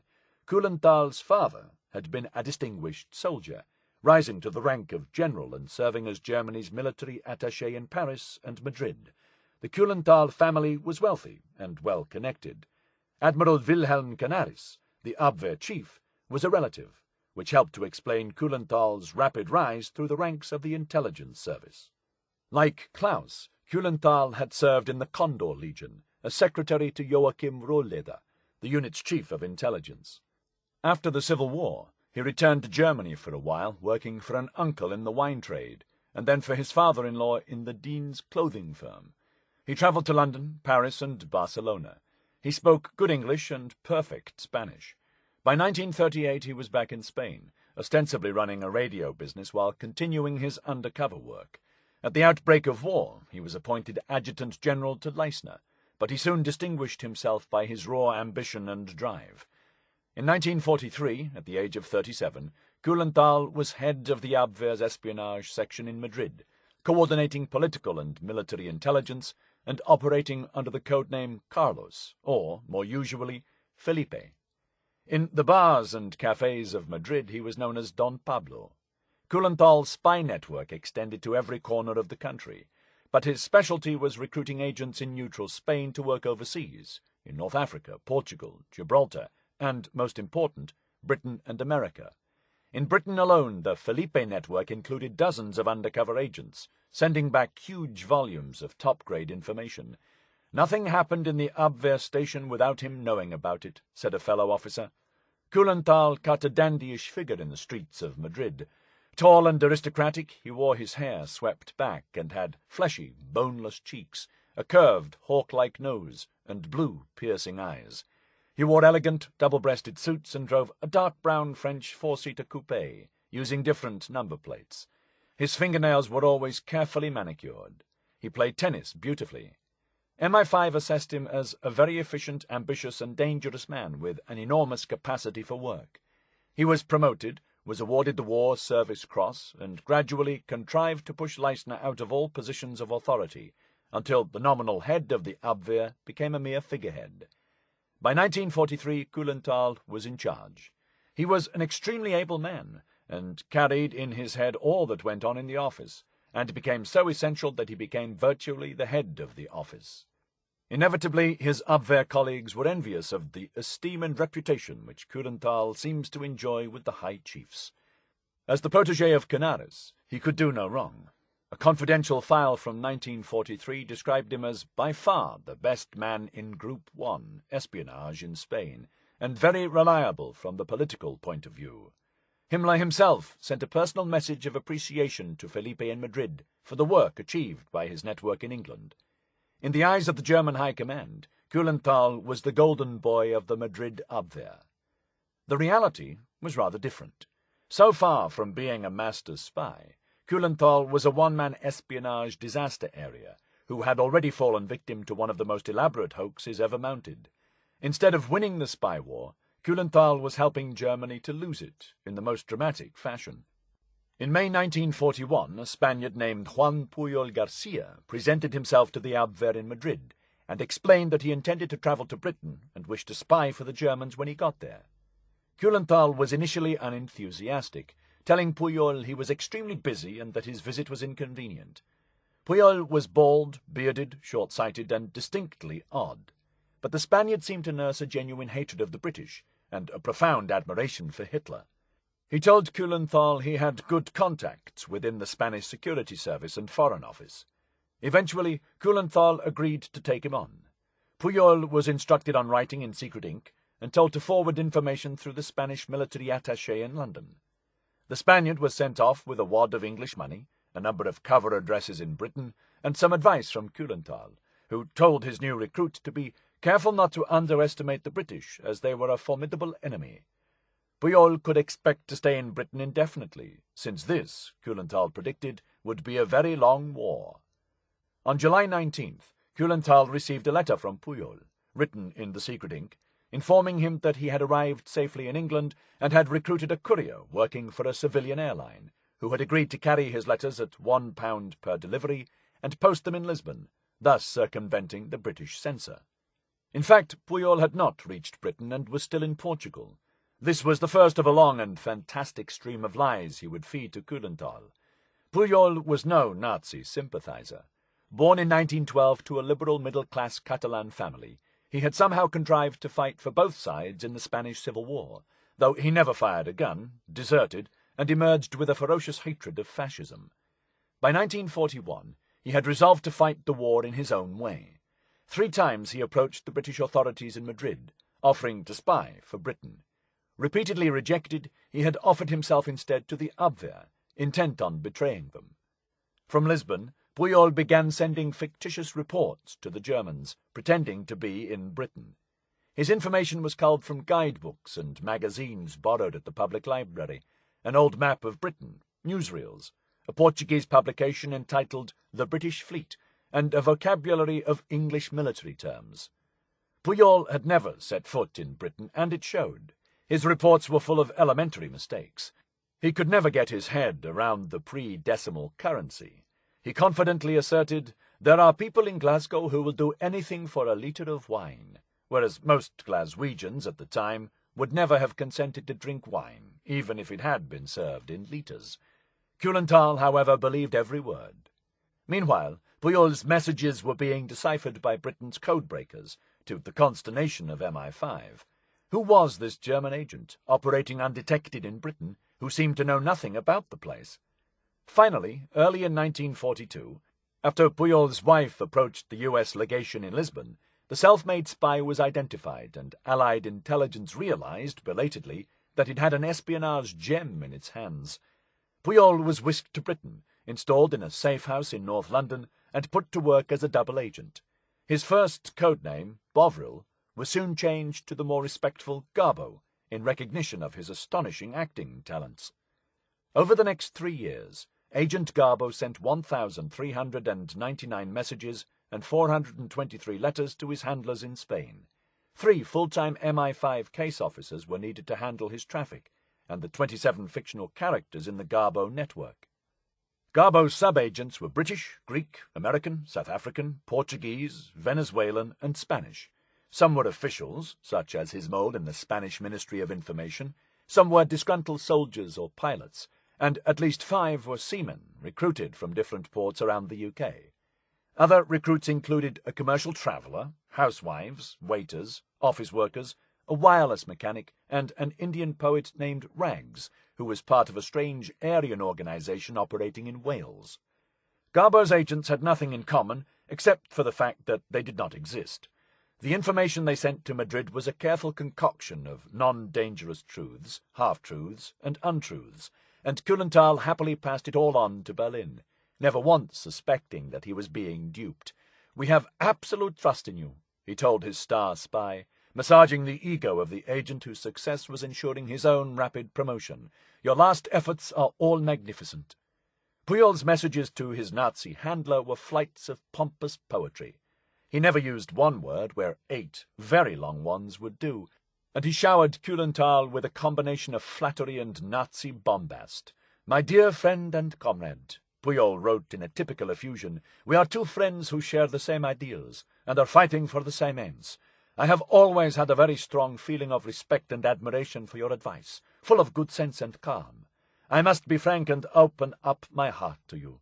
These things can only be dealt with between men of spirit and tenacity, and by people who follow a doctrine, by fighting men and bold combatants.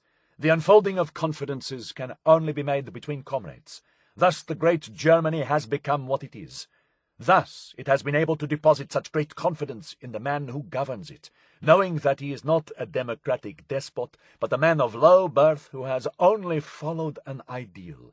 I feel more than ever a sensation of hatred, more than death, for our enemy, and an ever-increasing irresistible urge to destroy his entire existence."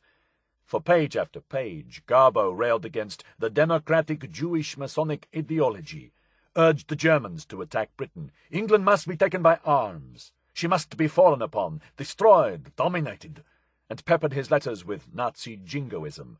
"With a raised arm I end this letter with a pious remembrance for all our dead." Kulenthal swallowed the lot.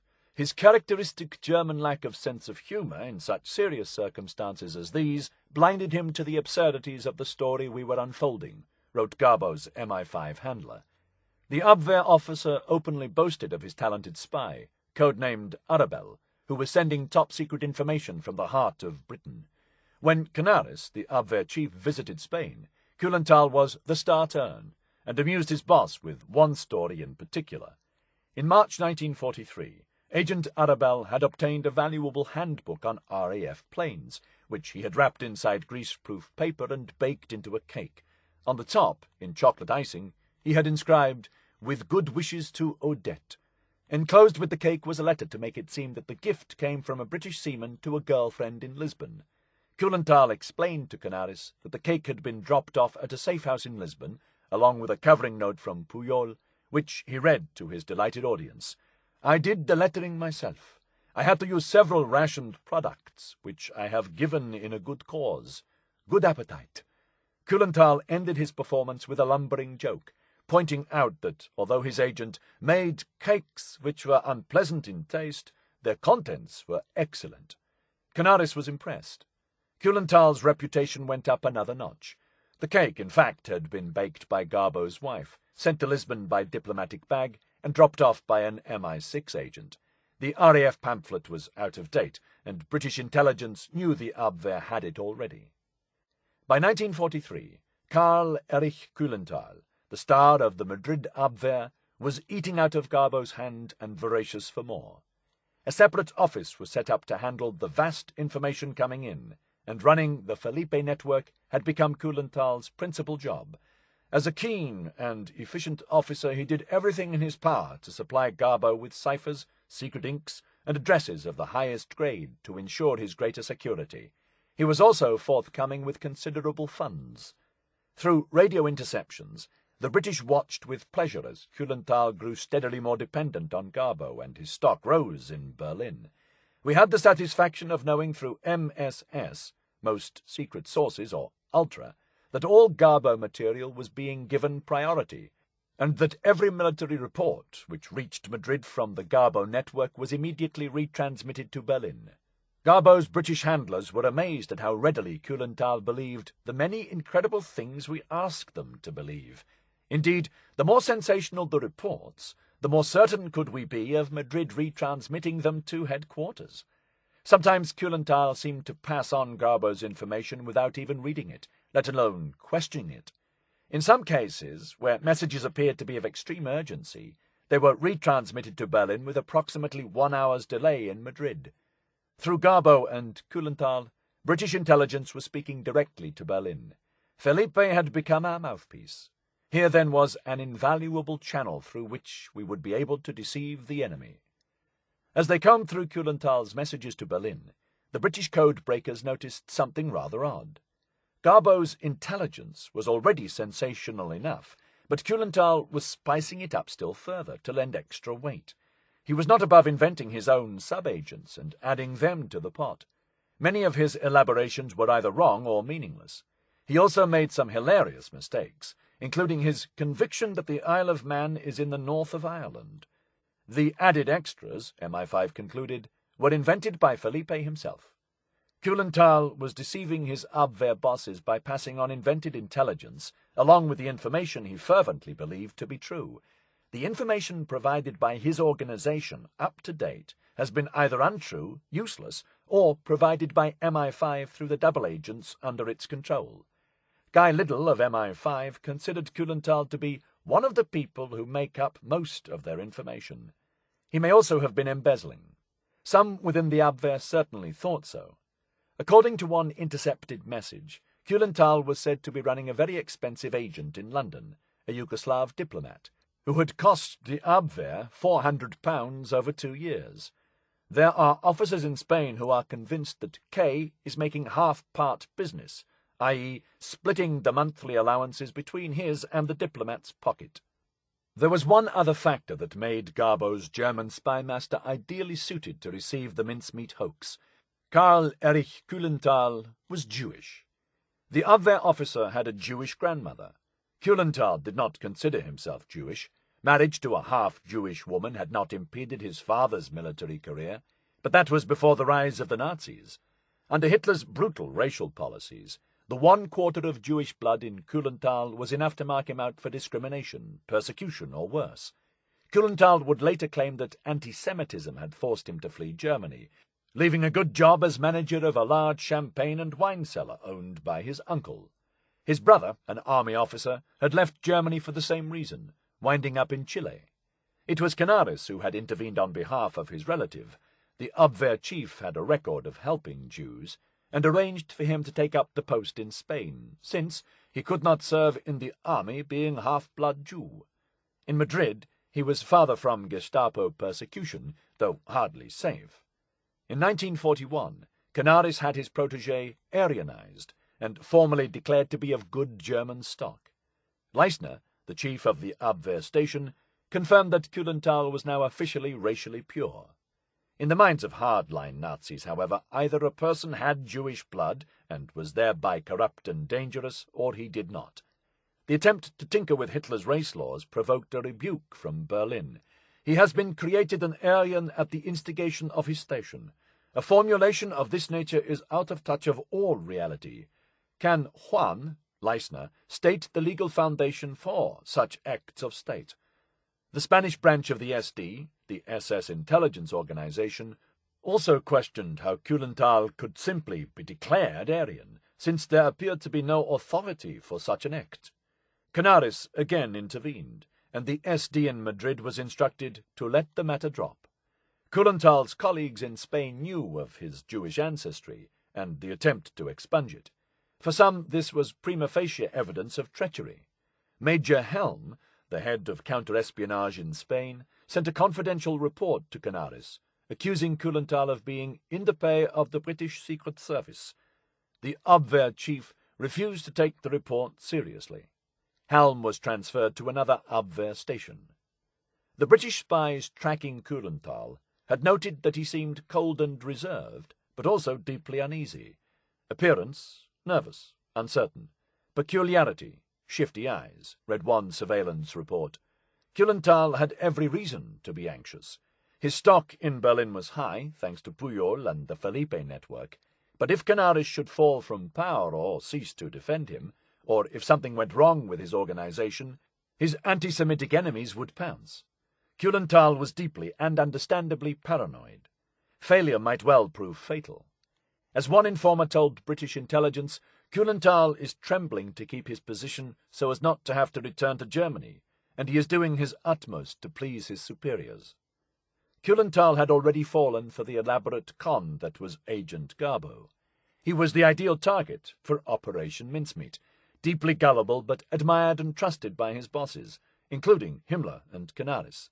Ambitious and determined, but also frantically eager to please, ready to pass on anything that might consolidate his reputation and save him from the fate suffered by others of Jewish blood.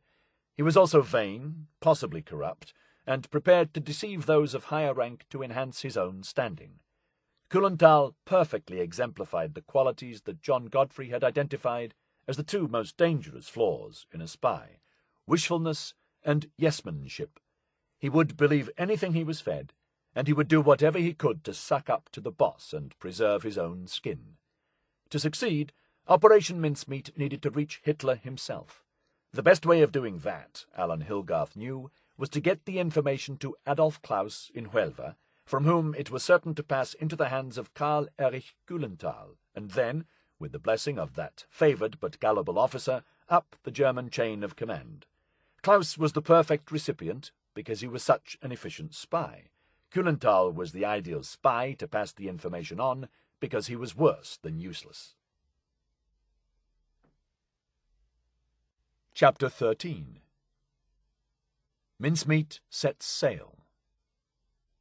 Leverton and Sons, undertakers and funeral directors, began making coffins in the St. Pancras area of London around the time of the French Revolution. For 200 years, the business was passed from father to son, along with the severe and formal cast of countenance required of officials in the death business. By 1943, the custodian of this long tradition, 6 generations on, was Ivor Leverton. His older brother Derek was serving as a major with the Royal Artillery in North Africa, and about to take part in the invasion of Europe that everyone knew was coming. Ivor had breathing difficulties, and had been declared medically unfit for military service. He had therefore been left to run the family firm. Although only 29, Ivor took the traditions of the firm very seriously, ensuring that all clients, rich or poor, were treated with the same solemnity and dignity. But beneath that decorous exterior, like most undertakers, Ivor Leverton was a man of unflappable temperament and a bone-dry sense of humour. He felt a lingering guilt over being unable to fight on the front line. The closest he had come to seeing action was in 1941, when he went to collect a dead body from the Temperance Hospital, and a German bomb came down the chimney, blasting shards of glass through his black Anthony Eden hat. Ivor longed to play his part. He was only too pleased, therefore, to be asked to transport a body, in the middle of the night, in deadly secrecy, as a task of national importance. The request came from Police Constable Glyndon May, an officer working for Bentley Purchase, the St. Pancras coroner. Leverton and Sons did regular business with the coroner, but had never been presented with a job quite like this. I was not to divulge what I was told under the Official Secrets Act, not even to my own family, Ivor wrote in his diary. No record would be made, and we would not be paid a penny. May's request arrived on April Fool's Day, and for a moment Ivor Leverton wondered whether the phone call from St. Pancras Coroner's Court might be dismissed as a hoax. Constable May was entirely serious. Ivor should get a coffin and take it to the mortuary behind the coroner's office, where May would meet him at 1 a.m. on Saturday, April 17th. He should act entirely alone and carry the coffin himself. I was still in fairly good shape, grumbled Ivor, but this was really asking a bit much. Soon after midnight, Ivor Leverton tiptoed downstairs from the flat above the funeral parlour in Eversholt Street, taking care not to wake his wife, and retrieved a hearse from the company garage in Crawley Mews. He then drove to the front of the parlour and manhandled one of the firm's wooden, zinc-lined removal coffins into the back, hoping Pat, the firm's most inquisitive neighbour, would not wake up and spot him wrestling with a heavy coffin in the dark. Glyn May was waiting at the coroner's court. Together, with some difficulty, they heaved the body into the coffin. The dead man was wearing a khaki military uniform but no shoes. Leverton was struck by his height. Leverton and Son's standard coffins measured 6 feet 2 inches inside, but the dead man must have stood 6 foot 4 inches tall, and could not be made to lie flat. By adjustment to the knees and setting the very large feet at an angle, Ivor wrote, we were just able to manage. After an uneventful drive through the deserted city streets to Hackney Mortuary, Leverton helped May unload the coffin, left a passenger in one of the mortuary refrigerators, and returned home. His wife, pregnant with one of the next generation of Leverton undertakers, was still asleep. Hackney had been selected by Bentley Purchase because it was run by a mortuary keeper on whom he could rely not to talk. Later that day, at 6 in the evening, Bentley Purchase met Cholmondeley and Montagu at the mortuary, with Glyn May, the coroner's officer. The body of Glendower Michael was removed from the refrigerator and placed on a mortuary gurney. Nearly 3 months had now elapsed since Michael's death, and during the long period of refrigeration his eyes had sunk into their sockets, and the skin was yellowed from poison-induced jaundice. Otherwise the body appeared to be in a reasonable state of preservation. The life jacket was put over his head and tied around his waist. The yellow military jackets were known as Mae Wests, from rhyming slang for breasts. When fully inflated, the rubber jacket gave the wearer a distinctly busty look, reminiscent, if you happened to be a sex-starved soldier, of the curvaceous film star. The chain was looped around his shoulder, outside the coat and under the Mae West, and securely tied to the belt of the trench coat. It had been assumed that the attaché case would be given to Jewel to clip to the chain at the last moment, but it was found that the canister could accommodate both case and body. The handle of the case was fastened to the end of the chain and placed on the body. Jewel would now only have to insert the documents and tip the body into the water, thus ensuring that it would arrive on shore in a way that made it as easy as possible for the Spaniards or the Germans to remove the bag and chain without trace. The watch, with the winder run down, was set to 2:59 and fastened to the left wrist. With luck, the Germans would assume that the watch had stopped when the imagined Catalina had crashed into the sea. All Major Martin now needed to complete his outfit was footwear, but getting him into his boots proved to be the most difficult aspect of the entire dressing operation. In the extra cold refrigerator, the feet had frozen solid at right angles to the legs. Even when the laces were fully undone, the boots refused to go on, for it is impossible to put on any boot, let alone a stiff army boot, without bending the ankle. Bentley Purchase came up with a solution. "I've got it," said the coroner. "We'll get an electric fire and thaw out the feet only. As soon as the boots are on, we'll pop him back in the refrigerator again and refreeze him." P.C. May went to fetch the single-bar electric heater from the lodge of the coroner's office. There then followed a truly macabre scene, as Montagu attempted to defrost the dead man's feet, and Cholmondeley tried to lever on the boots. Finally, the ankles defrosted sufficiently, and the boots went on, followed by gaiters. Thawing and refreezing was certain to hasten decomposition, but with the gaiter securely buckled, the feet would probably not fall off. It was, said Montagu with feeling, the least pleasant part of our work. Major Martin's wallet, containing the letters from Pam and Father, was slipped into his inside breast pocket. His remaining pockets were filled with all the litter that made up a complete personality. Pencil, loose change, keys, and, in an inspired last-minute addition, 2 ticket stubs for Strike a New Note, a variety show at the Prince of Wales Theatre, starring the music-hall comedian Sid Field. This was another of Cholmondeley's inspirations. HMS Seraph would depart from Holy Loch on Monday, April 19th, and take 10 or 11 days to reach Huelva. The Germans, however, needed to be persuaded that the body had washed up after no more than a week at sea, following an air crash. If the body was found on, say, April 28th, then there must be something in Martin's pockets indicating that he was still in London on April 24th. This was where Sid Field could play his part. Cholmondeley purchased 4 tickets for his new show at the Prince of Wales Theatre on April 22nd, tore off the dated counterfoils of the 2 in the middle, and put them in the pocket of Major Martin's trench coat. We decided Bill Martin and Pam should have a farewell party before he left. This would be their last evening together before the young officer headed to North Africa and certain death.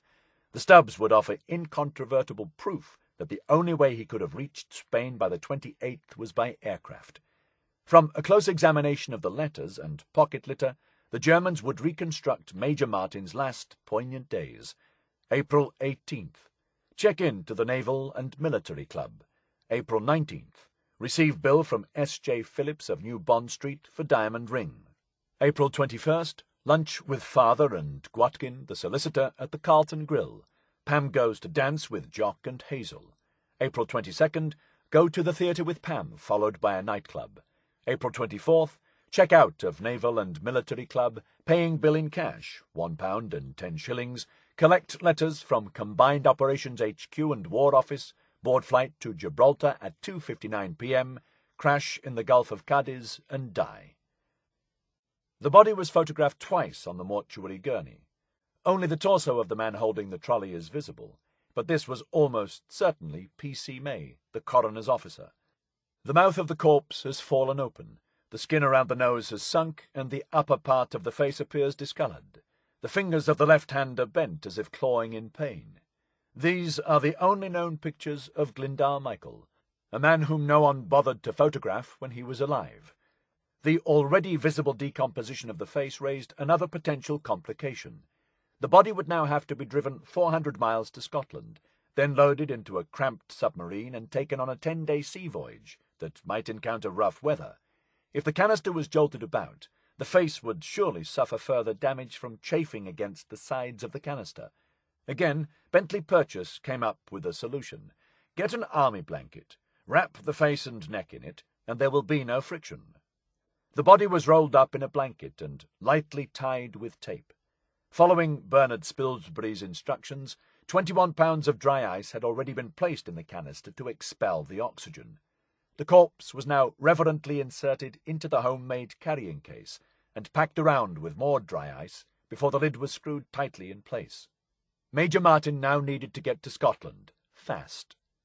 Waiting in the Hackney mortuary parking lot was a Fordson BBE van, with 2 seats in front, fitted with a customised V8 engine. At the wheel was a small man with a neat moustache, wearing civilian clothes. His name was St. John Jock Horsfall, an MI5 chauffeur who also happened to be one of the most famous racing drivers in the country. St. John Ratcliffe Stewart Horsfall was born in 1910 into a Norfolk family of car fanatics. He acquired his first Aston Martin at the age of 23.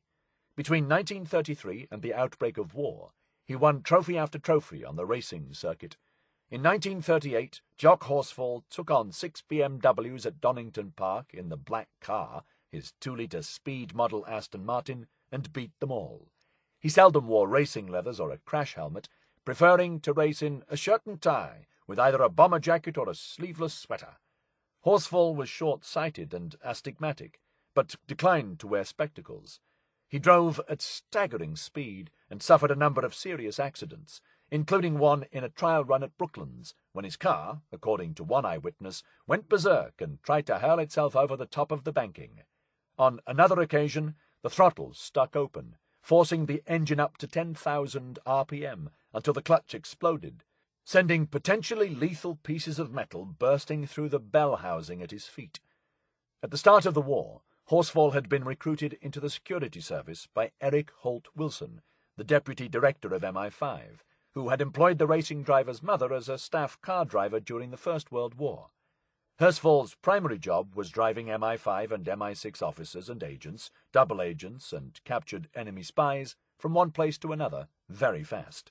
He was also involved in testing the security of naval sites and airfields, and was privy to a good deal of highly classified information. Horsfall knew only that he was to transport to the west of Scotland a canister containing a dead body, which would be used to play a humiliating trick on the Germans. Horsfall was fond of practical jokes. He once wired up a toilet seat to a battery and waited for a girlfriend to use it.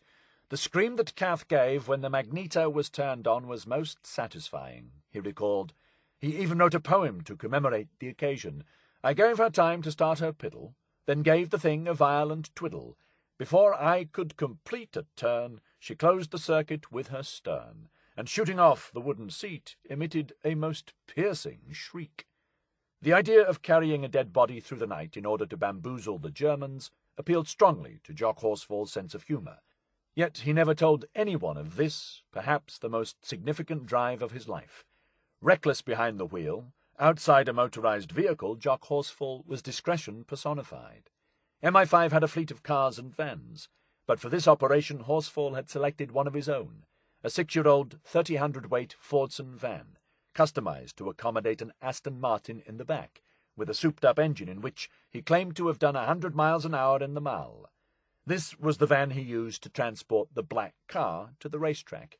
It was past midnight when Montagu, Chumley, and Horsfall loaded the canister into the back. The trio paused for a brief pit stop at Chumley's Mews flat off Cromwell Road, where they ate a light meal, with one of us sitting in the window to make sure that no one stole Major Martin from the van. Even if he was not worth much to the thief, he was valuable to us. It was, Chumley later said, the first time he had ever had supper with a corpse parked in his garage. Chumley's sister, Dotty, prepared some cheese sandwiches and a thermos of hot tea, and at around 2 in the morning the party set off, heading north. Jewel had requested that the additional passenger be brought aboard HMS Seraph no later than midday on April 18th. Horsfall was racing against the clock, his second favourite occupation. Operation Mincemeat almost came to a premature and embarrassing end. On passing a local cinema where a spy film was showing, Jock Horsfall remarked on the much better story they were currently engaged in, became paralysed with giggles, and nearly drove into a tram stop. A little later, the racing driver failed to see a roundabout until too late, and shot over the grass circle in the middle. This is what driving with Jock Horsfall was like, an experience rendered yet more alarming by the need to drive with masked headlights during the blackout. Luckily, there were few other cars about. Montagu and Chumley took turns lying in the back and trying to sleep, as if that were possible when being driven at high speed by a myopic Grand Prix driver with no headlights. This was the closest either came to death in action during the war. It was still pitch dark as they hurtled across the border into Scotland. South of the village of Langbank, on the road between Glasgow and Greenock, along the west side of the River Clyde, they stopped to stretch and eat Dotty's sandwiches. In the pallid dawn light of the Highlands, they posed for photographs beside the van. Jock Horsfall climbed into the back and was photographed drinking a cup of tea perched on the canister with the corpse inside. At Greenock Dock, on the west coast of Scotland, a launch waited to meet them.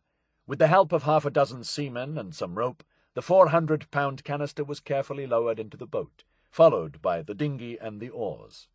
It took only a few minutes to motor to HMS Forth, the depot ship with the submarine lying alongside.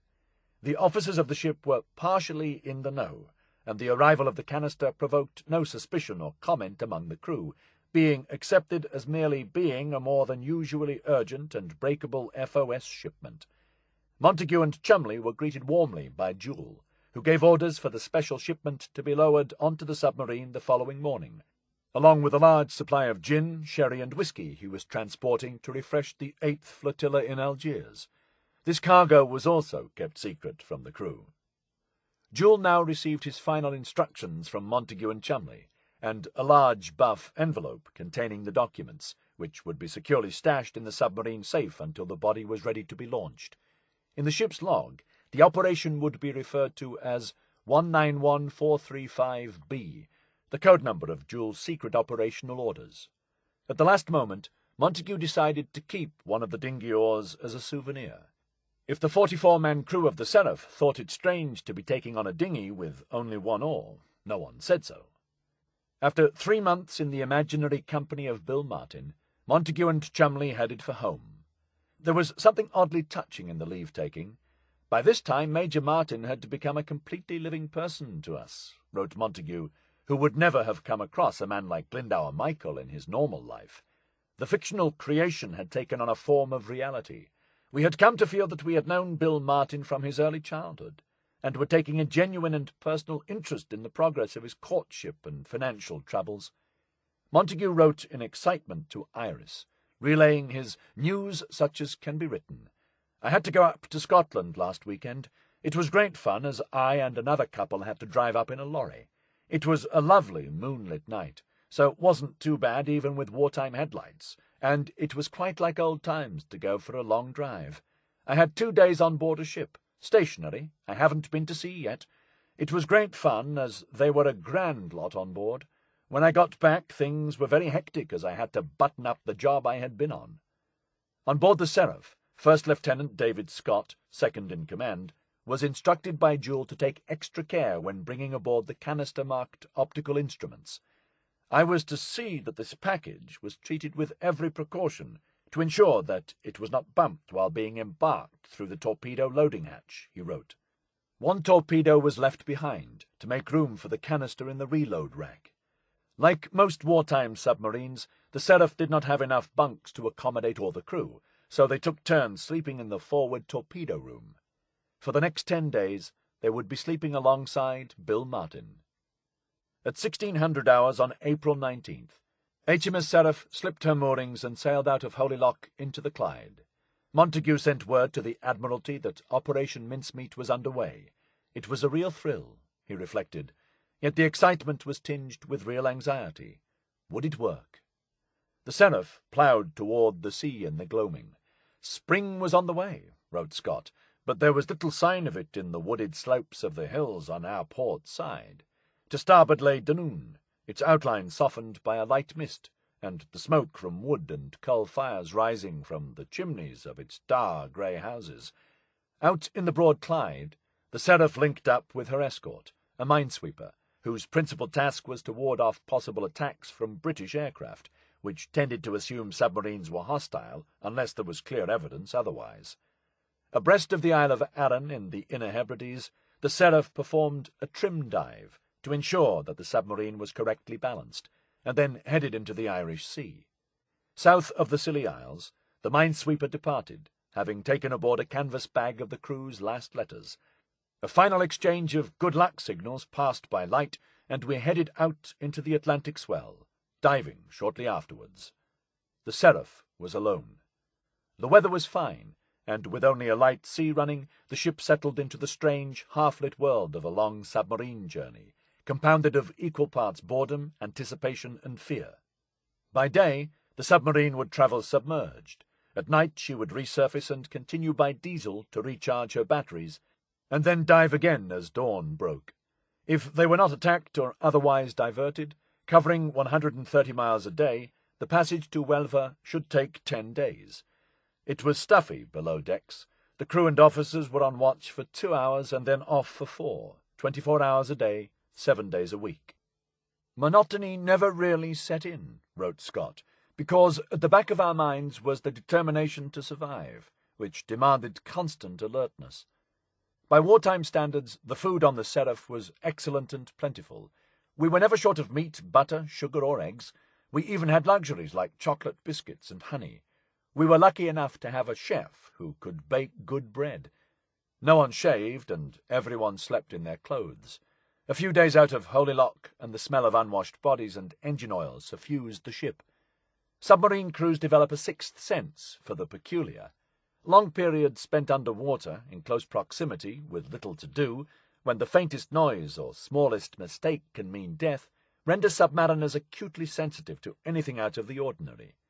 Jewel firmly believed he was the only person aboard with an inkling of the additional passenger, but at least some members of the crew suspected that the strange tubular canister in the forward torpedo room did not contain optical or meteorological instruments. It was a telltale length and oddly heavy. When the submarine lurched, a faint sloshing noise could be heard inside. Crewmen began joking about John Brown's body mouldering in the torpedo rack, and our pal Charlie, the weatherman, coming for a ride. Jewel himself had no idea of the identity of the body, real or fictional. In his mind he too had begun to refer to his passenger as Charlie. Lieutenant Scott lay on his bunk, attempting to read War and Peace, and trying not to think about death. He admired Jewel, considering him the epitome of what a submarine captain should be. Quite fearless, he was invariably cool and calculating. Yet, however brave and astute his commanding officer, Scott knew that he was quite likely to die before his 23rd birthday. At that time, The chances of returning home from a Mediterranean-based submarine were 50-50. Before joining the Seraph, Scott had spent a week in London. On the last day of his leave, his Uncle Jack and recently widowed mother took him to lunch in an expensive restaurant. When the time came to say goodbye, both mother and uncle had tears in their eyes. "I realized with a bit of a shock," he recalled, "that they were thinking they might not see me again." A few feet away, in his own bunk, the commander of the Seraph, Lieutenant Bill Jewell, was not thinking about death. Indeed, in more than 3 years of the most ferocious submarine combat and several irregular and exceptionally dangerous missions, the thought of dying seems never to have crossed his mind. Jewell had been born in the Seychelles, where his father, a doctor, was in the colonial service. He volunteered for submarine work in 1936. The war was already 2 years old when the young lieutenant qualified for command of the newly launched Seraph, an S-class submarine. Shortly after taking command, Jewell fell down the hatch. In 1946, a doctor pointed out that Jewell had broken 2 vertebrae. He fought the entire war with a broken neck. His first patrol, in July 1942, had set the pattern for what followed: extreme danger, a narrow escape, and a certain amount of farce. The Seraph was fired on by an RAF plane but escaped serious damage. Then, in the waters off Norway, Jewell spotted a U-boat and blew it to pieces with a single torpedo. The Seraph's first kill turned out to be a whale. In October 1942, during the run-up to Operation Torch, the invasion of North Africa, Bill Jewell was given his first secret mission, transporting the American General Mark Clark, Eisenhower's deputy, to the Algerian coast for secret negotiations with the French commanders there. The invasion, led by General Patton, was already underway, and the neutrality of the Vichy forces in French Algeria was considered critical if it was to succeed. Many Vichy officers were deeply hostile to the British, following the sinking of much of the French fleet at Mer el-Kebir. Clark faced an extremely delicate situation. Jewell had the equally tricky task of getting him ashore without being spotted. On October 19th, the Seraph and her American passengers arrived at the designated spot, a remote coastal villa some 50 miles west of Algiers. Soon after midnight, Jewell brought the submarine to within 500 yards of the shore, and the American negotiating party disembarked in 4 collapsible canoes, accompanied by a protection squad of 3 British Marines of the Special Boat Service, led by Roger Jumbo Courtney, a former big game hunter with a bashed-in sort of face and a blunt, no-nonsense manner. The all-night negotiations went well, but at one point the visitors were forced to hide in a dusty cellar to avoid an impromptu visit from the gendarmes. Courtney suffered a coughing fit, which threatened to give them away. General Clark passed the choking commando some chewing gum. "Your American gum has so little taste," whispered Courtney, once the spasm subsided. "Yes," said Clark, "I've already used it." When the time came to pick up the party, Jewell brought the Seraph perilously close to shore, until she was almost aground. Clark appears to have been betrayed, and moments ahead of a French raiding party, the general and his party dashed for the boats, paddled through the surf, and scrambled aboard the Seraph. Jewell gave the order to turn tail and then dive. Sir Andrew Cunningham, the addressee of one of the Mincemeat letters and Royal Navy Commander-in-Chief in the Mediterranean, described the joint Anglo-American adventure as a happy augury for the future. Jewell's unflappability had marked him out for secret work, and his next assignment was even stranger: to pick up, from the south coast of France, General Henri Honoré Giraud. A charismatic, self-important, and popular veteran of the Great War, the 63-year-old French general was seen as the only officer able to deliver French North African forces to the Allies. Giraud was hiding out with the French resistance, after having escaped from the Germans. Allied command decided that Giraud could be an important figurehead to galvanize Vichy opposition to the Germans, if he could be safely collected. The mission was codenamed Operation Kingpin. The only problem was that the crusty general, like de Gaulle, was said to entertain a hearty loathing for the British, and had insisted that if he were to be rescued, this must be done by Americans. The Seraph, therefore, would briefly have to adopt a new nationality. An American captain, Gerald Wright, was placed in nominal command. Flying the Stars and Stripes, Seraph duly waited off the coast at Le Lavandou, until Jules spotted the light signals from the shore and sent a boat to pick up Giraud. The French general managed to miss his footing while transferring to the submarine and was hauled aboard dripping wet. To maintain the charade, the crew of the Seraph attempted to adopt American accents and spent the rest of the voyage imitating Clark Gable and Jimmy Stewart. General Giraud, it turned out, spoke English and was not remotely fooled. He was far too proud, however, to acknowledge the trick. In the wake of the North African invasion, the Seraph roamed the Mediterranean, conducting more traditional submarine operations and attacking any and every enemy vessel. In the space of a few weeks, she sank 4 cargo ships destined to supply Rommel's army and disabled an Italian destroyer. Back in Algiers harbour, the piratical Jules raised the Jolly Roger.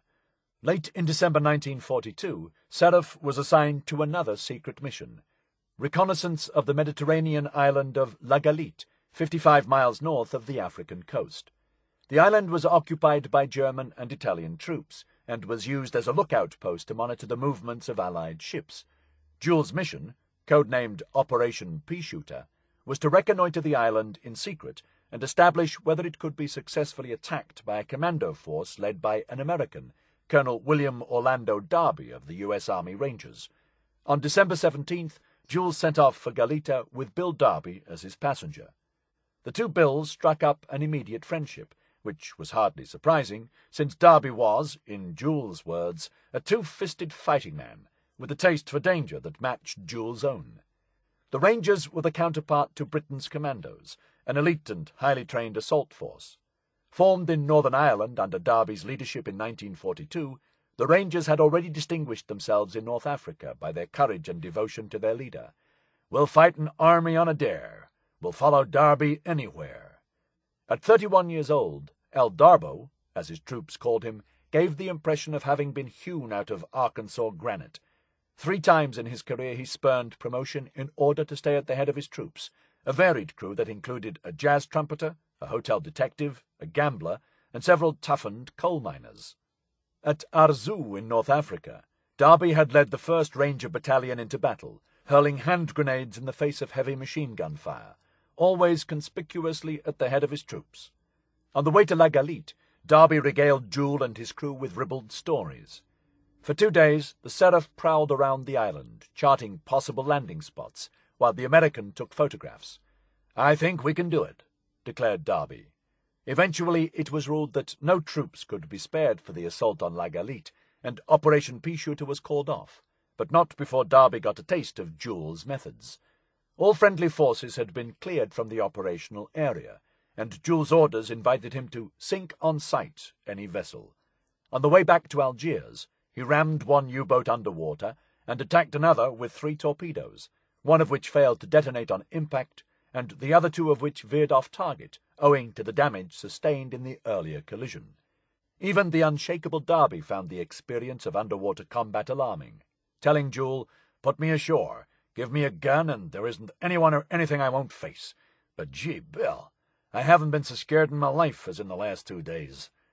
The Seraph had sustained serious damage to her bows, and her crew was suffering from the constant strain, as became apparent when 2 former friends fell out, and one grabbed a large, evil-looking carving knife from the galley and tried to stab the other in the back.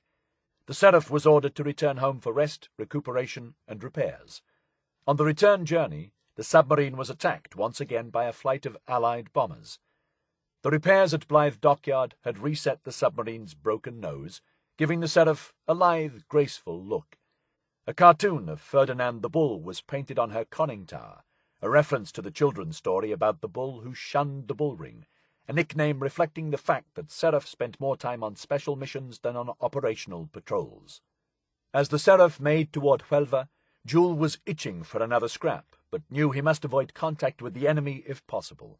"We were told that we were not going to be required to attack anything, as this was more important.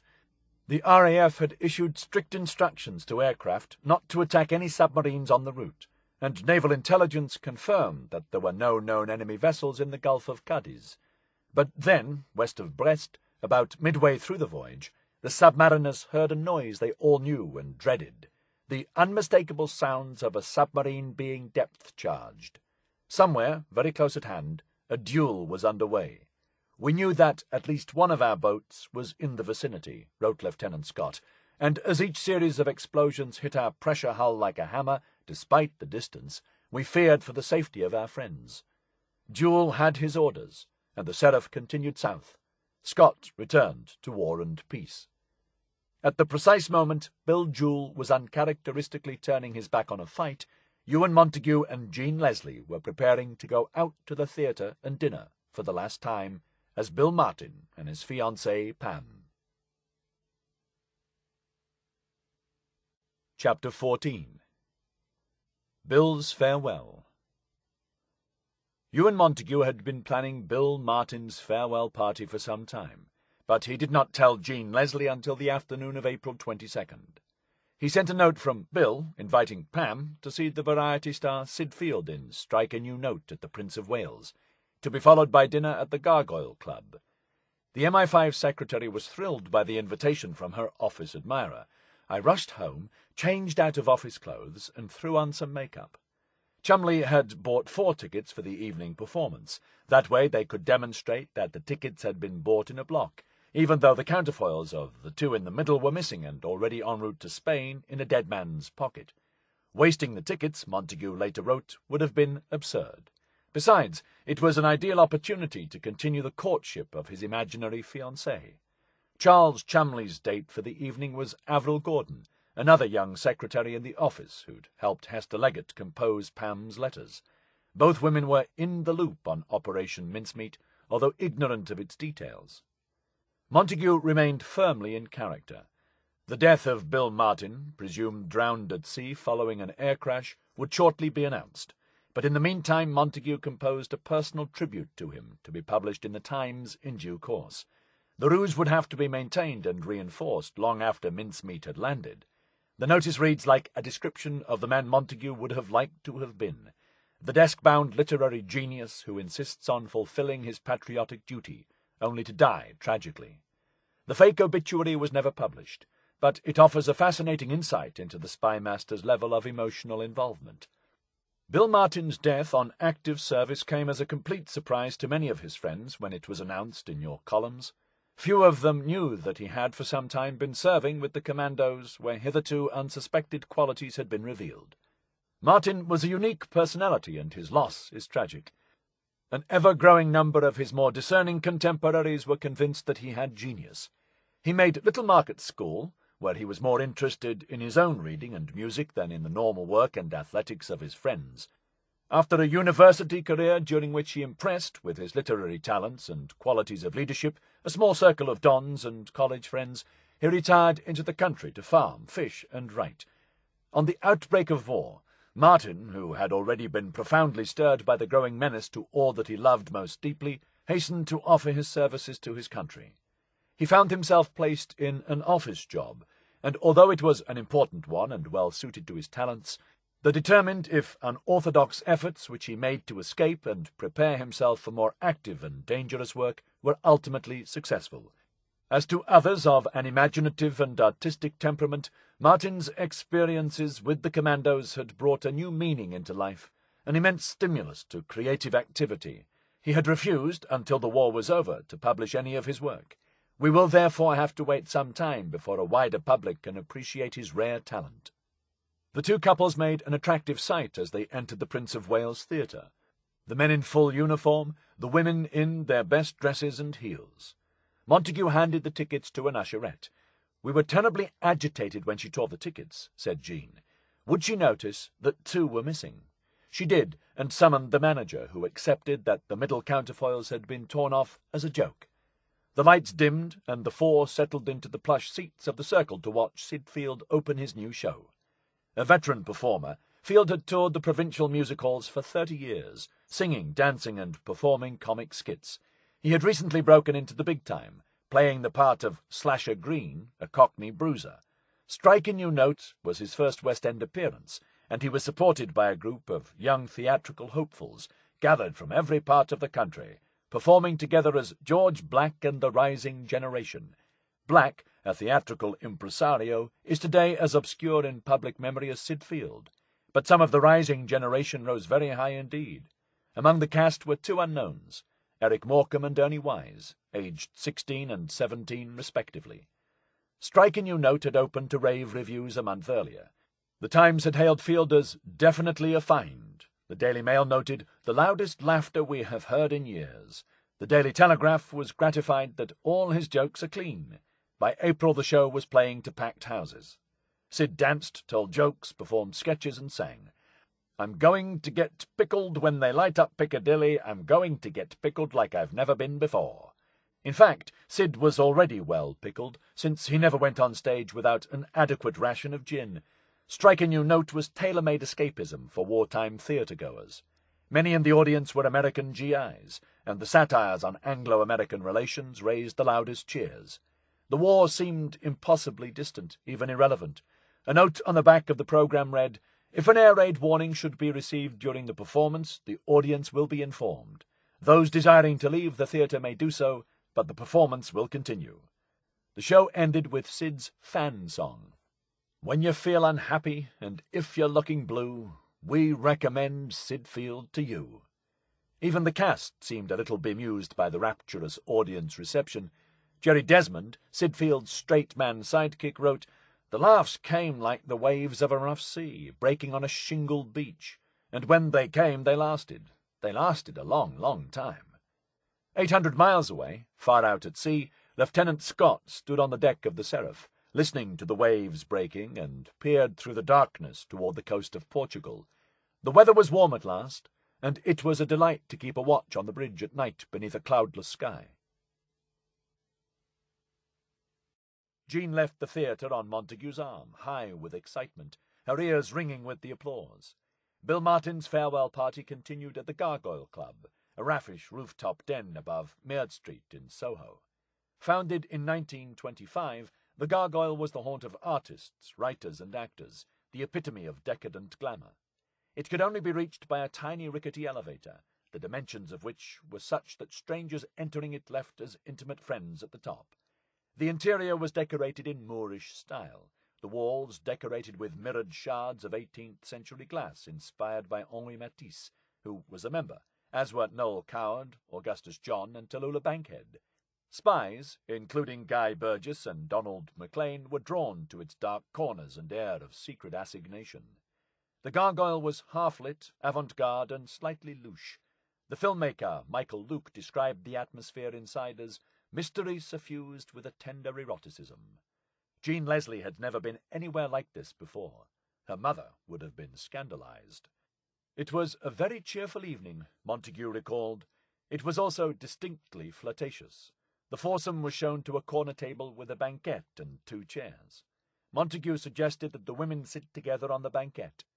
Getting into the dramatic spirit, Avril Gordon remarked playfully, "Considering Bill and Pam are engaged, they are the least affectionate couple I know. They don't even want to sit together at his farewell party before he goes abroad." An American couple eavesdropping at the next table looked round sharply. Warming to his own role, and sensing they were being overheard, Montagu replied that he had only known Pam for a few days before getting engaged to her. "It would be different if Pam and I knew one another better," he said loudly. "My boss has said in a letter that although I am quiet and shy at first, I really do know my stuff," a reference to Mountbatten's fake letter to Admiral Cunningham, in which he had used these words to describe Major Martin. It was also a deliberate double entendre. The couple looked daggers at this naval officer, engaged to a young woman on such brief acquaintance, and now joking about his own romantic prowess. The man was clearly a cad. Registering strong disapproval, they got up to dance. Still, if they did not like that sort of suggestive conversation, they should not have come to the Gargoyle Club. The foursome spent the evening drinking and dancing. Chumley proposed a toast to Bill, and they clinked glasses. The men were relaxed and plainly enjoying themselves, but Jean sensed an undercurrent of tension. They kept looking at their watches and saying things like, "I wonder if he's afloat now." She noticed that Ewen Montagu seemed anxious, as if his life were about to change. The next morning, Montagu wrote to Iris as usual, in a tone of forced indifference. "I had to go and take someone officially to the theatre. We went to see a new comedian who has been a lot in the north, but hadn't been in London before. He was called Sid Field and is frightfully funny. A thoroughly good evening." In a few days, the engagement of Pam and Bill would come to its predestined end, and so would the strange parallel bond between a naval officer and his secretary. Montagu, who had been so smitten in the early days of the fantasy, was never quite as flirtatious after the farewell dinner. Lady Swathling's report to Montagu's wife about the suspicious signed photograph on his dressing table had had its intended effect. The letter from Iris demanding an explanation has not survived, but it is not hard to imagine what was in it. Montagu asked a colleague, who happened to be passing through New York, to visit his wife and clarify matters on his behalf. Iris seems to have accepted his explanation. "I am glad that Verrill told you about my doings," he wrote. "I was more nervous of what you might think about the photo and its compromising inscription than what Mother might think." Pam and the girl from the elms disappeared from Montagu's life, but nearly half a century later he was still writing to Jean as Pam and signing himself Bill. As the Seraph neared the drop point, the anxiety level in room 13 rose steadily. We were all very excited, but also worried, and we couldn't tell anyone outside the room what was happening, Pat Traherne recalled. Any number of things might go wrong, and the stakes could hardly have been higher. Although never formally integrated into Operation Barclay, the Mincemeat plan was part of a vast operation to deceive the Germans into believing that the next blow would fall simultaneously in Sardinia and Greece, as a prelude to a major campaign in the Balkans, in order to keep as many German troops as possible away from Sicily and the central Mediterranean.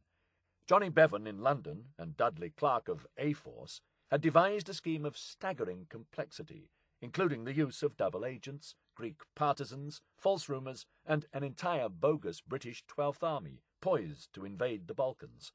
The host assembled at Cyrenaica in Libya, within range of German reconnaissance planes, consisted of dummy landing craft, dummy gliders, and dummy tanks, as well as real anti-aircraft batteries and fighters to be scrambled at the first sign of enemy aircraft, reinforcing the lie. A genuine sabotage operation was planned to concentrate German attention on Greece. Hints of an impending Greek invasion were dropped at diplomatic dinner parties in neutral countries, in the hope that these would filter back to Germany. Greek troops underwent amphibious training in Egypt, calls for Greek speakers were sent out, and Greek drachmas were bought on the Cairo Foreign Exchange. One patriotic Greek managed to remain with a British unit and was no doubt amazed to find himself landing in Sicily instead of his homeland. Leaflets were distributed on hygiene in the Balkans. Similar, though less intensive efforts were made to indicate an impending assault on Sardinia at the other end of the Mediterranean. Fishermen in Algeria were quizzed on their knowledge of Sardinian waters. At the same time, preparations for the real invasion of Sicily were progressing swiftly, with troops assembling at North African ports. If Mincemeat and Barclay worked, then the Germans would see those preparations as elements of Brimstone, the fake plan for attacking Sardinia, and the supposed attack on Greece. The airfields in Sicily would have to be bombed, since, in Montagu's words, no major operation could be launched, maintained, or supplied until the enemy airfields and other bases in Sicily had been neutralized. If the plan succeeded, the bombing would be seen as supporting action for the invasions in the eastern and western Mediterranean, and not as a prelude to what they were, a full-scale assault on Sicily itself. Various false dates for an imminent invasion were spread through numerous channels, and then postponed. The false dates were selected to coincide with the darkest lunar periods. That way, it was hoped, the enemy might assume a dark night was the only time to fear an attack, and relax its guard when the moon was high. Operation Barclay was to be, in Clark's words, the peak of the deception effort in the Mediterranean. Operation Mincemeat was only one element in that mighty effort, but it was a pivotal one. If it failed, then all the other elements of the deception might be revealed as part of an enormous fraud, allowing the Germans to reinforce Sicily and see the preparations for invading Greece as the sham they were. As Montagu had warned at the outset, if they should suspect that the papers are a plant, it might have far-reaching consequences of great magnitude. The responsibility weighed heavily on Montagu's shoulders. I had to carry the can and have it on my conscience if anything happened to Seraph. There would be no second chance. John Godfrey, the former boss of naval intelligence, had always insisted that deception was a dish best served piping hot. Intelligence, like food, soon gets stale, smelly, cold, soggy, and indigestible, and when it has gone bad, does more harm than good. If it ever gets into one of these revolting conditions, do not try to warm it up. Withdraw the offending morsel and start again. Once mincemeat went bad, it would have to be discarded. Joule was under no illusions. The smallest hitch, and the operation would be aborted, the body taken to Gibraltar, and the documents handed to the staff officer intelligence, with instructions to burn the contents unopened. Contingency plans were also laid in case matters went awry after the body was launched. On April 22nd, a coded message was sent to the senior intelligence officer in Gibraltar. Operation known as Mincemeat, repeat, Mincemeat, has been mounted. If body is sent to Gibraltar with documents in dispatch case, please advise Robertson MI5 immediately and give opinion whether such documents have, or have not, been tampered with. If such documents come into your hands, they are to be sent complete with seals intact by direct weighted airbag addressed Colonel Robertson MI5. On the evening of April 28th, the Seraph rounded Cape St. Vincent and headed for Huelva. Joule summoned his officers to the wardroom. Seated around the table, in addition to Joule and his second-in-command, David Scott, were Lieutenants Dickie Sutton, John Davis, and Ralph Norris. Taking a large envelope from the safe, Joule proceeded to describe the gist of Operation Mincemeat. As Scott remarked, the contents of the canister came as something of a shock. What seemed to upset him most was the thought that sailors had been sleeping alongside it, possibly using part of it as a pillow. The officers nodded and asked no questions. After dropping off a genial American general in one part of the Mediterranean, picking up a grumpy French one in another, blowing up a whale, and becoming briefly an American submarine, their new mission was just about par for the course.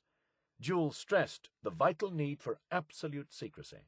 Submariners are notoriously superstitious. When Joule was out of earshot, one of the officers remarked, "Isn't it pretty unlucky carting dead bodies around?" At dawn the next day, just off Punta Umbria, Joule gave the order to dive. For the next few hours he and Scott carried out a close-range reconnaissance of the beach, making sure we knew every landmark. The place seemed all but deserted, with just a handful of fishing huts and a few boats drawn up on the sand. This mission, Scott reflected wrongly, was going to be easy, even enjoyable. The only impediment was a strong offshore wind. Their orders were clear. The operation had to be carried out as near as we could manage to the time of low water, with an onshore wind or no wind at all. Joule decided to wait. The next day turned out to be ideal, Scott wrote. The wind was light and southerly and the sky overcast.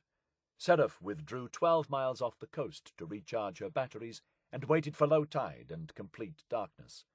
In London, the Admiralty requested the Air Ministry to arrange total bombing restrictions in the area. Naval intelligence reported no known defensive dangers near Huelva. At 1 a.m. on April 30th, the submerged submarine stealthily approached the shore once more. 2 hours later, the Seraph had reached the prearranged spot, 148 degrees off Port del Pilar, and some 8 cables, a little under 1 mile from the beach. "We were just about to surface," Joule said, "when the fishing fleet went over the top of us, going out to collect sardines." Waiting until the boats were well clear, the Seraph surfaced, and Joule surveyed the area with his binoculars.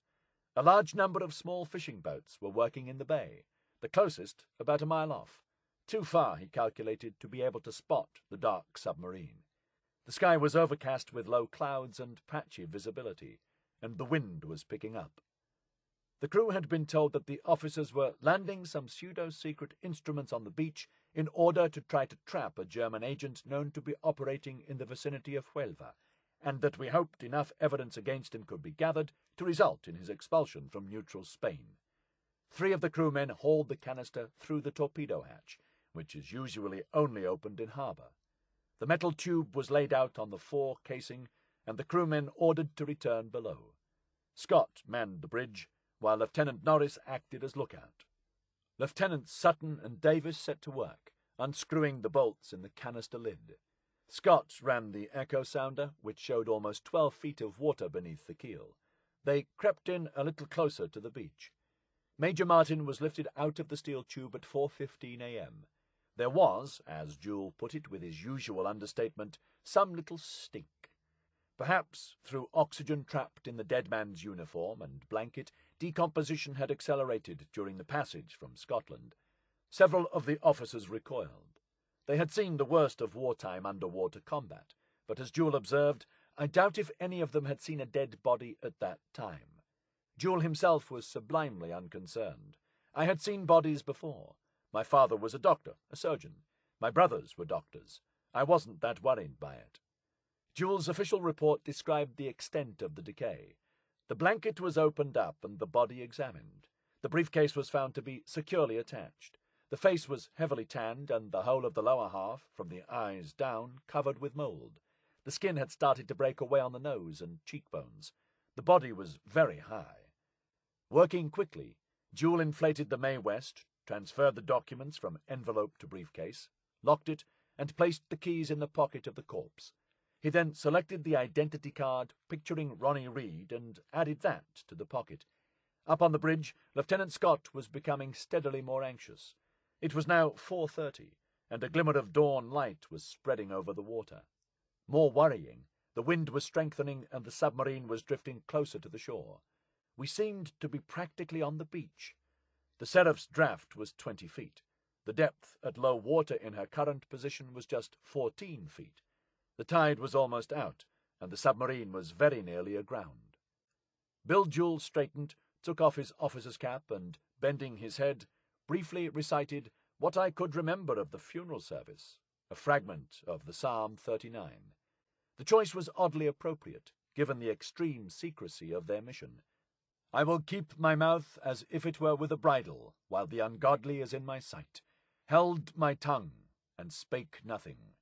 I kept silence, yea, even from good words, but it was pain and grief to me. The three officers then picked up the body and gently slipped it into the sea. Jewell turned to Scott on the bridge and gave the thumbs-up sign. With some relief, Scott jammed the submarine full speed astern. The wash of the screws helped Major Martin on his way. As the submarine headed seaward, Scott could just make out the grey shape, drifting toward the shore. In the official report on the operation, Jewell was praised for steering so close to the beach, even though the submarine had almost grounded. He virtually assured success by approaching as close inshore as he did. A half-mile south, the half-inflated rubber dinghy and oar were thrown overboard, while the officers stuffed the blankets, tapes, and dinghy packaging inside the canister. Still on the surface, powered by the quieter electric motor, Scott steered the submarine into deep, open water. 12 miles out, the Seraph stopped for the last time and the canister was thrown overboard. The seafloor here was 200 fathoms down. The canister would never be found. If, that is, it could be made to sink. Charles Fraser Smith had made Major Martin's capsule too well. Because it had been designed to keep the ice from melting, it had pockets of air all the way around it. The double skin acted as a built-in buoyancy tank. A Vickers gun was brought up from below, and the canister was riddled by fire. Still, it would not go down, and, worse, it was drifting toward the shore. Jewell then handed Scott a .455 service revolver, and instructed him to stand on the foreplanes while Jewell maneuvered the submarine until the canister was directly below him. He did this with his usual skill, Scott wrote, and I fired all 6 shots into the top of the canister. Still the steel tube bobbed defiantly on the surface. It was, Jewell reflected, a hell of a time, and time was now running out. Daylight was fast approaching, and we could see some fishing boats not far off. Jewell opted for radical measures. The steel tube, now resembling a large colander with some 200 bullet holes in it, was hauled back onto the casing and packed with plastic explosive inside and out. The fuse was lit, and the canister lowered overboard, and the submarine hastened to get out of the way. The resulting explosion was exceptionally loud. In Jewell's laconic epitaph, it then disappeared, finally.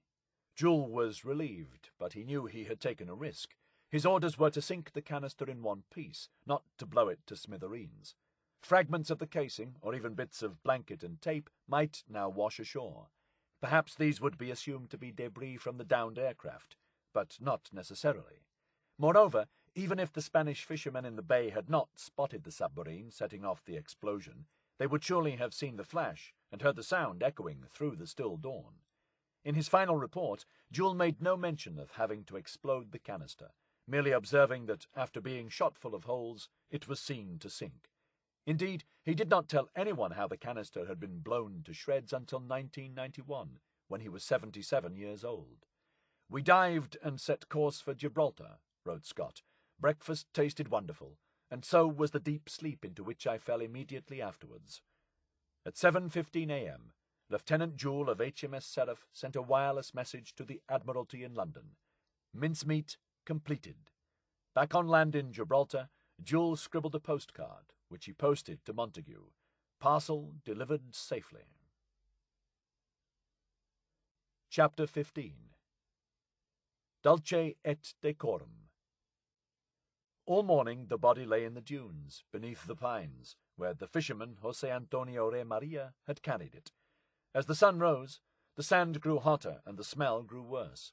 A series of important visitors came to look at the dead man. The officer in command of the 1st Company of the 2nd Battalion of the 72nd Infantry Regiment, in charge of coastal defence around Huelva, who had been drilling his men on the beach before the body was brought ashore, sent word to the police at Punta Umbria. The police duly informed the port authority at Huelva that a drowned soldier had washed up on the beach at La Bota. The case therefore came under the military jurisdiction of the port.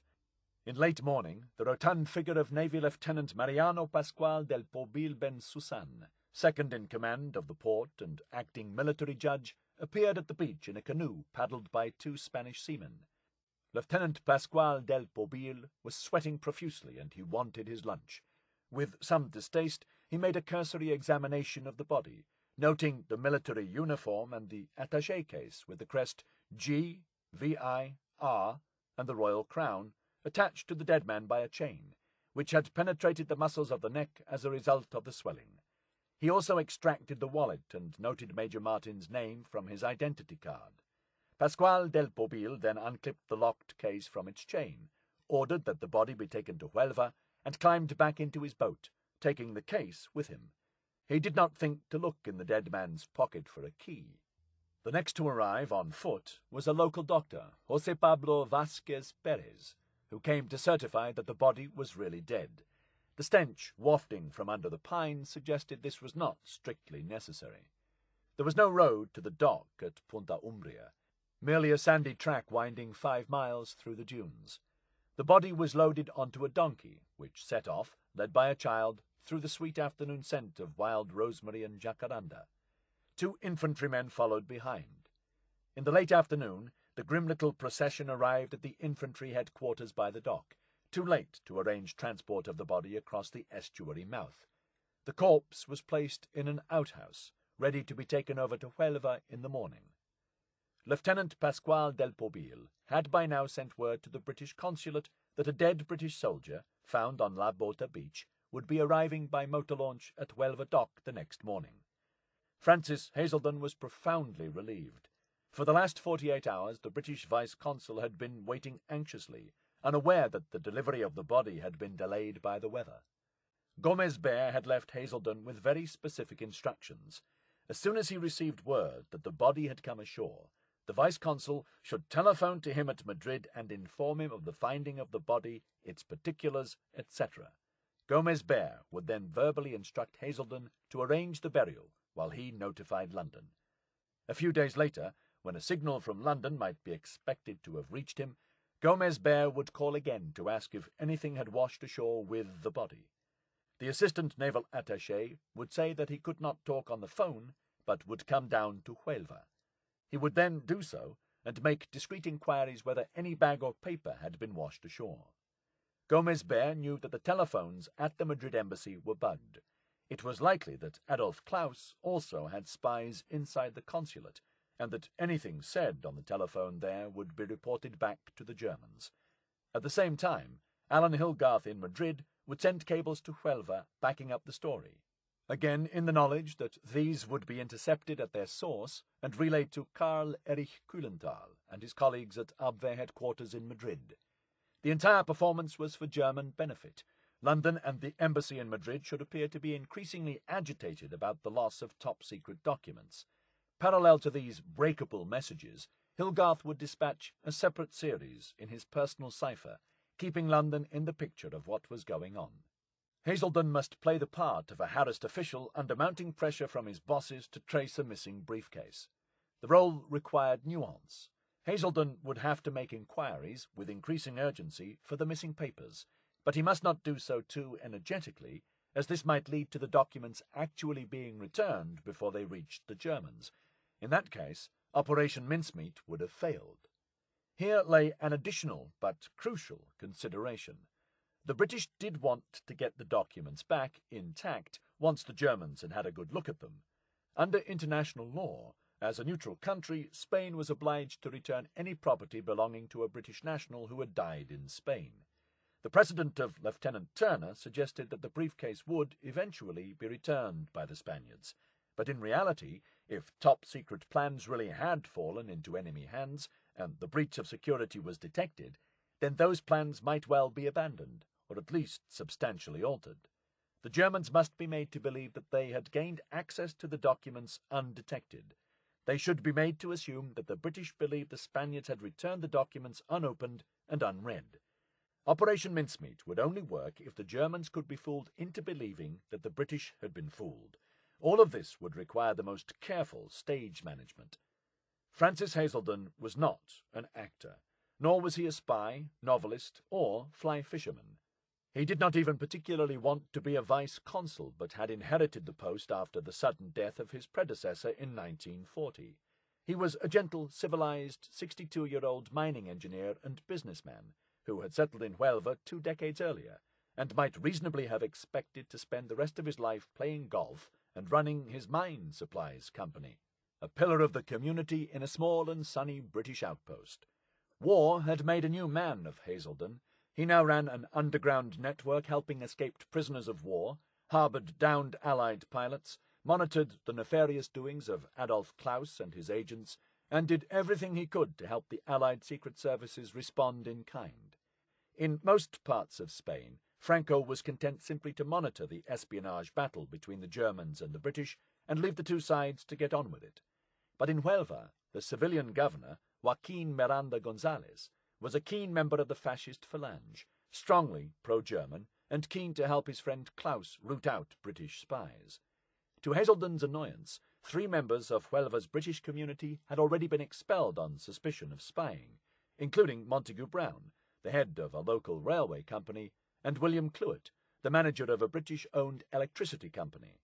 Here, then, was Hazelden's opportunity to strike back at Klaus and his Spanish allies by playing, but not overplaying, the part of a worthy functionary looking after the interests of a dead British soldier. He rose to the occasion magnificently. Emilio Morales Candela, Huelva's undertaker, was waiting at the jetty when the ferry from Punta Umbria pulled in the following morning, carrying a handful of passengers and 1 dead body. Beside him stood Francis Hazelden, who had asked Candela to transport the body to the cemetery. The vice-consul had also, as instructed, made the first telephone call to Gomez Bear in Madrid, informing him that a dead British soldier had washed ashore. The body was lifted into a wooden coffin and loaded onto the horse-drawn cart provided by La Magdalena Funeral Services of Huelva. It would be another decade before the town had its own motorized hearse. Pulled by an ancient horse and steered by Candela, the square wooden funeral carriage, locally known as the soup bowl, La Sopera, set off up the hill toward the cemetery, with Hazelden following in his car. The route to Nuestra Señora de la Soledad cemetery led through the area of Huelva known as Concepcion, little more than a cluster of fishing huts surrounding the ancient Torre de Vigilancia, one of the circular brick watchtowers built to spot 16th-century pirates. News spreads fast in a small town, and word that a dead British soldier had been found at La Bota travelled ahead of the slow-moving cortege. A small knot of people gathered outside the church of Nuestra Señora de Lourdes to watch it pass. Several made the sign of the cross. The priest, Father José Manuel Romero Bernal, muttered a prayer. The carriage continued through the centre of the town and past the Teatro Mora, which was showing Pygmalion, starring Leslie Howard. The sun was already baking. The cemetery of Nuestra Señora de la Soledad sits on a small hill just outside Huelva, a high-walled compound surrounded by fields of sunflowers. Alongside it is the much smaller British cemetery, in which members of the Protestant German community, in a strange alliance of religion in defiance of politics, were also interred. The horse was sweating by the time the lumbering funeral carriage reached the cemetery. Waiting at the gates were Lieutenant Pasquale del Pobil, the naval judge, with the briefcase under one arm. Alongside him stood Dr. Eduardo Fernandez del Torno and his son, Dr. Eduardo Fernandez Contioso, who would together carry out an autopsy. The final member of the reception committee was a young American pilot called Willie Watkins.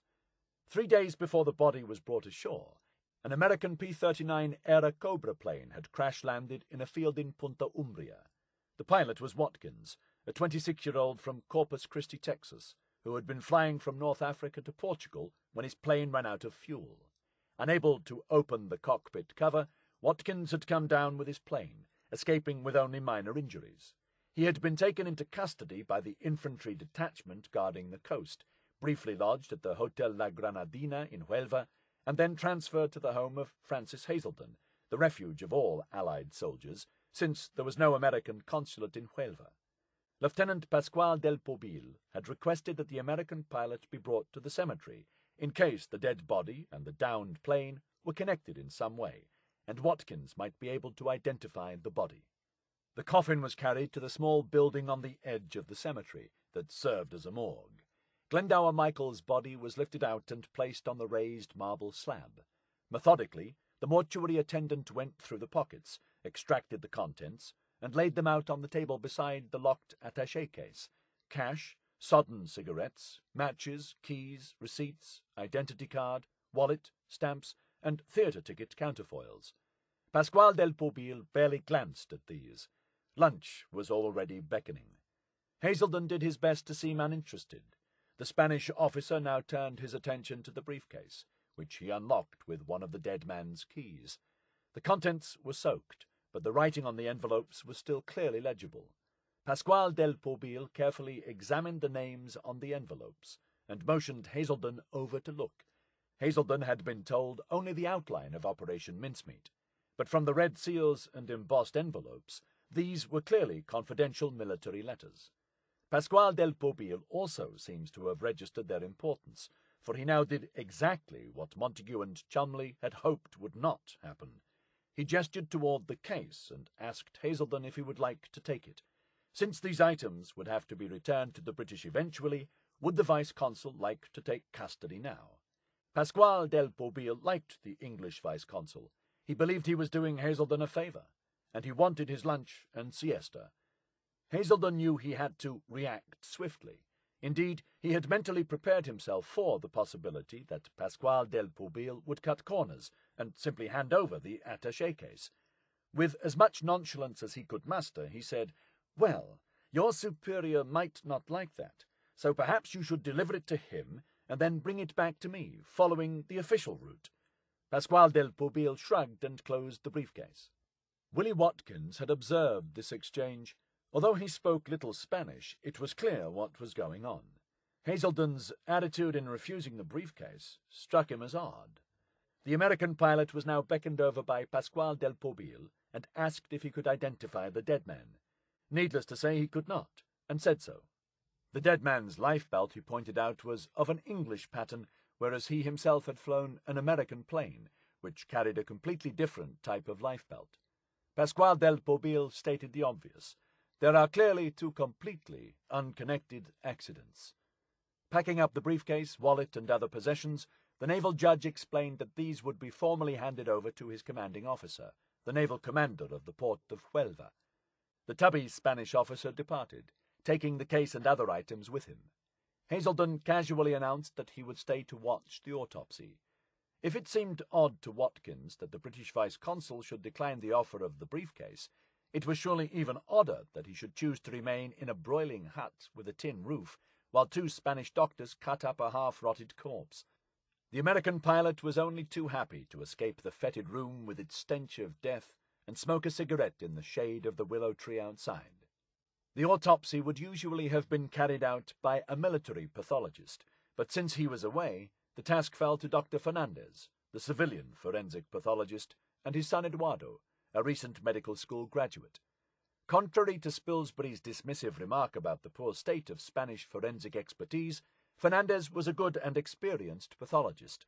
A native of Seville, he had studied medicine at Seville University, and then spent many years working as the company doctor for a large mining concern. Since 1921, he had been senior pathologist for the Huelva area. Fernandez may not have been in Spilsbury's forensic league, but he had a wide practical knowledge of dead bodies in general and, given his coastal location, of drowning victims in particular. Hazelden later described the autopsy. On the first incision being made, there was a minor explosion, for while the body externally was in good preservation, the inside had deteriorated badly. The lungs were filled with fluid, but given the state of decomposition, and without further tests, Dr. Fernandez would have been unable to say whether this was seawater. He examined the ears and hair of the corpse, and its strangely discoloured skin. Hazelden knew nothing of the real circumstances surrounding the body, but he knew enough of the plot to realize that the more detailed the autopsy, the more likely it was that the pathologist would find some clue to the real cause of death. The British vice-consul was friendly with the Spanish doctor. The stench of putrefaction in the room was now almost overwhelming. With what was later described as remarkable presence of mind, he decided to intervene. Since it was obvious the heat had done its worst, he said, there was no need for a detailed autopsy. On receiving this assurance from the V.C. that he was quite satisfied, the doctor, not without relief perhaps, agreed to call it a day and issued the necessary certificate. The post-mortem verdict was straightforward. The young British officer fell in the water while still alive, showed no evidence of bruising, and drowned through asphyxia caused by submersion. The body had been in the water between 8 and 10 days. The body was returned to its plain wooden coffin and formally transferred into the care of the British vice-consul. Fernandez had missed the telltale discoloration of the skin, indicating phosphorus poisoning. He made only a cursory examination of the lungs and took no samples from the lungs, liver, or kidneys for testing. Yet there were other aspects of the case that troubled him. The doctor had examined hundreds of drowned fishermen over the years. In every case, there was evidence of nibbling and bites by fish and crabs on the earlobes and other fleshy parts. The ears of the British officer were untouched. On bodies that have been in seawater for more than a week, the hair on the head becomes dull and brittle. The shininess of the hair did not correspond to the time which he had supposedly spent in the water. And there was also, in Fernandez's mind, some doubt over the nature of the liquid in the man's lungs. Privately, Fernandez also noted something peculiar about the clothing. The man's uniform was waterlogged, but it had not attained the shapeless, soggy form of clothing that had been in seawater for a week. He seemed very well dressed to be in the water for so many days, the doctor reflected. The two doctors had also compared the photograph on the identity card with the dead man, but concluded that these were identical. Yet even here there was room for doubt, for the father and son medical team noted that a bald patch on the temple was more pronounced than in the photograph. The William Martin in the photograph had a thick head of hair, but the one on the mortuary slab was thinning on top. Fernandez concluded that either the photograph was taken some 2 or 3 years ago, or the baldness on the temples was due to the action of seawater. This was an odd conclusion. Seawater has many effects on the human body, but male pattern baldness is not one of them. It is impossible to know how many of Fernandez's doubts found their way into his final report. The autopsy was passed to the Port Authority, filed in the archives by Pascual del Pobil, and then destroyed in a fire in 1976. There was one additional, far more glaring inconsistency, which Fernandez did spot, although he did not realize its significance. The degree of decomposition, according to Fernandez, indicated that the body had been at sea for a minimum of 8 days, and possibly longer. According to the evidence in Major Martin's pocket, he had flown from London late on April 24th, and the body was retrieved in the early hours of April 30th. The decayed state of the body was simply inconsistent with a body submerged in cold seawater for only a little more than 5 days. Fernandez, of course, was unaware of the supposed timing of Major Martin's death. That evidence was contained in his wallet, which was now in the possession of Captain Francisco Elvira Alvarez, commander of the port of Huelva, and, as it happened, the best friend of Ludwig Claus, Huelva's elderly German consul. At 8:30 that evening, Francis Hazelden sent a cable to Assistant Naval Attaché Don Gomez Baer in Madrid. With reference to my phone message today, body is identified as Major W. Martin, R.M., identity card 148228, dated 2nd February 1943, Cardiff. Naval judge has taken possession of all papers. Death due to drowning, probably 8 to 10 days at sea. I am having funeral Sunday noon. Normally, in such circumstances, the naval attaché would have sent a message to the Admiralty in London, with the name and rank of the dead man. In this case, no such marine officer existed, and if the cable was distributed through normal channels, someone in London might well spot the anomaly. Hilgarth had arranged that just before he was ready to send the telegram reporting the death of Major Martin, he would send a separate message, in code, to C at MI6, so that action for suppressing it could be taken. The plan went wrong. The message to C duly arrived, but by the time MI6 got around to acting on it, the signal from Hilgarth had already begun to be distributed to various Admiralty departments. One of these might well be conversant with the names of Royal Marine officers and start making embarrassing inquiries. A flurry of telephone calls to the heads of the departments that had received the message ordered the suppression of the signal on the excuse that the individual in question was not a naval officer, but had, with the authority of the First Sea Lord, been given the cover of rank in the Royal Marines when he was setting out on a secret and very special mission abroad. The secrecy of his task rendered it necessary that the signal should be suppressed, and no action taken on it. In a way, the excuse was true. Hazelden's message was addressed to Sadok, Gomez Baer's cable name, but its intended recipient was Adolf Klaus, the senior Abwehr officer in Huelva, and the man identified by Montagu as the super spy, most likely to intercept the documents. Klaus was living up to his billing, for he was already fully aware that the body of a British officer carrying letters had washed up in his bailiwick. It may have been Lieutenant Pasquale del Pobil himself who told the German agent about the body and its accompanying briefcase, or the harbour-master, or the mortuary attendant, or even Dr. Fernandez, who had conducted the autopsy. Whoever it was, by the time the British vice-consul informed Madrid that the papers had arrived, Klaus had already mobilized his extensive spy network to intercept them. This was proving rather difficult, for the briefcase and its contents had fallen, from the point of view of both the British and the Germans, into the wrong hands. Had the case simply been handed over to the Huelva police, as the British intended, then Klaus would have obtained it within hours. The same thing would have happened had the documents ended up in the possession of Huelva's civilian governor, the harbour-master, or the army authorities, for these too were in the pay of Klaus. Instead, the Spanish Navy had them, and this was an altogether trickier nut for German espionage to crack. Montagu himself later admitted that the fact that the documents were taken into naval custody very nearly derailed the entire operation. Many Spanish naval officers were pro-British, and there was a tradition of mutual respect between the British and Spanish navies. The Navy Minister, Admiral Moreno, was a personal friend of Alan Hilgarth, who had made a point of cultivating naval officers. The Spanish Navy is not in German hands, Hilgarth wrote. Klaus's first approach was the most direct one. He instructed his father, the elderly consul, Ludwig Klaus, to ask his friend and golfing partner, Captain Francisco Elvira Alvarez, to hand over the documents. Captain Elvira refused. Politely, he explained that these documents were now locked away in his safe at the Navy Office at 17 Avenida de Italia, where they would remain until he received orders from Cadiz about what should be done with them. Elvira was a cheerful, garrulous, and sociable man. He liked Klaus, was happy to eat the dinners laid on by the German consul, and enjoyed the hospitality he provided at Huelva Golf Club. But there is no evidence he was on Klaus's payroll.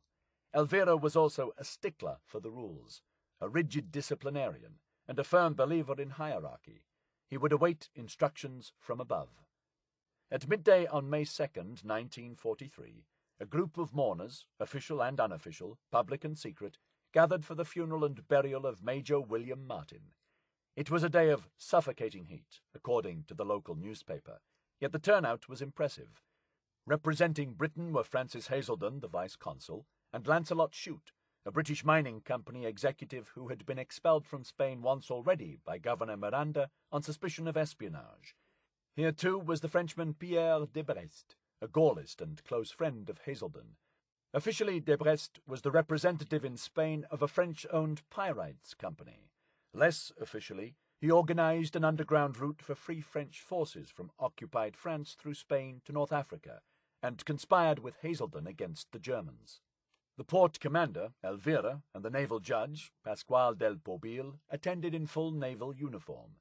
The military governor of Huelva was in Seville meeting General Franco, but sent an army lieutenant to represent the Spanish armed forces. Glendower Michael had died without a single mourner. His funeral, as someone completely different, was carried out with full military honours, and all the ceremony and solemnity Huelva could muster.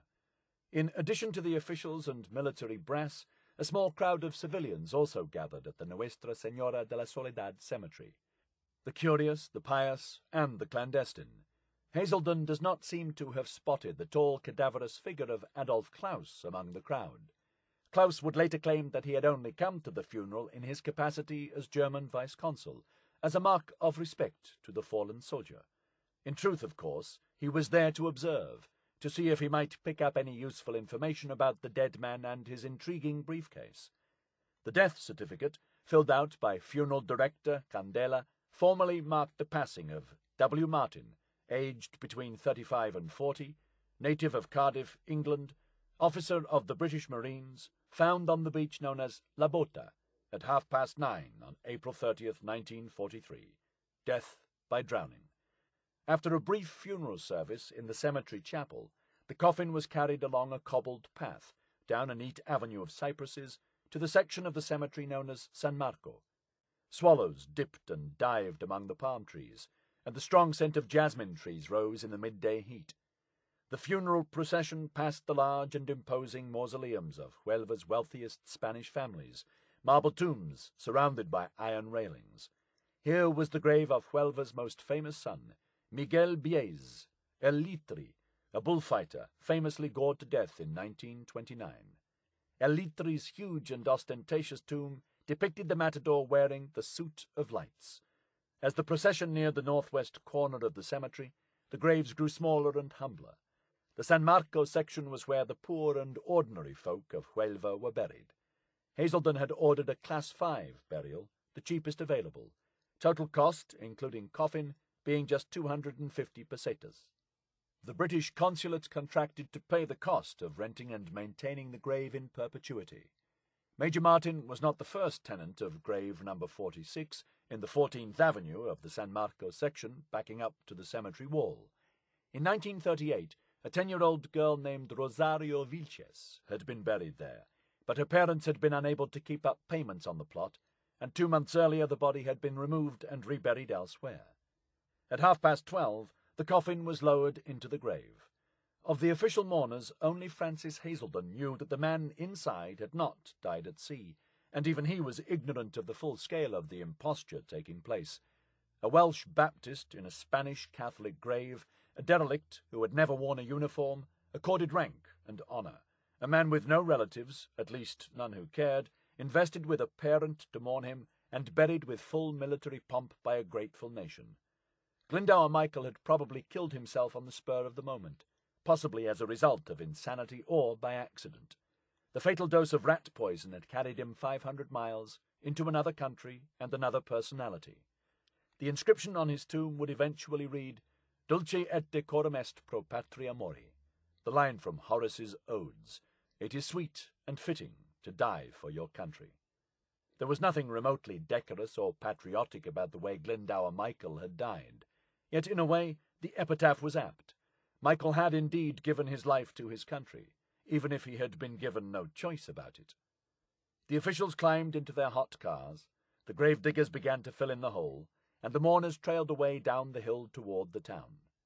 Adolf Klaus watched them leave and then headed back to the German consulate on foot.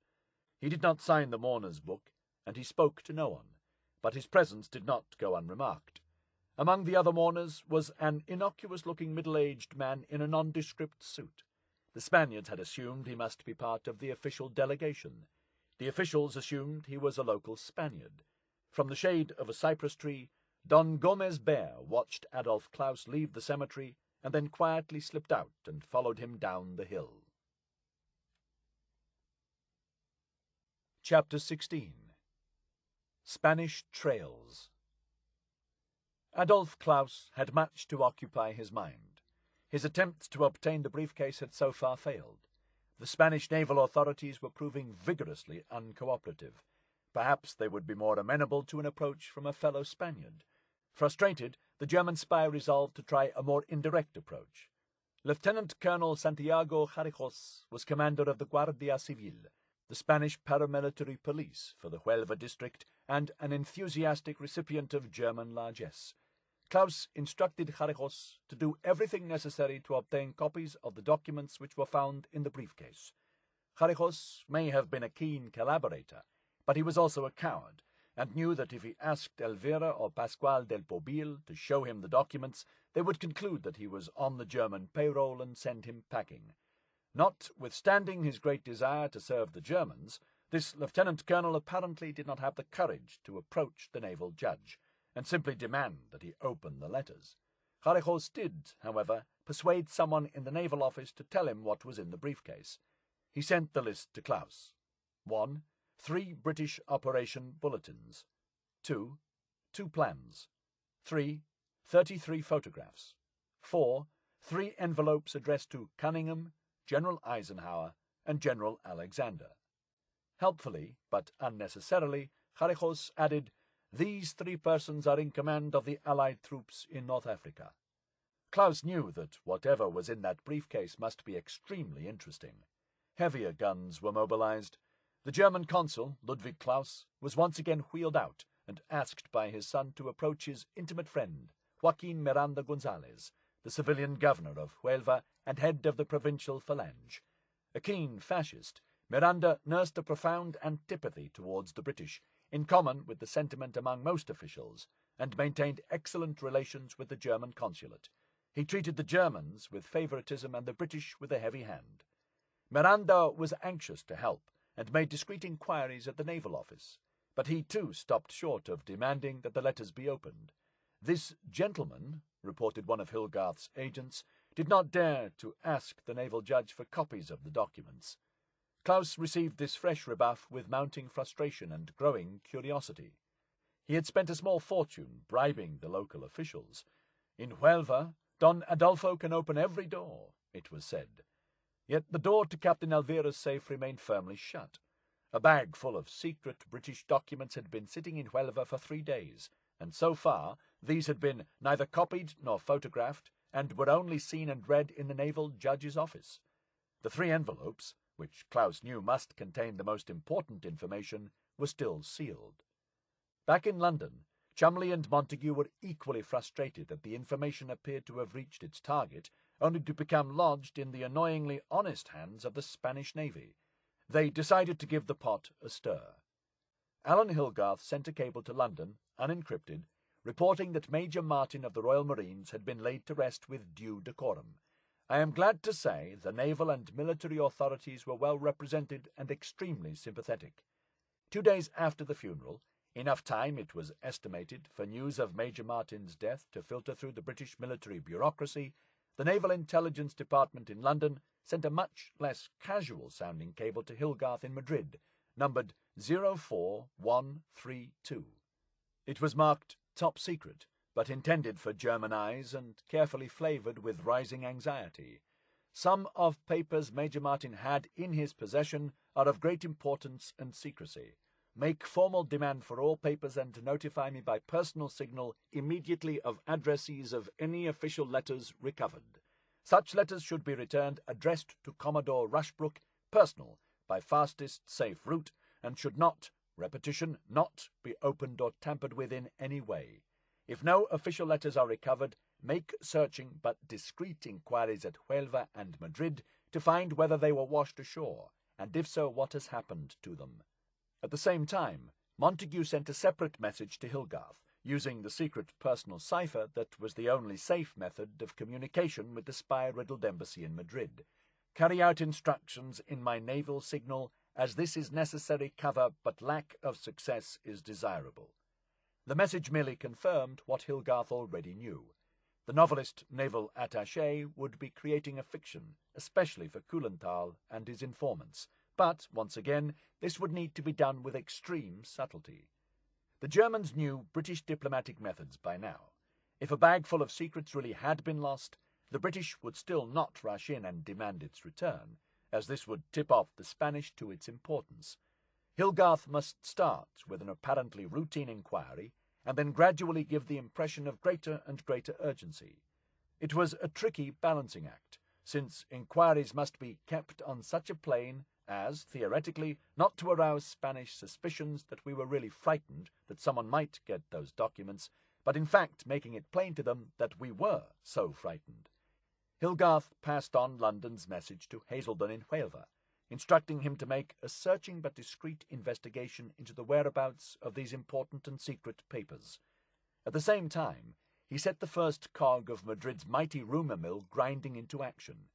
In wartime Spain, practically the only commodity freely available everywhere was gossip.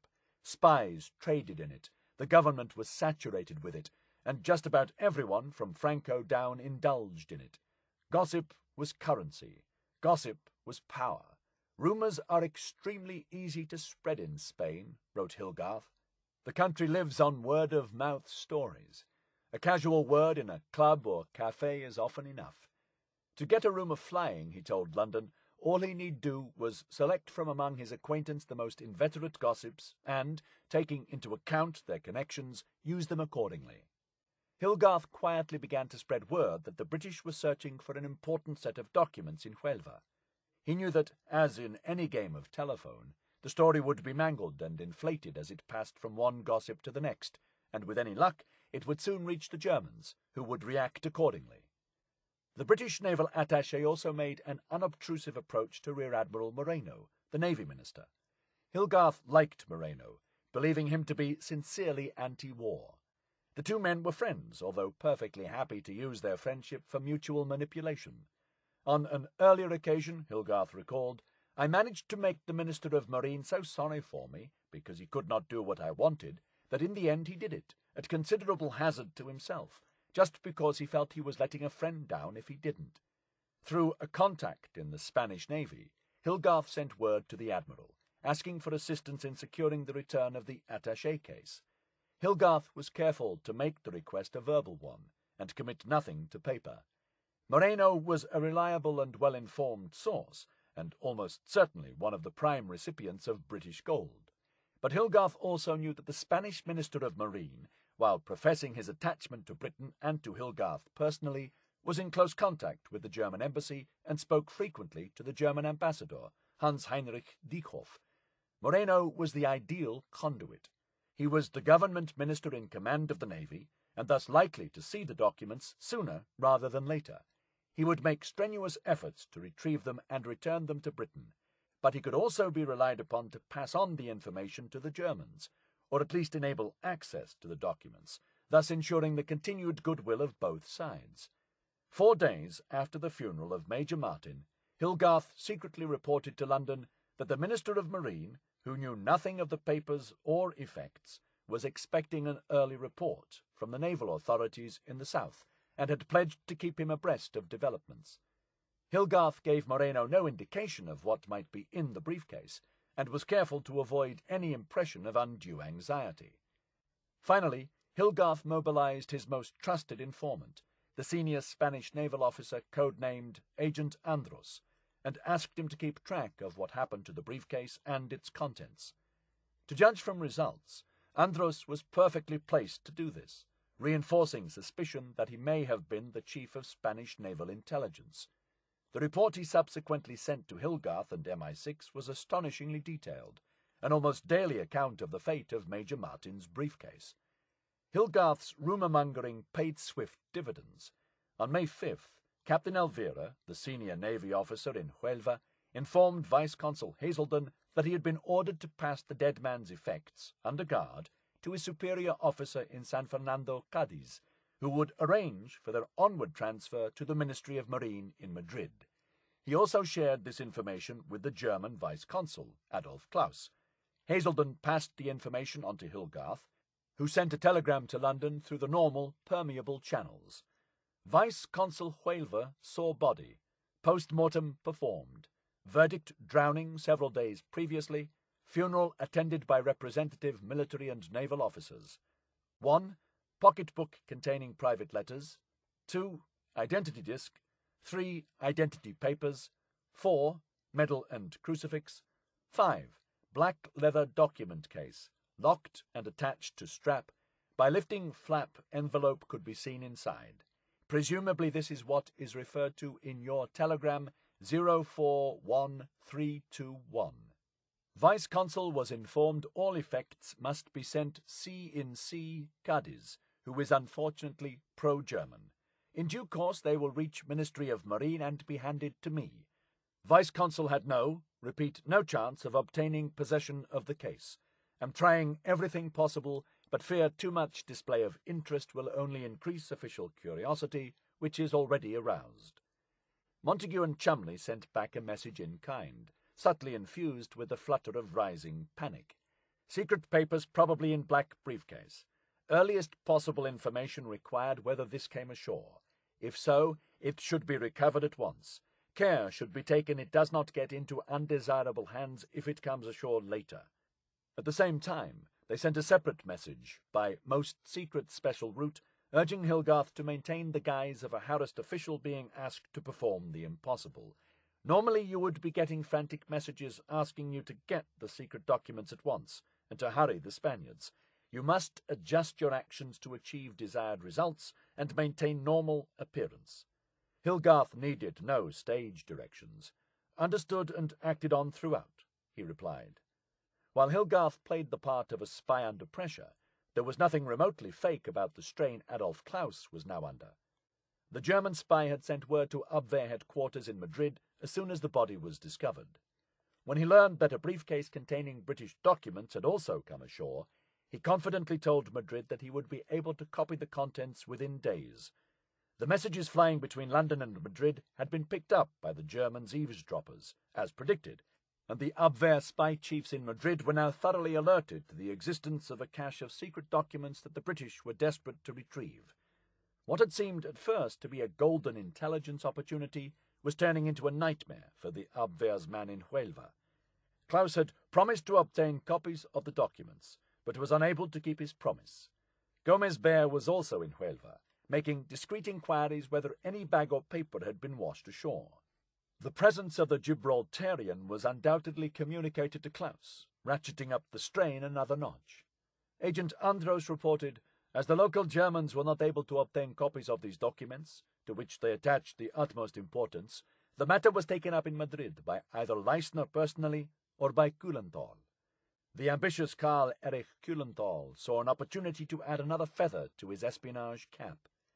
Klaus's reputation was at stake, and to make matters worse, his colleagues and bosses were muscling in. Through its own informants, the Abwehr in Portugal had gotten wind of what was happening and offered to help. Klaus was summoned to Villarreal de San Antonio, in nearby Ayamonte, for a conference on what to do about the situation. The full might of the German secret services on the Iberian Peninsula was now unleashed in an effort to obtain the British documents that the British, with equal determination, were trying to put into their hands. Klaus insisted he could still get the documents through his Spanish contacts.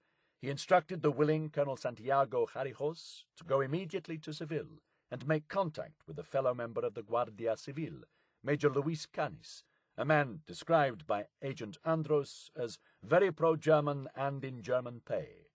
Canis was probably Klaus's most important contact. This individual, Hilgarth's spy reported, who is under complete German control, is in charge of the contra-espionage services in the Seville Captain General's headquarters, and therefore of all Andalusia.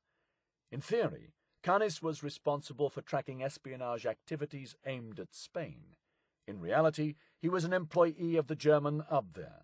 Jarijos explained the situation to Canis and instructed him, on behalf of Klaus, to do everything possible to obtain copies of the documents, availing himself of his official position. The head of counter-espionage for the region might reasonably claim an interest in anything of intelligence value washing up on the coast. Canis selected one of his junior officers from the counter-espionage unit and told him to go to San Fernando, where Major Martin's effects were now lodged with the Cadiz naval authorities. Urging him to use the utmost discretion, Canis told this officer to sniff around the naval headquarters, talk to the naval commander there, and obtain, by whatever means necessary, accurate information regarding the contents of the documents. He very nearly succeeded. Someone in the naval office in Cadiz agreed to photograph the contents of the briefcase, the letters, photographs, and proofs of Hilary Saunders's book about the commandos. This person, however, flatly refused to open the letters, either because they were afraid to break the seals, lest the Minister of Marine should disapprove, or more probably because they had no experience in opening them without leaving a trace. Admiral Moreno was known to be sympathetic to the British. If he found out that someone had opened official letters without the highest authorization, the minister would hit the roof. The naval commander in Cadiz, it transpired, was not quite as pro-German as the British thought. He refused to hand over the letters, and Canis's officer trailed home with a flea in his ear and a handful of photographs of no intelligence value whatever. Either because of the junior rank of his envoy, or because this person acted with excessive discretion, or perhaps because this is the usual procedure in the Navy, he had to return to Seville and confess that he had not been able to obtain any information whatever, and stated that he had been told by the naval authorities that if the Captain General of Seville wanted any information about the documents, he should address himself to the Ministry of War in Madrid. Furious and embarrassed, Canis prepared to head to Cadiz and confront the naval authorities in person. But it was already too late. Admiral Moreno, the Navy Minister, had sent explicit orders that the briefcase and its contents must be forwarded, unopened, to the Admiralty, Madrid, and they were now en route, in the custody of an official from the Marine Commandant's office. Adolf Klaus had failed to intercept the documents in Huelva. His agent, Luis Canis, had failed to obtain them in Cadiz. It was now up to Karl Erich Kuhlenthal to try to snare them in Madrid, and quickly. The items belonging to Major Martin had been in Spanish custody for more than a week. The British were apparently agitating to get them back, and sooner or later the Spanish authorities would have to comply in order to avoid a major diplomatic row, even though this was the very last thing the British wanted. Back in London, Johnny Bevan sent a progress report to the Chiefs of Staff. There was, he warned, only scanty information so far. Mincemeat was found by the Spaniards washed ashore at Huelva on the 1st of May. It seems that certain documents were taken from him by Spaniards, and that these have been passed back to the Spanish authorities in Madrid. For Montagu and Cholmondeley, the slow progress was worrying, and the uncertainty agonizing. Agent Andros's report describing German efforts to obtain the papers would not reach London for many weeks. All they knew for certain was that Major Martin's effects had been passed to the Navy, the least pro-German of the Spanish services. Hilgarth had laid an obvious trail for the Germans to follow, but had they picked up the scent? The code-breakers at Bletchley Park combed the messages passing among the Abwehr stations in Huelva, Madrid, and Berlin, but found nothing to indicate that the Germans were aware of the documents' existence, much less of their contents. Mincemeat, it seemed, might simply work its way through Spanish military bureaucracy and back to Britain without ever reaching the Germans. The operation organizers reacted to the tension in different ways. Cholmondeley went for long walks around St. James's, a tall gangling figure plunged in thought. He spent hours in his garage at Queen's Gate Mews, tinkering with the Bentley he was restoring. Montagu's primary reaction to tension was irritation. Reality's stubborn refusal to conform to his expectations made him peevish. With the fraud apparently in stasis, he complained bitterly, largely about little things. We sweat away, 11 of us, in far too small and low a room, with often foul potted air and 5 typewriters often all going at once, jaded and headachy from the conditions. By giving up many of my days off, by coming in after dinner, I have managed to keep up with essential work, although I am usually too tired in the evening to do anything but go to bed straight after dinner. No one has any idea or will even consider how hard-pressed we are.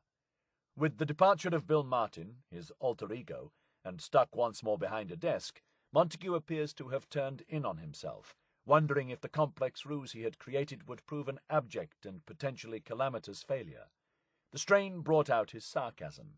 Bitterly, He reflected that the Abwehr chiefs were more appreciative of his work than his own bosses, since the Germans at least sent money and praise to the double agents, real and invented, that he was helping to run. He wrote a half-joking letter of resignation. "It is requested that I may be given permission to relinquish my commission in the RNVR in order to be free to join the German Navy. The reason for this request is that my services are appreciated more highly by Admiral Canaris than they appear to be by their lordships. The former has just awarded me a special bonus, and has agreed to my pay being increased. Signed E. S. Montagu, failed Commander RNVR." He never sent the letter. Montagu knew he sounded petty. I always was a selfish shit, but could not help himself. Cholmondeley was the ideas man, content to see his inspirations float away, in this case literally, to whatever outcome fate intended. But Montagu was a perfectionist and a workaholic. "I have never been able to half-do a job," he wrote, "even if it means working to a standstill." At the forefront of Montagu's mind was the knowledge that massing on the coast of North Africa were thousands of Allied soldiers, whose future depended on a ruse that had once seemed like a jolly game, but was now a matter of life and death on a massive scale. If I had made a slip in the preparation and devising of Mincemeat, Montagu reflected, I could have ballsed up Husky. That anxiety would have been at least partially relieved had he been able to witness the frantic scenes taking place at Abwehr headquarters in Madrid, where Leisner, Kuhlenthal, and the other German spies were now focused on a single task, getting inside Major Martin's briefcase. A week after the funeral, the documents had arrived at the Admiralty in Madrid, and passed immediately into the hands of Admiral Moreno himself. Then they seemed to vanish into the labyrinth of Spanish military officialdom. The Germans were desperate to get them. The British were equally determined that the Germans should do so. The only obstacle was Spanish bureaucracy, inefficient, self-important, and leisurely in the extreme. Official procedure is always slow, Hilgarth had warned. In this case it appeared to have ground to a halt. Major Kuhlenthal was tying himself in knots trying to find out where the papers might be, and whom he needed to bribe in order to get them. Admiral Moreno, it seemed, had taken receipt of the attaché case personally, and then handed over everything to the Alto Estado Mayor, the Supreme General Staff. Kuhlenthal had several high-level contacts within the General Staff, but when inquiries were made there, the Abwehr was informed that they had not received the documents or copies of them, and in fact that they knew nothing at all about the matter. Next stop was the Spanish Ministry of War, but the response was the same. The Abwehr now turned to the Gestapo, which maintained a permanent office in Spain. The Gestapo chief in Spain was asked to get in touch with his informants in the Dirección General de Seguridad, or DGS, the state security apparatus, and get them working on the case. Again they failed, as nothing was known about the matter. The last person known to have had the package was Admiral Moreno, who had received it from an official of the Cadiz Marine Commandant's office, but no one seemed to know whom he had passed it to, and the Germans did not dare approach the Ministry of Marine to ask him, as Moreno would almost certainly tip off the British to the hunt. For help, the Germans turned to one of their most trusted spies, a Spanish Air Force officer named Captain Groisar, an assiduous worker for the Germans, in the words of Agent Andros, with wide-ranging military contacts. Groisar reported that he had heard about the body and documents being washed ashore and promised to get in touch with the Army General Staff. Groisar appears to have worked in some undefined capacity for Spanish intelligence, enjoying many privileges and facilities to investigate anything in which he may be interested. The Spanish captain went first to the General Staff, without success. He then applied to the DGS, but was unable to obtain any fresh information. Then he made contact with certain high officials in the police, with the same negative result. Groisar's inquiries produced nothing, but by poking sticks into every corner of the Spanish military hierarchy, the Germans stirred up a swarm of speculation surrounding the missing briefcase. Great interest was aroused in these documents, Andros later reported. Groisar fostered this interest to such an extent that eventually Lieutenant Colonel Baron, Secretary General of the Directorate General of Security, took a personal interest in the matter. This was the turning point. Colonel José López Barón Cerruti was Spain's most senior secret policeman, a keen fascist and an exceptionally tough cookie. He had fought in the Blue Division, the Spanish volunteer unit sent to the Russian front to fight alongside Hitler's troops, and he now ran Franco's security service with ruthlessness and guile. The Blue Division, formed in 1941 and so called for the colour of its phalangist shirt, represented the high watermark of Spanish military collaboration with Nazi Germany. If the Condor Legion, in which both Adolf Klaus and Kuhlenthal had served, was Germany's gift to Franco, then the Blue Division was Spain's gift to Hitler. No other non-belligerent country raised an entire division to fight in the war. Some 45,000 Spaniards volunteered to fight for fascism, and Baron was among the first. Like all members of the division, he had sworn a personal military oath to Hitler. The Blue Division had fought fiercely on the Eastern Front in appalling conditions for over 2 years, leaving 5,000 dead. "One can't imagine more fearless fellows," declared SS General Sepp Dietrich. Hitler had been so impressed by the division that he had ordered a special medal for its members. The unit had been formally disbanded in 1943. By then, José Barón had become Franco's head of security. Hilgarth had his own spies within the state security apparatus, but the prevailing attitude in the DGS was vigorously pro-German. Under Barón, the unit actively worked to gather information for the Germans and ordered provincial governors to compile files on every Jew in Spain. Colonel Barón, then, was a battle-hardened fascist veteran, an avowed Germanophile presiding over a secret police force riddled with spies and German sympathizers. Once Colonel Barón was on the scent, it was only a matter of time before the documents were located and made available to the Germans. Karl Erich Kuhlenthal, ambitious and paranoid, was becoming frantic. He was now in the same uncomfortable position in which he had placed Adolf Klaus, under growing pressure from above to produce documents he had promised but unable to deliver. Word of the elusive British attaché case had by now reached the upper echelons in Berlin, most notably Wilhelm Canaris, the head of the Abwehr. Canaris had close links with the Spanish government dating back to the First World War, when he had worked as a secret agent in Spain under civilian cover, gathering naval intelligence. In 1925, Canaris had established a German intelligence network in Spain. He spoke fluent Spanish and cultivated close relations with the nationalists, including General Franco himself and Martínez Campos, his intelligence chief. It was almost certainly Kuhlenthal, the Abwehr chief's protégé, who informed Canaris of the so far fruitless hunt for the documents, in the hope that he will come to Spain, where they think he will be able to obtain copies because of his great friendship with many high military officers, especially General Vijón, Minister for Air, and General Asensio, Minister for War. Juan Vijón, former head of the Supreme General Staff, had personally negotiated with Hitler on behalf of Franco in the early days of the war. Carlos Asensio was keenly pro-German and had long argued that Spain should enter the war in support of Hitler.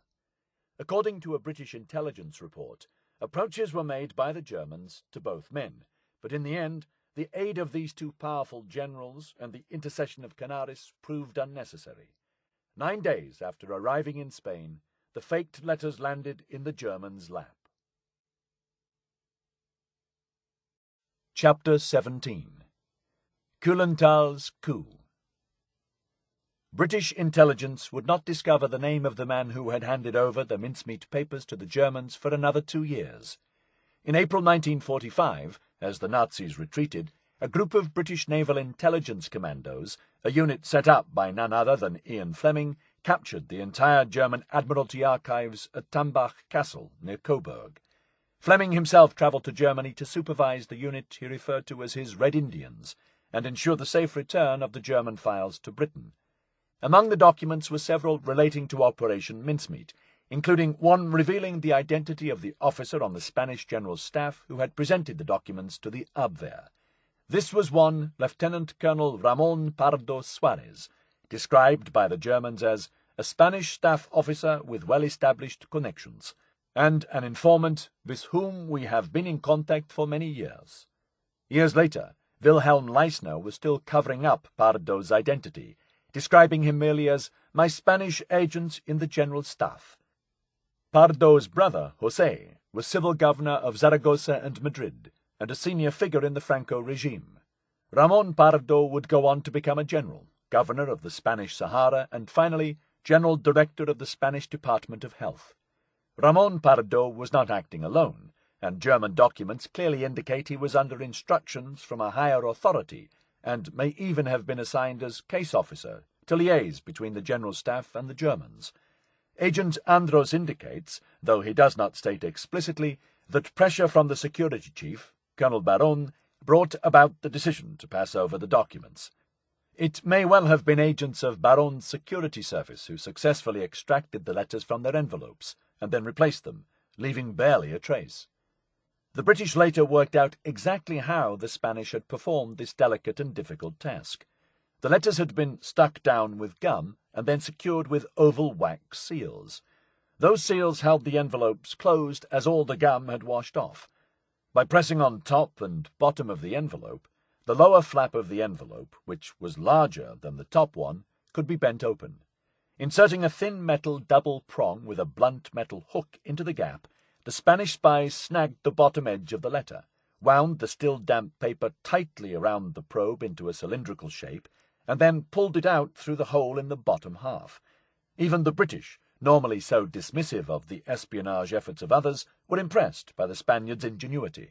It was possible to extract all the letters through the envelopes by twisting them out, leaving the seals intact and untampered with. The letters were then carefully dried with a heat lamp. No one, needless to say, noticed a microscopic eyelash falling out of the unfolded sheet of notepaper. The letters were then almost certainly copied by the Spanish officials, although no copies have ever come to light. The Spaniards had, very intelligently, not bothered to supply photographs of the letter to Eisenhower, which only dealt with the pamphlet on combined operations and were mere padding. The two other letters, however, were clearly very significant indeed. These letters were taken by Lieutenant Colonel Pardo of the General Staff to the German embassy and handed in person to Leisner, the Abwehr chief in Spain, who was told he had 1 hour to do whatever he wanted with them. Leisner understood English, while Kuhlenthal spoke and read the language fluently. The Germans immediately realized that they had stumbled on something explosive, an impression doubtless compounded by the difficulties they had encountered in obtaining the documents. "They seemed to me to be of the highest importance," Leisner later recalled. The letters not only indicated an imminent Allied landing in Greece, and possibly Sardinia too, but specifically identified Sicily as a decoy target. A short, white-haired man with a bird-like brightness of eye, Leisner gave more the impression of a diplomat than an intelligence officer. By 1943, he had been all but supplanted by the energetic Kuhlenthal, but he was no fool. Even on this first swift reading, something about the document struck him as odd. These letters mentioned the operational name Husky. That stuck in my memory, because it seemed to me a dangerous thing to name the code word in the same document as discussed the possible destinations. He was also cautious about drawing firm conclusions from a single letter, and considered the strategic considerations not definite enough to suggest an already fixed target on the North Mediterranean coast. The final choice seemed to be left to General Alexander. Kuhlenthal, by contrast, with the mixture of eagerness and gullibility that defined him, seems to have entertained no such doubts. Just as he had run the Garbo network for years without once questioning its veracity, so he believed the Mincemeat letters, instantly and unquestioningly. The German spies moved quickly, knowing that the documents must be returned within the hour. "I took them to the basement of the German embassy," Leisner later recalled, "and had my photographer photocopy them there. I even stood over him while he worked, so that he could not read the documents." Leisner informed Diekhoff, the German ambassador to Spain, of the discovery, and described the contents of the letters to him. The original documents were now returned to Lieutenant Colonel Pardo, who took them back to the offices of the General Staff, accompanied by Kuhlenthal. The German spy observed as the Spanish technicians reinserted the letters into the envelopes, reversing the method used to extract them. It is hard enough to remove a damp letter from an envelope this way, but harder still to get one back in without creasing the paper, leaving telltale marks or breaking the seals. The Spanish spy responsible must have been astonishingly dexterous, for to the naked eye there was no trace whatever to show that the letters had left their envelopes. The letters were then placed in salt water and soaked for 24 hours to return them to their damp condition. Finally, the envelopes and book proofs were replaced in the attaché case, which was relocked and then passed back to the Spanish Navy Ministry, along with Major Martin's wallet and other personal property. The entire process, opening the letters, transferring them to the Germans, the copying, resealing and restitution, was completed in less than 2 days.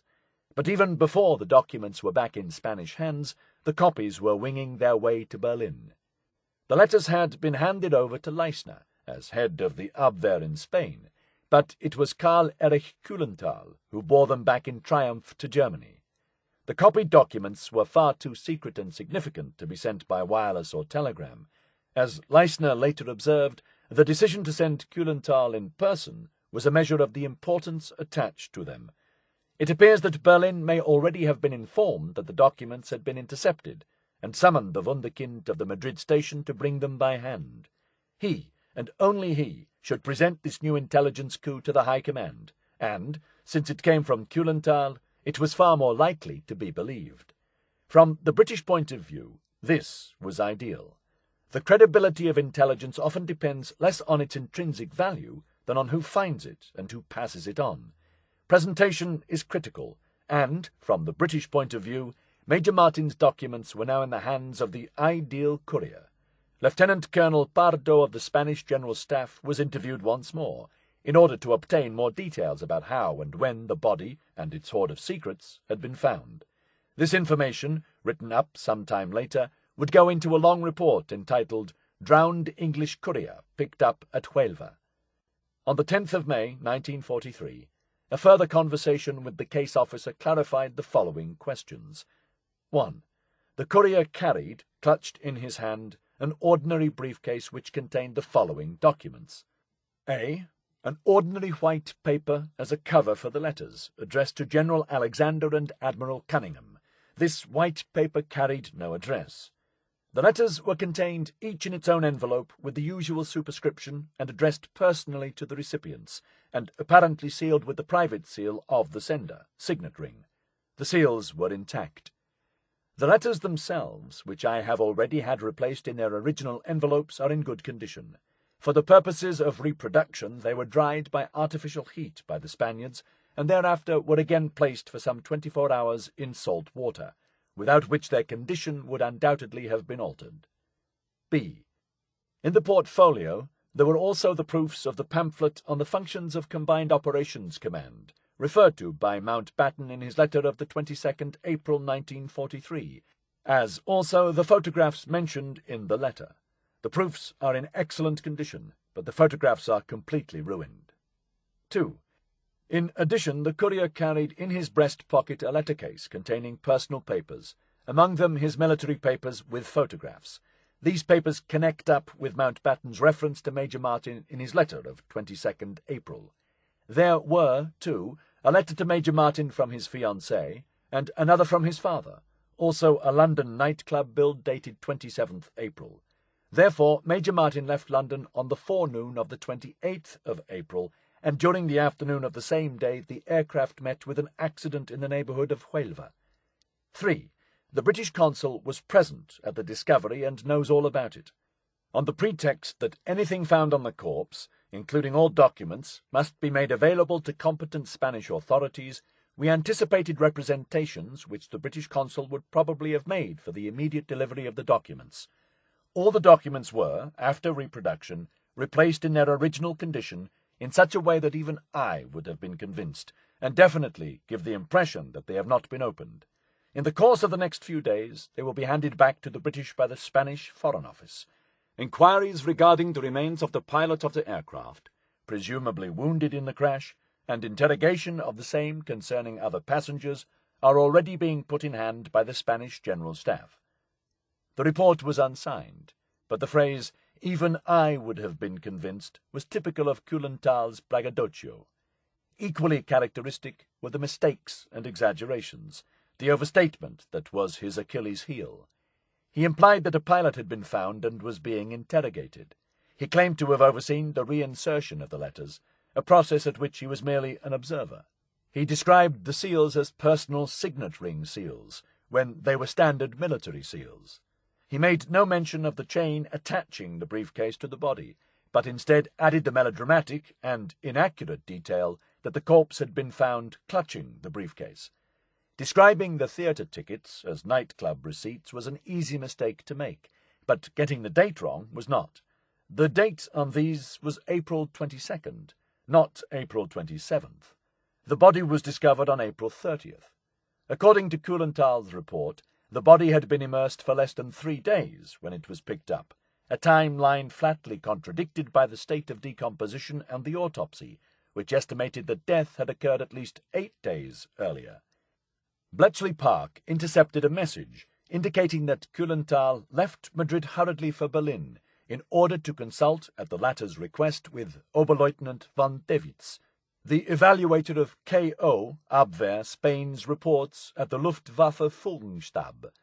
Kuhlenthal was booked into the Adlon Hotel in Berlin, but apparently travelled directly to Abwehr headquarters south of the city. On May 9th, he presented his delighted bosses with the greatest intelligence feat of his career. Oddly, the significance of Kuhlenthal's rushing to Berlin does not seem to have been picked up at the time. The intercept may have been accidentally backdated or decoded too late to be of use, and the dates in Kuhlenthal's MI5 files are contradictory. Montagu and Cholmondeley remained unaware that Kuhlenthal had flown to Germany in a hurry. As far as they knew, the documents were still marooned somewhere in the Byzantine Spanish bureaucracy. On May 11th, Admiral Alfonso Araujo Adam, the Spanish Chief of Naval Staff, arrived at the British Embassy carrying a black briefcase and a buff envelope, and asked to see the naval attaché Alan Hilgarth. The Spanish officer explained that the Spanish Navy Minister, Rear Admiral Moreno, was currently away in Valencia, but had given him instructions to hand over to Hilgarth in person all the effects and papers found on the body of the British officer. "They are all there," said Admiral Araujo, with a knowing look. The key, removed from Major Martin's keyring, was in the briefcase lock, and the case was unlocked. From his manner it was obvious Chief of Naval Staff knew something of the contents, wrote Hilgarth. While expressing gratitude, I showed both relief and concern. Neither the Secretary nor I showed any wish to discuss the matter further. Having handed over the envelope containing the wallet and other items, the Spanish admiral saluted crisply and departed. Locking his office door, Hilgarth gingerly opened the case and peered inside. This was his first glimpse of the hard evidence he had worked so strenuously to pass to the Germans.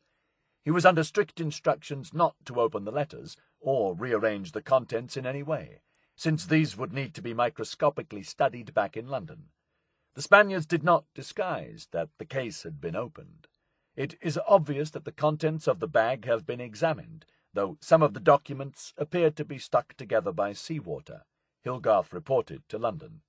He wrapped the case and other effects in paper, addressed the parcel to Ewen Montagu, Naval Intelligence Department, Whitehall, and sent a telegram explaining that the package would be included in the sealed diplomatic bag on the first flight to London, leaving Madrid on May 14th.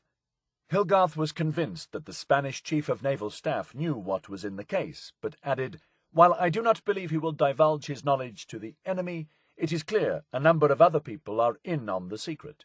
It is, to say the least, extremely probable that it has been communicated to the enemy. In any case, notes or copies have certainly been made." Hilgarth also requested permission to ask the SIS head of station to try to find out through whose hands the documents had passed. "If you concur, I will ask 23000 to discover through his channels whether Germans have got them, as he can do if they get to combined general staff, which they almost certainly will." In fact, of course, the letters had come back to the naval authorities from the general staff. Hilgarth's telegram was the first solidly good news since the body had come ashore, yet it did not amount to hard evidence that the Germans had obtained the documents, and still less that they believed the contents. Unbeknownst to anyone on the British side, by the time the letters were back in British hands, the Germans had been poring over them for at least 48 hours. On May 9th, 1943, the Abwehr forwarded the letters to the German High Command, with an accompanying message stating that the genuineness of the report is held as possible, though that note of caution would swiftly evaporate. The task of authenticating the letters would fall to the intelligence branch of the German Army's High Command, Fremde Heere West, Foreign Armies West, or FHW, the linchpin of German military intelligence. At its headquarters in a two-story bunker in Zossen, south of Berlin, FHW received and evaluated all intelligence connected to the Allied war effort. The unit was run by professional officers from the General Staff, but also staffed by reserve personnel, journalists, businessmen, and bankers with the ability to think beyond structured military ideas. At FHW, every scrap of intelligence was subjected to scrutiny and analysis. Abwehr reports, communications intercepts, prisoner interrogations, reconnaissance data, and captured documents. FHW issued long-range assessments of enemy planning and, every 2 weeks, a detailed survey of the Allied armies and their dispositions, the order of battle. These top-secret documents were distributed not only to Hitler and the Oberkommando der Wehrmacht, OKW, the Supreme Command of the Armed Forces, under Field Marshal Wilhelm Keitel, but also to German commanders in the field. Daily situation reports assessing Allied strength and intentions were sent directly to the Führer himself, together with information on troop movements, enemy activity, and any newly discovered intelligence. The FHW reports represented the cream of German intelligence and the most direct access route into Hitler's mind. The Führer was in need of some good news. In 4 months, Hitler had lost 1/8 of his fighting men on the battlefields of North Africa and the Eastern Front. Fleets of bombers were tearing German cities and industries to shreds. Germany was now losing the underwater war. 47 U-boats were sunk in May, triple the number sunk in March, thanks to the code breakers pinpointing the wolf pack. Hitler blamed his military leaders. "He is absolutely sick of the generals," Joseph Goebbels noted in his diary. "All generals lie. All generals are disloyal." Hitler needed to be told something he could believe in, to counter the lies of his generals, to bolster the mad myth of his own invincibility. The German intelligence service would now oblige. Presiding over FHW was Lieutenant Colonel Alexis Baron von Röhne, a small bespectacled aristocrat whose family had once ruled swaths of Baltic Germany. Von Röhne was a former banker, and still looked like one. He was meticulous, pedantic, snobbish, intensely Christian, and glintingly intelligent. Behind his rimless spectacles and compressed lips there worked a brain as clear as glass, wrote one historian. Von Röhne had volunteered to fight on the Eastern Front, suffered a serious wound, and been transferred back to military intelligence, where he ascended rapidly, developing his own intelligence technique, which involved piecing together a picture of the enemy, a Feindbild, from tiny fragments of information. As a result, he enjoyed an almost mystical reputation for divining and predicting Allied intentions. The myth of von Röhne's infallibility was largely undeserved, but, critically, it was believed by Hitler, who held von Röhne in the highest regard. When the command of FHW fell vacant in the spring of 1943, the Führer personally ordered the appointment of the small, clever Latvian-born aristocrat. Von Röhne had been in control of the Western intelligence arm of the German army for just 2 months when the Mincemeat letters landed on his desk at Zossen. Montagu had rightly predicted that the Germans would examine such a trove of information with profound suspicion and extreme caution. The Spaniards had handed over the 2 crucial letters, but the Germans had also obtained a full inventory and description of every item in the briefcase, wallet, and pockets of the dead man. The Germans studied each phrase of the material letters with great care, and also were fully informed about the documentary build-up of Major Martin's personality. The first full German intelligence assessment of the documents was written on May 11th, and signed by Baron von Röhne himself. It was addressed to the OKW Operations Staff, or Wehrmacht Führungsstab, headed by General Alfred Jodl, and entitled, portentously, Discovery of the English Courier. It began, "On the corpse of an English courier which was found on the Spanish coast were 3 letters from senior British officers to high Allied officers in North Africa. They give information concerning the decisions taken on the 23rd of April 1943 regarding Anglo-American strategy for the conduct of the war in the Mediterranean after the conclusion of the Tunisian campaign. Major Martin is described as an experienced specialist in amphibious operations. Von Röner went on to lay out, point by point, the misinformation prepared by Cholmondeley and Montagu. Large-scale amphibious operations in both the western and eastern Mediterranean are intended. The proposed operation in the eastern Mediterranean, under the command of General Wilson, is to be made on the coast around Kalamata, and the section of the coast south of Cape Araxos. The code name for the landings on the Peloponnesus is Husky. The operation to be conducted in the western Mediterranean by General Alexander was mentioned, but without naming any objective. Von Röner, however, had picked up on the reference to sardines. A jocular remark in this letter refers to Sardinia, he wrote. The code name for this operation is Brimstone. The attack on Sardinia, he surmised, must be a minor commando type, since Mountbatten had requested the return of Major Martin after the operation. This indication points to the invasion of an island rather than of a major undertaking. This is another point in favor of Sardinia.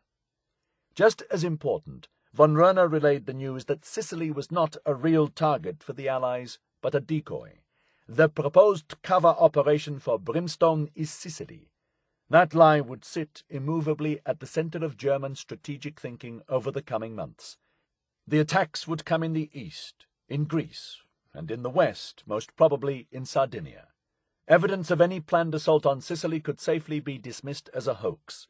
The only uncertainty, von Röner warned, was that of timing. If the two divisions identified in Nye's letter, the 56th Infantry attacking Kalamata and the 5th Infantry Division aimed at Cape Araxos, were deployed at less than full strength, then the operation could be mounted immediately, and the offensive might start at any time. However, the 56th Division, von Röner noted, had 2 brigades still in action at Enfideville. If the entire division was to be used in the assault, these troops must first be rested and then embarked. This possibility, which necessitates a certain time lag before the launching of the operation, is, judging by the form of the letters, the most likely. In von Röner's mature estimation, Germany still had at least 2 or 3 weeks to reinforce the Greek coast before the attack. That was also enough time for the British to change their plans, which they might well do if they knew the information had reached the Germans. Von Röner now turned to this important consideration. It is known to the British staff that the courier's dispatches to Major Martin fell into Spanish hands, he wrote, but it is not perhaps known to the British General Staff that these letters came to our notice, since an English consul was present at the examination of the letters by Spanish officials. The letters had been reinserted in the envelopes and returned to the British, and a senior officer of the Madrid Abwehr station had personally inspected the resealed envelopes before they were returned to Alan Hilgarth. The British might suspect, but would have no proof, that the letters had been read, let alone passed to the Germans and copied.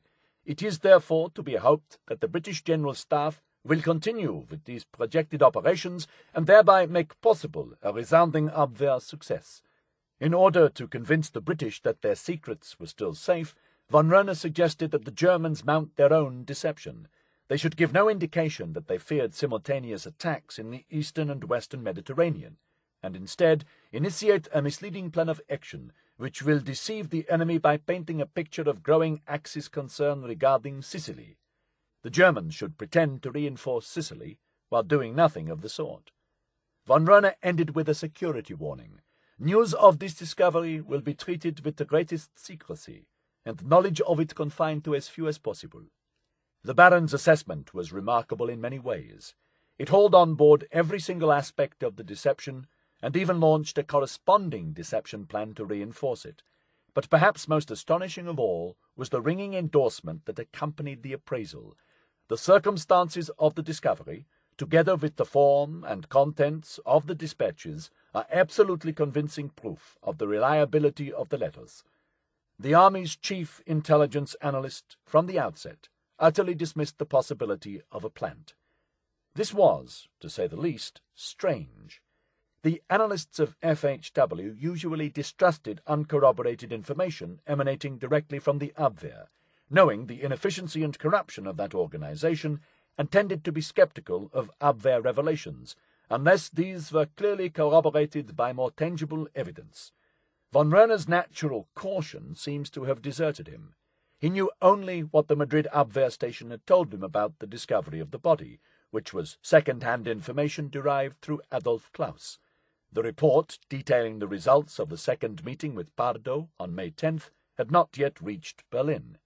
No additional checks had been made, the body had not been examined, and the original documents had remained in German hands for only 1 hour, far too short a time for forensic testing. And yet he chose to describe the documents as incontrovertibly genuine. Deception is a sort of seduction. In love and war, adultery and espionage, deceit can only succeed if the deceived party is willing in some way to be deceived. The betrayed lover sees only the signs of love and blocks out the evidence of faithlessness, however glaring. This unconscious willingness to see the liar's truth, wishfulness was Admiral Godfrey's word for it, comes in many forms. Adolf Klaus in Huelva wanted to believe the false documents because his reputation depended on believing them. For Karl Erich Kühlenthal, any intelligence breakthrough to his credit, no matter how fantastic, made him safer, a Jew among anti-Semitic killers. Von Röhne, however, may have chosen to believe in the fake documents for an entirely different reason. Because he loathed Hitler, wanted to undermine the Nazi war effort, and was intent on passing false information to the High Command in the certain knowledge that it was wholly false and extremely damaging. It is quite possible that Lieutenant Colonel Alexis Baron von Röhne did not believe the mincemeat deception for an instant. Chapter 18. Mincemeat Digested. Baron Alexis von Röhne appeared on the outside to be the consummate Nazi intelligence officer. A veteran of the First World War, a wounded war hero, holder of the Iron Cross, loyal to his oath, and the Führer's favourite intelligence analyst. Hitler had implicit faith in von Röhne and in his reasoning ability, and seems to have liked him personally. The aristocratic former banker had fought in the celebrated Potsdam Regiment, attended the War Academy, and demonstrated his intellectual mettle from the outset of the war. In 1939, he had been entrusted with the task of assessing whether Britain and France would come to Poland's aid if Germany attacked that country, and had sent a special report to Hitler predicting that the Western Allies would protest a German attack, but would take no military action. Von Röhne's prediction was exactly what Hitler wanted to hear. He was exceptionally attuned to the Führer's wishful thinking. Hitler was greatly impressed by von Röhne's intuition, as well as by the accuracy of his evaluation, writes the historian David Johnson. In 1940, von Röhne predicted that the Maginot Line, supposedly protecting France's eastern border, could be circumvented, enabling a successful German assault. Again he was correct. By May 1943, von Röhne had become Hitler's most trusted reader of the intelligence runes, a fearsome responsibility. It was his mission to produce for the High Command the definitive intelligence they needed. It was at his desk that the buck passing ended. Colleagues described von Röhne as cold and distant, an intellectual but aloof person, impossible to make friends with. Von Röhne's unapproachable manner was perhaps unsurprising, for there was another side to him, the obverse of the prim fascist functionary of which his Nazi colleagues, and most important Hitler, knew nothing whatsoever. Von Röhne was a secret but committed opponent of Nazism, living a double life. He detested Hitler and the uncouth thugs surrounding him. He was an old-fashioned monarchist with a military cast of mind, steeped in feudal tradition and the belief that certain people, like himself, because of their origins, have title to be a higher class among the people. His Christian conscience had been outraged by the appalling SS terror unleashed in Poland. Quietly, but with absolute conviction, he had turned against the Nazi regime. From 1943 onward, he deliberately and consistently inflated the Allied order of battle, overstating the strength of the British and American armies in a successful effort to mislead Hitler and his generals. His precise motive is still uncertain. Von Röhne may simply have been compensating for the tendency of his superiors to deflate military numbers. He may have been trying to impress his bosses. He was a fanatical opponent of Bolshevism, which threatened to destroy the class system to which he was heir, and he may have calculated, in common with other German anti-communists, that if Germany should give in to superior force in the West, the Allies would help hold back the Soviets, and inflating the Allied strength was a means to that end. Perhaps, like other German anti-Nazi conspirators, he just wanted Germany to lose the war as swiftly as possible, to avoid further bloodletting and remove Hitler and his repellent circle from power. Whatever his reasons, and despite his reputation as an intelligence guru, by 1943 von Röhne was deliberately passing information he knew to be false directly to Hitler's desk. Von Röhne's finest hour would come with the invasion of Normandy in 1944. In the build-up to D-Day, he faithfully passed on every deception ruse fed to him, accepted the existence of every bogus unit, regardless of evidence, and inflated 44 divisions in Britain to an astonishing 89. Without von Röhne's willing connivance, the entire elaborate net of deception woven for D-Day might have unravelled. In the words of one historian, his way of fighting the Nazi war machine was to inflate estimates of Allied troop strength in England and convince Hitler and OKW that the main attack would be Calais, when he may well have known that the real attack was aimed at Normandy. His determination to be deceived played a crucial part in the last chapter of the war. Von Röhne was not directly involved in the failed plot led by Claus von Stauffenberg to assassinate Hitler in July 1944, but he was close friends with Stauffenberg and the other conspirators of the Schwarze Kapelle, the Black Orchestra, and his links with the planned rebellion were sufficient to ensure a grim fate in the ferocious Gestapo reprisals that followed. Hitler's revenge was breathtakingly brutal. A month after the July plot, von Röhne was arrested, tried, and sentenced to death after a show trial by the People's Court. In his own defense, von Röhne simply declared that Nazi race policies were inconsistent with Christian values. On October 11, 1944, with other alleged conspirators, he was bound hand and foot in Berlin-Plötzensee prison, hung on a meat hook, and left to die slowly. In an additional exercise in barbarity, Hitler ordered some of the executions to be filmed for his viewing pleasure. On the eve of his death, von Röhne wrote a martyr's epitaph to his wife. "In a moment now I shall be going home to our Lord, in complete calm and in the certainty of salvation." Von Röhne undoubtedly helped the Allies to win the war, but his precise reasons for doing so are an enduring mystery. If Kuhlenthal was losing the intelligence war by accident, then von Röhne seemed to be losing it by design. In May 1943, the allegation that Colonel von Röhne was an anti-Nazi conspirator working to undermine Hitler would have been unthinkable, even treasonable. The diminutive Baron was still Hitler's favorite intelligence analyst, and if he declared that there was absolutely convincing proof of the reliability of this resounding Abwehr success, then that is what Hitler was most likely to believe. For 2 weeks, during the wait for news from Spain, the atmosphere in room 13 had been frowsty, peevish, and petulant. Montagu had intensified his grumbling, complaining that he had to duck each time he had to go under the air duct and approach room 13 in a stooping position. Given the pressure, he muttered, it was surprising that we only have 5 breakdowns among the female staff.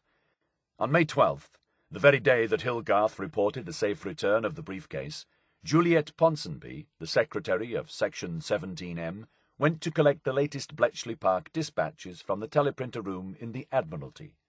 Montagu began leafing through the printouts, and then suddenly uttered a loud whoop and banged the table so hard his coffee cup flew off the desk. That morning, the interceptors had picked up a wireless message sent by General Alfred Jodl, the OKW chief of the operations staff responsible for all strategic, executive and war operations planning, stating that an enemy landing on a large scale is projected in the near future in both the East and West Mediterranean.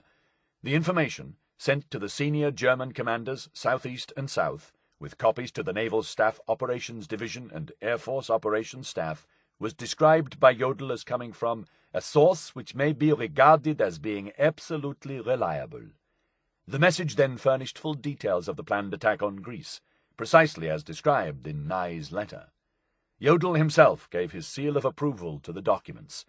It is very unusual for an intelligence report to be passed on in operational traffic or by someone of such seniority with so high a recommendation of reliability, wrote Montagu, who had studied thousands of such signals.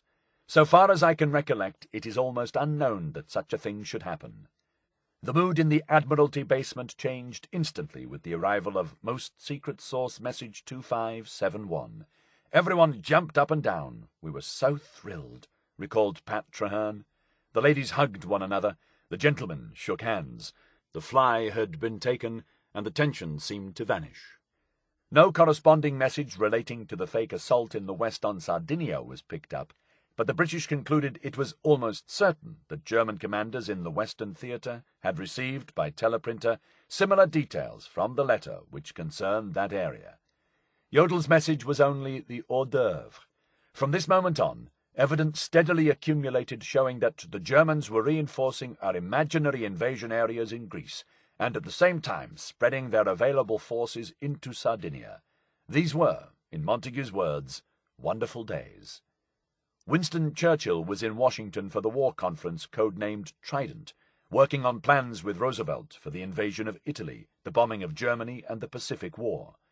A telegram was immediately dispatched to the Prime Minister, stating cryptically that Mincemeat had reached the right people, and from best information they looked like acting on it.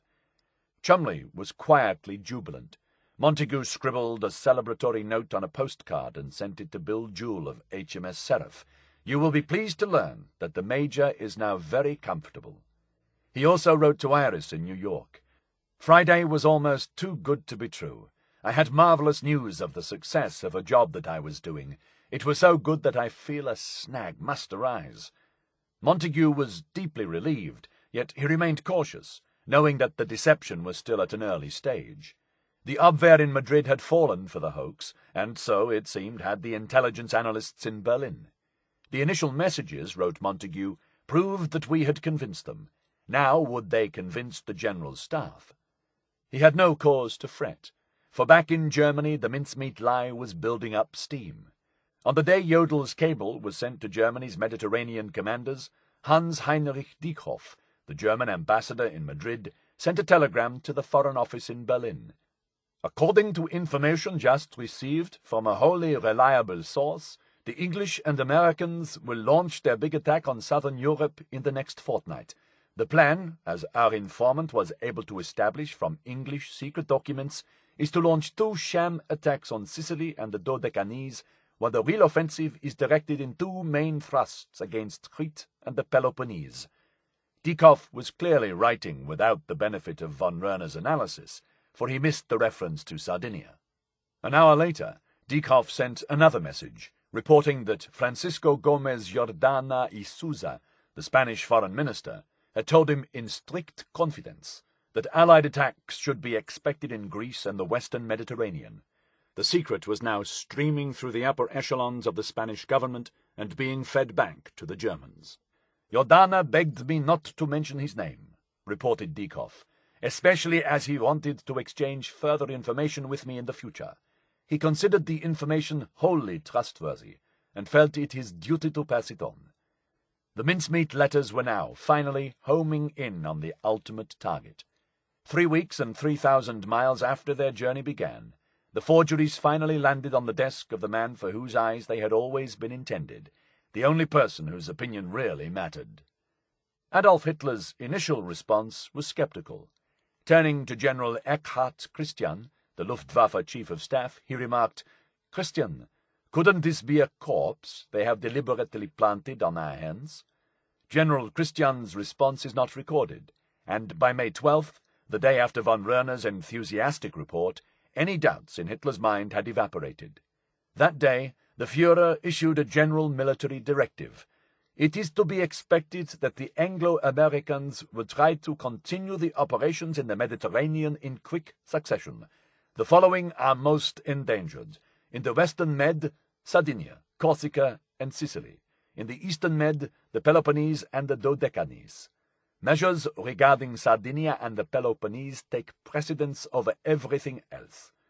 The orders reflected a dramatic shift in priorities, since, as Montagu observed, the original German appreciation had been that Sicily was more likely to be invaded than Sardinia.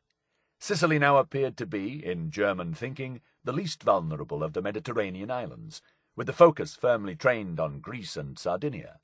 Hitler ordered all German commands in the Mediterranean to utilize all forces and equipment to strengthen as much as possible the defenses of these particularly endangered areas during the short time which is probably left to us.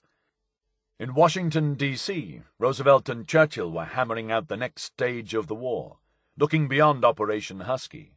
"Where do we go from Sicily?" the President asked.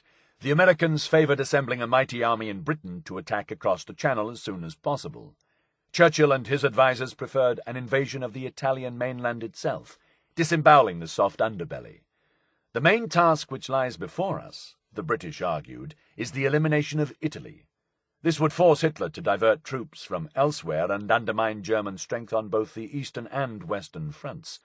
After 3 days in the presidential retreat in the mountains of Maryland, later named Camp David, Churchill addressed a joint session of Congress. "War is full of mysteries and surprises," he said, "by singleness of purpose, by steadfastness of conduct, by tenacity and endurance, such as we have so far displayed. By this and only this can we discharge our duty to the future of the world and to the destiny of man." The Anglo-American conference broke up with the agreement that Eisenhower would continue the fight in the south of Europe, while a great cross-channel offensive would be prepared for the following May. But first, Sicily.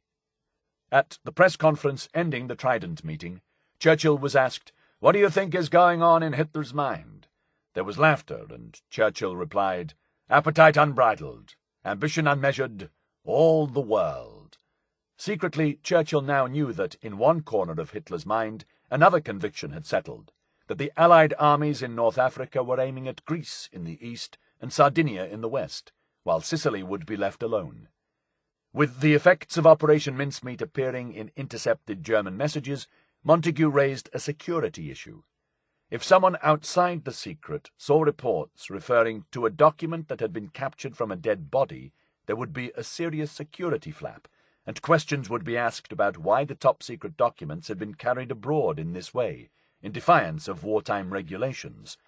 Bletchley Park had been instructed to ensure that any messages referring to the intercepted Mincemeat documents were initially sent only to C, the head of MI6, and to Montagu himself. Arrangements could then be made to warn recipients or to limit the distribution. Von Röhner had chosen to accept the documents at face value, and his analysis was now hurtling up the German power structure. Not everyone was entirely convinced. Major Percy Ernst Schramm, who kept the OKW war diary, recalled the intense discussion among senior officers over whether the letters might be forged. "We earnestly debated the question, genuine or not. Perhaps genuine.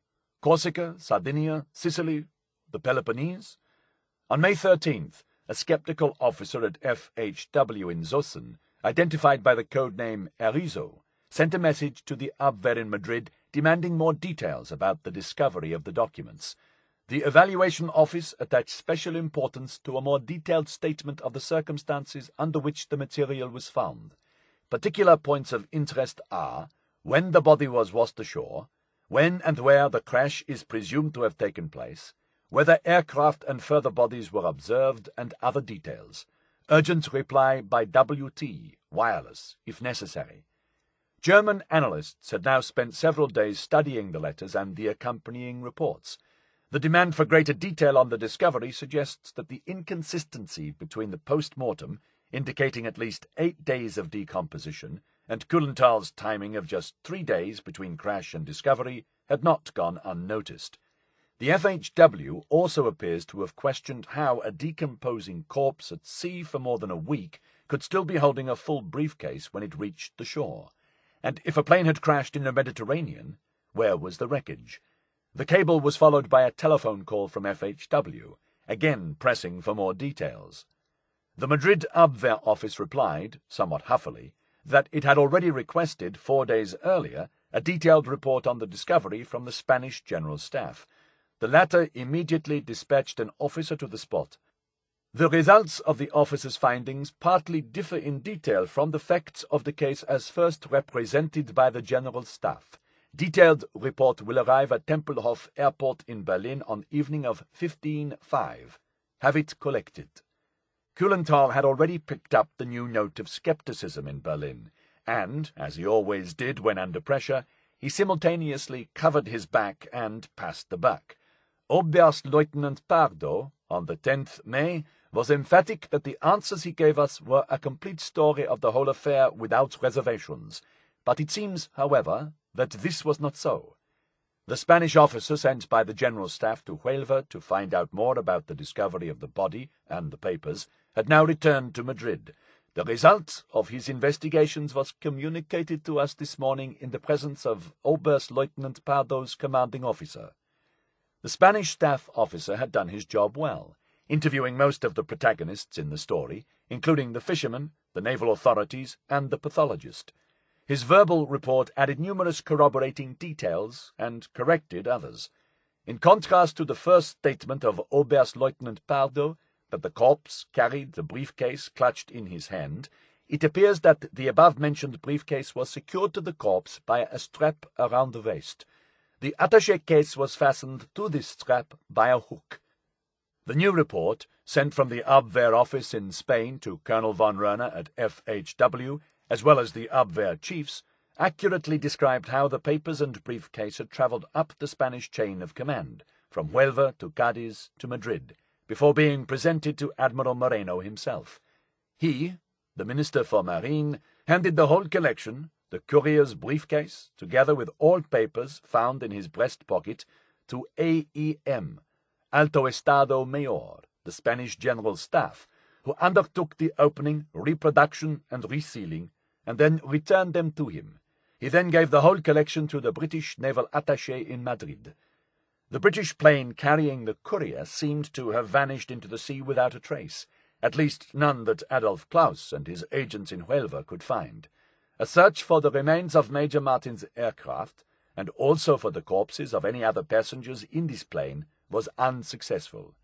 But, as ever, Kulenthal had an excuse. The fishermen state that in the area where the corpse was found, there are strong currents, and other corpses, together with parts of the aircraft, might later on be found in other places.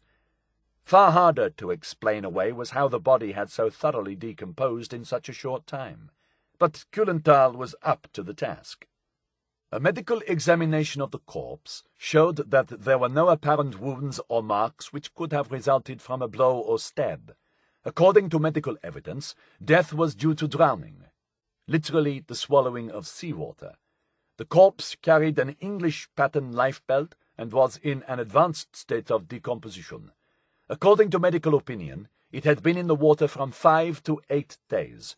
This contradicts the evidence provided by the discovery of a nightclub bill on the corpse dated 27th April, and the discovery of the corpse at 9:30 in the morning of the 30th April. It is, however, considered possible that the effect of the sun's rays on the floating corpse accelerated the rate of decomposition. The doctors also stated that the corpse was identical with the photographs in its military papers, with the sole exception that the bald patch on the temples was more pronounced than in the photographs. Either the photograph of Major Martin had been taken some 2 or 3 years ago, or the baldness on the temples was due to the action of seawater. Here was a classic example of willingness to believe, blended with self-deception and outright falsification. The earlier report had gotten the date of the theatre tickets wrong, but rather than correct the error, this report fudged the time gap. The Spanish pathologists had concluded that death took place at least 8 days before April 30th, but in order to fit in with his own erroneous timing, Kulenthal changed this to between 5 and 8 days. 2 spurious but plausible-sounding scientific explanations were adduced to explain why the corpse was rotting, and why Major Martin looked substantially older than his photograph. The Abwehr had decided from the outset that the discovery was genuine, and marshalled the evidence, despite obvious flaws, toward that belief. Kulenthal stood by his intelligence coup. With the information now swirling around the upper reaches of the Nazi war machine, he had no choice. In the fetid basement of the Admiralty, Montagu and Cholmondeley were sweating over an entirely unforeseen development that would have been funny had it not been so deeply alarming. Major Martin's briefcase had disappeared, again. Hilgarth had taken receipt of the case and other personal effects on May 11th, and promised to send them in the diplomatic bag to London on May 14th. By May 18th, the package had still not arrived at room 13, and the Mincemeat team was starting to panic. That evening, Hilgarth received a telegram in secret cipher. Bag not yet arrived. Urgent that letters should be received earliest possible. Was bag sent by air or sea? Hilgarth immediately replied that the items, packed in a small sealed bag, had left Madrid for Lisbon as planned, and should have arrived by air, addressed personally to Ewen Montagu. Here was a surreal situation. For months they had been working to get the bag into the wrong hands, as if by accident. Now it might very well have fallen into the wrong hands by accident. In the same telegram, Montagu asked whether the rubber dinghy set adrift by the Seraph had ever washed up. He also passed on the news that initial signs seemed to show that Mincemeat was working. Evidence that operation successful, but vital that no suspicion should be aroused. Hilgarth replied that there was no trace of the dinghy, which had almost certainly been appropriated by the fishermen of Punta Umbria. From his own discreet investigations, Hilgarth already knew that the deception was taking satisfactory shape. Agent Andros had reported that there was great excitement over some official documents found on the body of a British officer at Huelva. The rumour mill was grinding away. I naturally asked him to find out what he could. A few days later, Hilgarth ran into Admiral Moreno at a cocktail party for foreign diplomats. The Minister of Marine brought up the subject of the documents unprompted, and said that immediately he heard they had reached Madrid, he was in Valencia, he gave Chief of Naval Staff orders to hand over to me at once. This was a bald lie. German documents show that Moreno took personal custody of the papers, and then handed them unopened to the General Staff. There then followed a most revealing conversation between Hilgarth and his Spanish friend. "Why did you go to so much trouble?" Hilgarth asked nonchalantly.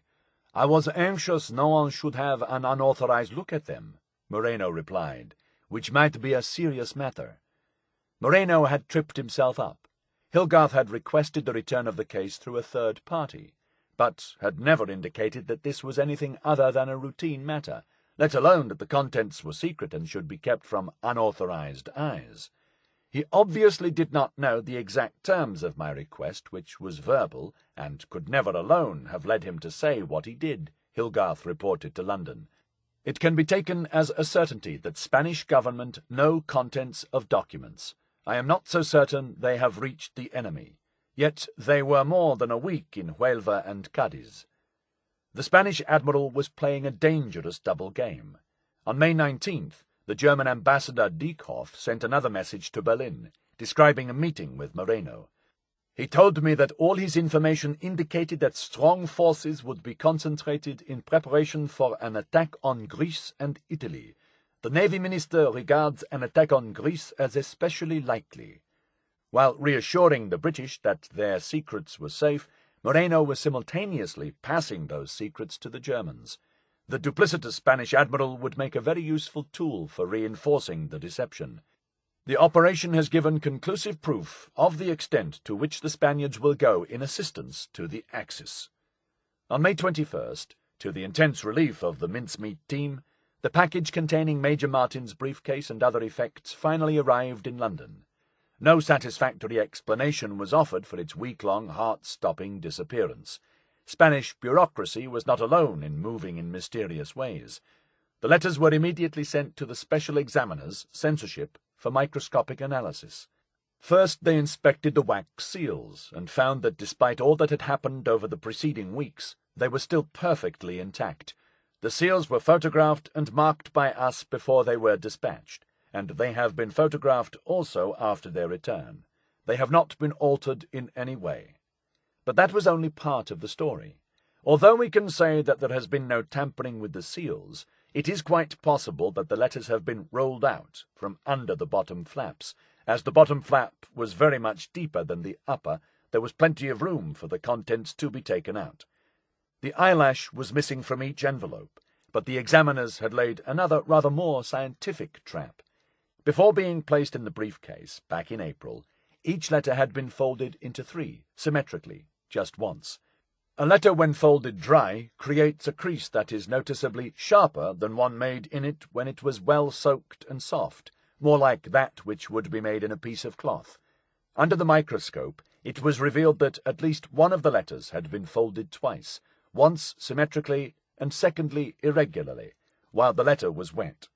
Thus the examiners deduced that when the Spaniards had closed up the key letter, it was not done on exactly the same folds, and there were damaged fibres in the paper minutely separate from the new folds.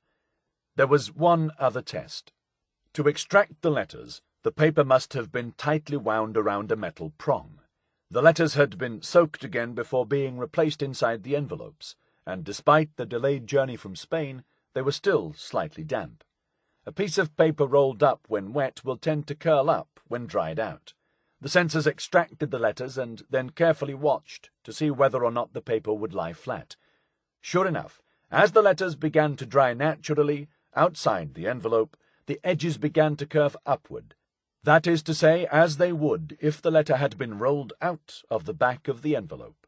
Moreover, the rolling up must have happened when the letter was folded in three, since the examiners noted that when the letter is folded up, it all curves the same way.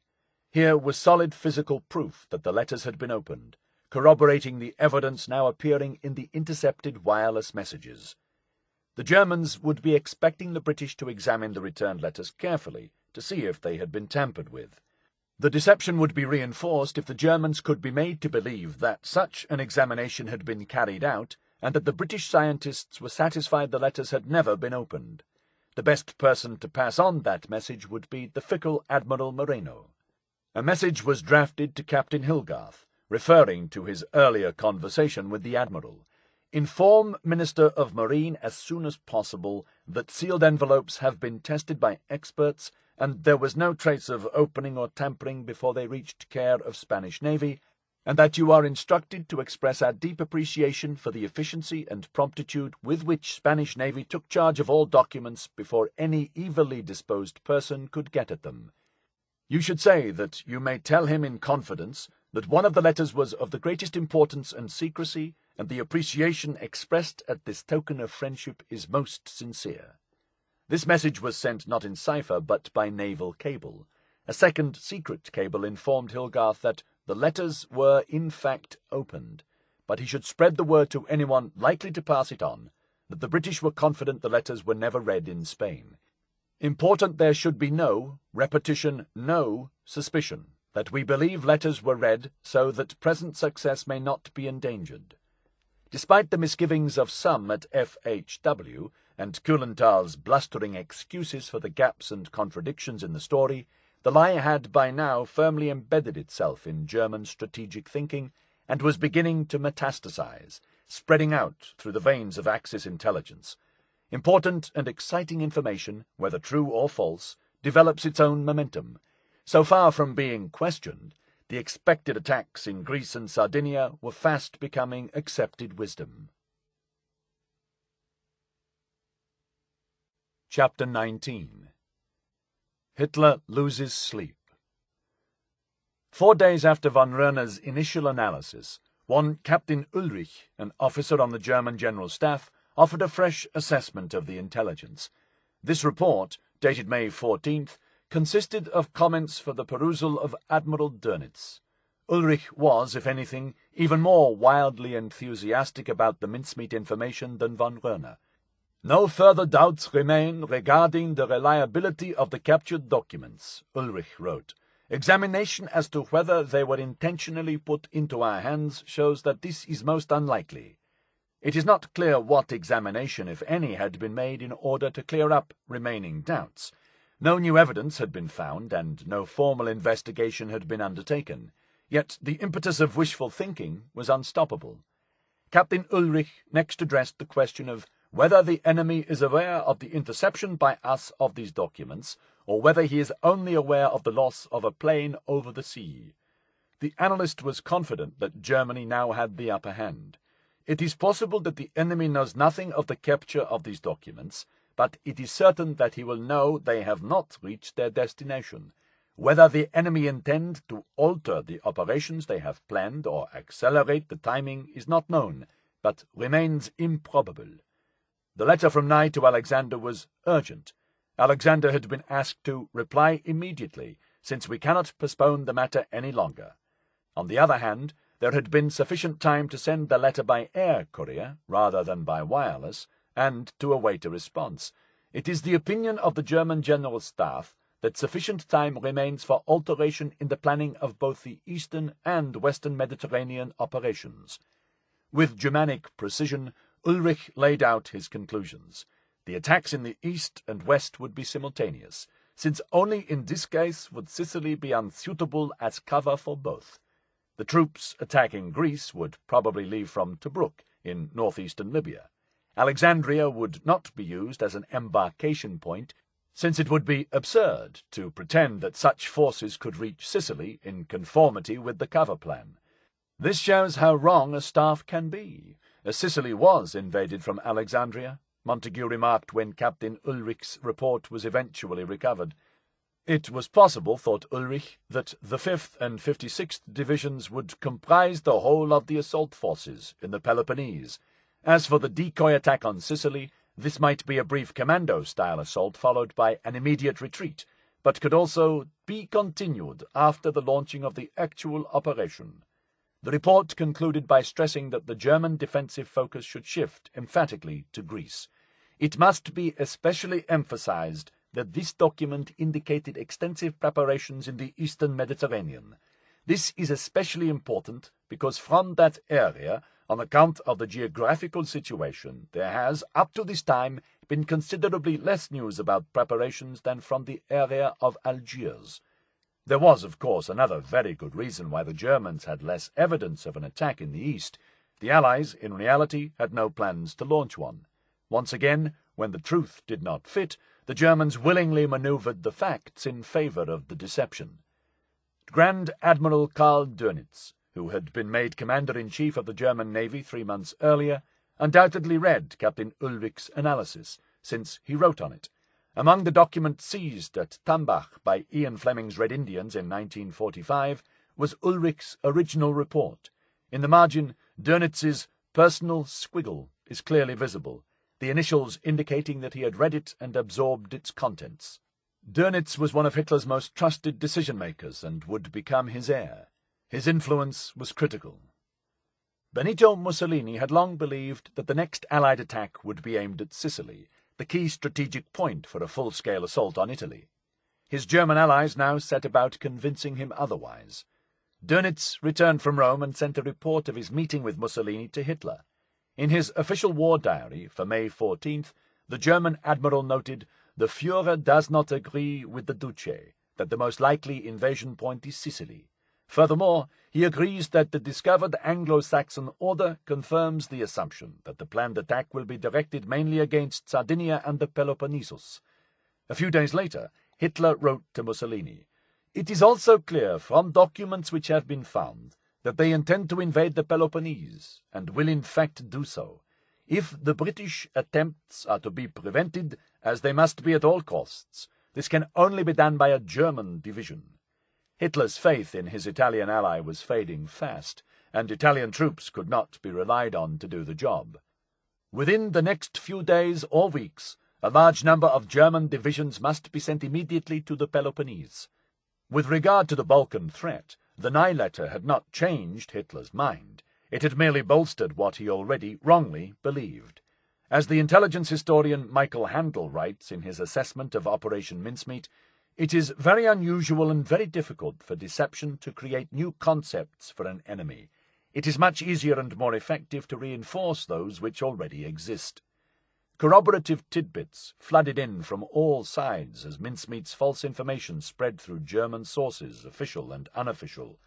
Ernst Kaltenbrunner, chief of the RSHA, the Reichssicherheitshauptamt, or Reichssecurity Main Office, the organization formed by Himmler's combining the security service and the Gestapo, told the foreign minister, Joachim von Ribbentrop, that his spies in the British and American embassies in Madrid confirmed that targets of enemy operation are Italy and her islands as well as Greece.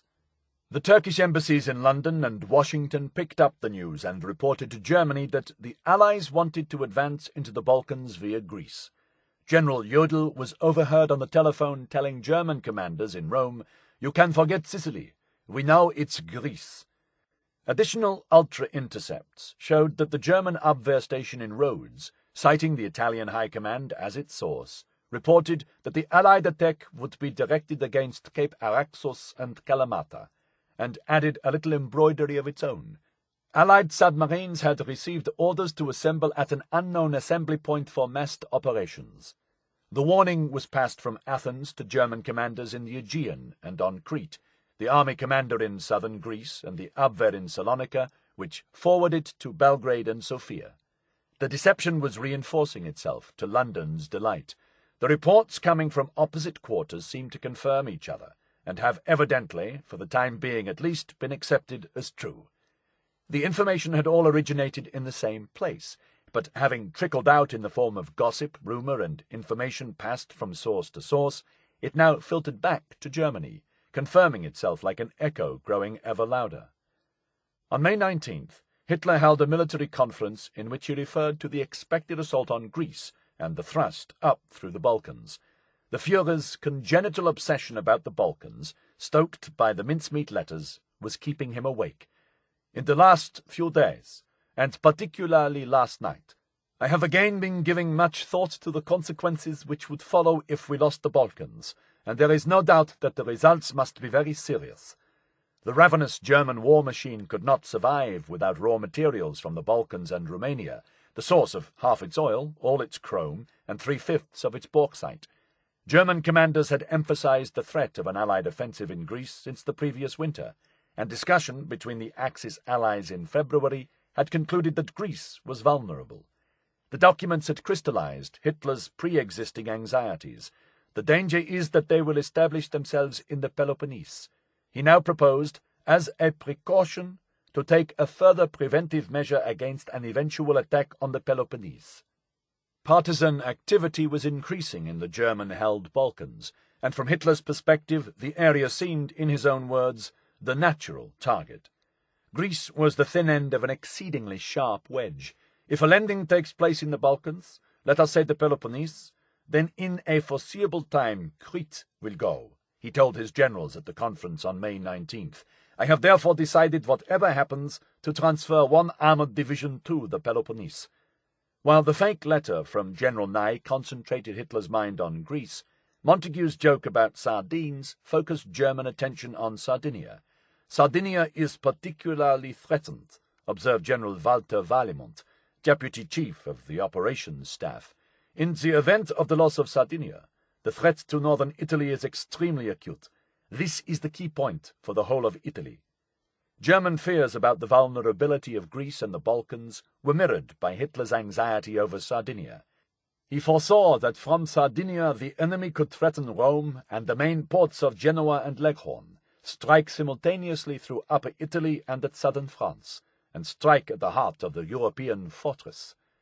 A British spy within Italian government circles, meanwhile, reported that the mincemeat information had reached Rome, through the Spaniards and not directly through the Germans, confirmation that the Spanish General Staff had made its own copies of the documents and passed these on to the Italians.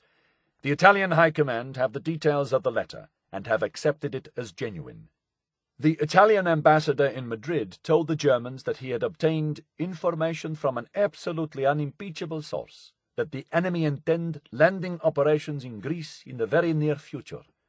The German ambassador in Rome passed on the news, now no longer new, to Berlin.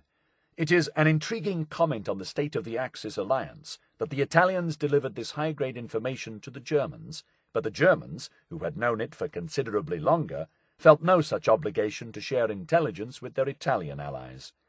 Fragments of corroborative information were swirling around the diplomatic world. British intelligence discovered that the German ambassador in Ankara had informed the Turkish minister in Budapest that the German army would soon be reinforcing its military stance in Greece, but that it had no hostile intentions toward neutral Turkey. There would be troop and transport movements towards the south, which will affect Greece, but that the Turkish government should not be worried in any way, as these were not aimed against Turkey. As always, with whispers of gossip, the information tended to get mangled in transition. From Madrid, Hilgarth reported wryly, "German circles here have a story that they have obtained warning of our plans through papers found on a British officer in Tunis." Soon after, Hilgarth received the report from Agent Andros describing, in minute detail, how the documents had reached German hands. The degree of Spanish complicity was laid bare. This exchange of information with the Germans in fact took place at the highest levels in Madrid. Andros confirmed that Leisner and Kühlenthal, the two most senior Abwehr officers, had been directly involved in obtaining the documents from the Spaniards, and the entire episode, as Montagu wrote to C, was adding to our knowledge of German intrigues in Spain. Months later, shards of the false intelligence continued to ricochet from one source to another, breaking up in the process. A spy in Stockholm reported that the local Germans had information from a British aircraft shot down in the Mediterranean with battle orders, showing simultaneous landings in Sardinia and the Peloponnese, and a secondary attack on Sicily. Almost every other detail in the report was inaccurate, but it was plain that it had come, as the report put it, from our refrigerated friend. One by one, Hitler's key advisers were being drawn into the deception, either by access to the documents themselves or through independent confirmation, as the same intelligence arrived by other routes: Canaris, Jodl, Kaltenbrunner, Valemont, von Röhner. By May 20th, Mussolini had come round to the same view.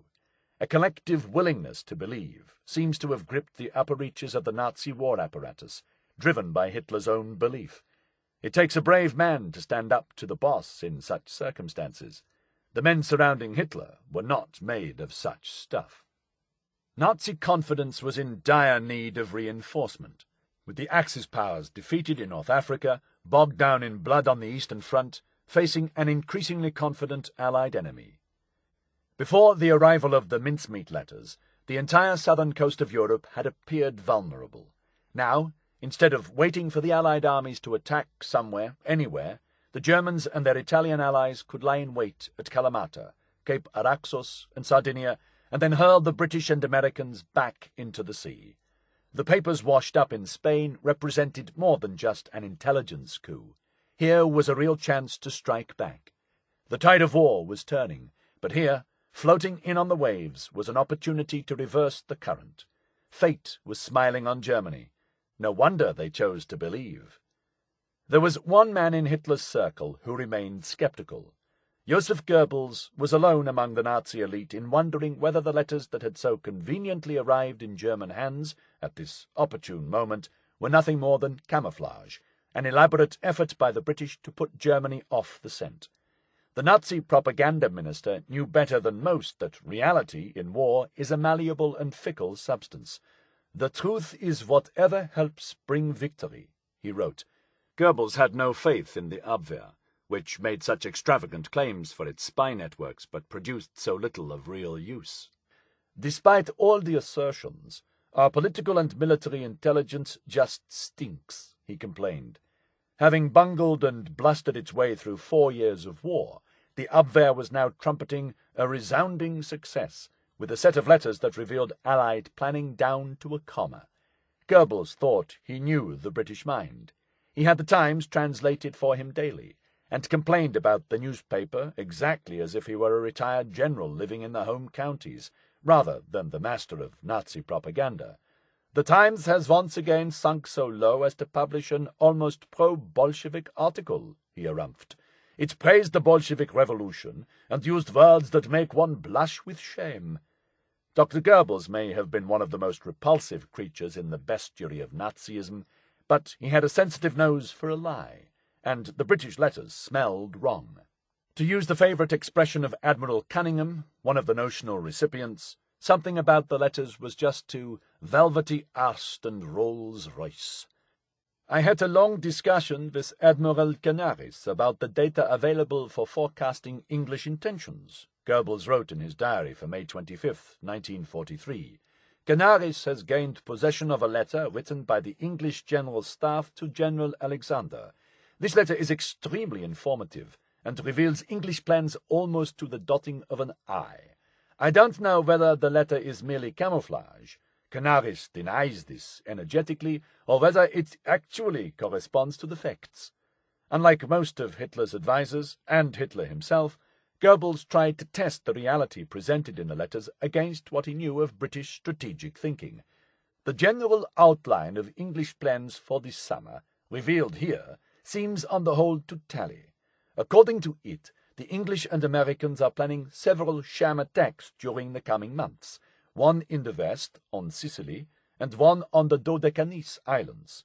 These attacks are to immobilize our troops stationed there, thus enabling English forces to undertake other and more serious operations. These operations are to involve Sardinia and the Peloponnesus. On the whole, this line of reasoning seems to be right. Hence, if the letter to General Alexander is the real thing, we shall have to prepare to repel a number of attacks which are partly serious and partly sham.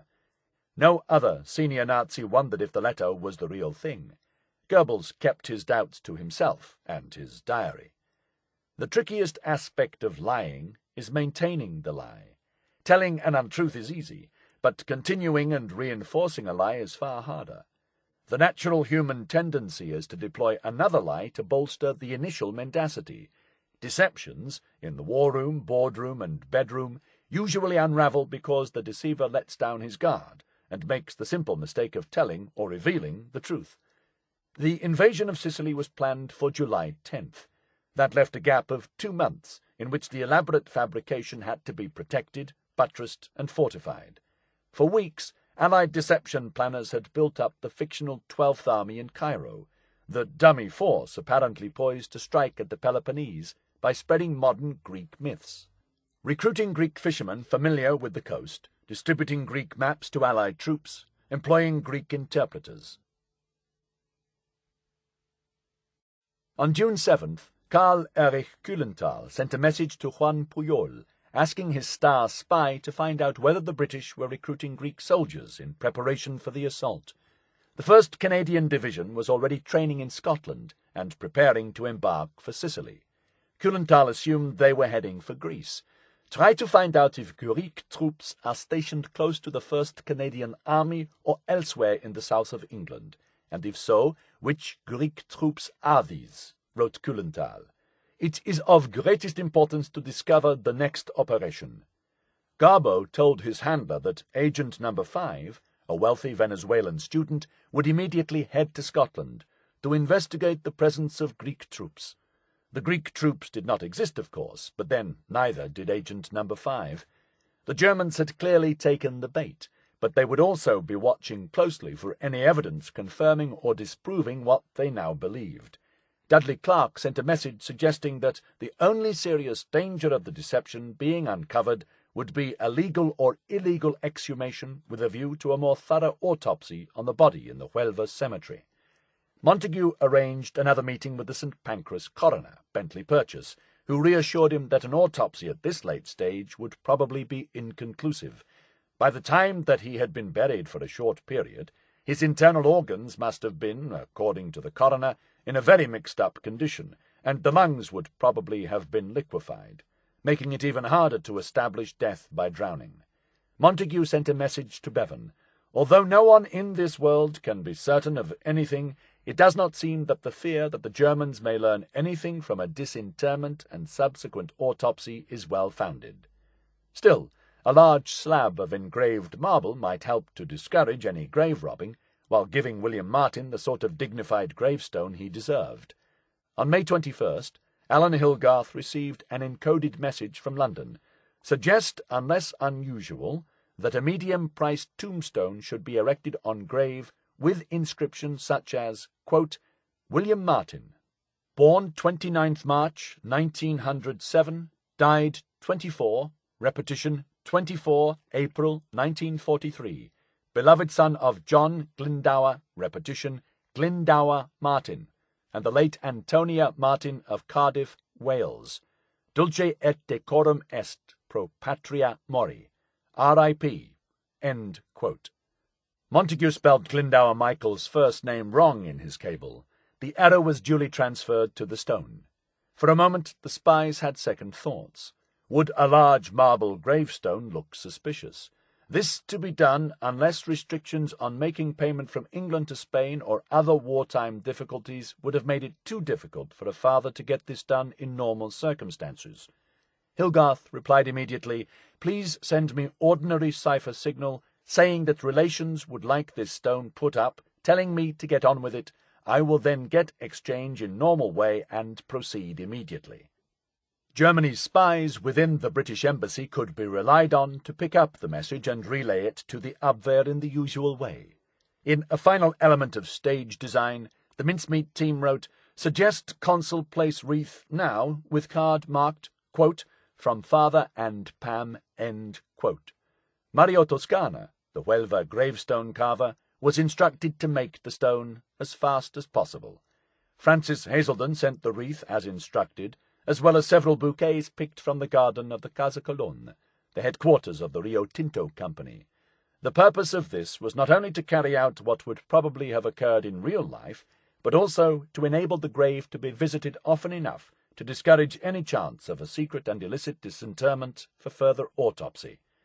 Lancelot Shute, Hazelden's sidekick, would make a daily pilgrimage to the graveside, ostensibly as an official mourner, in reality to see if the flowers had been moved and the grave disturbed. Hilgarth composed and dictated a letter addressed to John G. Martin, Esquire, but for the attention of Kulenthal and his spies. "Sir, in accordance with instructions from the Admiralty, I have now arranged for a gravestone for your son's grave. It will be a simple white marble slab with the inscription which you sent to me through the Admiralty, and the cost will be 900 pesetas. The grave itself cost 500 pesetas, and, as I think you know, it is in the Roman Catholic cemetery. A wreath with a card on it with the message you asked for has been laid on the grave. The flowers came from the garden of an English mining company in Huelva. I have taken the liberty of thanking the Vice-Consul, Huelva, on your behalf for all he has done. May I express my deep sympathy with you and your son's fiancée in your great sorrow. I am, sir, your obedient servant, Alan Hilgarth." At the same time, Montagu sent a message to Hilgarth with the same audience in mind. "I have been asked by Major Martin's father, fiancé and friends, to thank you for the trouble you and the Vice-Consul have taken in connection with his funeral, and to say how much they appreciate the promptitude with which you returned his personal effects, few though they were. As Major Martin was an only son and just engaged to be married, they will be greatly treasured." Here was confirmation for the Germans that all Martin's accoutrements were safely back in Britain. "Could you possibly procure for him a photograph of the grave after the tombstone has been erected?" Hilgarth duly obliged. As far as the Germans knew, the British authorities were deeply relieved to get their valuable documents back intact. Another small outlay by Hilgarth would bolster that impression, by way of local gossip. A reasonable reward of not more than £25 should be given to the person who handed the papers to the safe custody of naval authorities. It is left to your judgment whether this should be done by you, through naval authorities, or by Consul Huelva direct. The sum of £25 was a small fortune in wartime Huelva. José Rey's fishing trip would turn out to be the most lucrative of his life. While Pam and father grieved in private, the news of Major William Martin's death now needed relaying to a wider public audience. The Germans had access to the British casualty lists, and if Martin's name failed to appear on them, suspicions might be aroused. At least equal suspicion might be provoked among Royal Marines officers if one of their number was suddenly declared dead without warning. A letter, marked Most Secret and Personal, was sent to the commanders of the 3 Royal Marines divisions, as well as the colonel who edited the Globe and Laurel, the official Marines newsletter. No action is to be taken in respect of the notification of the death of Major William Martin. This officer was detached on special service, and no mention will be made in general orders. The casualty section received a curt order. Insert the following entry in the next suitable casualty list. Temporary Captain, Acting Major, William Martin, R.M. This should appear at the earliest possible moment. But it was not so easy to slip a false death past the authorities.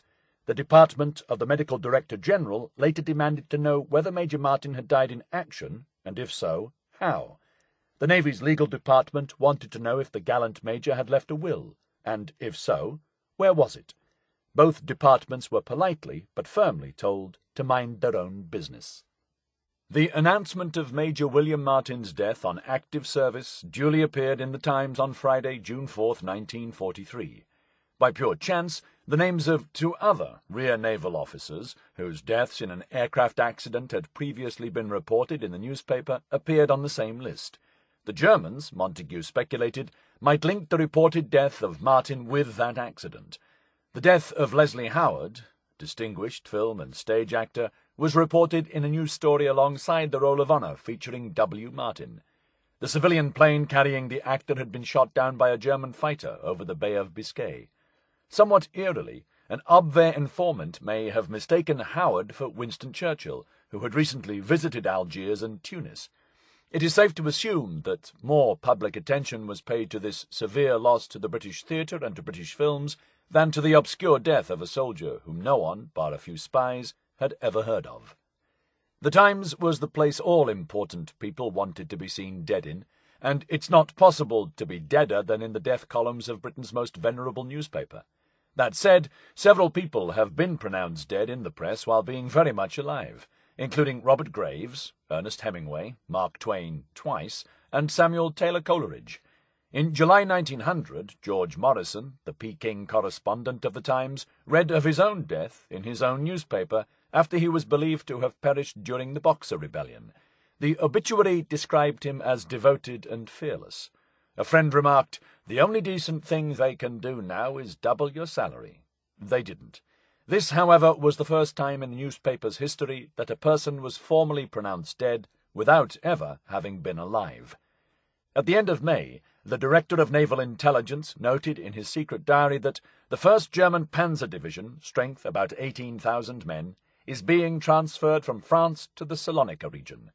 The information was graded A1. This was the first indication of a major troop movement in response to the Mincemeat papers. An intercepted message added further details of the arrangements for the passage through Greece to Tripolis in the Peloponnese of the 1st German Panzer Division.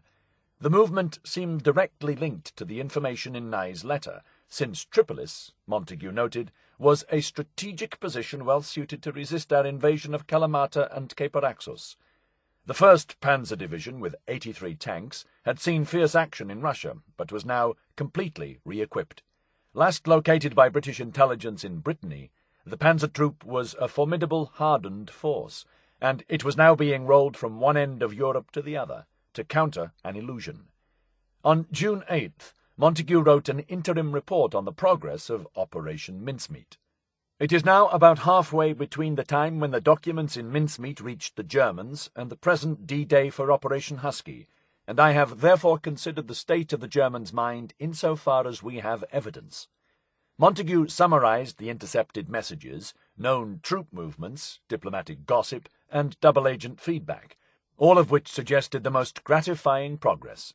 The present situation is summed up in the June 7th message to Garbo, which to my mind indicates the Germans are still accepting the probability of an attack in Greece, and are still anxiously searching for the target we foreshadowed in the western Mediterranean. Goebbels remained silent on the subject, but whatever other suspicions there may have been on the German side now seemed to be allayed. They raised but did not pursue the question of whether it was a plot. Mincemeat has already resulted in some dispersal of the enemy's effort and forces, Montagu wrote. It is to be hoped that, as visible signs in the eastern Mediterranean increase, the story we have put over may be confirmed, and lead the enemy to take their eye off Sicily still more, although they obviously cannot entirely neglect the reinforcement of so vulnerable and imminently threatened a point. It already appears to be having the desired effect on the enemy, and, as the preparations for Husky grow, its effect may become cumulative. There was still time for Mincemeat to go horribly wrong, but so far Major Martin's secret mission was going swimmingly. Montagu's interim report declared, "I think that at this halfway stage, Mincemeat can still be regarded as achieving the objective for which we hoped." Chapter 20. Seraph and Husky. Bill Jewell steered the Seraph toward the jagged silhouette of the coastline as the wind whipped and wailed around the conning tower. It was past 10 o'clock, and curtains of thick fog draped an irritable sea. the rear guard of a nasty summer storm. Jewel shivered inside his sou'wester. The weather, he reflected, was moderately vile, but the reduced visibility would work to his advantage. Once again the Seraph was creeping toward the southern coast of Europe in the darkness to drop off an important item. Once again she had been entrusted with a mission of profound secrecy and extreme danger. Once again the lives of thousands depended on her success. The difference between this mission and the one successfully executed 3 months earlier was that the canister in the hold really did contain scientific instruments, a homing beacon to guide the largest invasion force ever assembled to the shores of Sicily. Having played her part in the secret build-up to Husky, the Seraph had been selected to lead the invasion itself. A week earlier, Jewel had been summoned to submarine headquarters in Algiers and briefed by his commanding officer, Captain Barney Fawkes. "You are to act as guide and beacon submarine for the Army's invasion of Sicily." Jewel's mission would be to drop a new type of buoy containing a radar beacon 1,000 yards off the beach at Gela on the island's south coast, just a few hours before D-Day. July 10th, 0400 hours. Destroyers, leading flotillas of landing craft carrying the troops of America's 45th Infantry Division, would lock on to the homing beacon, and the assault troops would then storm ashore in the early hours of the Sicilian morning. Seraph should remain in position as a visible beacon for the first waves of the invasion force, and retire once the attack was underway. The British submarine would act as the spearhead for a mighty host, an armada of Homeric proportions, more than 3,000 freighters, frigates, tankers, transports, minesweepers, and landing craft, carrying 1,800 heavy guns, 400 tanks, and an invasion force of 160,000 Allied soldiers, composed of the United States 7th Army under General George Patton and Montgomery's British 8th Army. Sicily may be the most thoroughly invaded place on earth. From the 8th century BC, the island has been attacked, occupied, plundered, and fought over by successive waves of invaders: Greeks, Romans, Vandals, Phoenicians, Carthaginians, Ostrogoths, Byzantines, Saracens, Normans, Spaniards, and British. But never had Sicily witnessed an invasion on this scale. If Operation Mincemeat had succeeded, then Allied troops would face only limited resistance. Jewel had no idea whether his strange cargo had ever reached the coast of Huelva, but as he absorbed his new orders, he found himself wondering whether the dead body had delivered his false information to the Germans, and whether, as a result, the thousands of troops preparing to assault the island would meet less resistance. If the ruse had failed and tipped off the Axis to the real target of Operation Husky, then the Seraph might be leading the vast floating host into catastrophe. After receiving his orders, Jewel had reported to the 7th Army headquarters for a briefing from General Patton himself. Swaggering, foul-mouthed, and inspirational, Patton was a born leader of men and a deeply divisive figure. Jewel detested him on sight. With a pearl-handled revolver on each hip, the general strode around the briefing room, barking orders at Jewel and the 2 other British submarine commanders who would help guide in the American ground troops. His force was to land in 3 parts, each on its own beach. He wanted reconnaissance checked and the submarines allocated to the beaches to stay in their position over the beacon buoys to ensure that the right forces landed on the right beaches. The briefing lasted all of 10 minutes. He was really very short with us, somewhat conceited and very rudely outspoken, Jewel recalled. Outside the conference room, Jewel heard a loud American voice call his name, and turned to find Colonel Bill Darby of the U.S. Army Rangers, his friend from the earlier Galita reconnaissance. Darby explained that he would be leading his troops ashore in Seraph's wake, at the head of Force X, made up of 2 crack Ranger battalions. "Do as good a job for us as you did at Galita," said Darby, "and we'll be mighty grateful." Jewel promised to do his best, yet the submarine commander was privately apprehensive. If the enemy spotted the Seraph laying the beacon buoy, it would certainly realize that an invasion was imminent and rush reinforcements to that section of the coast. Discovery, Jewel reflected, would throw the whole Husky plan into jeopardy. Dwight Eisenhower himself had warned that if the Germans were tipped off, the attack on Sicily would fail. The American general told Churchill, "If substantial German ground troops should be placed in the region prior to the attack, the chances for success become practically nil, and the project should be abandoned." Even a few hours' warning would be paid for in greatly increased bloodshed. Surprise was essential. Lack of it was potentially fatal. Patton's closing remark also stuck in Jules' mind, both irritating and alarming him. The submarines would be less than a mile from the enemy, but come what may, they must stay there until the task force with the army arrived, no matter how late. Seraph, codenamed Scent, would be left on the surface as the sun rose, isolated and defenseless, a sitting duck for the Italian guns ranged along the coast. This was undoubtedly Jules' most dangerous mission, with every probability that it might also be his last. Jules was sublimely indifferent to his own safety. He had faced danger and discomfort on an extravagant scale in a gruesome war. Time after time he had demonstrated his willingness to die. But now he had something new to live for. Bill Jules had fallen in love. After performing his part in Operation Mincemeat, Jules had returned to Algiers for some well-earned shore leave. Among the new arrivals at Allied headquarters in the city was Rosemary Galloway, a young officer in the Wrens, the Women's Royal Naval Service. Rosemary was a cipher clerk, coding and decoding the messages passing in and out of Allied headquarters, and thus was privy to secret and sensitive information. She was vivacious, intelligent, and exceedingly attractive. Jules and Rosemary had met once before in Britain, and in the sultry heat of wartime Algiers, that acquaintance rapidly bloomed into romance. Once Rosemary was in Bill Jules' emotional periscope, he pursued her with unswerving determination. She proved a most cooperative quarry. There were limited opportunities for courtship in wartime Algiers, and Jules seized all of them. At Sidi Barouk, just outside the city, the American forces had created a rest camp that was the nearest thing in Algeria to an American country club, with bar, restaurant, tennis court, and swimming pool. Jules recalled the American High Command had taken possession of a strip of beach and olive grove and converted it into an Arabian Nights dream, barring the Houris, of course. Actually, these were available too. An evening at Sidi Barouk was, in Jules' words, a really deluxe experience.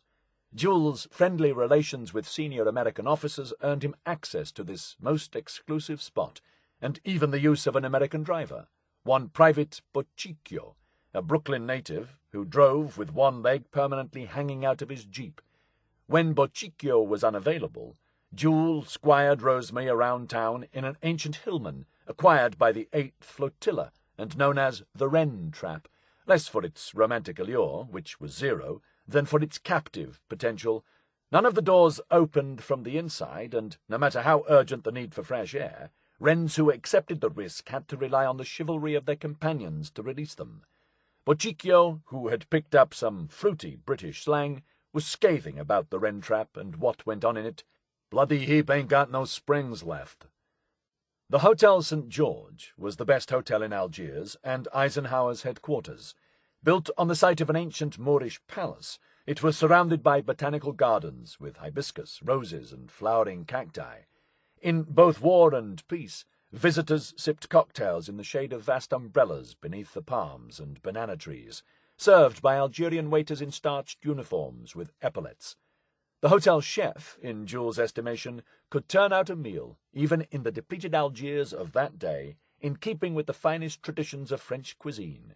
Rudyard Kipling, André Gide, Simone de Beauvoir, and King George V of England all stayed at the St. George. On June 7, 1943, the hotel hosted the crucial conference at which Churchill and Eisenhower finalized plans for the Allied invasion of Sicily.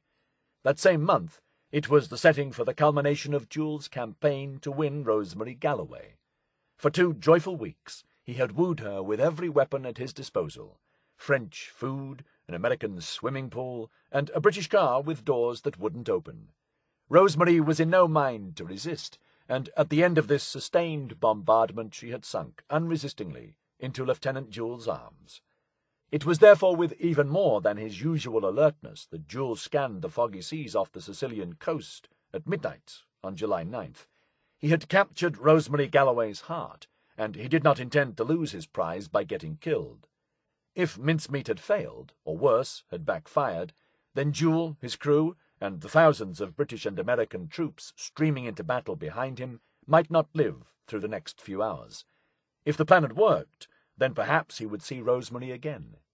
Jewel was surprised at how much this mattered to him. Before meeting Rosemary, Jewel had not cared very much whether he lived or died. Now, he discovered, he cared very much indeed. The crew of the Seraph had already laid out a trail of small marker buoys, each primed with a fuse that would set off simultaneous blinker lights in exactly 4 hours, to lead the flotilla to shore. The heavier beacon buoy was brought up on deck, and the submarine slowly edged toward the drop point.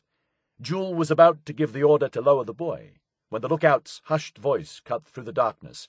"E-boat on port quarter, sir." The German Schnellboot, known to the Allies as the E-boat, was a motor torpedo launch with 3 2,000-horsepower Daimler-Benz engines, carrying 4 torpedoes, 2 20mm cannons, and 6 machine guns. It was better armed and 3 times faster than the Seraph, and it was about 400 yards away, motionless, a clearly visible silhouette standing out blackly against the dark blueness of the night.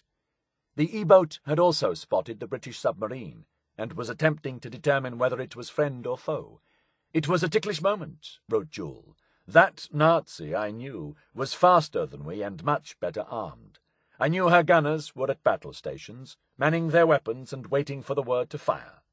For what seemed like minutes, but was only seconds, Jewel waited tensely for the E-boat to make its move. At a whispered order, the submarine's gun crews and torpedo men moved to action stations. If the Germans attacked, the Seraph would have to try to fight it out. Even if he won that duel, the coastal defenders would be alerted to what was coming over the dark horizon. Jewel knew that then the fat would have been in the fire. The British submarine lay low in the water, and the swirling fog made identification doubly difficult. The German captain was plainly undecided about her identity, expecting only friendly submarines so near his coast. Suddenly he flashed his navigation lights. I knew that would be a recognition signal of some sort that I'd be expected to answer immediately. The German captain's challenge gave Jewel the vital few seconds he needed. The decks were cleared, the buoy manhandled below, and the hatch slammed shut, and Jewel barked the order to dive. Down she went in a few seconds. To the enemy she must have seemed literally to vanish. With luck, reflected Jewel, the encounter would not tip off the defenders to the impending invasion. The captain of the E-boat would still be victim to his own indecision, and so long as he couldn't be sure whether we were friend or enemy, it was not likely the Germans would take alarm. But time was short. The buoy would have to be laid within the next hour, for the mighty Allied army of invasion was now only a few hours away, strung out in a vast flotilla just over the horizon to the south. The broad plan for the invasion of Sicily had been agreed at Casablanca back in January 1943, but the process of working out the specifics of Operation Husky had turned into a dogfight, with intense disagreements among commanders and rising tensions between the British and American allies. Patton found Montgomery wonderfully conceited, and noted that General Alexander, the commander of the Allied ground forces, had an exceptionally small head. This from a man whose big-headedness was legendary. Montgomery said of Eisenhower, "His knowledge of how to make war or to fight battles is definitely nil." The British general flatly refused to accept Eisenhower's initial battle plans, which called for an American invasion in the west of Sicily aimed at Palermo, while the British took Augusta and Syracuse on the southeast coast. Monty insisted that he knew better, which he did, and predicted a military disaster if the plan was not scrapped. Montgomery was adept at tactical maneuvers. He finally got his way after cornering Major General Walter Bedell Smith, Eisenhower's chief of staff, in the toilets at Allied Forces headquarters in Algiers. First at the urinal, then by drawing a map of Sicily on the steamy mirror above the wash basin, Montgomery laid out his alternative plan, a consolidated assault on the southeast coast by both armies. Agreement was reached. Before dawn on July 10th, Patton's 7th Army would assault the coast at the Gulf of Gela, while Montgomery's 8th Army would storm ashore farther east at the Gulf of Noto and Cassibile. In all, some 26 beaches would be attacked along 100 miles of Sicily's southern coast by troops assembled in the ports of Algeria, Tunisia, Libya, and Egypt. The invasion would be preceded by intensive bombing of Sicilian airfields. Immediately before the assault, paratroopers would drop behind enemy lines to sever communications, forestall counterattacks, secure vital road junctions, and confuse the enemy. The combined chiefs approved the plan for Operation Husky on May 12th, the very day that London intercepted the first message, indicating that Hitler had seen, and believed, the documents in Major Martin's briefcase. The logistics of the operation would have boggled most minds. The American contingent alone called for 6.6 million sets of rations, 5,000 crated airplanes, 5,000 carrier pigeons and accompanying pigeoneers, and a somewhat unambitious 144,000 condoms, fewer than 2 each. The task of assembling this plethora of gear was rendered yet more complex by the need for absolute secrecy. Amphibious landings are notoriously hard, as Gallipoli and Dieppe attested. They are all but impossible if the defenders are ready and waiting. Eisenhower was insistent on the paramount importance of surprise, predicting that the operation would fail if more than 2 divisions were waiting and the defenders put up strong resistance. The Germans could hardly fail to spot the 160,000 soldiers and 3,000 boats assembling on the north coast of Africa. The key would be to keep them guessing as to where exactly the attack might come. Once the offensive was underway, a secondary deception plan, Operation Derrick, would try to convince the enemy that the assault on the south was diversionary, and the real attack would still come in the west of Sicily, keeping more troops out of the battle zone. Maps of Sicily were kept under lock and key. The soldiers of the invasion force would not be told where they were going until the task force was at sea. Letters home were strictly censored to ensure that the intended target remained secret, with officers only half joking when they instructed their men that when writing home, you cannot, you must not, be interesting. Yet word inevitably had leaked out, onto the docks of North Africa. The Soldier's Guide to Sicily was accidentally distributed too early. A British officer in Cairo sent his uniform to be cleaned with the Husky battle plans in the pocket. The papers were retrieved, but not before several pages had been used to write out customer invoices. Somewhere in Cairo was a person with clean clothes and the Allies' most secret plans. Still more alarmingly, Colonel Knox of the British 1st Airborne Division had accidentally left a top-secret cable on the terrace of the Shepherd Hotel in Cairo. The document gave not only the date and time of the Sicily invasion, but also the timing for the dropping of paratroops, and even the availability of aircraft and gliders for such operations. The paper was missing for at least 2 days, before the hotel manager returned it to the military authorities. Dudley Clark was confident, however, that if it had fallen into enemy hands through such an obvious and gross breach of security, then it would probably be dismissed as a plant, pointing to Sicily as the cover target in accordance with Mincemeat. He concluded that Colonel Knox may well have assisted rather than hindered us. Operation Barclay, the overall deception plan to disguise Allied intentions and keep as many Axis forces as possible away from Sicily, reached a climax in the days leading up to July 10th. Submarines had dropped men on the coasts of Sardinia and the Greek island of Zante, to leave behind unmistakable signs of reconnaissance for the Germans to find, as if in preparation for major assaults. Operation Waterfall, simulating the gathering of an army in the eastern Mediterranean as if to invade the Balkans, assembled huge numbers of dummy tanks and planes. SOE organized a genuine sabotage operation by Greek resistance fighters, codenamed Animals, to suggest increased partisan activity in the Greek target area. Double agents were used to bolster the deception, most notably André Latham, a dodgy, high-living French aristocrat and career army officer, with a rabid loathing for communism, who had been recruited by the Abwehr in Paris in 1942. Latham was introduced to the rest of his spy team in the Elizabeth Arden beauty parlour on Faubourg Saint-Honoré. A playboy called Douté Maris, or possibly Douté Arispe, a former French naval officer named Blondeau, and a pimp and saboteur called Douté, who, unbeknownst to Latham, had orders from the Germans to kill him if he showed any sign of betrayal. The team had headed to Tunis with orders to gather information for the Abwehr. On May 8th, as the preparations for Sicily were gathering pace, Latham, athletic, middle-aged, of medium height, with grey hair and military moustache, presented himself to the head of French intelligence in North Africa, and declared his intention to spy against the Germans.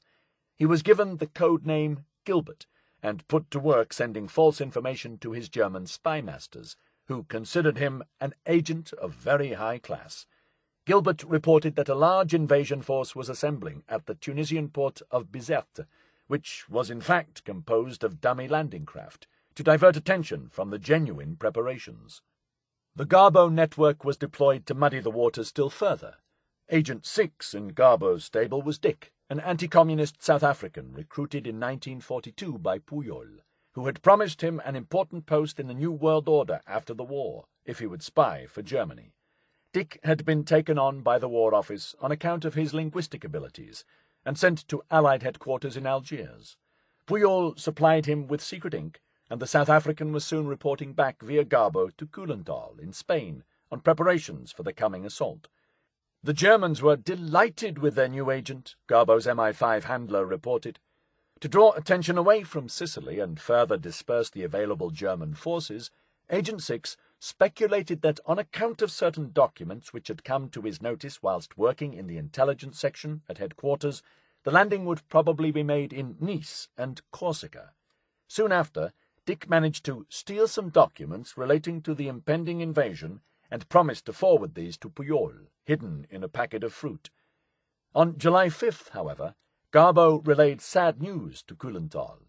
Dick's unmarried wife, Dorothy, had informed him that Agent 6 had been killed in an air crash in North Africa. The Germans had lost a key spy, just as he was getting into his stride. This small tragedy was, of course, entirely fictitious. Dick and Dorothy did not exist. The invented spy had been terminated because of a real death. The officer who had been acting as scribe for Agent No. 6 met with a fatal air accident whilst returning from leave in Scotland. Dick had distinctive handwriting. MI5 debated whether to pretend that the agent had damaged his right hand, and was therefore obliged to write with his left, or to attempt to forge his handwriting. Neither option seemed safe, so Dick, the South African spy who never was summarily put to death. Despite the tight security surrounding the Sicilian campaign, and the vast clouds of disinformation thrown up by Operation Barclay and the double agents, German and Italian intelligence could hardly fail to spot the signs of an imminent invasion. The hospital ships assembled at Gibraltar, the 8 million leaflets dropped over Sicily, warning that Hitler was a fickle ally, and that Germany will fight to the last Italian. Even more significantly, the fortified island of Pantelleria, 60 miles southwest of Sicily, surrendered on June 11th after a 3-week bombardment in which 6,400 bombs were dropped. The assault on Pantelleria, Operation Corkscrew, was the obvious prelude to a full-scale invasion of Sicily itself, since its capture would furnish the Allies with an airbase within range of the larger island. In London, it was feared that the successful capture of the island would give the game away altogether. Double Agent Gilbert told his controllers not to be alarmed, as the attack on Pantelleria was merely a feint, and the real attack would come elsewhere. Even so, some on the German side correctly anticipated what was to come, and German messages deciphered at Bletchley Park suggested that the Germans were increasingly concerned about Sicily. Even Karl Erich Cholmondeley, watching from Spain, began to wonder whether the plans detailed in the intercepted letters had changed. After the capture of Pantelleria, Cholmondeley received increasing reports that Sicily would be the next invasion goal. Numerous reports to that effect were sent to Berlin, but Berlin discounted the validity of such information. Field Marshal Albert Kesselring, the canny German commander in the Mediterranean, had believed for 6 weeks before D-Day that the most likely point of attack would be Sicily. Yet, for the most part, the German High Command appeared wedded to the belief that the main assaults would come in the eastern and western Mediterranean, while the assault on Sicily might still be a feint. The false picture of Allied strength painted by Mincemeat and the other deception operations had left Germany attempting to mount defences across an impossibly wide front. Operation Cascade had successfully convinced the Germans that the Allies had some 40 divisions available to participate in the offensive, almost twice the real figure, and could therefore easily mount 2 or more attacks simultaneously. In truth, the Allies never had enough landing craft for more than one operation. In the same way, the Allies' strategic thinking rejected the launching of an amphibious assault without adequate air cover. Realistically, this ruled out Sardinia and Greece as objectives for major landings. The two targets identified by Mincemeat were simply not on the genuine Allied agenda. The Germans never realized this. German intelligence was quite unable to tell the High Command where or when the main attack would come. Confusion and hesitation reigned as the Germans struggled to see through the murk of deception and their own flawed and limited sources of intelligence. The list of possible landing sites included not only Sardinia and Greece, but also Corsica, southern France, and even Spain, while Hitler's fear of the Balkans coloured his every strategic move. In Sardinia, which the Japanese chargé d'affaires in Rome reported was still regarded as the favourite target, troop strength was doubled to more than 10,000 men by the end of June, and bolstered with additional fighter aircraft. At the critical moment in the Kursk tank battle on the Eastern Front in July, 2 more German armoured divisions were placed on alert to go to the Balkans. German torpedo boats were ordered from Sicily to the Aegean. Shore batteries were installed in Greece, and 3 new minefields were laid off its coasts. Between March and July 1943, the number of German divisions in the Balkans was increased from 8 to 18, while the forces defending Greece increased from 1 division to 8. Despite Italian intelligence warnings that an attack on Sicily was coming, and urgent Italian calls for German reinforcements, no measures were taken to reinforce the island. As the official assessment of Operation Mincemeat later noted, it was never possible for the Germans to cease reinforcements and fortifications of Sicily altogether, as we might have changed our plans, and it was always too vulnerable a target. Yet the Germans clearly continued to believe that Sicily, if it were attacked at all, would not face a full Allied onslaught. At the end of May, an ultra-intercept from Kesselring's quartermaster revealed how woefully underprepared the German forces were. Rations for just 3 months, and less than 9,000 tons of fuel. Confidence that Mincemeat was doing its job rose higher still. Compared with the forces employed in Tunisia, this was a tiny garrison, one historian has written. 4 days before the invasion, Kesselring reported that his troops in Sicily had only half the supplies they needed. Eisenhower's fears of meeting well-armed and fully organized German forces on the shores of Sicily were unfounded. Germany simply did not know what was coming, or where, and by the time it became clear that Sicily was the real target after all, it was too late. The Allies, by contrast, had a clear-cut idea of Sicily's defences and the Axis' failure to reinforce them. The British and American invaders would face some 300,000 enemy troops, defending 600 miles of coastline. More than 2/3 of the defenders were Italian, poorly equipped and ill-trained. Many were Sicilian conscripts, men with little stomach for this fight, old, unfit, unenthusiastic, and, in some cases, armed with ancient weapons dating back to the previous war. The Italian coastal defence troops, according to one Allied intelligence report, suffered from an almost unbelievably low standard of morale, training and discipline. The German forces, some 40,000 men in 2 divisions, were made of more resilient material.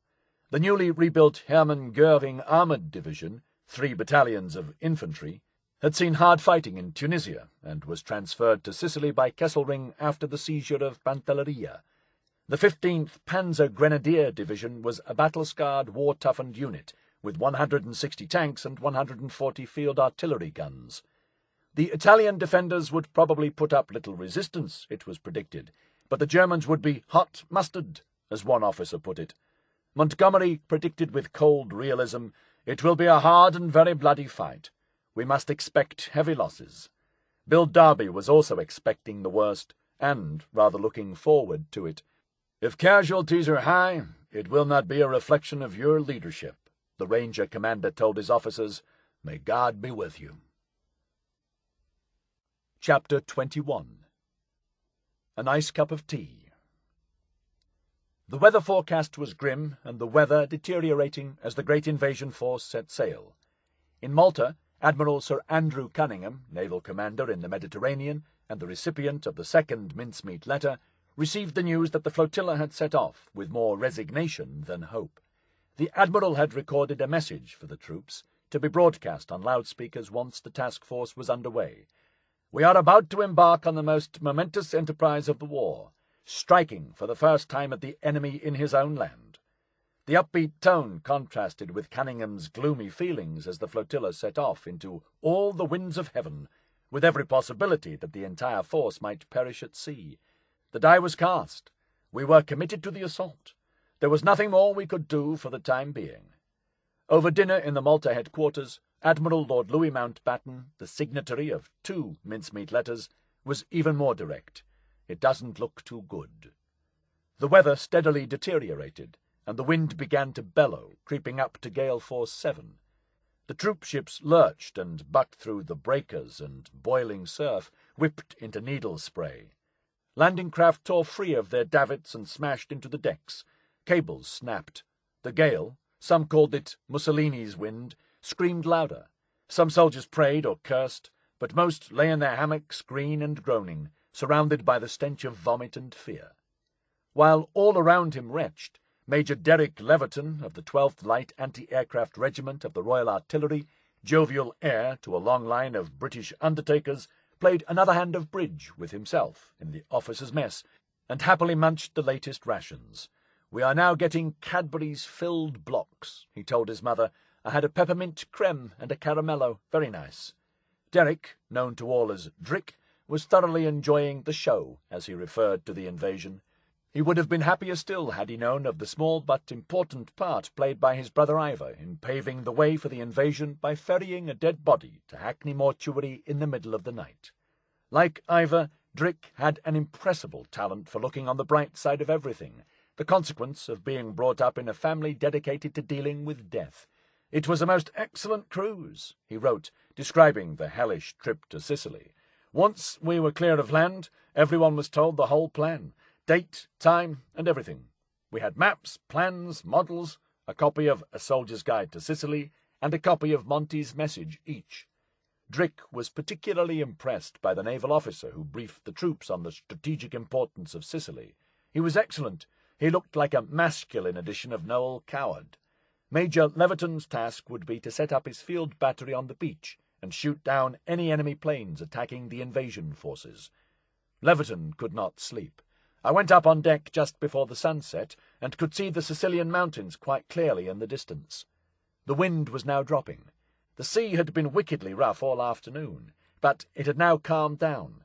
I definitely believe it was a miracle. The soldiers had already set to work with chalk on the landing craft, on which were scrawled a variety of joking messages: "Day trips to the continent," and "See Naples and die." Shortly before midnight, Leverton watched the heavy bombers passing overhead, followed by towed gliders packed with paratroopers for the assault. I was standing up on deck by myself then. I had previously often wondered what my feelings would be when the party started. I was disappointed to find that I had absolutely none. Although I was perfectly conscious that quite a lot of people I knew were about to be killed, and that I might be just about to kick the bucket myself, I wasn't really interested. I didn't feel excited or heroic or anything like that. I seemed to be watching a play. Drick trotted below for a final hand of bridge, rather a nice small slam, and another Cadbury caramello. At the same moment, just a few miles ahead in the darkness, Bill Jewell was setting the stage for the next act of the play. Submerged, the crew had heard the noise of the E-boat propellers fade as the torpedo attack vessel moved off. After 20 more minutes of listening, the Seraph cautiously resurfaced. The German boat was nowhere to be seen. Perhaps she was lying in wait for an ambush. If so, the two vessels would have to fight it out. The deadline was now less than an hour away. There could be no more diving. This time the buoy had to be laid. The wind had dropped, but the sea was still choppy, making Jewell's task of dropping the homing buoy 3 times as difficult as it should have been. Just after midnight, the buoy was hauled back on deck for a second time, and dropped at the precise spot indicated, 1,000 yards offshore. Jewell now heard, for the first time, the low, thickening drone in the skies above, hitherto masked by the wind. Unseen planes, hundreds of them, were roaring through the dark skies overhead, the vanguard of the invasion. Invasion, that electrifying word. For the first time, Jewell wondered if victory might finally be in sight. The invasion of Sicily would be a long stride in the direction of Europe, and at least a short step on the road to Berlin, he reflected, if it succeeded. The same thoughts were echoed among the assault troops. An American journalist sailing with the 5th Division wrote, "Many of the men on this ship believe that the operation will determine whether this war will end in stalemate or whether it will be fought to a clear-cut decision." Jewel heard a series of loud explosions, and looking back toward the land, he could see great fires springing up in every direction. Those paratroopers who had survived the flight and the drop were now at work. At the same time, above the echo of detonations and the drone of aircraft, Jewel picked up another noise. The wind had now dropped completely, as it often does in the Mediterranean, and he could hear the faint throb of approaching engines. Italian coastal radar had also picked up the advancing fleet. Seconds later, a battery of searchlights from the shore turned night to day, and the British submarine found herself in the limelight.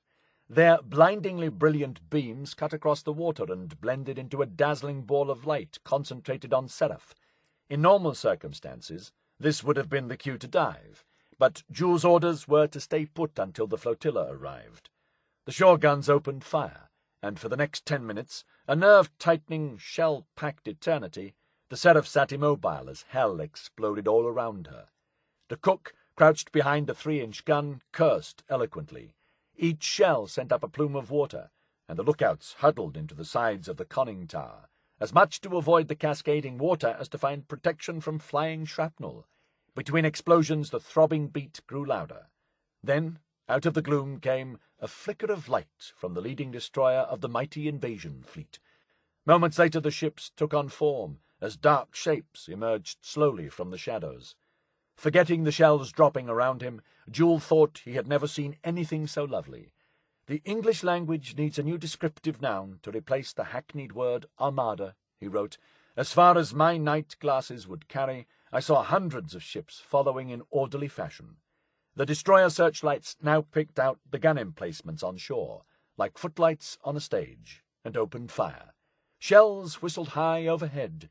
Enemy planes screamed over, dropping flares to aid the onshore gunners. Out at sea, Derek Leverton admired the flak pouring into the sky, with different-coloured tracer, and the shimmering light in the sky as the dry wheat fields above the beaches ignited. It was horribly beautiful. With flares, searchlights, and blazing fires, plus the vivid chromatic effects of bomb bursts and shell explosions, all of Sicily, so far as the eye could reach, was like nothing in the world so much as a huge pyrotechnical show. The first destroyer passed the Seraph, her American crew cheering the stubborn little submarine. Moments later, a small landing craft approached with an American naval captain standing in the stern. Above the noise, he shouted, "Ahoy, Seraph! The Admiral has sent me over to thank you for a great job of work." Jewel gave what he later admitted was a slightly astonished salute, but the captain had not finished his peroration. "You know, those boys who landed are going to remember for a long time how you guided them in." This was the moment for the Seraph to slide warily back into the protective darkness. Jewel took a last look back at the shore, where tiny darting flashes marked the progress of the assault force as the Tommy guns blazed a path through the defenders. Bill Darby's U.S. Army Rangers had hit the beach at Gala. Jewel hoped the friendly, ever-joking colonel would do nothing foolhardy. Leading from the front, since he knew no other place to lead from, Bill Darby stormed up the beach like a man possessed, which he was, through the defences and straight on to the town of Gala, much of which had already been demolished by the naval guns. Italian troops of the Livorno division attempted to make a stand at the cathedral, and were swiftly overwhelmed by the Rangers. Darby personally held off an Italian counterattack by light Renault tanks, armed only with a .30 caliber machine gun mounted on his jeep. Realizing that something more substantial was needed, he ran back to the beach, obtained a 37mm anti-tank gun, opened its ammunition box with an axe, and then, with the help of a captain, used it to blow up another Italian tank as it bore down on his command post. For good measure, he popped a grenade on the tank hatch, and its terrified Italian crew immediately surrendered. Some 12 hours into the invasion, Darby took a rolled-up American flag from his backpack and nailed it to the door of the fascist party headquarters in Gala's main square. After the Battle of Gala, Patton awarded Darby the Distinguished Service Cross and a promotion to full colonel. He accepted the medal and turned down the promotion again. "Darby is really a great soldier," marveled Patton. To the east, Major Derek Leverton was taking the invasion at a more leisurely pace. Having wished my chaps good luck, all perfectly normal and matter-of-fact, the undertaker waited on deck to be called to the landing craft. As there was still a bit of time in hand, I went to sleep. Leverton holds the distinction of being the only man to doze off in the middle of the biggest seaborne invasion man had yet staged. There was, he recalled, quite a bit of banging about going on in the background, but Derek had no problem dropping off. As acts of heroism go, this very nearly compares to the exploits of Colonel Derby. It was getting close to dawn, and the hills could just be seen in silhouette, when Leverton clambered into the landing craft. In a few minutes he was ashore, after wading through the wreckage of gliders that had made slightly premature landings. 2 dead paratroopers lay on the beach. Leverton was the last man to be upset by the sight of dead bodies. "The first thing I was conscious of," he said later, "was the delicious smell of crushed thyme." He and his men headed to the spot chosen for the gun emplacement, straight through a minefield. Occasional mines went off, making a hell of a row and a lot of black smoke. While his guns were unloaded, Leverton decided it was time for a cup of tea. His rations, he was delighted to find, contained tea, sugar, and milk powder, which could be brewed simply by adding hot water. Most nourishing, appetizing, and intelligent, thought Drick. Then he was dive-bombed. This, he told his mother in a letter, added zest to the party. As the bombs came down, I hopped down beside a stone wall. A lot of dust and stuff flew about, and when I got up I found a bit of stone as big as a football had been blown out of the wall a few feet from my head. Only an incurable optimist like Leverton could see the bright side of being bombed. Another bomb fell in the sea and splashed us with nice cool water. In case of further attacks, the undertaker instructed his men to dig little graves about 3 feet deep, which were most comfortable. The guns had still not been unloaded, so Leverton tucked himself up in his forecastle and went back to sleep. Unlike his nourishing nap on the boat, this sleep was less restful. I had rather an awful sort of dream of dive-bombing and so forth, and I woke up with a glorious sort of feeling that it was only a dream, when I realized it wasn't a dream and the blighters were just above me in their dive. The bombs caused only minor damage, although, as he wrote to his parents, the concussion in my grave jarred a bit. By nightfall, the guns were assembled and in action. To Leverton's satisfaction, 1 dive-bomber was shot down on the first day. Over the next 6 weeks, 11 more kills would follow, plus quite a lot of possibles and damaged. Leverton was happy. "Our chaps are very bucked at knowing we were the first battery to go into action in Europe since Dunkirk." It was hot on the beach, and organising the guns in long drill slacks and gaiters was sweaty work. "I didn't feel I was suitably dressed for the job," wrote Major Leverton. "I therefore designed myself a utility invasion suit, consisting of a thin shirt, my blue Janssen swimming shorts, a pair of blue gym shoes, and a tin hat, an excellent and highly recommended costume." And so, as the bombs fell around him, this heroic British undertaker sat in his own grave, wearing his swimming trunks and a helmet, drinking a nice cup of tea. Mussolini was woken by an army colonel at 6 in the morning to be told that the invasion of Sicily was underway. Il Duce was bullish. "Throw them back into the sea, or at least nail them to the shore." He had been right all along. Sicily was the obvious target. "I'm convinced our men will resist, and besides, the Germans are sending reinforcements," he said. "We must be confident." Never was confidence more misplaced. By the end of the day, more than 100,000 Allied troops were ashore with 10,000 vehicles. The Italian defenders surrendered in large numbers, often simply stripping off their uniforms and walking away or running. Sicilian cheers, not bullets, greeted the invaders in many places. The British Eighth Army had expected some 10,000 casualties in the first week of the invasion. Just 1/7 of that number were killed or wounded. The Navy had anticipated the loss of up to 300 ships in the first 2 days. Barely a dozen were sunk. The butcher's bill would be far smaller than Montgomery had feared, yet the invasion was still a bloody and chaotic affair. The airborne landings proved horrifically costly. Of the 147 gliders that set off from Tunisia, nearly half crashed in the sea, forced off course by strong winds and enemy flak. Just 12 landed in their assigned zones. The British held the bridge at Ponte Grande for 7 hours, until the dwindling force of paratroopers ran out of ammunition and was forced to surrender. To the west, some 3,000 paratroopers of the 82nd Airborne Division were supposed to land near Gela, but ended up scattered by the storm across southeast Sicily, some as much as 60 miles off target. More than 1 in 10 died in the first 3 days of fighting. Randall Harris, a sergeant in the Rangers, was one of the first onto the beach. He turned to see his company commander's chest opened up, as if on a dissection table by a mine. I could see his heart beating. He turned to me and said, "I've had it, Harry," then collapsed and died. Aircraft carrying a second wave of paratroopers was shot to ribbons by friendly fire from the ground, resulting in the loss of 23 planes. "Stop, you bastard, stop!" screamed war correspondent Jack Belden as the gunners opened fire on what they assumed were enemy planes. At least 4 American paratroopers, mistaken for Germans, were shot dead on landing.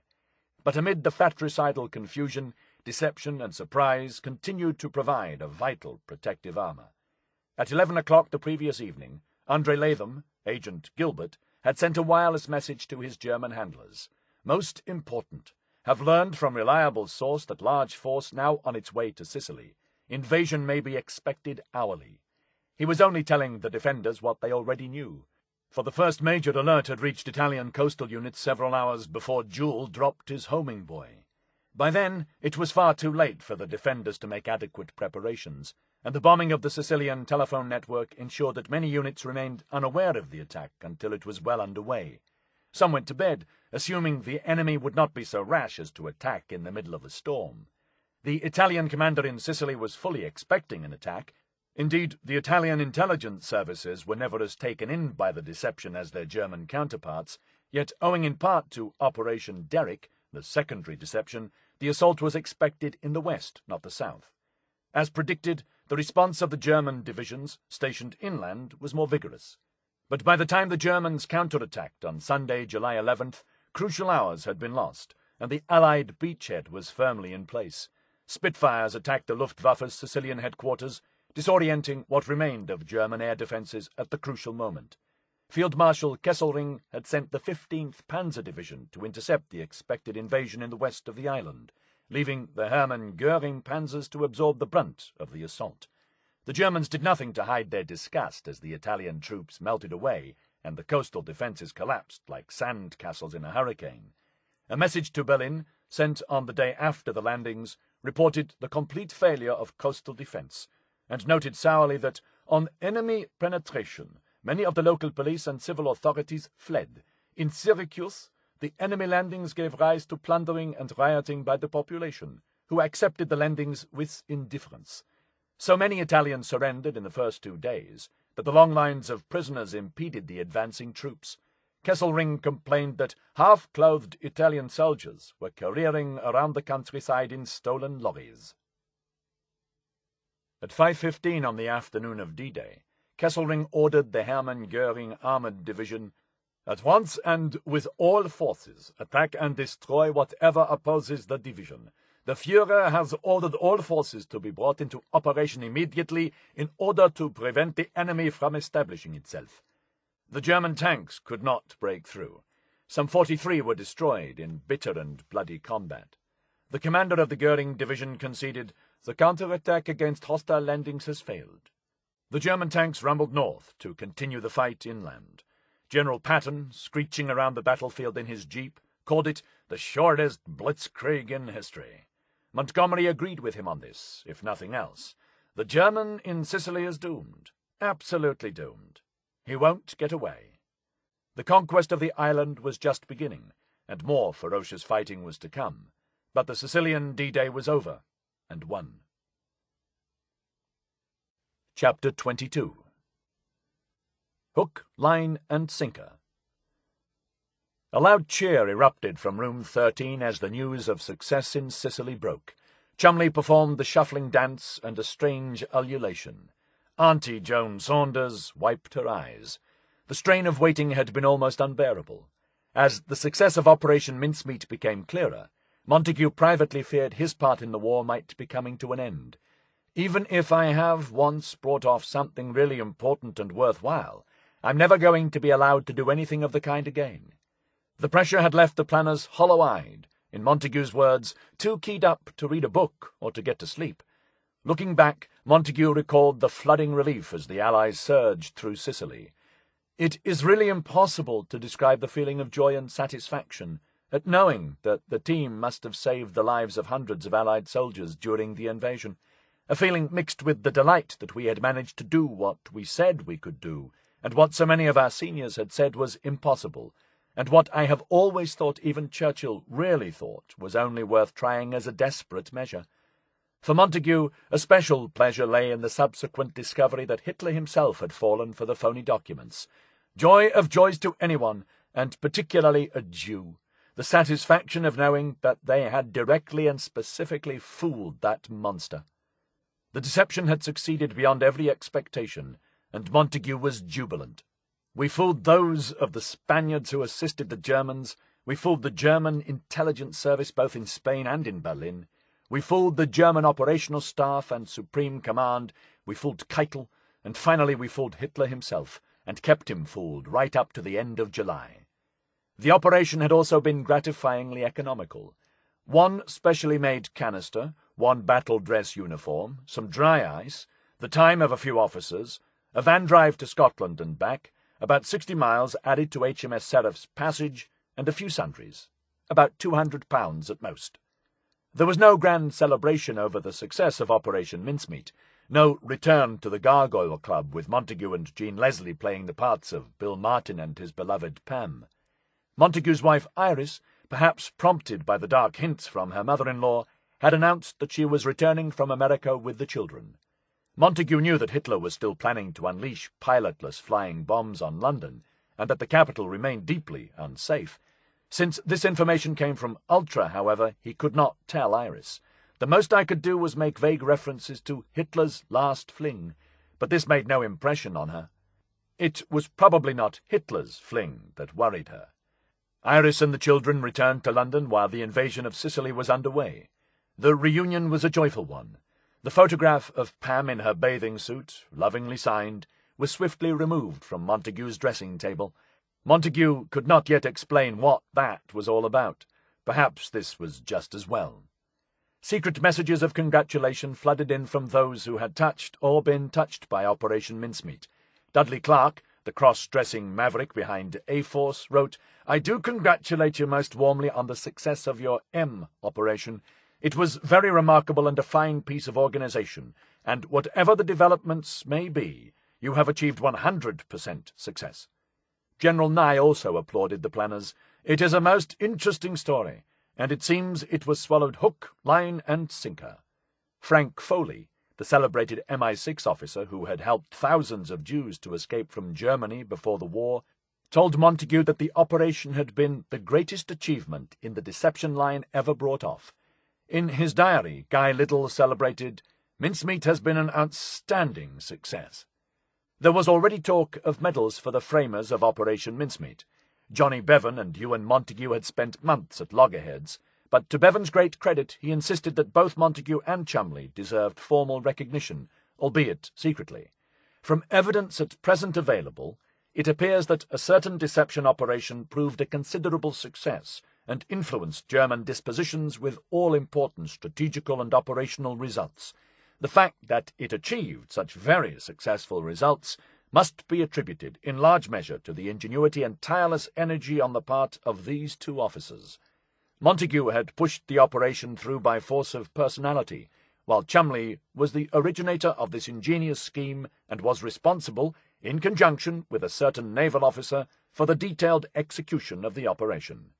Both men, Bevan recommended, should receive a similar decoration, since each seems to have played equally vital parts on the plot. Montagu was so delighted by the success of Mincemeat that he proposed a sequel. A plane carrying the Polish Prime Minister in exile, Władysław Sikorski, had crashed on takeoff from Gibraltar on July 4th. 6 days later, on Sicilian D-Day, Montagu sent a note to Bevan pointing out that papers from Sikorski's aircraft are still washing up and likely to reach the Spanish shore, and suggesting that this might be an opportunity to plant some false documents among the debris. The object would be to show that Mincemeat was genuine, and that we are going to attack Greece, etc., and that we only delayed it and switched from Brimstone, Sardinia, to Sicily, because we suspected that the Spaniards might have shown the papers in Mincemeat to the Germans. Mincemeat, too, was vetoed by Rushbrook, the Director of Naval Intelligence, because the Germans could not be expected to fall for the same ruse twice. Not worth trying. The Spaniards will know that everything of importance has been recovered, and a valuable secret wash-up could have no verisimilitude. The success of the Sicily invasion could not, of course, be attributed to Operation Mincemeat alone. To an important degree, the deception plan reinforced what the Germans already believed.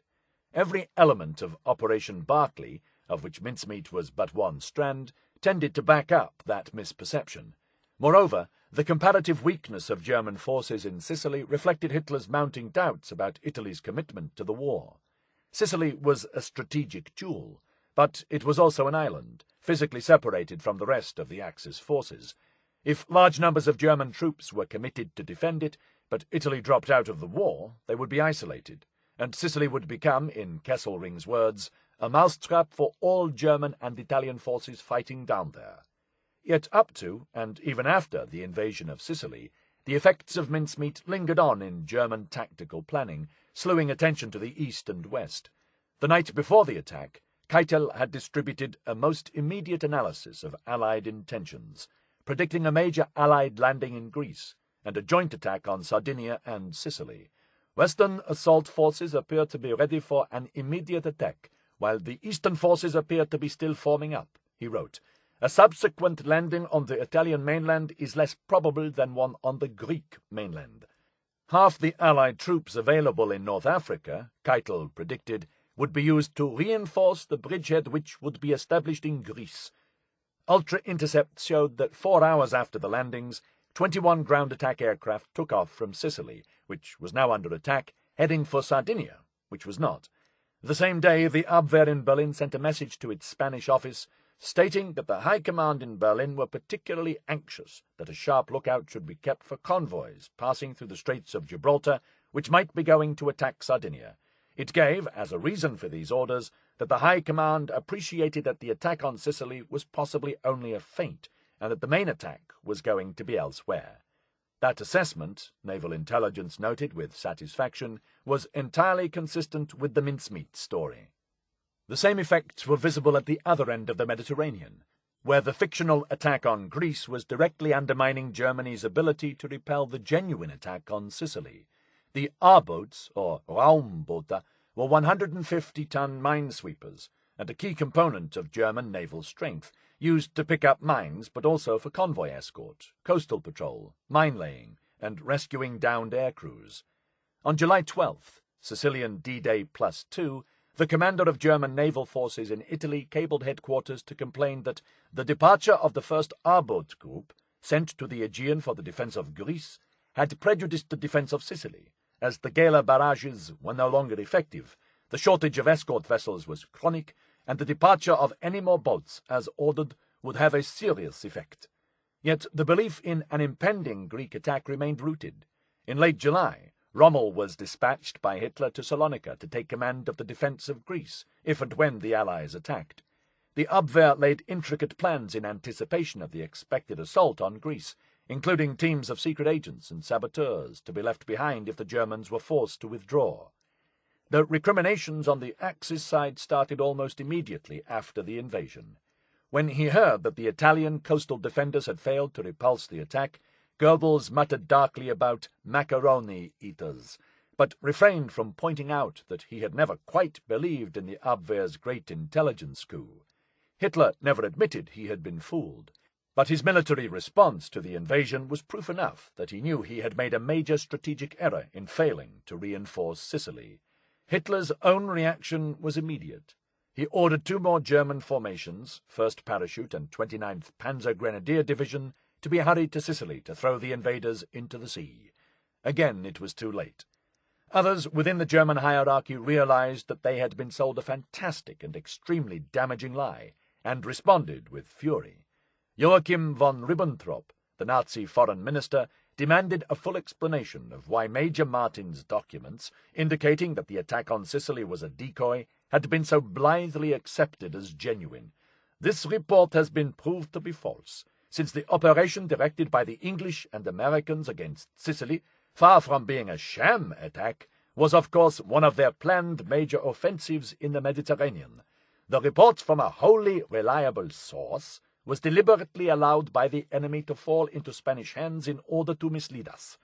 Von Ribbentrop suspected that the Spaniards had been in on the ruse all along, and ordered his ambassador in Madrid, Dieckhoff, to conduct a full-scale witch hunt, undertake a most careful reappraisal of the whole matter, and consider in so doing whether the persons from whom the information emanated are directly in the pay of the enemy, or whether they are hostile to us for other reasons. Dieckhoff blustered and tried to swerve out of the way. The documents had been found on the body of a shot-down English officer, and handed over in the original to our counterintelligence here by the Spanish General Staff. The documents were investigated by the Abwehr, and I have not heard their investigations cast any doubt on their authenticity. Rather weakly, Dieckhoff argued that the enemy must have altered its plans after losing the documents. The English and Americans had every intention of acting in the way laid down in the documents. Only later did they change their minds, possibly regarding the plans as compromised by the shooting down of the English bearer. Von Ribbentrop was having none of it. The British Secret Service is quite capable of causing forged documents to reach the Spaniards, he insisted. The deception had been intended to persuade Germany that we should not adopt any defensive measures, or that we should adopt only inadequate ones. With the Allies storming through Sicily, he wanted names, and he wanted heads to roll. It is practically certain that the English purposely fabricated these misleading documents and allowed them to fall into Spanish hands so that they might reach us by this indirect route. The only question is whether the Spaniards saw through this game, or whether they were themselves taken in. The finger of suspicion pointed at Admiral Moreno, the double-dealing Navy Minister, and at Adolf Klaus and his Spanish spies. Further up the chain of command, it cast a shadow over the Abwehr in Spain, and the intelligence analysts in Berlin who had verified the fakes. Who originally circulated the information? Demanded von Ribbentrop. Are they directly in the pay of our enemies? Karl Erich Kühlenthal was also in the firing line. After the invasion of Italy had actually taken place, Berlin reprimanded the Abwehr office in Spain for having failed to submit adequate data. Kühlenthal, as adept at escaping blame as he was skilled at gathering credit, kept his head down until the storm passed. He must have known that the documents passed to Berlin back in May had been proven entirely misleading, but he said nothing. Kühlenthal watched the invasion of Sicily with mounting consternation, but at least one of his fellow intelligence experts, who had played an equal role in facilitating the fraud, may have witnessed the unfolding of events with secret satisfaction. Not until July 26th, more than a fortnight after the landings in Sicily, did Alexis von Röhne, head of FHW and secret anti-Nazi conspirator, issue a report stating that, at present at any rate, the attack planned against the Peloponnese had been given up. Von Röhne was too canny to acknowledge that the letters were fakes. He merely asserted, like Dieckhoff, that the plans had changed. In Hitler's world, there was no room for an honest mistake. The most significant victim in the fallout on the Axis side was Mussolini himself. From the first Allied footfall in Sicily, Il Duce was doomed, though he refused to acknowledge it.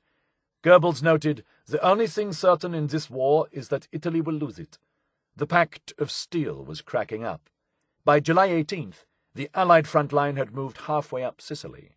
That day, Mussolini sent an almost defiant cable to Hitler. "The sacrifice of my country cannot have as its principal purpose that of delaying a direct attack on Germany." The Führer summoned him to an urgent meeting. Il Duce did not care to be summoned anywhere, but went meekly. The two fascist leaders met in Feltre, 50 miles from Venice, where Hitler launched into a long harangue, lambasting the inept and cowardly Italian troops in Sicily, and insisting, "What has happened now in Sicily must not be allowed to happen again." In the midst of the tirade, an aide interrupted to inform Mussolini that Rome was under massive air attack, the first time the capital had been targeted. Mussolini sat impassively through the 2-hour monologue. The great Italian bull seemed to be fatally gored, diminished, and distant. At the end of the excruciating meeting, he said simply, "We are fighting for a common cause, Führer." It sounded more like an epitaph than a statement of solidarity. On July 22nd, Palermo fell to Patton's American troops. 3 days later, Mussolini was outvoted by the fascist Grand Council, summoned by King Victor Emmanuel III to a private audience, and toppled. "It can't go on any longer," said the king. "Mussolini must resign at once to be replaced by Marshal Pietro Badoglio, the former chief of the armed forces." Italy's deposed dictator left the royal Villa Savoia hidden in an ambulance, and the new government in Rome began the secret task of extracting Italy from the war and Hitler's poisonous embrace. In Badoglio's words, "Fascism fell, as was fitting, like a rotten pear." The next day, Rommel was recalled from Greece to defend northern Italy. Would it have fallen so fast, or rotted so quickly, without Operation Mincemeat? The invasion of Sicily was a far from perfect military operation, bedevilled by poor planning and personal rivalries between selfish and powerful men. A relatively small contingent of German troops successfully held up the advance of an Allied host 7 times larger, and then evacuated the island to continue the battle up mainland Italy. The fight for Sicily was grim, bitter, and costly. But how much worse would it have been had the Nazi High Command been prepared for it? What if, say, the full-strength, battle-tempered 1st Panzer Division, instead of being dispatched to Greece to await an imaginary invasion, had been deployed along the coast at Gela? It is impossible to calculate how many lives, on both sides of the conflict, were saved by Operation Mincemeat, or exactly how much it contributed to hastening the end of the war and the defeat of Hitler. The Allies had expected it would take 90 days to conquer Sicily. The occupation was completed on August 17th, 38 days after the invasion began. Looking back after the war, Professor Percy Ernst Schramm, keeper of the OKW War Diary, left no doubt that the fake documents had played a critical role. "It is well known that under the influence of the letters, Hitler moved troops to Sardinia and southern Greece, thereby preventing them from taking part in the defense against Husky. In September, Italy formally surrendered, although the war in Italy would not end until May 1945. The impact of the Sicilian invasion was felt 1,500 miles away, on the blood-soaked Eastern Front, and, most important, around the Russian city of Kursk. On July 4th, Hitler had launched Operation Citadel, his massive, long-awaited offensive against the Red Army following the German defeat at Stalingrad. The Battle of Kursk would be history's largest tank battle, the most costly day of aerial warfare yet fought, and Germany's last major strategic offensive in the East. With 900,000 troops and 3,000 tanks, Field Marshal Erich von Manstein planned to eliminate the bulge in the lines known as the Kursk salient, encircle the Soviets, and then head south to reconquer more lost territory. Repeated delays and excellent Soviet intelligence ensured that the Red Army had a good idea of what was coming. Like Sicily, Kursk was an obvious target. Unlike Sicily, by the time the attack came, it was massively fortified, with layered, in-depth lines of defense, 1 million mines, 3,000 miles of trenches, and an army of 1.3 million men, with reserves strategically placed to strike back when German troops were exhausted. After 5 days of furious combat, the battle still hung in the balance. The German blitzkrieg in the north of the battlefront had stalled, with terrible losses on both sides. But in the south, the German forces, although heavily depleted, pushed on. By July 12th, the German forces had broken through the first 2 Soviet lines of defense and believed that the final breakthrough was at hand. But by now, events in the Mediterranean had changed the strategic picture and the cast of Hitler's mind. 3 days after the invasion of Sicily, the Führer summoned von Manstein to the Wolf's Lair, his headquarters in East Prussia, and announced that he was suspending Operation Citadel.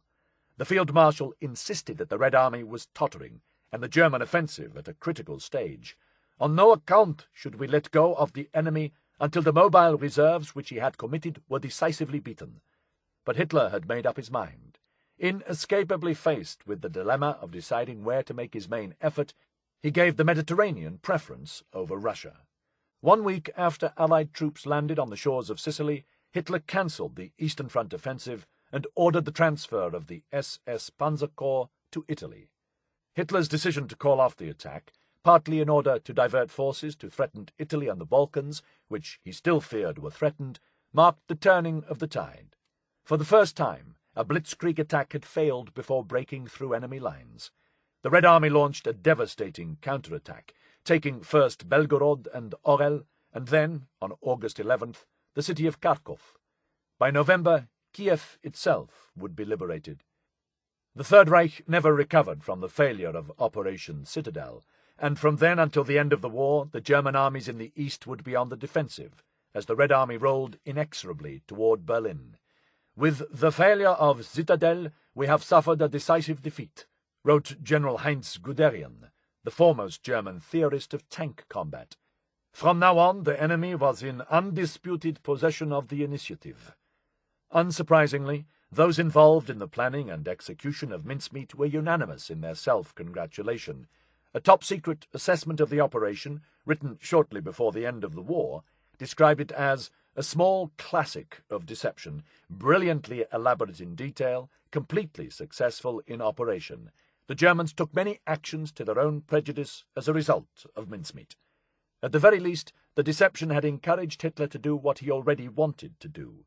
The German defences in southern Europe had been spread as widely and thinly as possible, by stoking fears of multiple assaults, instead of the one massive attack on southern Sicily. There can be no doubt that Mincemeat succeeded in the desired effect, and caused the dispersal of the German effort at a crucial time. It was largely responsible for the fact that the east end of Sicily, where we landed, was much less defended both by troops and fortifications. Even more gratifying, the progress of the lie had been tracked at every stage. Special intelligence enabled us to know that the enemy was deceived by it. In one of his last private messages to Churchill from Madrid, Alan Hilgarth described how the success of the Sicilian campaign had transformed public and official opinion in Spain. "Sicily has impressed everyone and delighted most. Mussolini's resignation and what it presages has stunned opponents." The fear that Franco might side with the Axis was now over, and so was Hilgarth's role in Spain. Bill Jewell often wondered, in later years, how much Operation Mincemeat really affected the outcome in Sicily. He was told that this was impossible to estimate. Deception may not be measured in battlefield yards won or soldiers lost, but it can be gauged in other ways, large and small.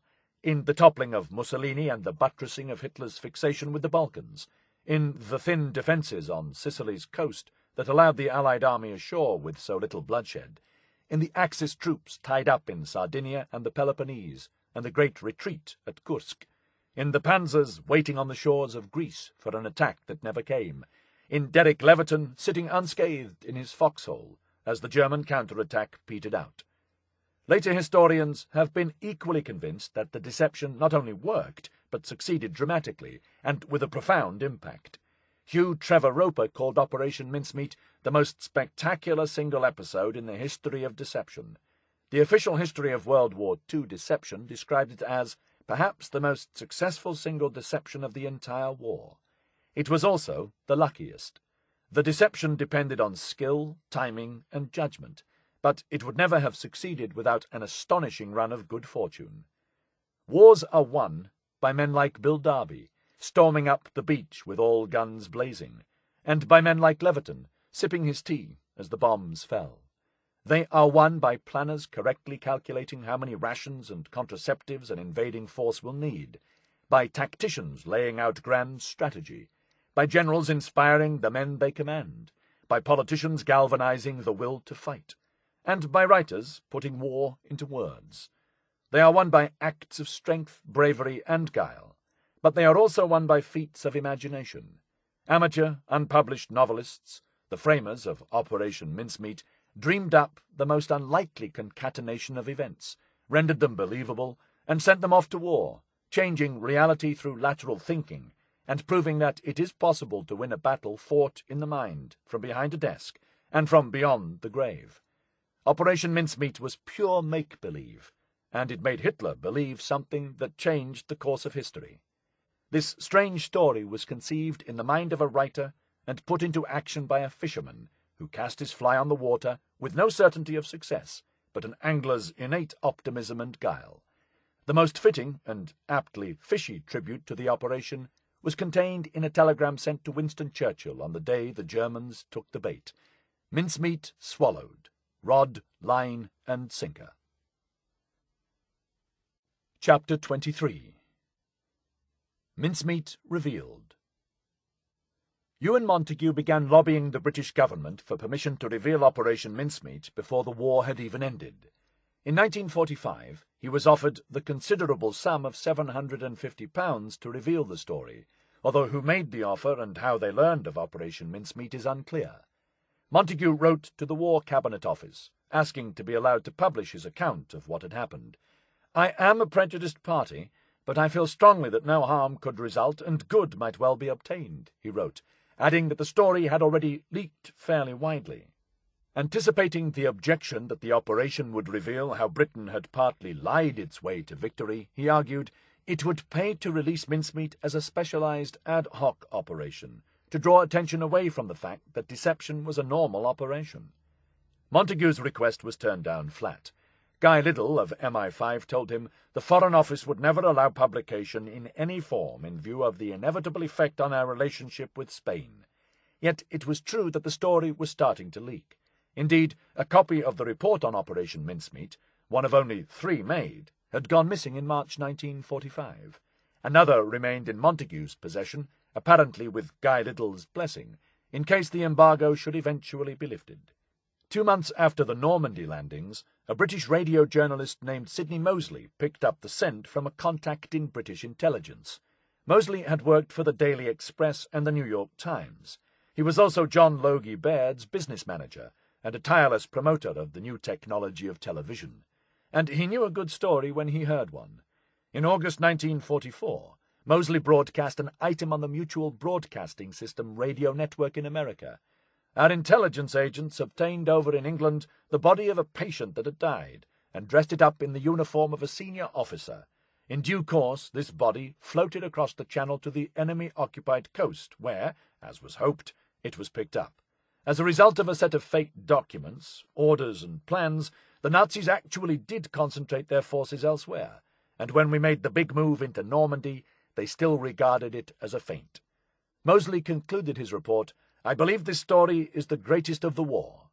Mosley had the wrong location and the wrong D-Day, but his story was close enough to the truth to put a gale force wind up the Secret Services. Tar Robertson wrote to Bevan, pointing out that while the Official Secrets Act could silence the inquisitive in the UK, it had no power in the United States. Unless some action is taken fairly soon, this, being such an attractive subject, will produce sooner or later a flood of stories in America, some of which will be true, others invented. On the other hand, if the journalist was approached and urged to keep quiet, that would show that there was in fact some truth behind what Mosley says. It would be better to ignore the story and leave the American authorities and Mosley in ignorance on this whole question.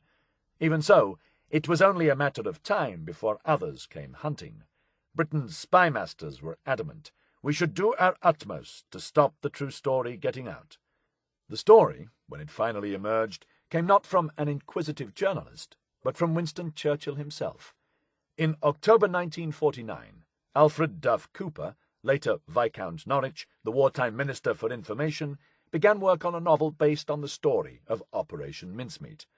Operation Heartbreak tells the story of William Marrington, an unambiguous tribute to William Martin, a man unable to serve his country in life, but deployed in death in a way that was equally unmistakable. The last chapter reads, "Dawn had not broken, but was about to do so, when the submarine came to the surface. The crew were thankful to breathe the cool, fresh air, and they were still more thankful to be rid of their cargo.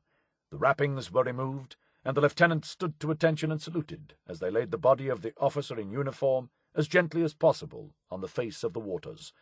A light breeze was blowing shoreward, and the tide was running in the same direction. So Willie went to war at last, the insignia of field rank on his shoulders, and a letter from his beloved lying close to his quiet heart. Operation Heartbreak is a charming fiction, quite obviously based on fact. Duff Cooper had learned of the case in March 1943, while head of the Security Executive, but he must also have obtained access to the Mincemeat file itself after the war was over. Montagu believed Duff Cooper learned of mincemeat from Churchill in one of his expansive after-dinner moods, and then was, I'm pretty sure, but my evidence doesn't amount to proof, shown a copy of the report by someone I won't name. It is just possible that Montagu himself showed Duff Cooper the file, as a way of bringing pressure on the government to allow him to tell the non-fiction version. Churchill may well have wanted the story to be told. When the other Operation Mincemeat, a simple mine-laying operation, was revealed in the 1950s, Alan Brooke, former chief of the Imperial General Staff, apparently got his mincemeats confused and wrote, "Sir W. always wanted to hear this story told." The authorities in 1950, however, most emphatically did not want the story told, and when Whitehall got word of the contents of Operation Heartbreak, Duff Cooper came under intense pressure, possibly from Prime Minister Clement Attlee himself, not to publish. The story, it was pointed out, might damage Anglo-Spanish relations, and British intelligence might want to use the same ruse in the future. Duff Cooper considered the objections to be ridiculous. According to Charles Chumley, Cooper threatened to say that he had learned the story direct from Churchill if prosecuted. Operation Heartbreak was published on November 10, 1950, prompting a ripple of critical acclaim and consternation in security quarters. It sold 40,000 copies. The cat was now out of the bag, at least in fictional form, and Montagu renewed his demand to be allowed to publish because there could not be one law for a cabinet minister and a different one for the blokes who do the work. He wrote to Emmanuel Manny Shinwell, the Defence Secretary, demanding to know whether Cooper would be prosecuted for breaching the Official Secrets Act, and, if not, whether there was any reason why he should not now publish his own non-fiction account. Again the authorities resisted. Publication of the facts would be wholly contrary to the public interest, wrote Sir Harold Parker, Permanent Secretary to the Minister of Defence. Any true account would have to show how the law was manipulated to secure possession of a corpse, the forgery of documents from well-known firms, whether with their consent or not, and the use made of beliefs of Catholics as part of the plot. Sir Harold also ordered Montagu to return the mincemeat files, since there is no longer any reason for you to retain a copy of the record of the operation. Montagu immediately fired back. One would not think even the most ardent Catholic would be offended that a man of unknown religious belief was buried as a Catholic to save thousands of lives, and render the invasion of Sicily more certain of success, and the mincemeat files would remain firmly in his possession until the minister saw sense. I see no reason why I should hand over my copy. After months of wrangling, the authorities partly relented. In a later letter to John Godfrey, Montagu wrote, "I forced Shinwell to agree that if they did not prosecute Duff Cooper, they must give me permission to publish.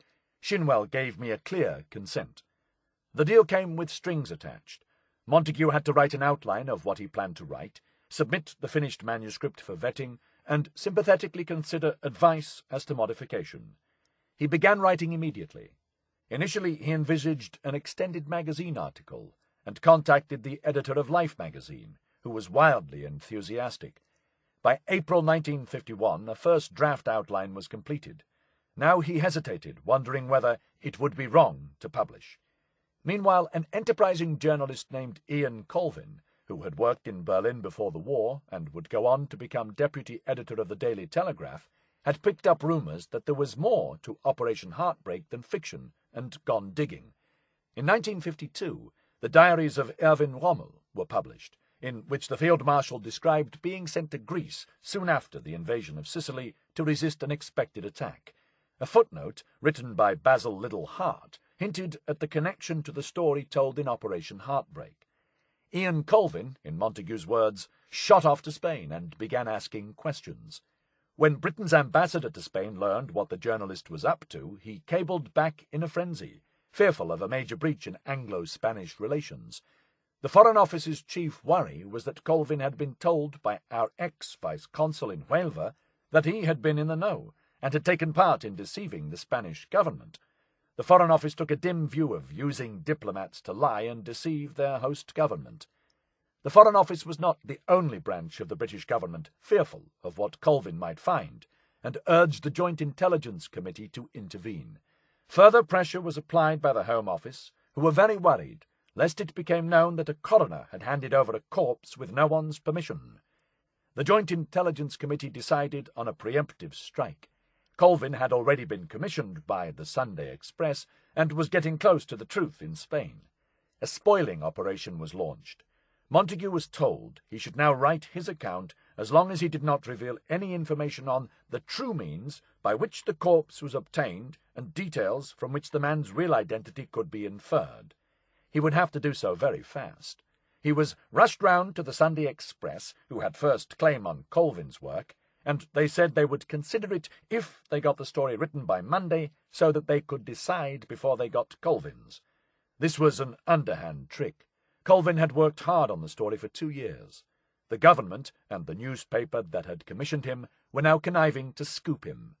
Montagu later wrote, disingenuously, that government permission to write his account had been wholly unexpected, and that permission to do so had been unsolicited. The request not to publish, which I had accepted, was altered to a request that I should write the true story and publish it as soon as possible, so as to kill these dangerous untruths. The reason given for the volte-face was that Colvin's account was likely to be so wildly inaccurate as to be dangerous. The reverse was true. The danger of Colvin's account was its probable accuracy, in particular the fear that it would reveal the way British diplomats had deceived the Spanish government, and how Bentley Purchase had simply conjured up a corpse to order. The guardians of official secrecy knew they could edit and mould what Montagu might write. This would be a controlled version in which delicate points could be modified, whereas Colvin, in Montagu's own words, was someone not under any control or influence. If the story of Operation Mincemeat must be told, it would be told in a way that would not upset the Spanish, and would conceal how the body had been obtained. Writing to John Godfrey, Montagu was quite explicit about the terms of his deal with the intelligence censors. He would not reveal secret information, most important the ultra-intercepts, and he would write nothing that could embarrass the Foreign or Home Offices. The return that the country got was therefore not only the protection of our sources, but also the other two quite important points, concealing the roles of Hazelden and Hilgarth in Spain and Purchase in London. The newspaper could edit the serialization, but the final version would need to be approved by the Secret Services before publication. The Express will submit and get past anything that they may add or any alterations that they may make. The story of Operation Mincemeat would be an official publication in all but name.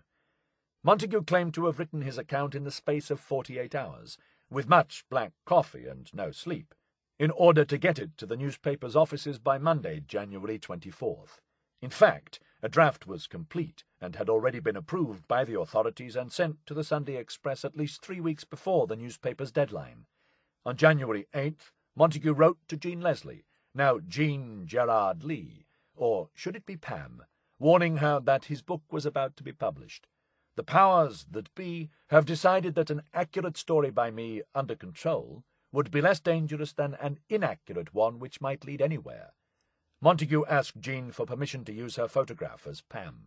We don't want to alter anything of that kind, as we want to be able to say this is true. Montagu assured her that she would be identified only as a girl working in my section. Montagu sent a simultaneous letter to Bill Jewell, informing him that Mincemeat is soon going to be published, and that his draft had been approved by Whitehall. My account has been vetted and passed, he wrote. I felt that you ought not to be taken by surprise. Jewell raised no objection, but Jean was concerned. I was most interested to hear that part of your and Bill's doubtful past are to be revealed to the unsuspecting public, she wrote. But what should my answer be if someone sees through the ravages of time and identifies me with Pam? Perhaps you would come and have a drink one evening and put me in the picture, if it's not too late. Montagu suggested that if anyone made the connection and asked what she had done during the war, she should merely say that you were working in a branch of the War Office. Charles Cholmondeley wanted nothing to do with the project. As an MI5 officer, he refused to be named, but his natural reticence would have prevented his participation in any case. Montagu had first raised the idea of writing a book together 2 years earlier, after the appearance of Operation Heartbreak. He now offered to cut his former partner in on the deal, with a quarter share of the profits from book, film rights, or other uses to which the story might be put. Cholmondeley's response was typically polite but firm, As you will recall, when you originally broached the subject in 1951, I felt, due to my position, that I could not take part in it. In the interim, Cholmondeley had left MI5. Whilst the general situation has changed considerably, he wrote, I do not feel that my own rather peculiar position has done so, and therefore I must reaffirm my decision to take no part and accept no benefit from this publication. I am sure you will appreciate this difference in our positions, but reaching this decision has not been easy, and believe me, I am not less appreciative of your very generous offer. The first installment of the story, proclaiming the war's most fantastic secret disclosed for the first time, appeared in the Sunday Express on February 1st, under the headline, The Man Who Never Was. The title was the inspiration of the news editor, Jack Garbutt. This was followed by 2 more installments. Ian Colvin was understandably furious at being elbowed out of the story, but as a sop, he was allowed to write an introduction to and analysis of the pieces. His own book of the story, necessarily incomplete but nonetheless a remarkable piece of investigation, appeared later that year under the title The Unknown Courier. Montagu's book, The Man Who Never Was published a few months later by Evans Brothers, with the image of a faceless Marine on the cover, wrongly wearing service dress. It was an instant, huge, and enduring bestseller, going on to sell more than 3 million copies. It has never been out of print.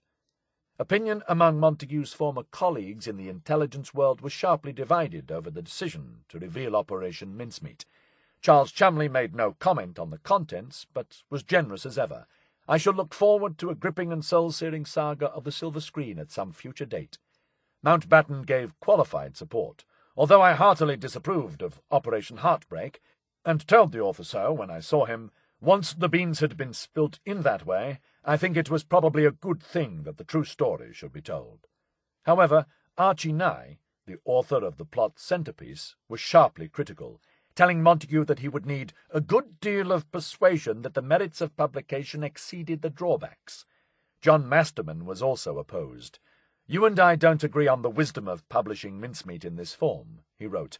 I always thought that a good deal could be published with advantage, but I also thought that such publication should be anonymous and with official sanction. Such scruples did not endure. In 1972, Masterman would publish his own account of the double-cross system, under his own name, and in the teeth of strong official opposition. The most trenchant criticism came from Admiral John Godfrey.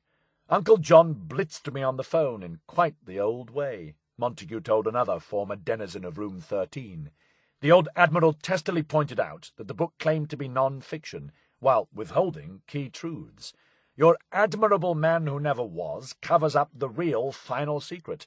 How did we know that the Germans had access to the dispatches? The Man Who Never Was remains a classic of post-war literature. With a lawyer's precision, Montagu laid out the plot in careful steps to reveal an exploit more astonishing than any story in war fiction. Inevitably, some of the writing is a little dated, but more than half a century later it is still gripping, a tour de force of reconstruction. Yet the book is, and was always intended to be, partial in both senses. In some ways it fulfilled the demands of post-war propaganda. In Montagu's telling, the British planners made no mistakes, and the Germans were duped without the slightest hint that anything might go wrong. He can be forgiven for presenting himself as the hero of his own drama. Many of those involved could or would not be identified, but in so doing he made Operation Mincemeat appear to be a one-man show. Cholmondeley appears fleetingly in the book under the pseudonym George. The others who played roles, large or small, Alan Hilgarth, Don Gomez Bear, Johnny Bevan, Charles Fraser Smith, Juan Puyol, Jean Leslie, were not only unnamed but, in some cases, simply excised from the story. The ultra-secret would not be revealed until the 1970s, so Montagu was unable to describe how the success of the operation had been tracked. The book was carefully vetted and contained nothing that might embarrass the government. The extent to which British diplomatic officials had cooperated in deceiving the Spanish was glossed over, as was the level of Spanish collaboration with the Germans. The way the body had been obtained was made to seem entirely official and above board. Partly for dramatic effect, partly in obedience to the guardians of official secrecy, and partly because that is the way he was, Montagu managed to give the impression, wrote one detractor, that he was single-handedly responsible for the entire deception scheme. As for Glendower Michael, he was removed from the story permanently, or so Montagu believed. In a first draft of The Man Who Never Was, he concocted a story in which the real identity of the dead man was hinted at, misleadingly, as an only son, an officer of one of the services from an old service family. He wrote, "His parents were then alive, and we decided to take a chance on their agreeing to our plan. We could not tell them the whole story, but we felt we could not in decency keep them completely in the dark. They did not like the idea. Who would? But they agreed on the strict condition that neither the real name nor any identifying particulars of their son would ever come out." In the final version of the book, however, he opted for an even vaguer explanation, claiming that he had asked the relatives of the dead man for permission to use the body without saying what we proposed to do with it and why, and that permission, for which our indebtedness was great, was obtained on condition that I should never let it be known whose corpse it was. Montagu presented his refusal to divulge the name as a matter of honour, since he had given his word to the relatives of the dead man. In 1977, he claimed that all those relatives had since died. "I gave a solemn promise never to reveal whose body it was, and, as there is no one alive from whom I can get a release, I can say no more." The truth, of course, was that none of Michael's few relatives had ever been contacted, let alone asked for permission to use his body. This was a cover-up to spare the blushes of the British government, and to avoid the admission that the body had been obtained by falsifying a legal certificate indicating burial outside the country and used entirely without permission. While not exactly a white lie, this untruth was surely an excusable shade of grey. In the midst of a ferocious war, Montagu and Cholmondeley had persuaded a coroner to bend the law in the national interest. Bentley Purchase had done so on the understanding that he would not be later called to account. The Joint Intelligence Committee would never have allowed Montagu to publish a book revealing that the body of Glendower Michael had, in effect, been seized illegally by government intelligence officers. That would have provoked a scandal, as well as undermining the moral high ground upon which The Man Who Never Was rested.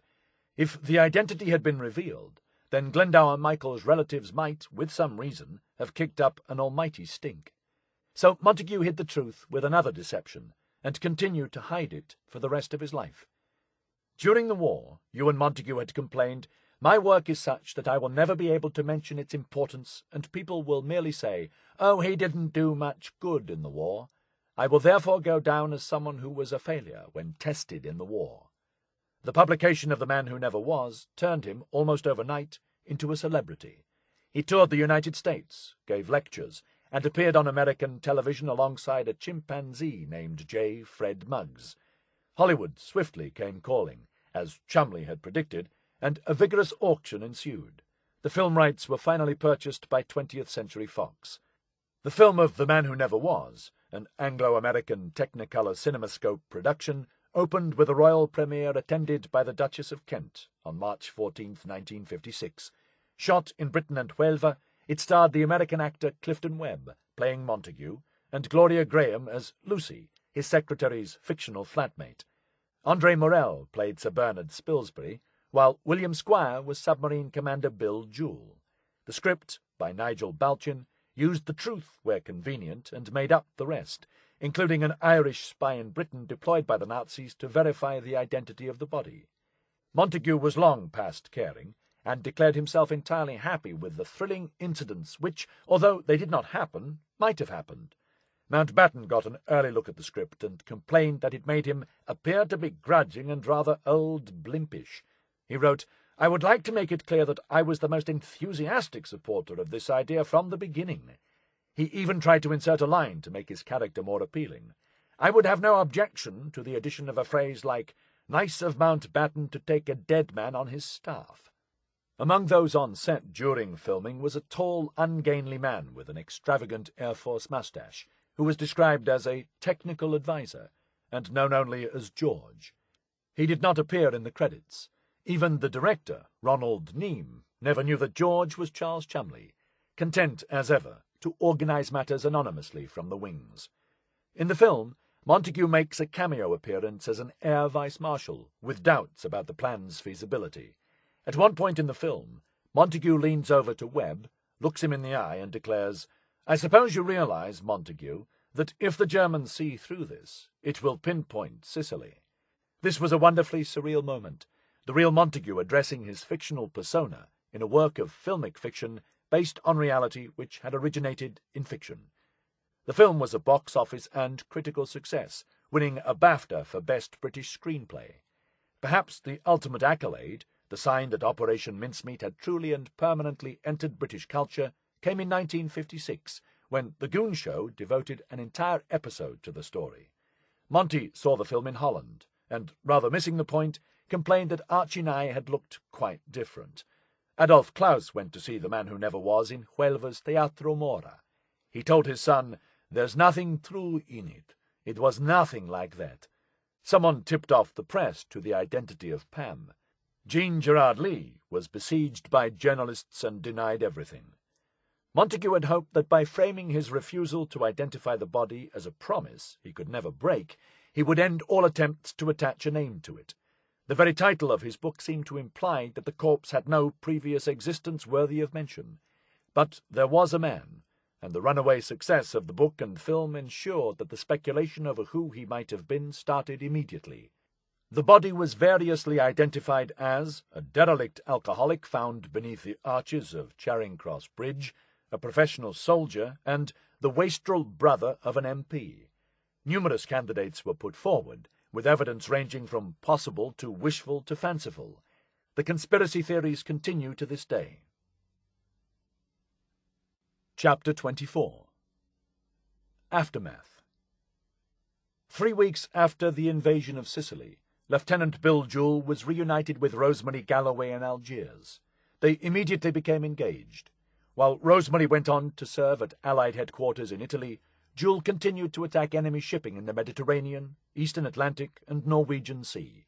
At the Normandy landings in June 1944, the Seraph once again guided the invading forces ashore. The same month, Bill Jewell and Rosemary were wed in a ceremony in Pinner. They remained married and absolutely devoted to one another for the next 53 years. For his part in Operation Husky, Jewell was made a member of the Order of the British Empire, MBE, and awarded the Distinguished Service Cross and the American Legion of Merit, along with the French Croix de Guerre. He rose to the rank of captain in command of a submarine flotilla and died in 2004 at the age of 90.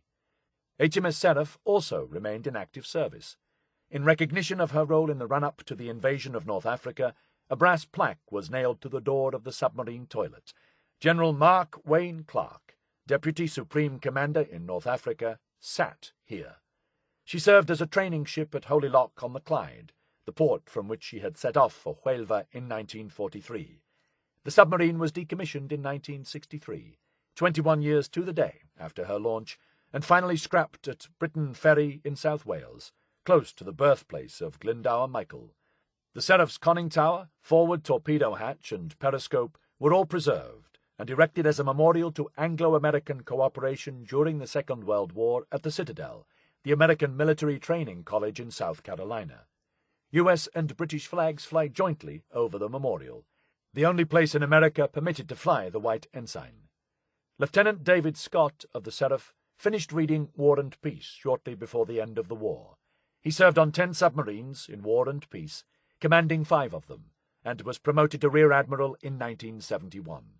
Derek Leverton fought through the Italian campaign, was mentioned in dispatches, took over command of his artillery regiment, and then returned to Britain to resume his rightful place, alongside his brother Ivor in the family funeral business. Ivor Leverton would boast that he had played a tiny part in ending the war. He liked to tease Drick that he had saved his life on the beach at Sicily by taking a dead body to Hackney in the middle of the night. In a quiet way he felt redeemed by the part he had played. Ivor's sons took over the business and have since passed it on to an 8th generation of undertakers. Colonel Bill Darby of the U.S. Army Rangers was killed in northern Italy 2 days before the final German surrender in Italy. As Darby was giving orders to cut off the German retreat, an 88mm shell burst outside his command post, killing him instantly. He was 34. Darby was unable to turn down the promotion to brigadier general that was awarded to him posthumously. James Garner played Derby in the 1958 film Derby's Rangers.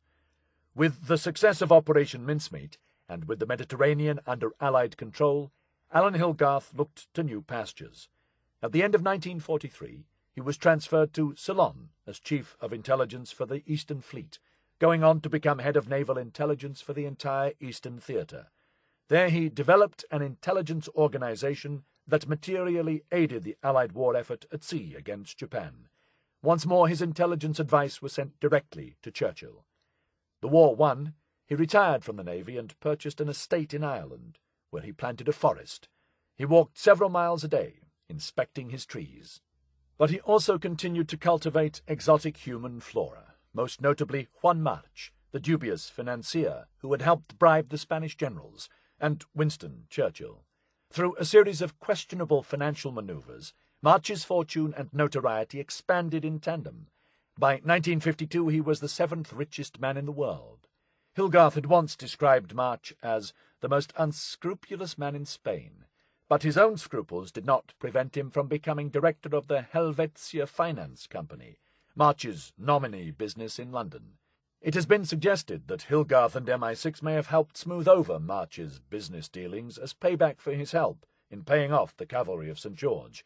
March was killed in a car accident outside Madrid in 1962. While looking after March's business interests, Hilgarth continued to act as Churchill's unofficial advisor on intelligence. Between the end of the war and Churchill's return to Downing Street in 1951, Hilgarth met regularly with the once and future Prime Minister at Chartwell, at his Hyde Park Gate apartment, and in Switzerland. Mining his intelligence and diplomatic contacts, Hilgarth briefed Churchill on Spanish affairs, American plans for atomic warfare, and above all, the threat of Soviet espionage in Britain, which he described as a quiet, cold-blooded war of brains in the background. The Soviet codes would be far harder to crack than the German Enigma, Hilgarth warned. The Russians are cleverer than the Germans. Hilgarth's secret correspondence with Churchill, now no longer in power and disguised under the codename Sturdy, lasted 6 years, and played a crucial part in framing Churchill's attitude in the early years of the Cold War. A few years after the war, Hilgarth received a letter from Edgar Sanders, his partner in the disastrous Sacambaya expedition, adding a postscript to that fiasco. According to Sanders, the American engineer, Julius Nolte, had spotted an entrance to the treasure cavern while everyone else was digging the huge hole, but had not shared his discovery with the others. Nolte had returned to Sacambaya in 1938 with an American team of explorers and heavy digging equipment, extracted $8 million worth of gold, and then retired to California, where he built himself a castle.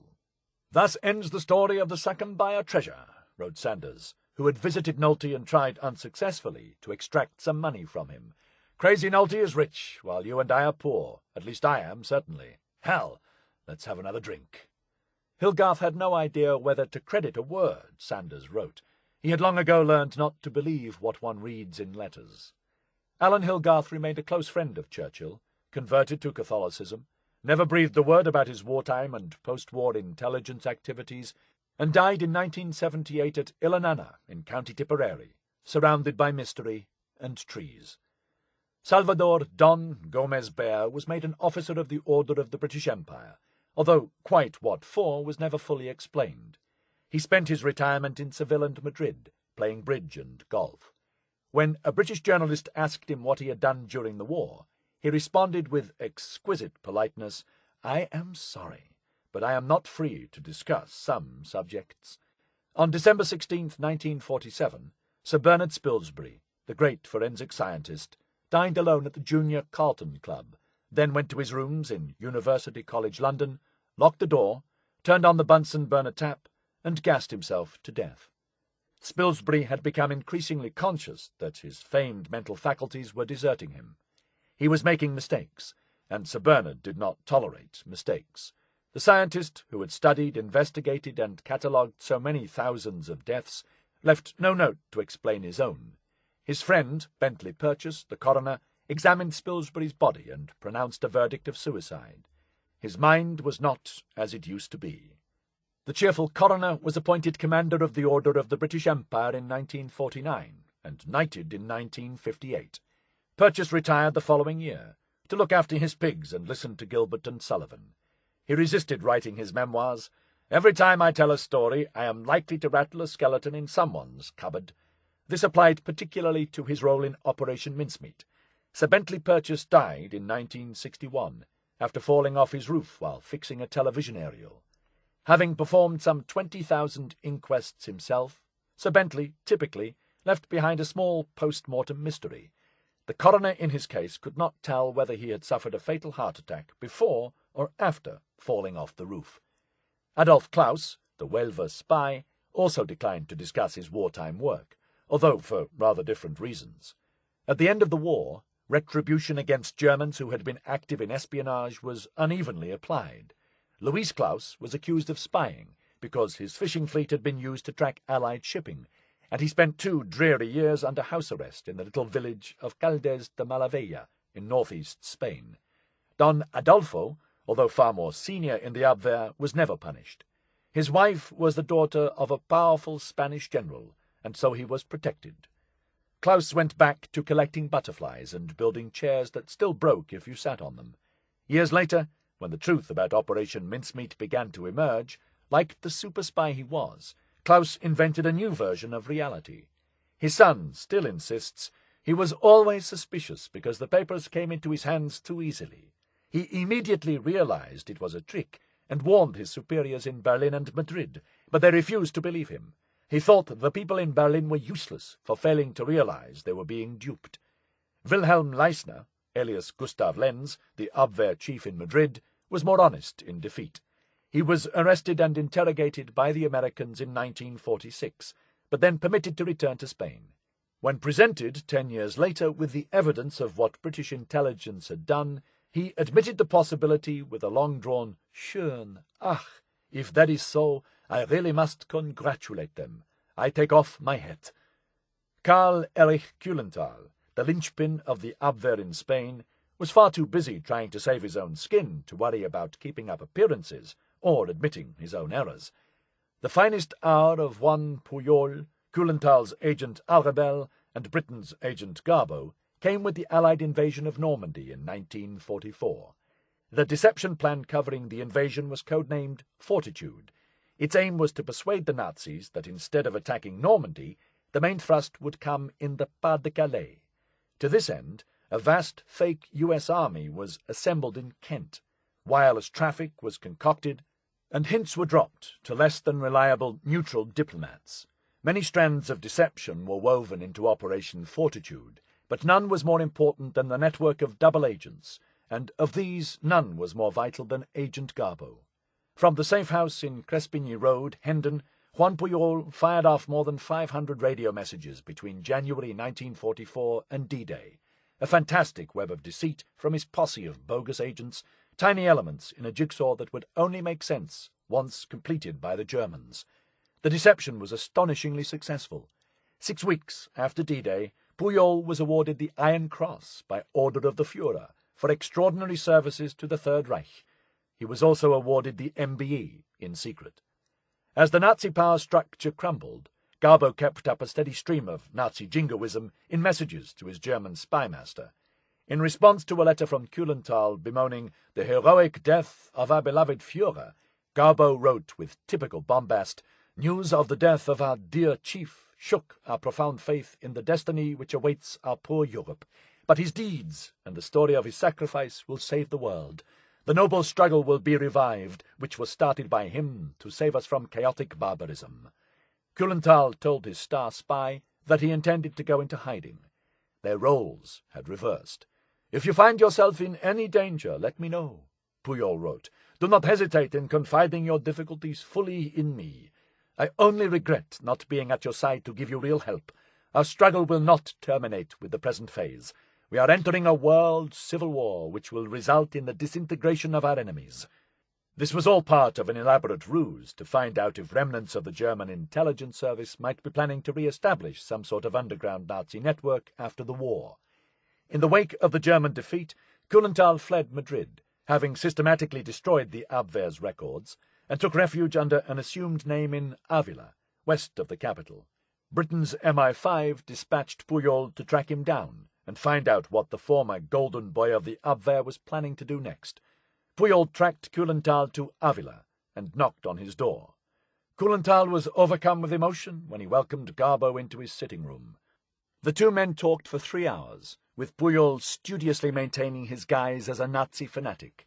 Kulenthal made it abundantly clear not only that he still believed in the genuineness of Garbo, but that he looked upon him as a superman. Kulenthal explained that Pujol had been awarded the Iron Cross in recognition of his work for the Third Reich, and that Hitler had personally ordered that the medal should be granted. Unfortunately, the certificate in evidence of this had not reached Madrid prior to the German collapse. Still, it is the thought that counts.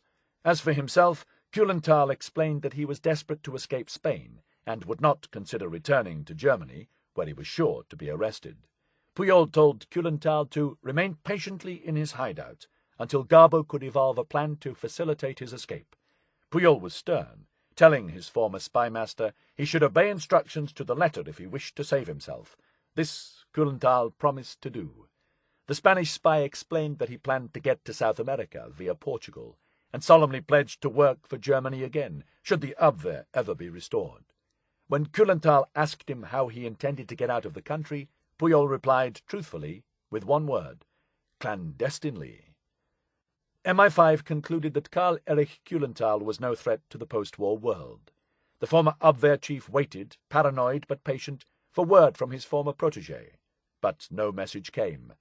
Like Klaus, he later put a rather different gloss on the past. He had stayed in Spain, he explained, because the country was a melting pot of many races, conveying an atmosphere of tolerance and understanding of human nature. In truth, he was too terrified to budge, waiting for a message from the spy who had double-crossed him so spectacularly.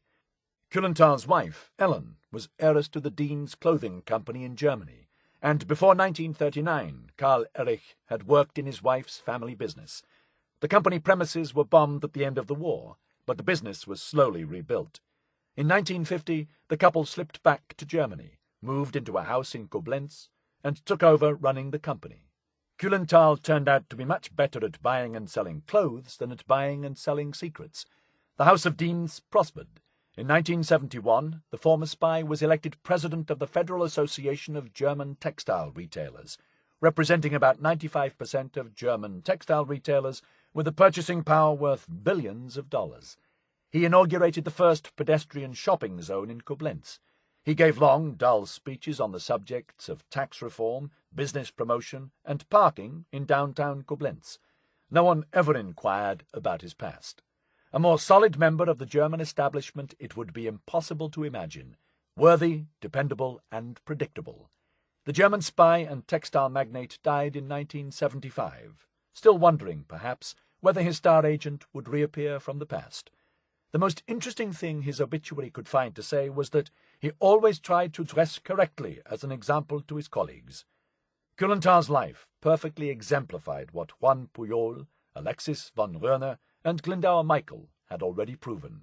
It is possible to fit at least two people into one life. Agent Garbo went to ground. With a gratuity of £15,000 from MI5 and an MBE, he moved to Venezuela and vanished.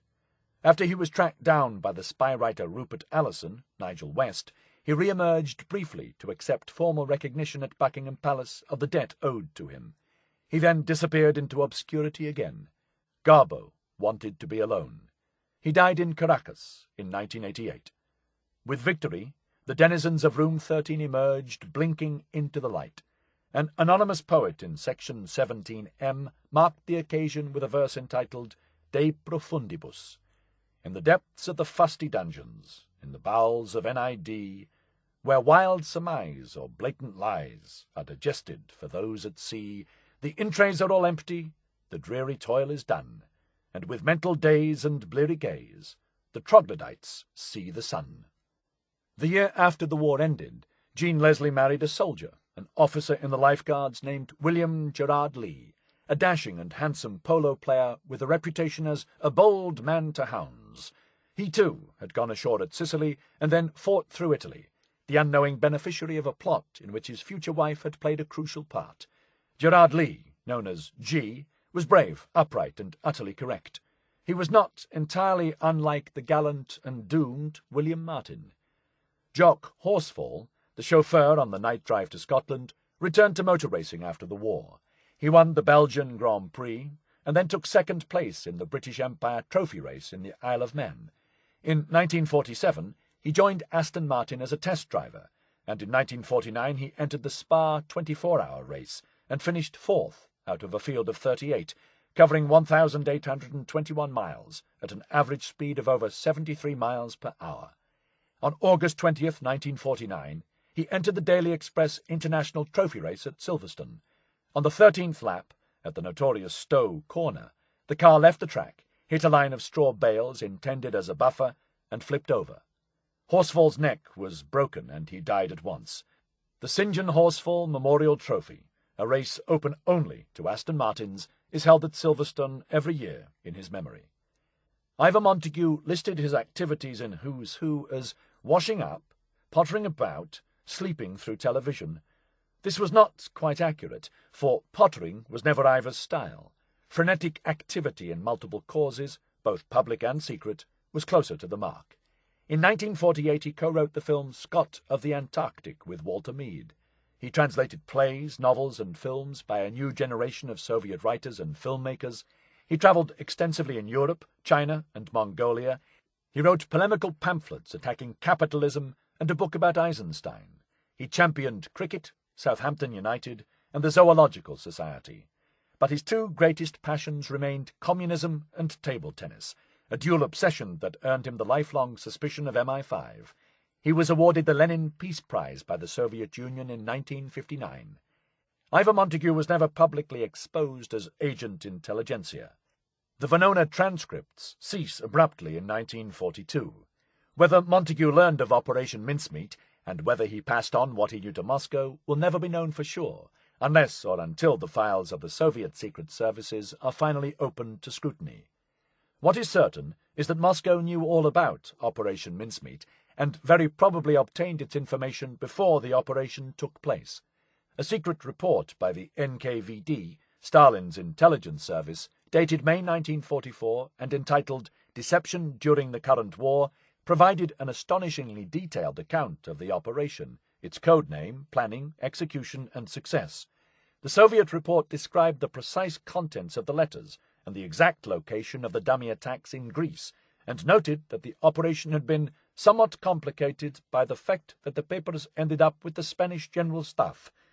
The author of the report also provided a description of the role of Ewen Montagu within British intelligence, and noted his position on the 20 Committee. Captain Montagu is in charge of the dissemination of misinformation through intelligence channels. He is also engaged in researching special intelligence sources. Moscow's spy masters were in no doubt that Operation Mincemeat had worked. The German General Staff apparently were convinced that the documents themselves were genuine, the report concluded. When the invasion was launched, it was clear that the German and Italian commands were somewhat taken by surprise and ill-prepared to repel the attack. Much of the information on Operation Mincemeat was supplied to the Soviets by Anthony Blunt, the MI5 officer tasked with overseeing the illegal XXX operation to extract material from the diplomatic bags of neutral missions in London. Blunt was recruited by the NKVD in 1934, and between 1940 and 1945 he passed huge volumes of secret material to his Soviet handlers. Two other members of the Cambridge 5 spy ring probably supplied additional intelligence on the Sicily deception. John Cairncross, who had access to the ultra-decrypts at Bletchley Park, and Kim Philby, the most notorious Soviet mole of all, who headed the Iberian subsection of MI6's counterintelligence branch. Some of the material in Soviet intelligence files on Operation Mincemeat may have come from Ewen Montagu. MI5 and MI6 continued to watch him and Hell closely. Kim Philby was partly responsible for coordinating reports on the shambolic figure of Ewen Montagu as he trailed through Vienna, Bucharest, and Budapest in 1946. In one report, Philby described Montagu as intelligent and agreeable and an expert at ping-pong. Philby almost certainly knew more about Montagu than he let on. Montagu's handler, the Soviet air attaché in London, Colonel Sklyarov, alias Brian, left London that year. Did Ewen Montagu continue to supply intelligence to the Soviet Union? If so, MI5 could find no hard evidence, although in 1948 it was reported that information from secret sources shows that Montagu has recently been in touch with the Soviet embassy. By the time the Venona transcripts were decoded in the mid-1960s and Agent Intelligentsia was identified as Ewen Montagu, it was impossible to do anything about him. Venona was simply too secret and too valuable to be revealed in court, and the spies it had unmasked could not be prosecuted. In spite of the many fruitless years spent trying to establish a link between table tennis and Soviet espionage, MI5 had been right all along. Montagu never knew he had been unmasked and took his role as Agent Intelligentsia to the grave, another double life concealed.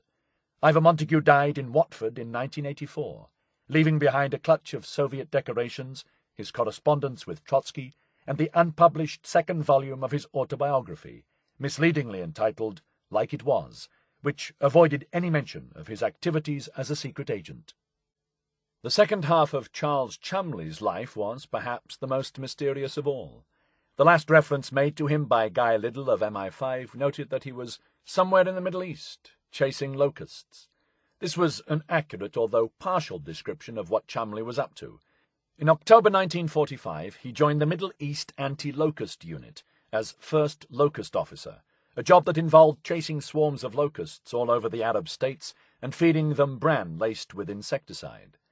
Another English locust hunter named George Walford met Cholmondeley in the desert in 1948 and described a man obsessed. His objective was the destruction at almost any price of all living locusts in Arabia. It was an impossible task. Only a person with a rare combination of patience, tact, and strength of purpose could have achieved any success at all. The qualities that had served Cholmondeley so well as a wartime intelligence officer were now put to work waging war on the locust. For months on end, he would simply vanish into the desert, disguised as a Bedouin.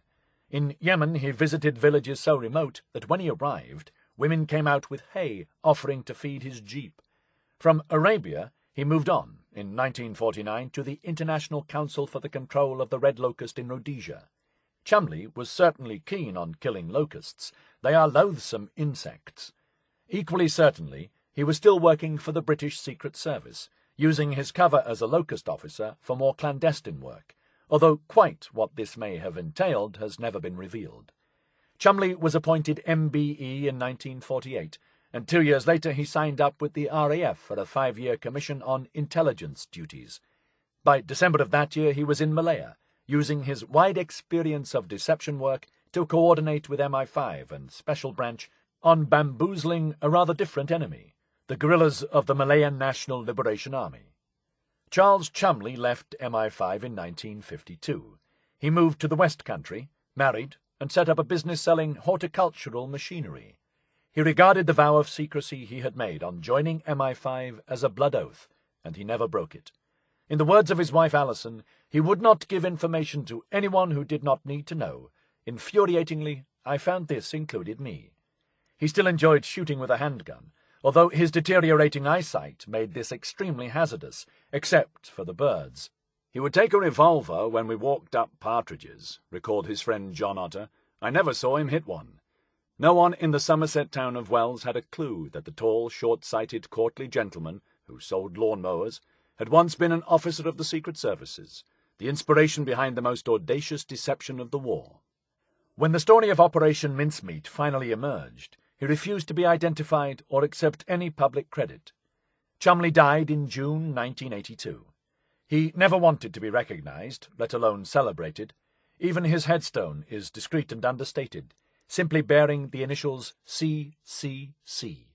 An obituary letter written to the Times by Ewen Montagu drew attention to his invaluable work during the war, work which, through circumstances and his innate modesty, is not adequately known.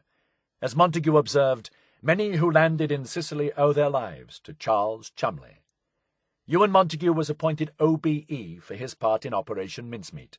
He returned to the law, as he had always intended, and in 1945 he was appointed Judge Advocate of the Fleet, responsible for administering the court-martial system in the Royal Navy.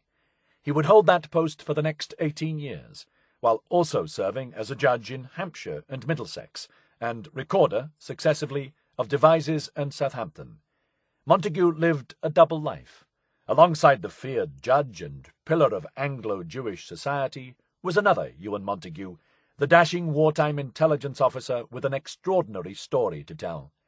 As a judge, Montagu proved scrupulously fair, wonderfully rude, and almost always embroiled in one controversy or another. The press nicknamed him the Turbulent Judge. In 1957, he remarked in court, while trying a merchant seaman, "Half the scum of England are going into the merchant navy to escape military service." He apologized. 4 years later, he told an audience of Rotarians, "A boy crook should have his trousers taken down and should be spanked by a policewoman with a hairbrush." He apologized again. When deliberations in court displeased or bored him, he would groan, sigh, roll his eyes, and crack inappropriate jokes. Barristers complained often about his offensive behaviour. He apologized and carried on. His corrosive humour was usually misunderstood. His wit was so sharp and sarcastic it could humble the most arrogant barrister, and did so frequently. In 1967, a pimp appealed his conviction, arguing that Montagu had been so rude to his lawyer that he deserved a retrial. The appeal was rejected on grounds that discourtesy, even gross discourtesy to counsel, however regrettable, could not be a ground for quashing a conviction. Often he would impose a lenient sentence on an offender, acting on a hunch that the man or woman genuinely planned to go straight. His hunches were seldom wrong. If a man can't have a stroke of luck once in his life, it's not much of a life. But to those who should know better, or seemed incorrigible, he was merciless. Sentencing the actor Trevor Howard for drinking at least 8 double whiskies and then driving into a lamppost, he said, "The public needs protecting from you. You are a man who drinks vast quantities every night, yet you have so little care for your fellow citizens that you are willing to drive." Summing up his career, one contemporary wrote, "Few judges have trodden so hard on the corns of so many people's dignity as this tall, witty, testy, wartime naval commander with the sensitive face and the turbulent tongue. But few judges have been so quick to apologize with the air of a boxer shaking hands after a fight." Montagu was aware of his own shortcomings. "Perhaps I should have been more patient," he once said. "It is fair, I think, to say that I don't suffer fools gladly." In truth, he did become more patient and tolerant with age. He also became more devout, plunged into numerous charitable works, and became president of the United Synagogue. Montagu had lived an extraordinary life as a lawyer, intelligence officer, and writer. A judge of deep seriousness, he had also retained a boyish side and a talent for self-mockery. Without his combination of extreme caution and extreme daring, Operation Mincemeat could never have happened. The entire plan was, in a way, a reflection of his sense of the ridiculous and his love of the macabre, of playing a part. In 1980, a photograph of Jean Gerard Lee appeared in the Times after her husband was made CBE. "Dear Pam," wrote Montagu, now 79 years old, "it was a voice from the past to see you in today's papers, and I can't resist being another such voice, and sending you congratulations. Ever yours, Ewen, alias Major William Martin." Shortly before his death, Montagu received a letter from the father of 2 young Canadian girls, who had read of his wartime exploits, requesting a memento. He immediately replied, enclosing one of the buttons I wore when carrying out Operation Mincemeat, along with some advice. "Keep a real sense of humour. By real, I don't mean just to be able to see a joke, but to be able to really and truly laugh at oneself." Ewen Montagu died in 1985 at the age of 84, believing he had successfully hidden for all time the identity of the body used in Operation Mincemeat. Roger Morgan, a council planning officer and an indefatigable amateur historian, began researching the story of Operation Mincemeat in 1980. He wrote to Montagu and later met him and, like every other would-be sleuth, received a response that was as courteous as it was unhelpful. Like most others, Morgan concluded that the secret of Major Martin's identity had died with Montagu. The man who never was would never be. But then, in 1996, Morgan was leafing through a newly declassified batch of government files when he came across a 3-volume report on Ewen Montagu's wartime activities, including a copy of the official account of Operation Mincemeat, written just before the end of the war. There, at the end of the last volume, staring out at him, was the answer to many sleepless nights. The official censor, perhaps unaware of the extraordinary efforts of concealment made over the preceding half-century, had failed to redact a name. On 28th January, there had died a labourer of no fixed abode. His name was Glendower Michael, and he was 34 years old. Nuestra Senora de la Soledad Cemetery is a ghostly but tranquil place at dusk. Swallows swoop over the cobbled paths, and the cypresses stand sentry. Far out in the bay, you can see the fishing boats bringing in the sardines.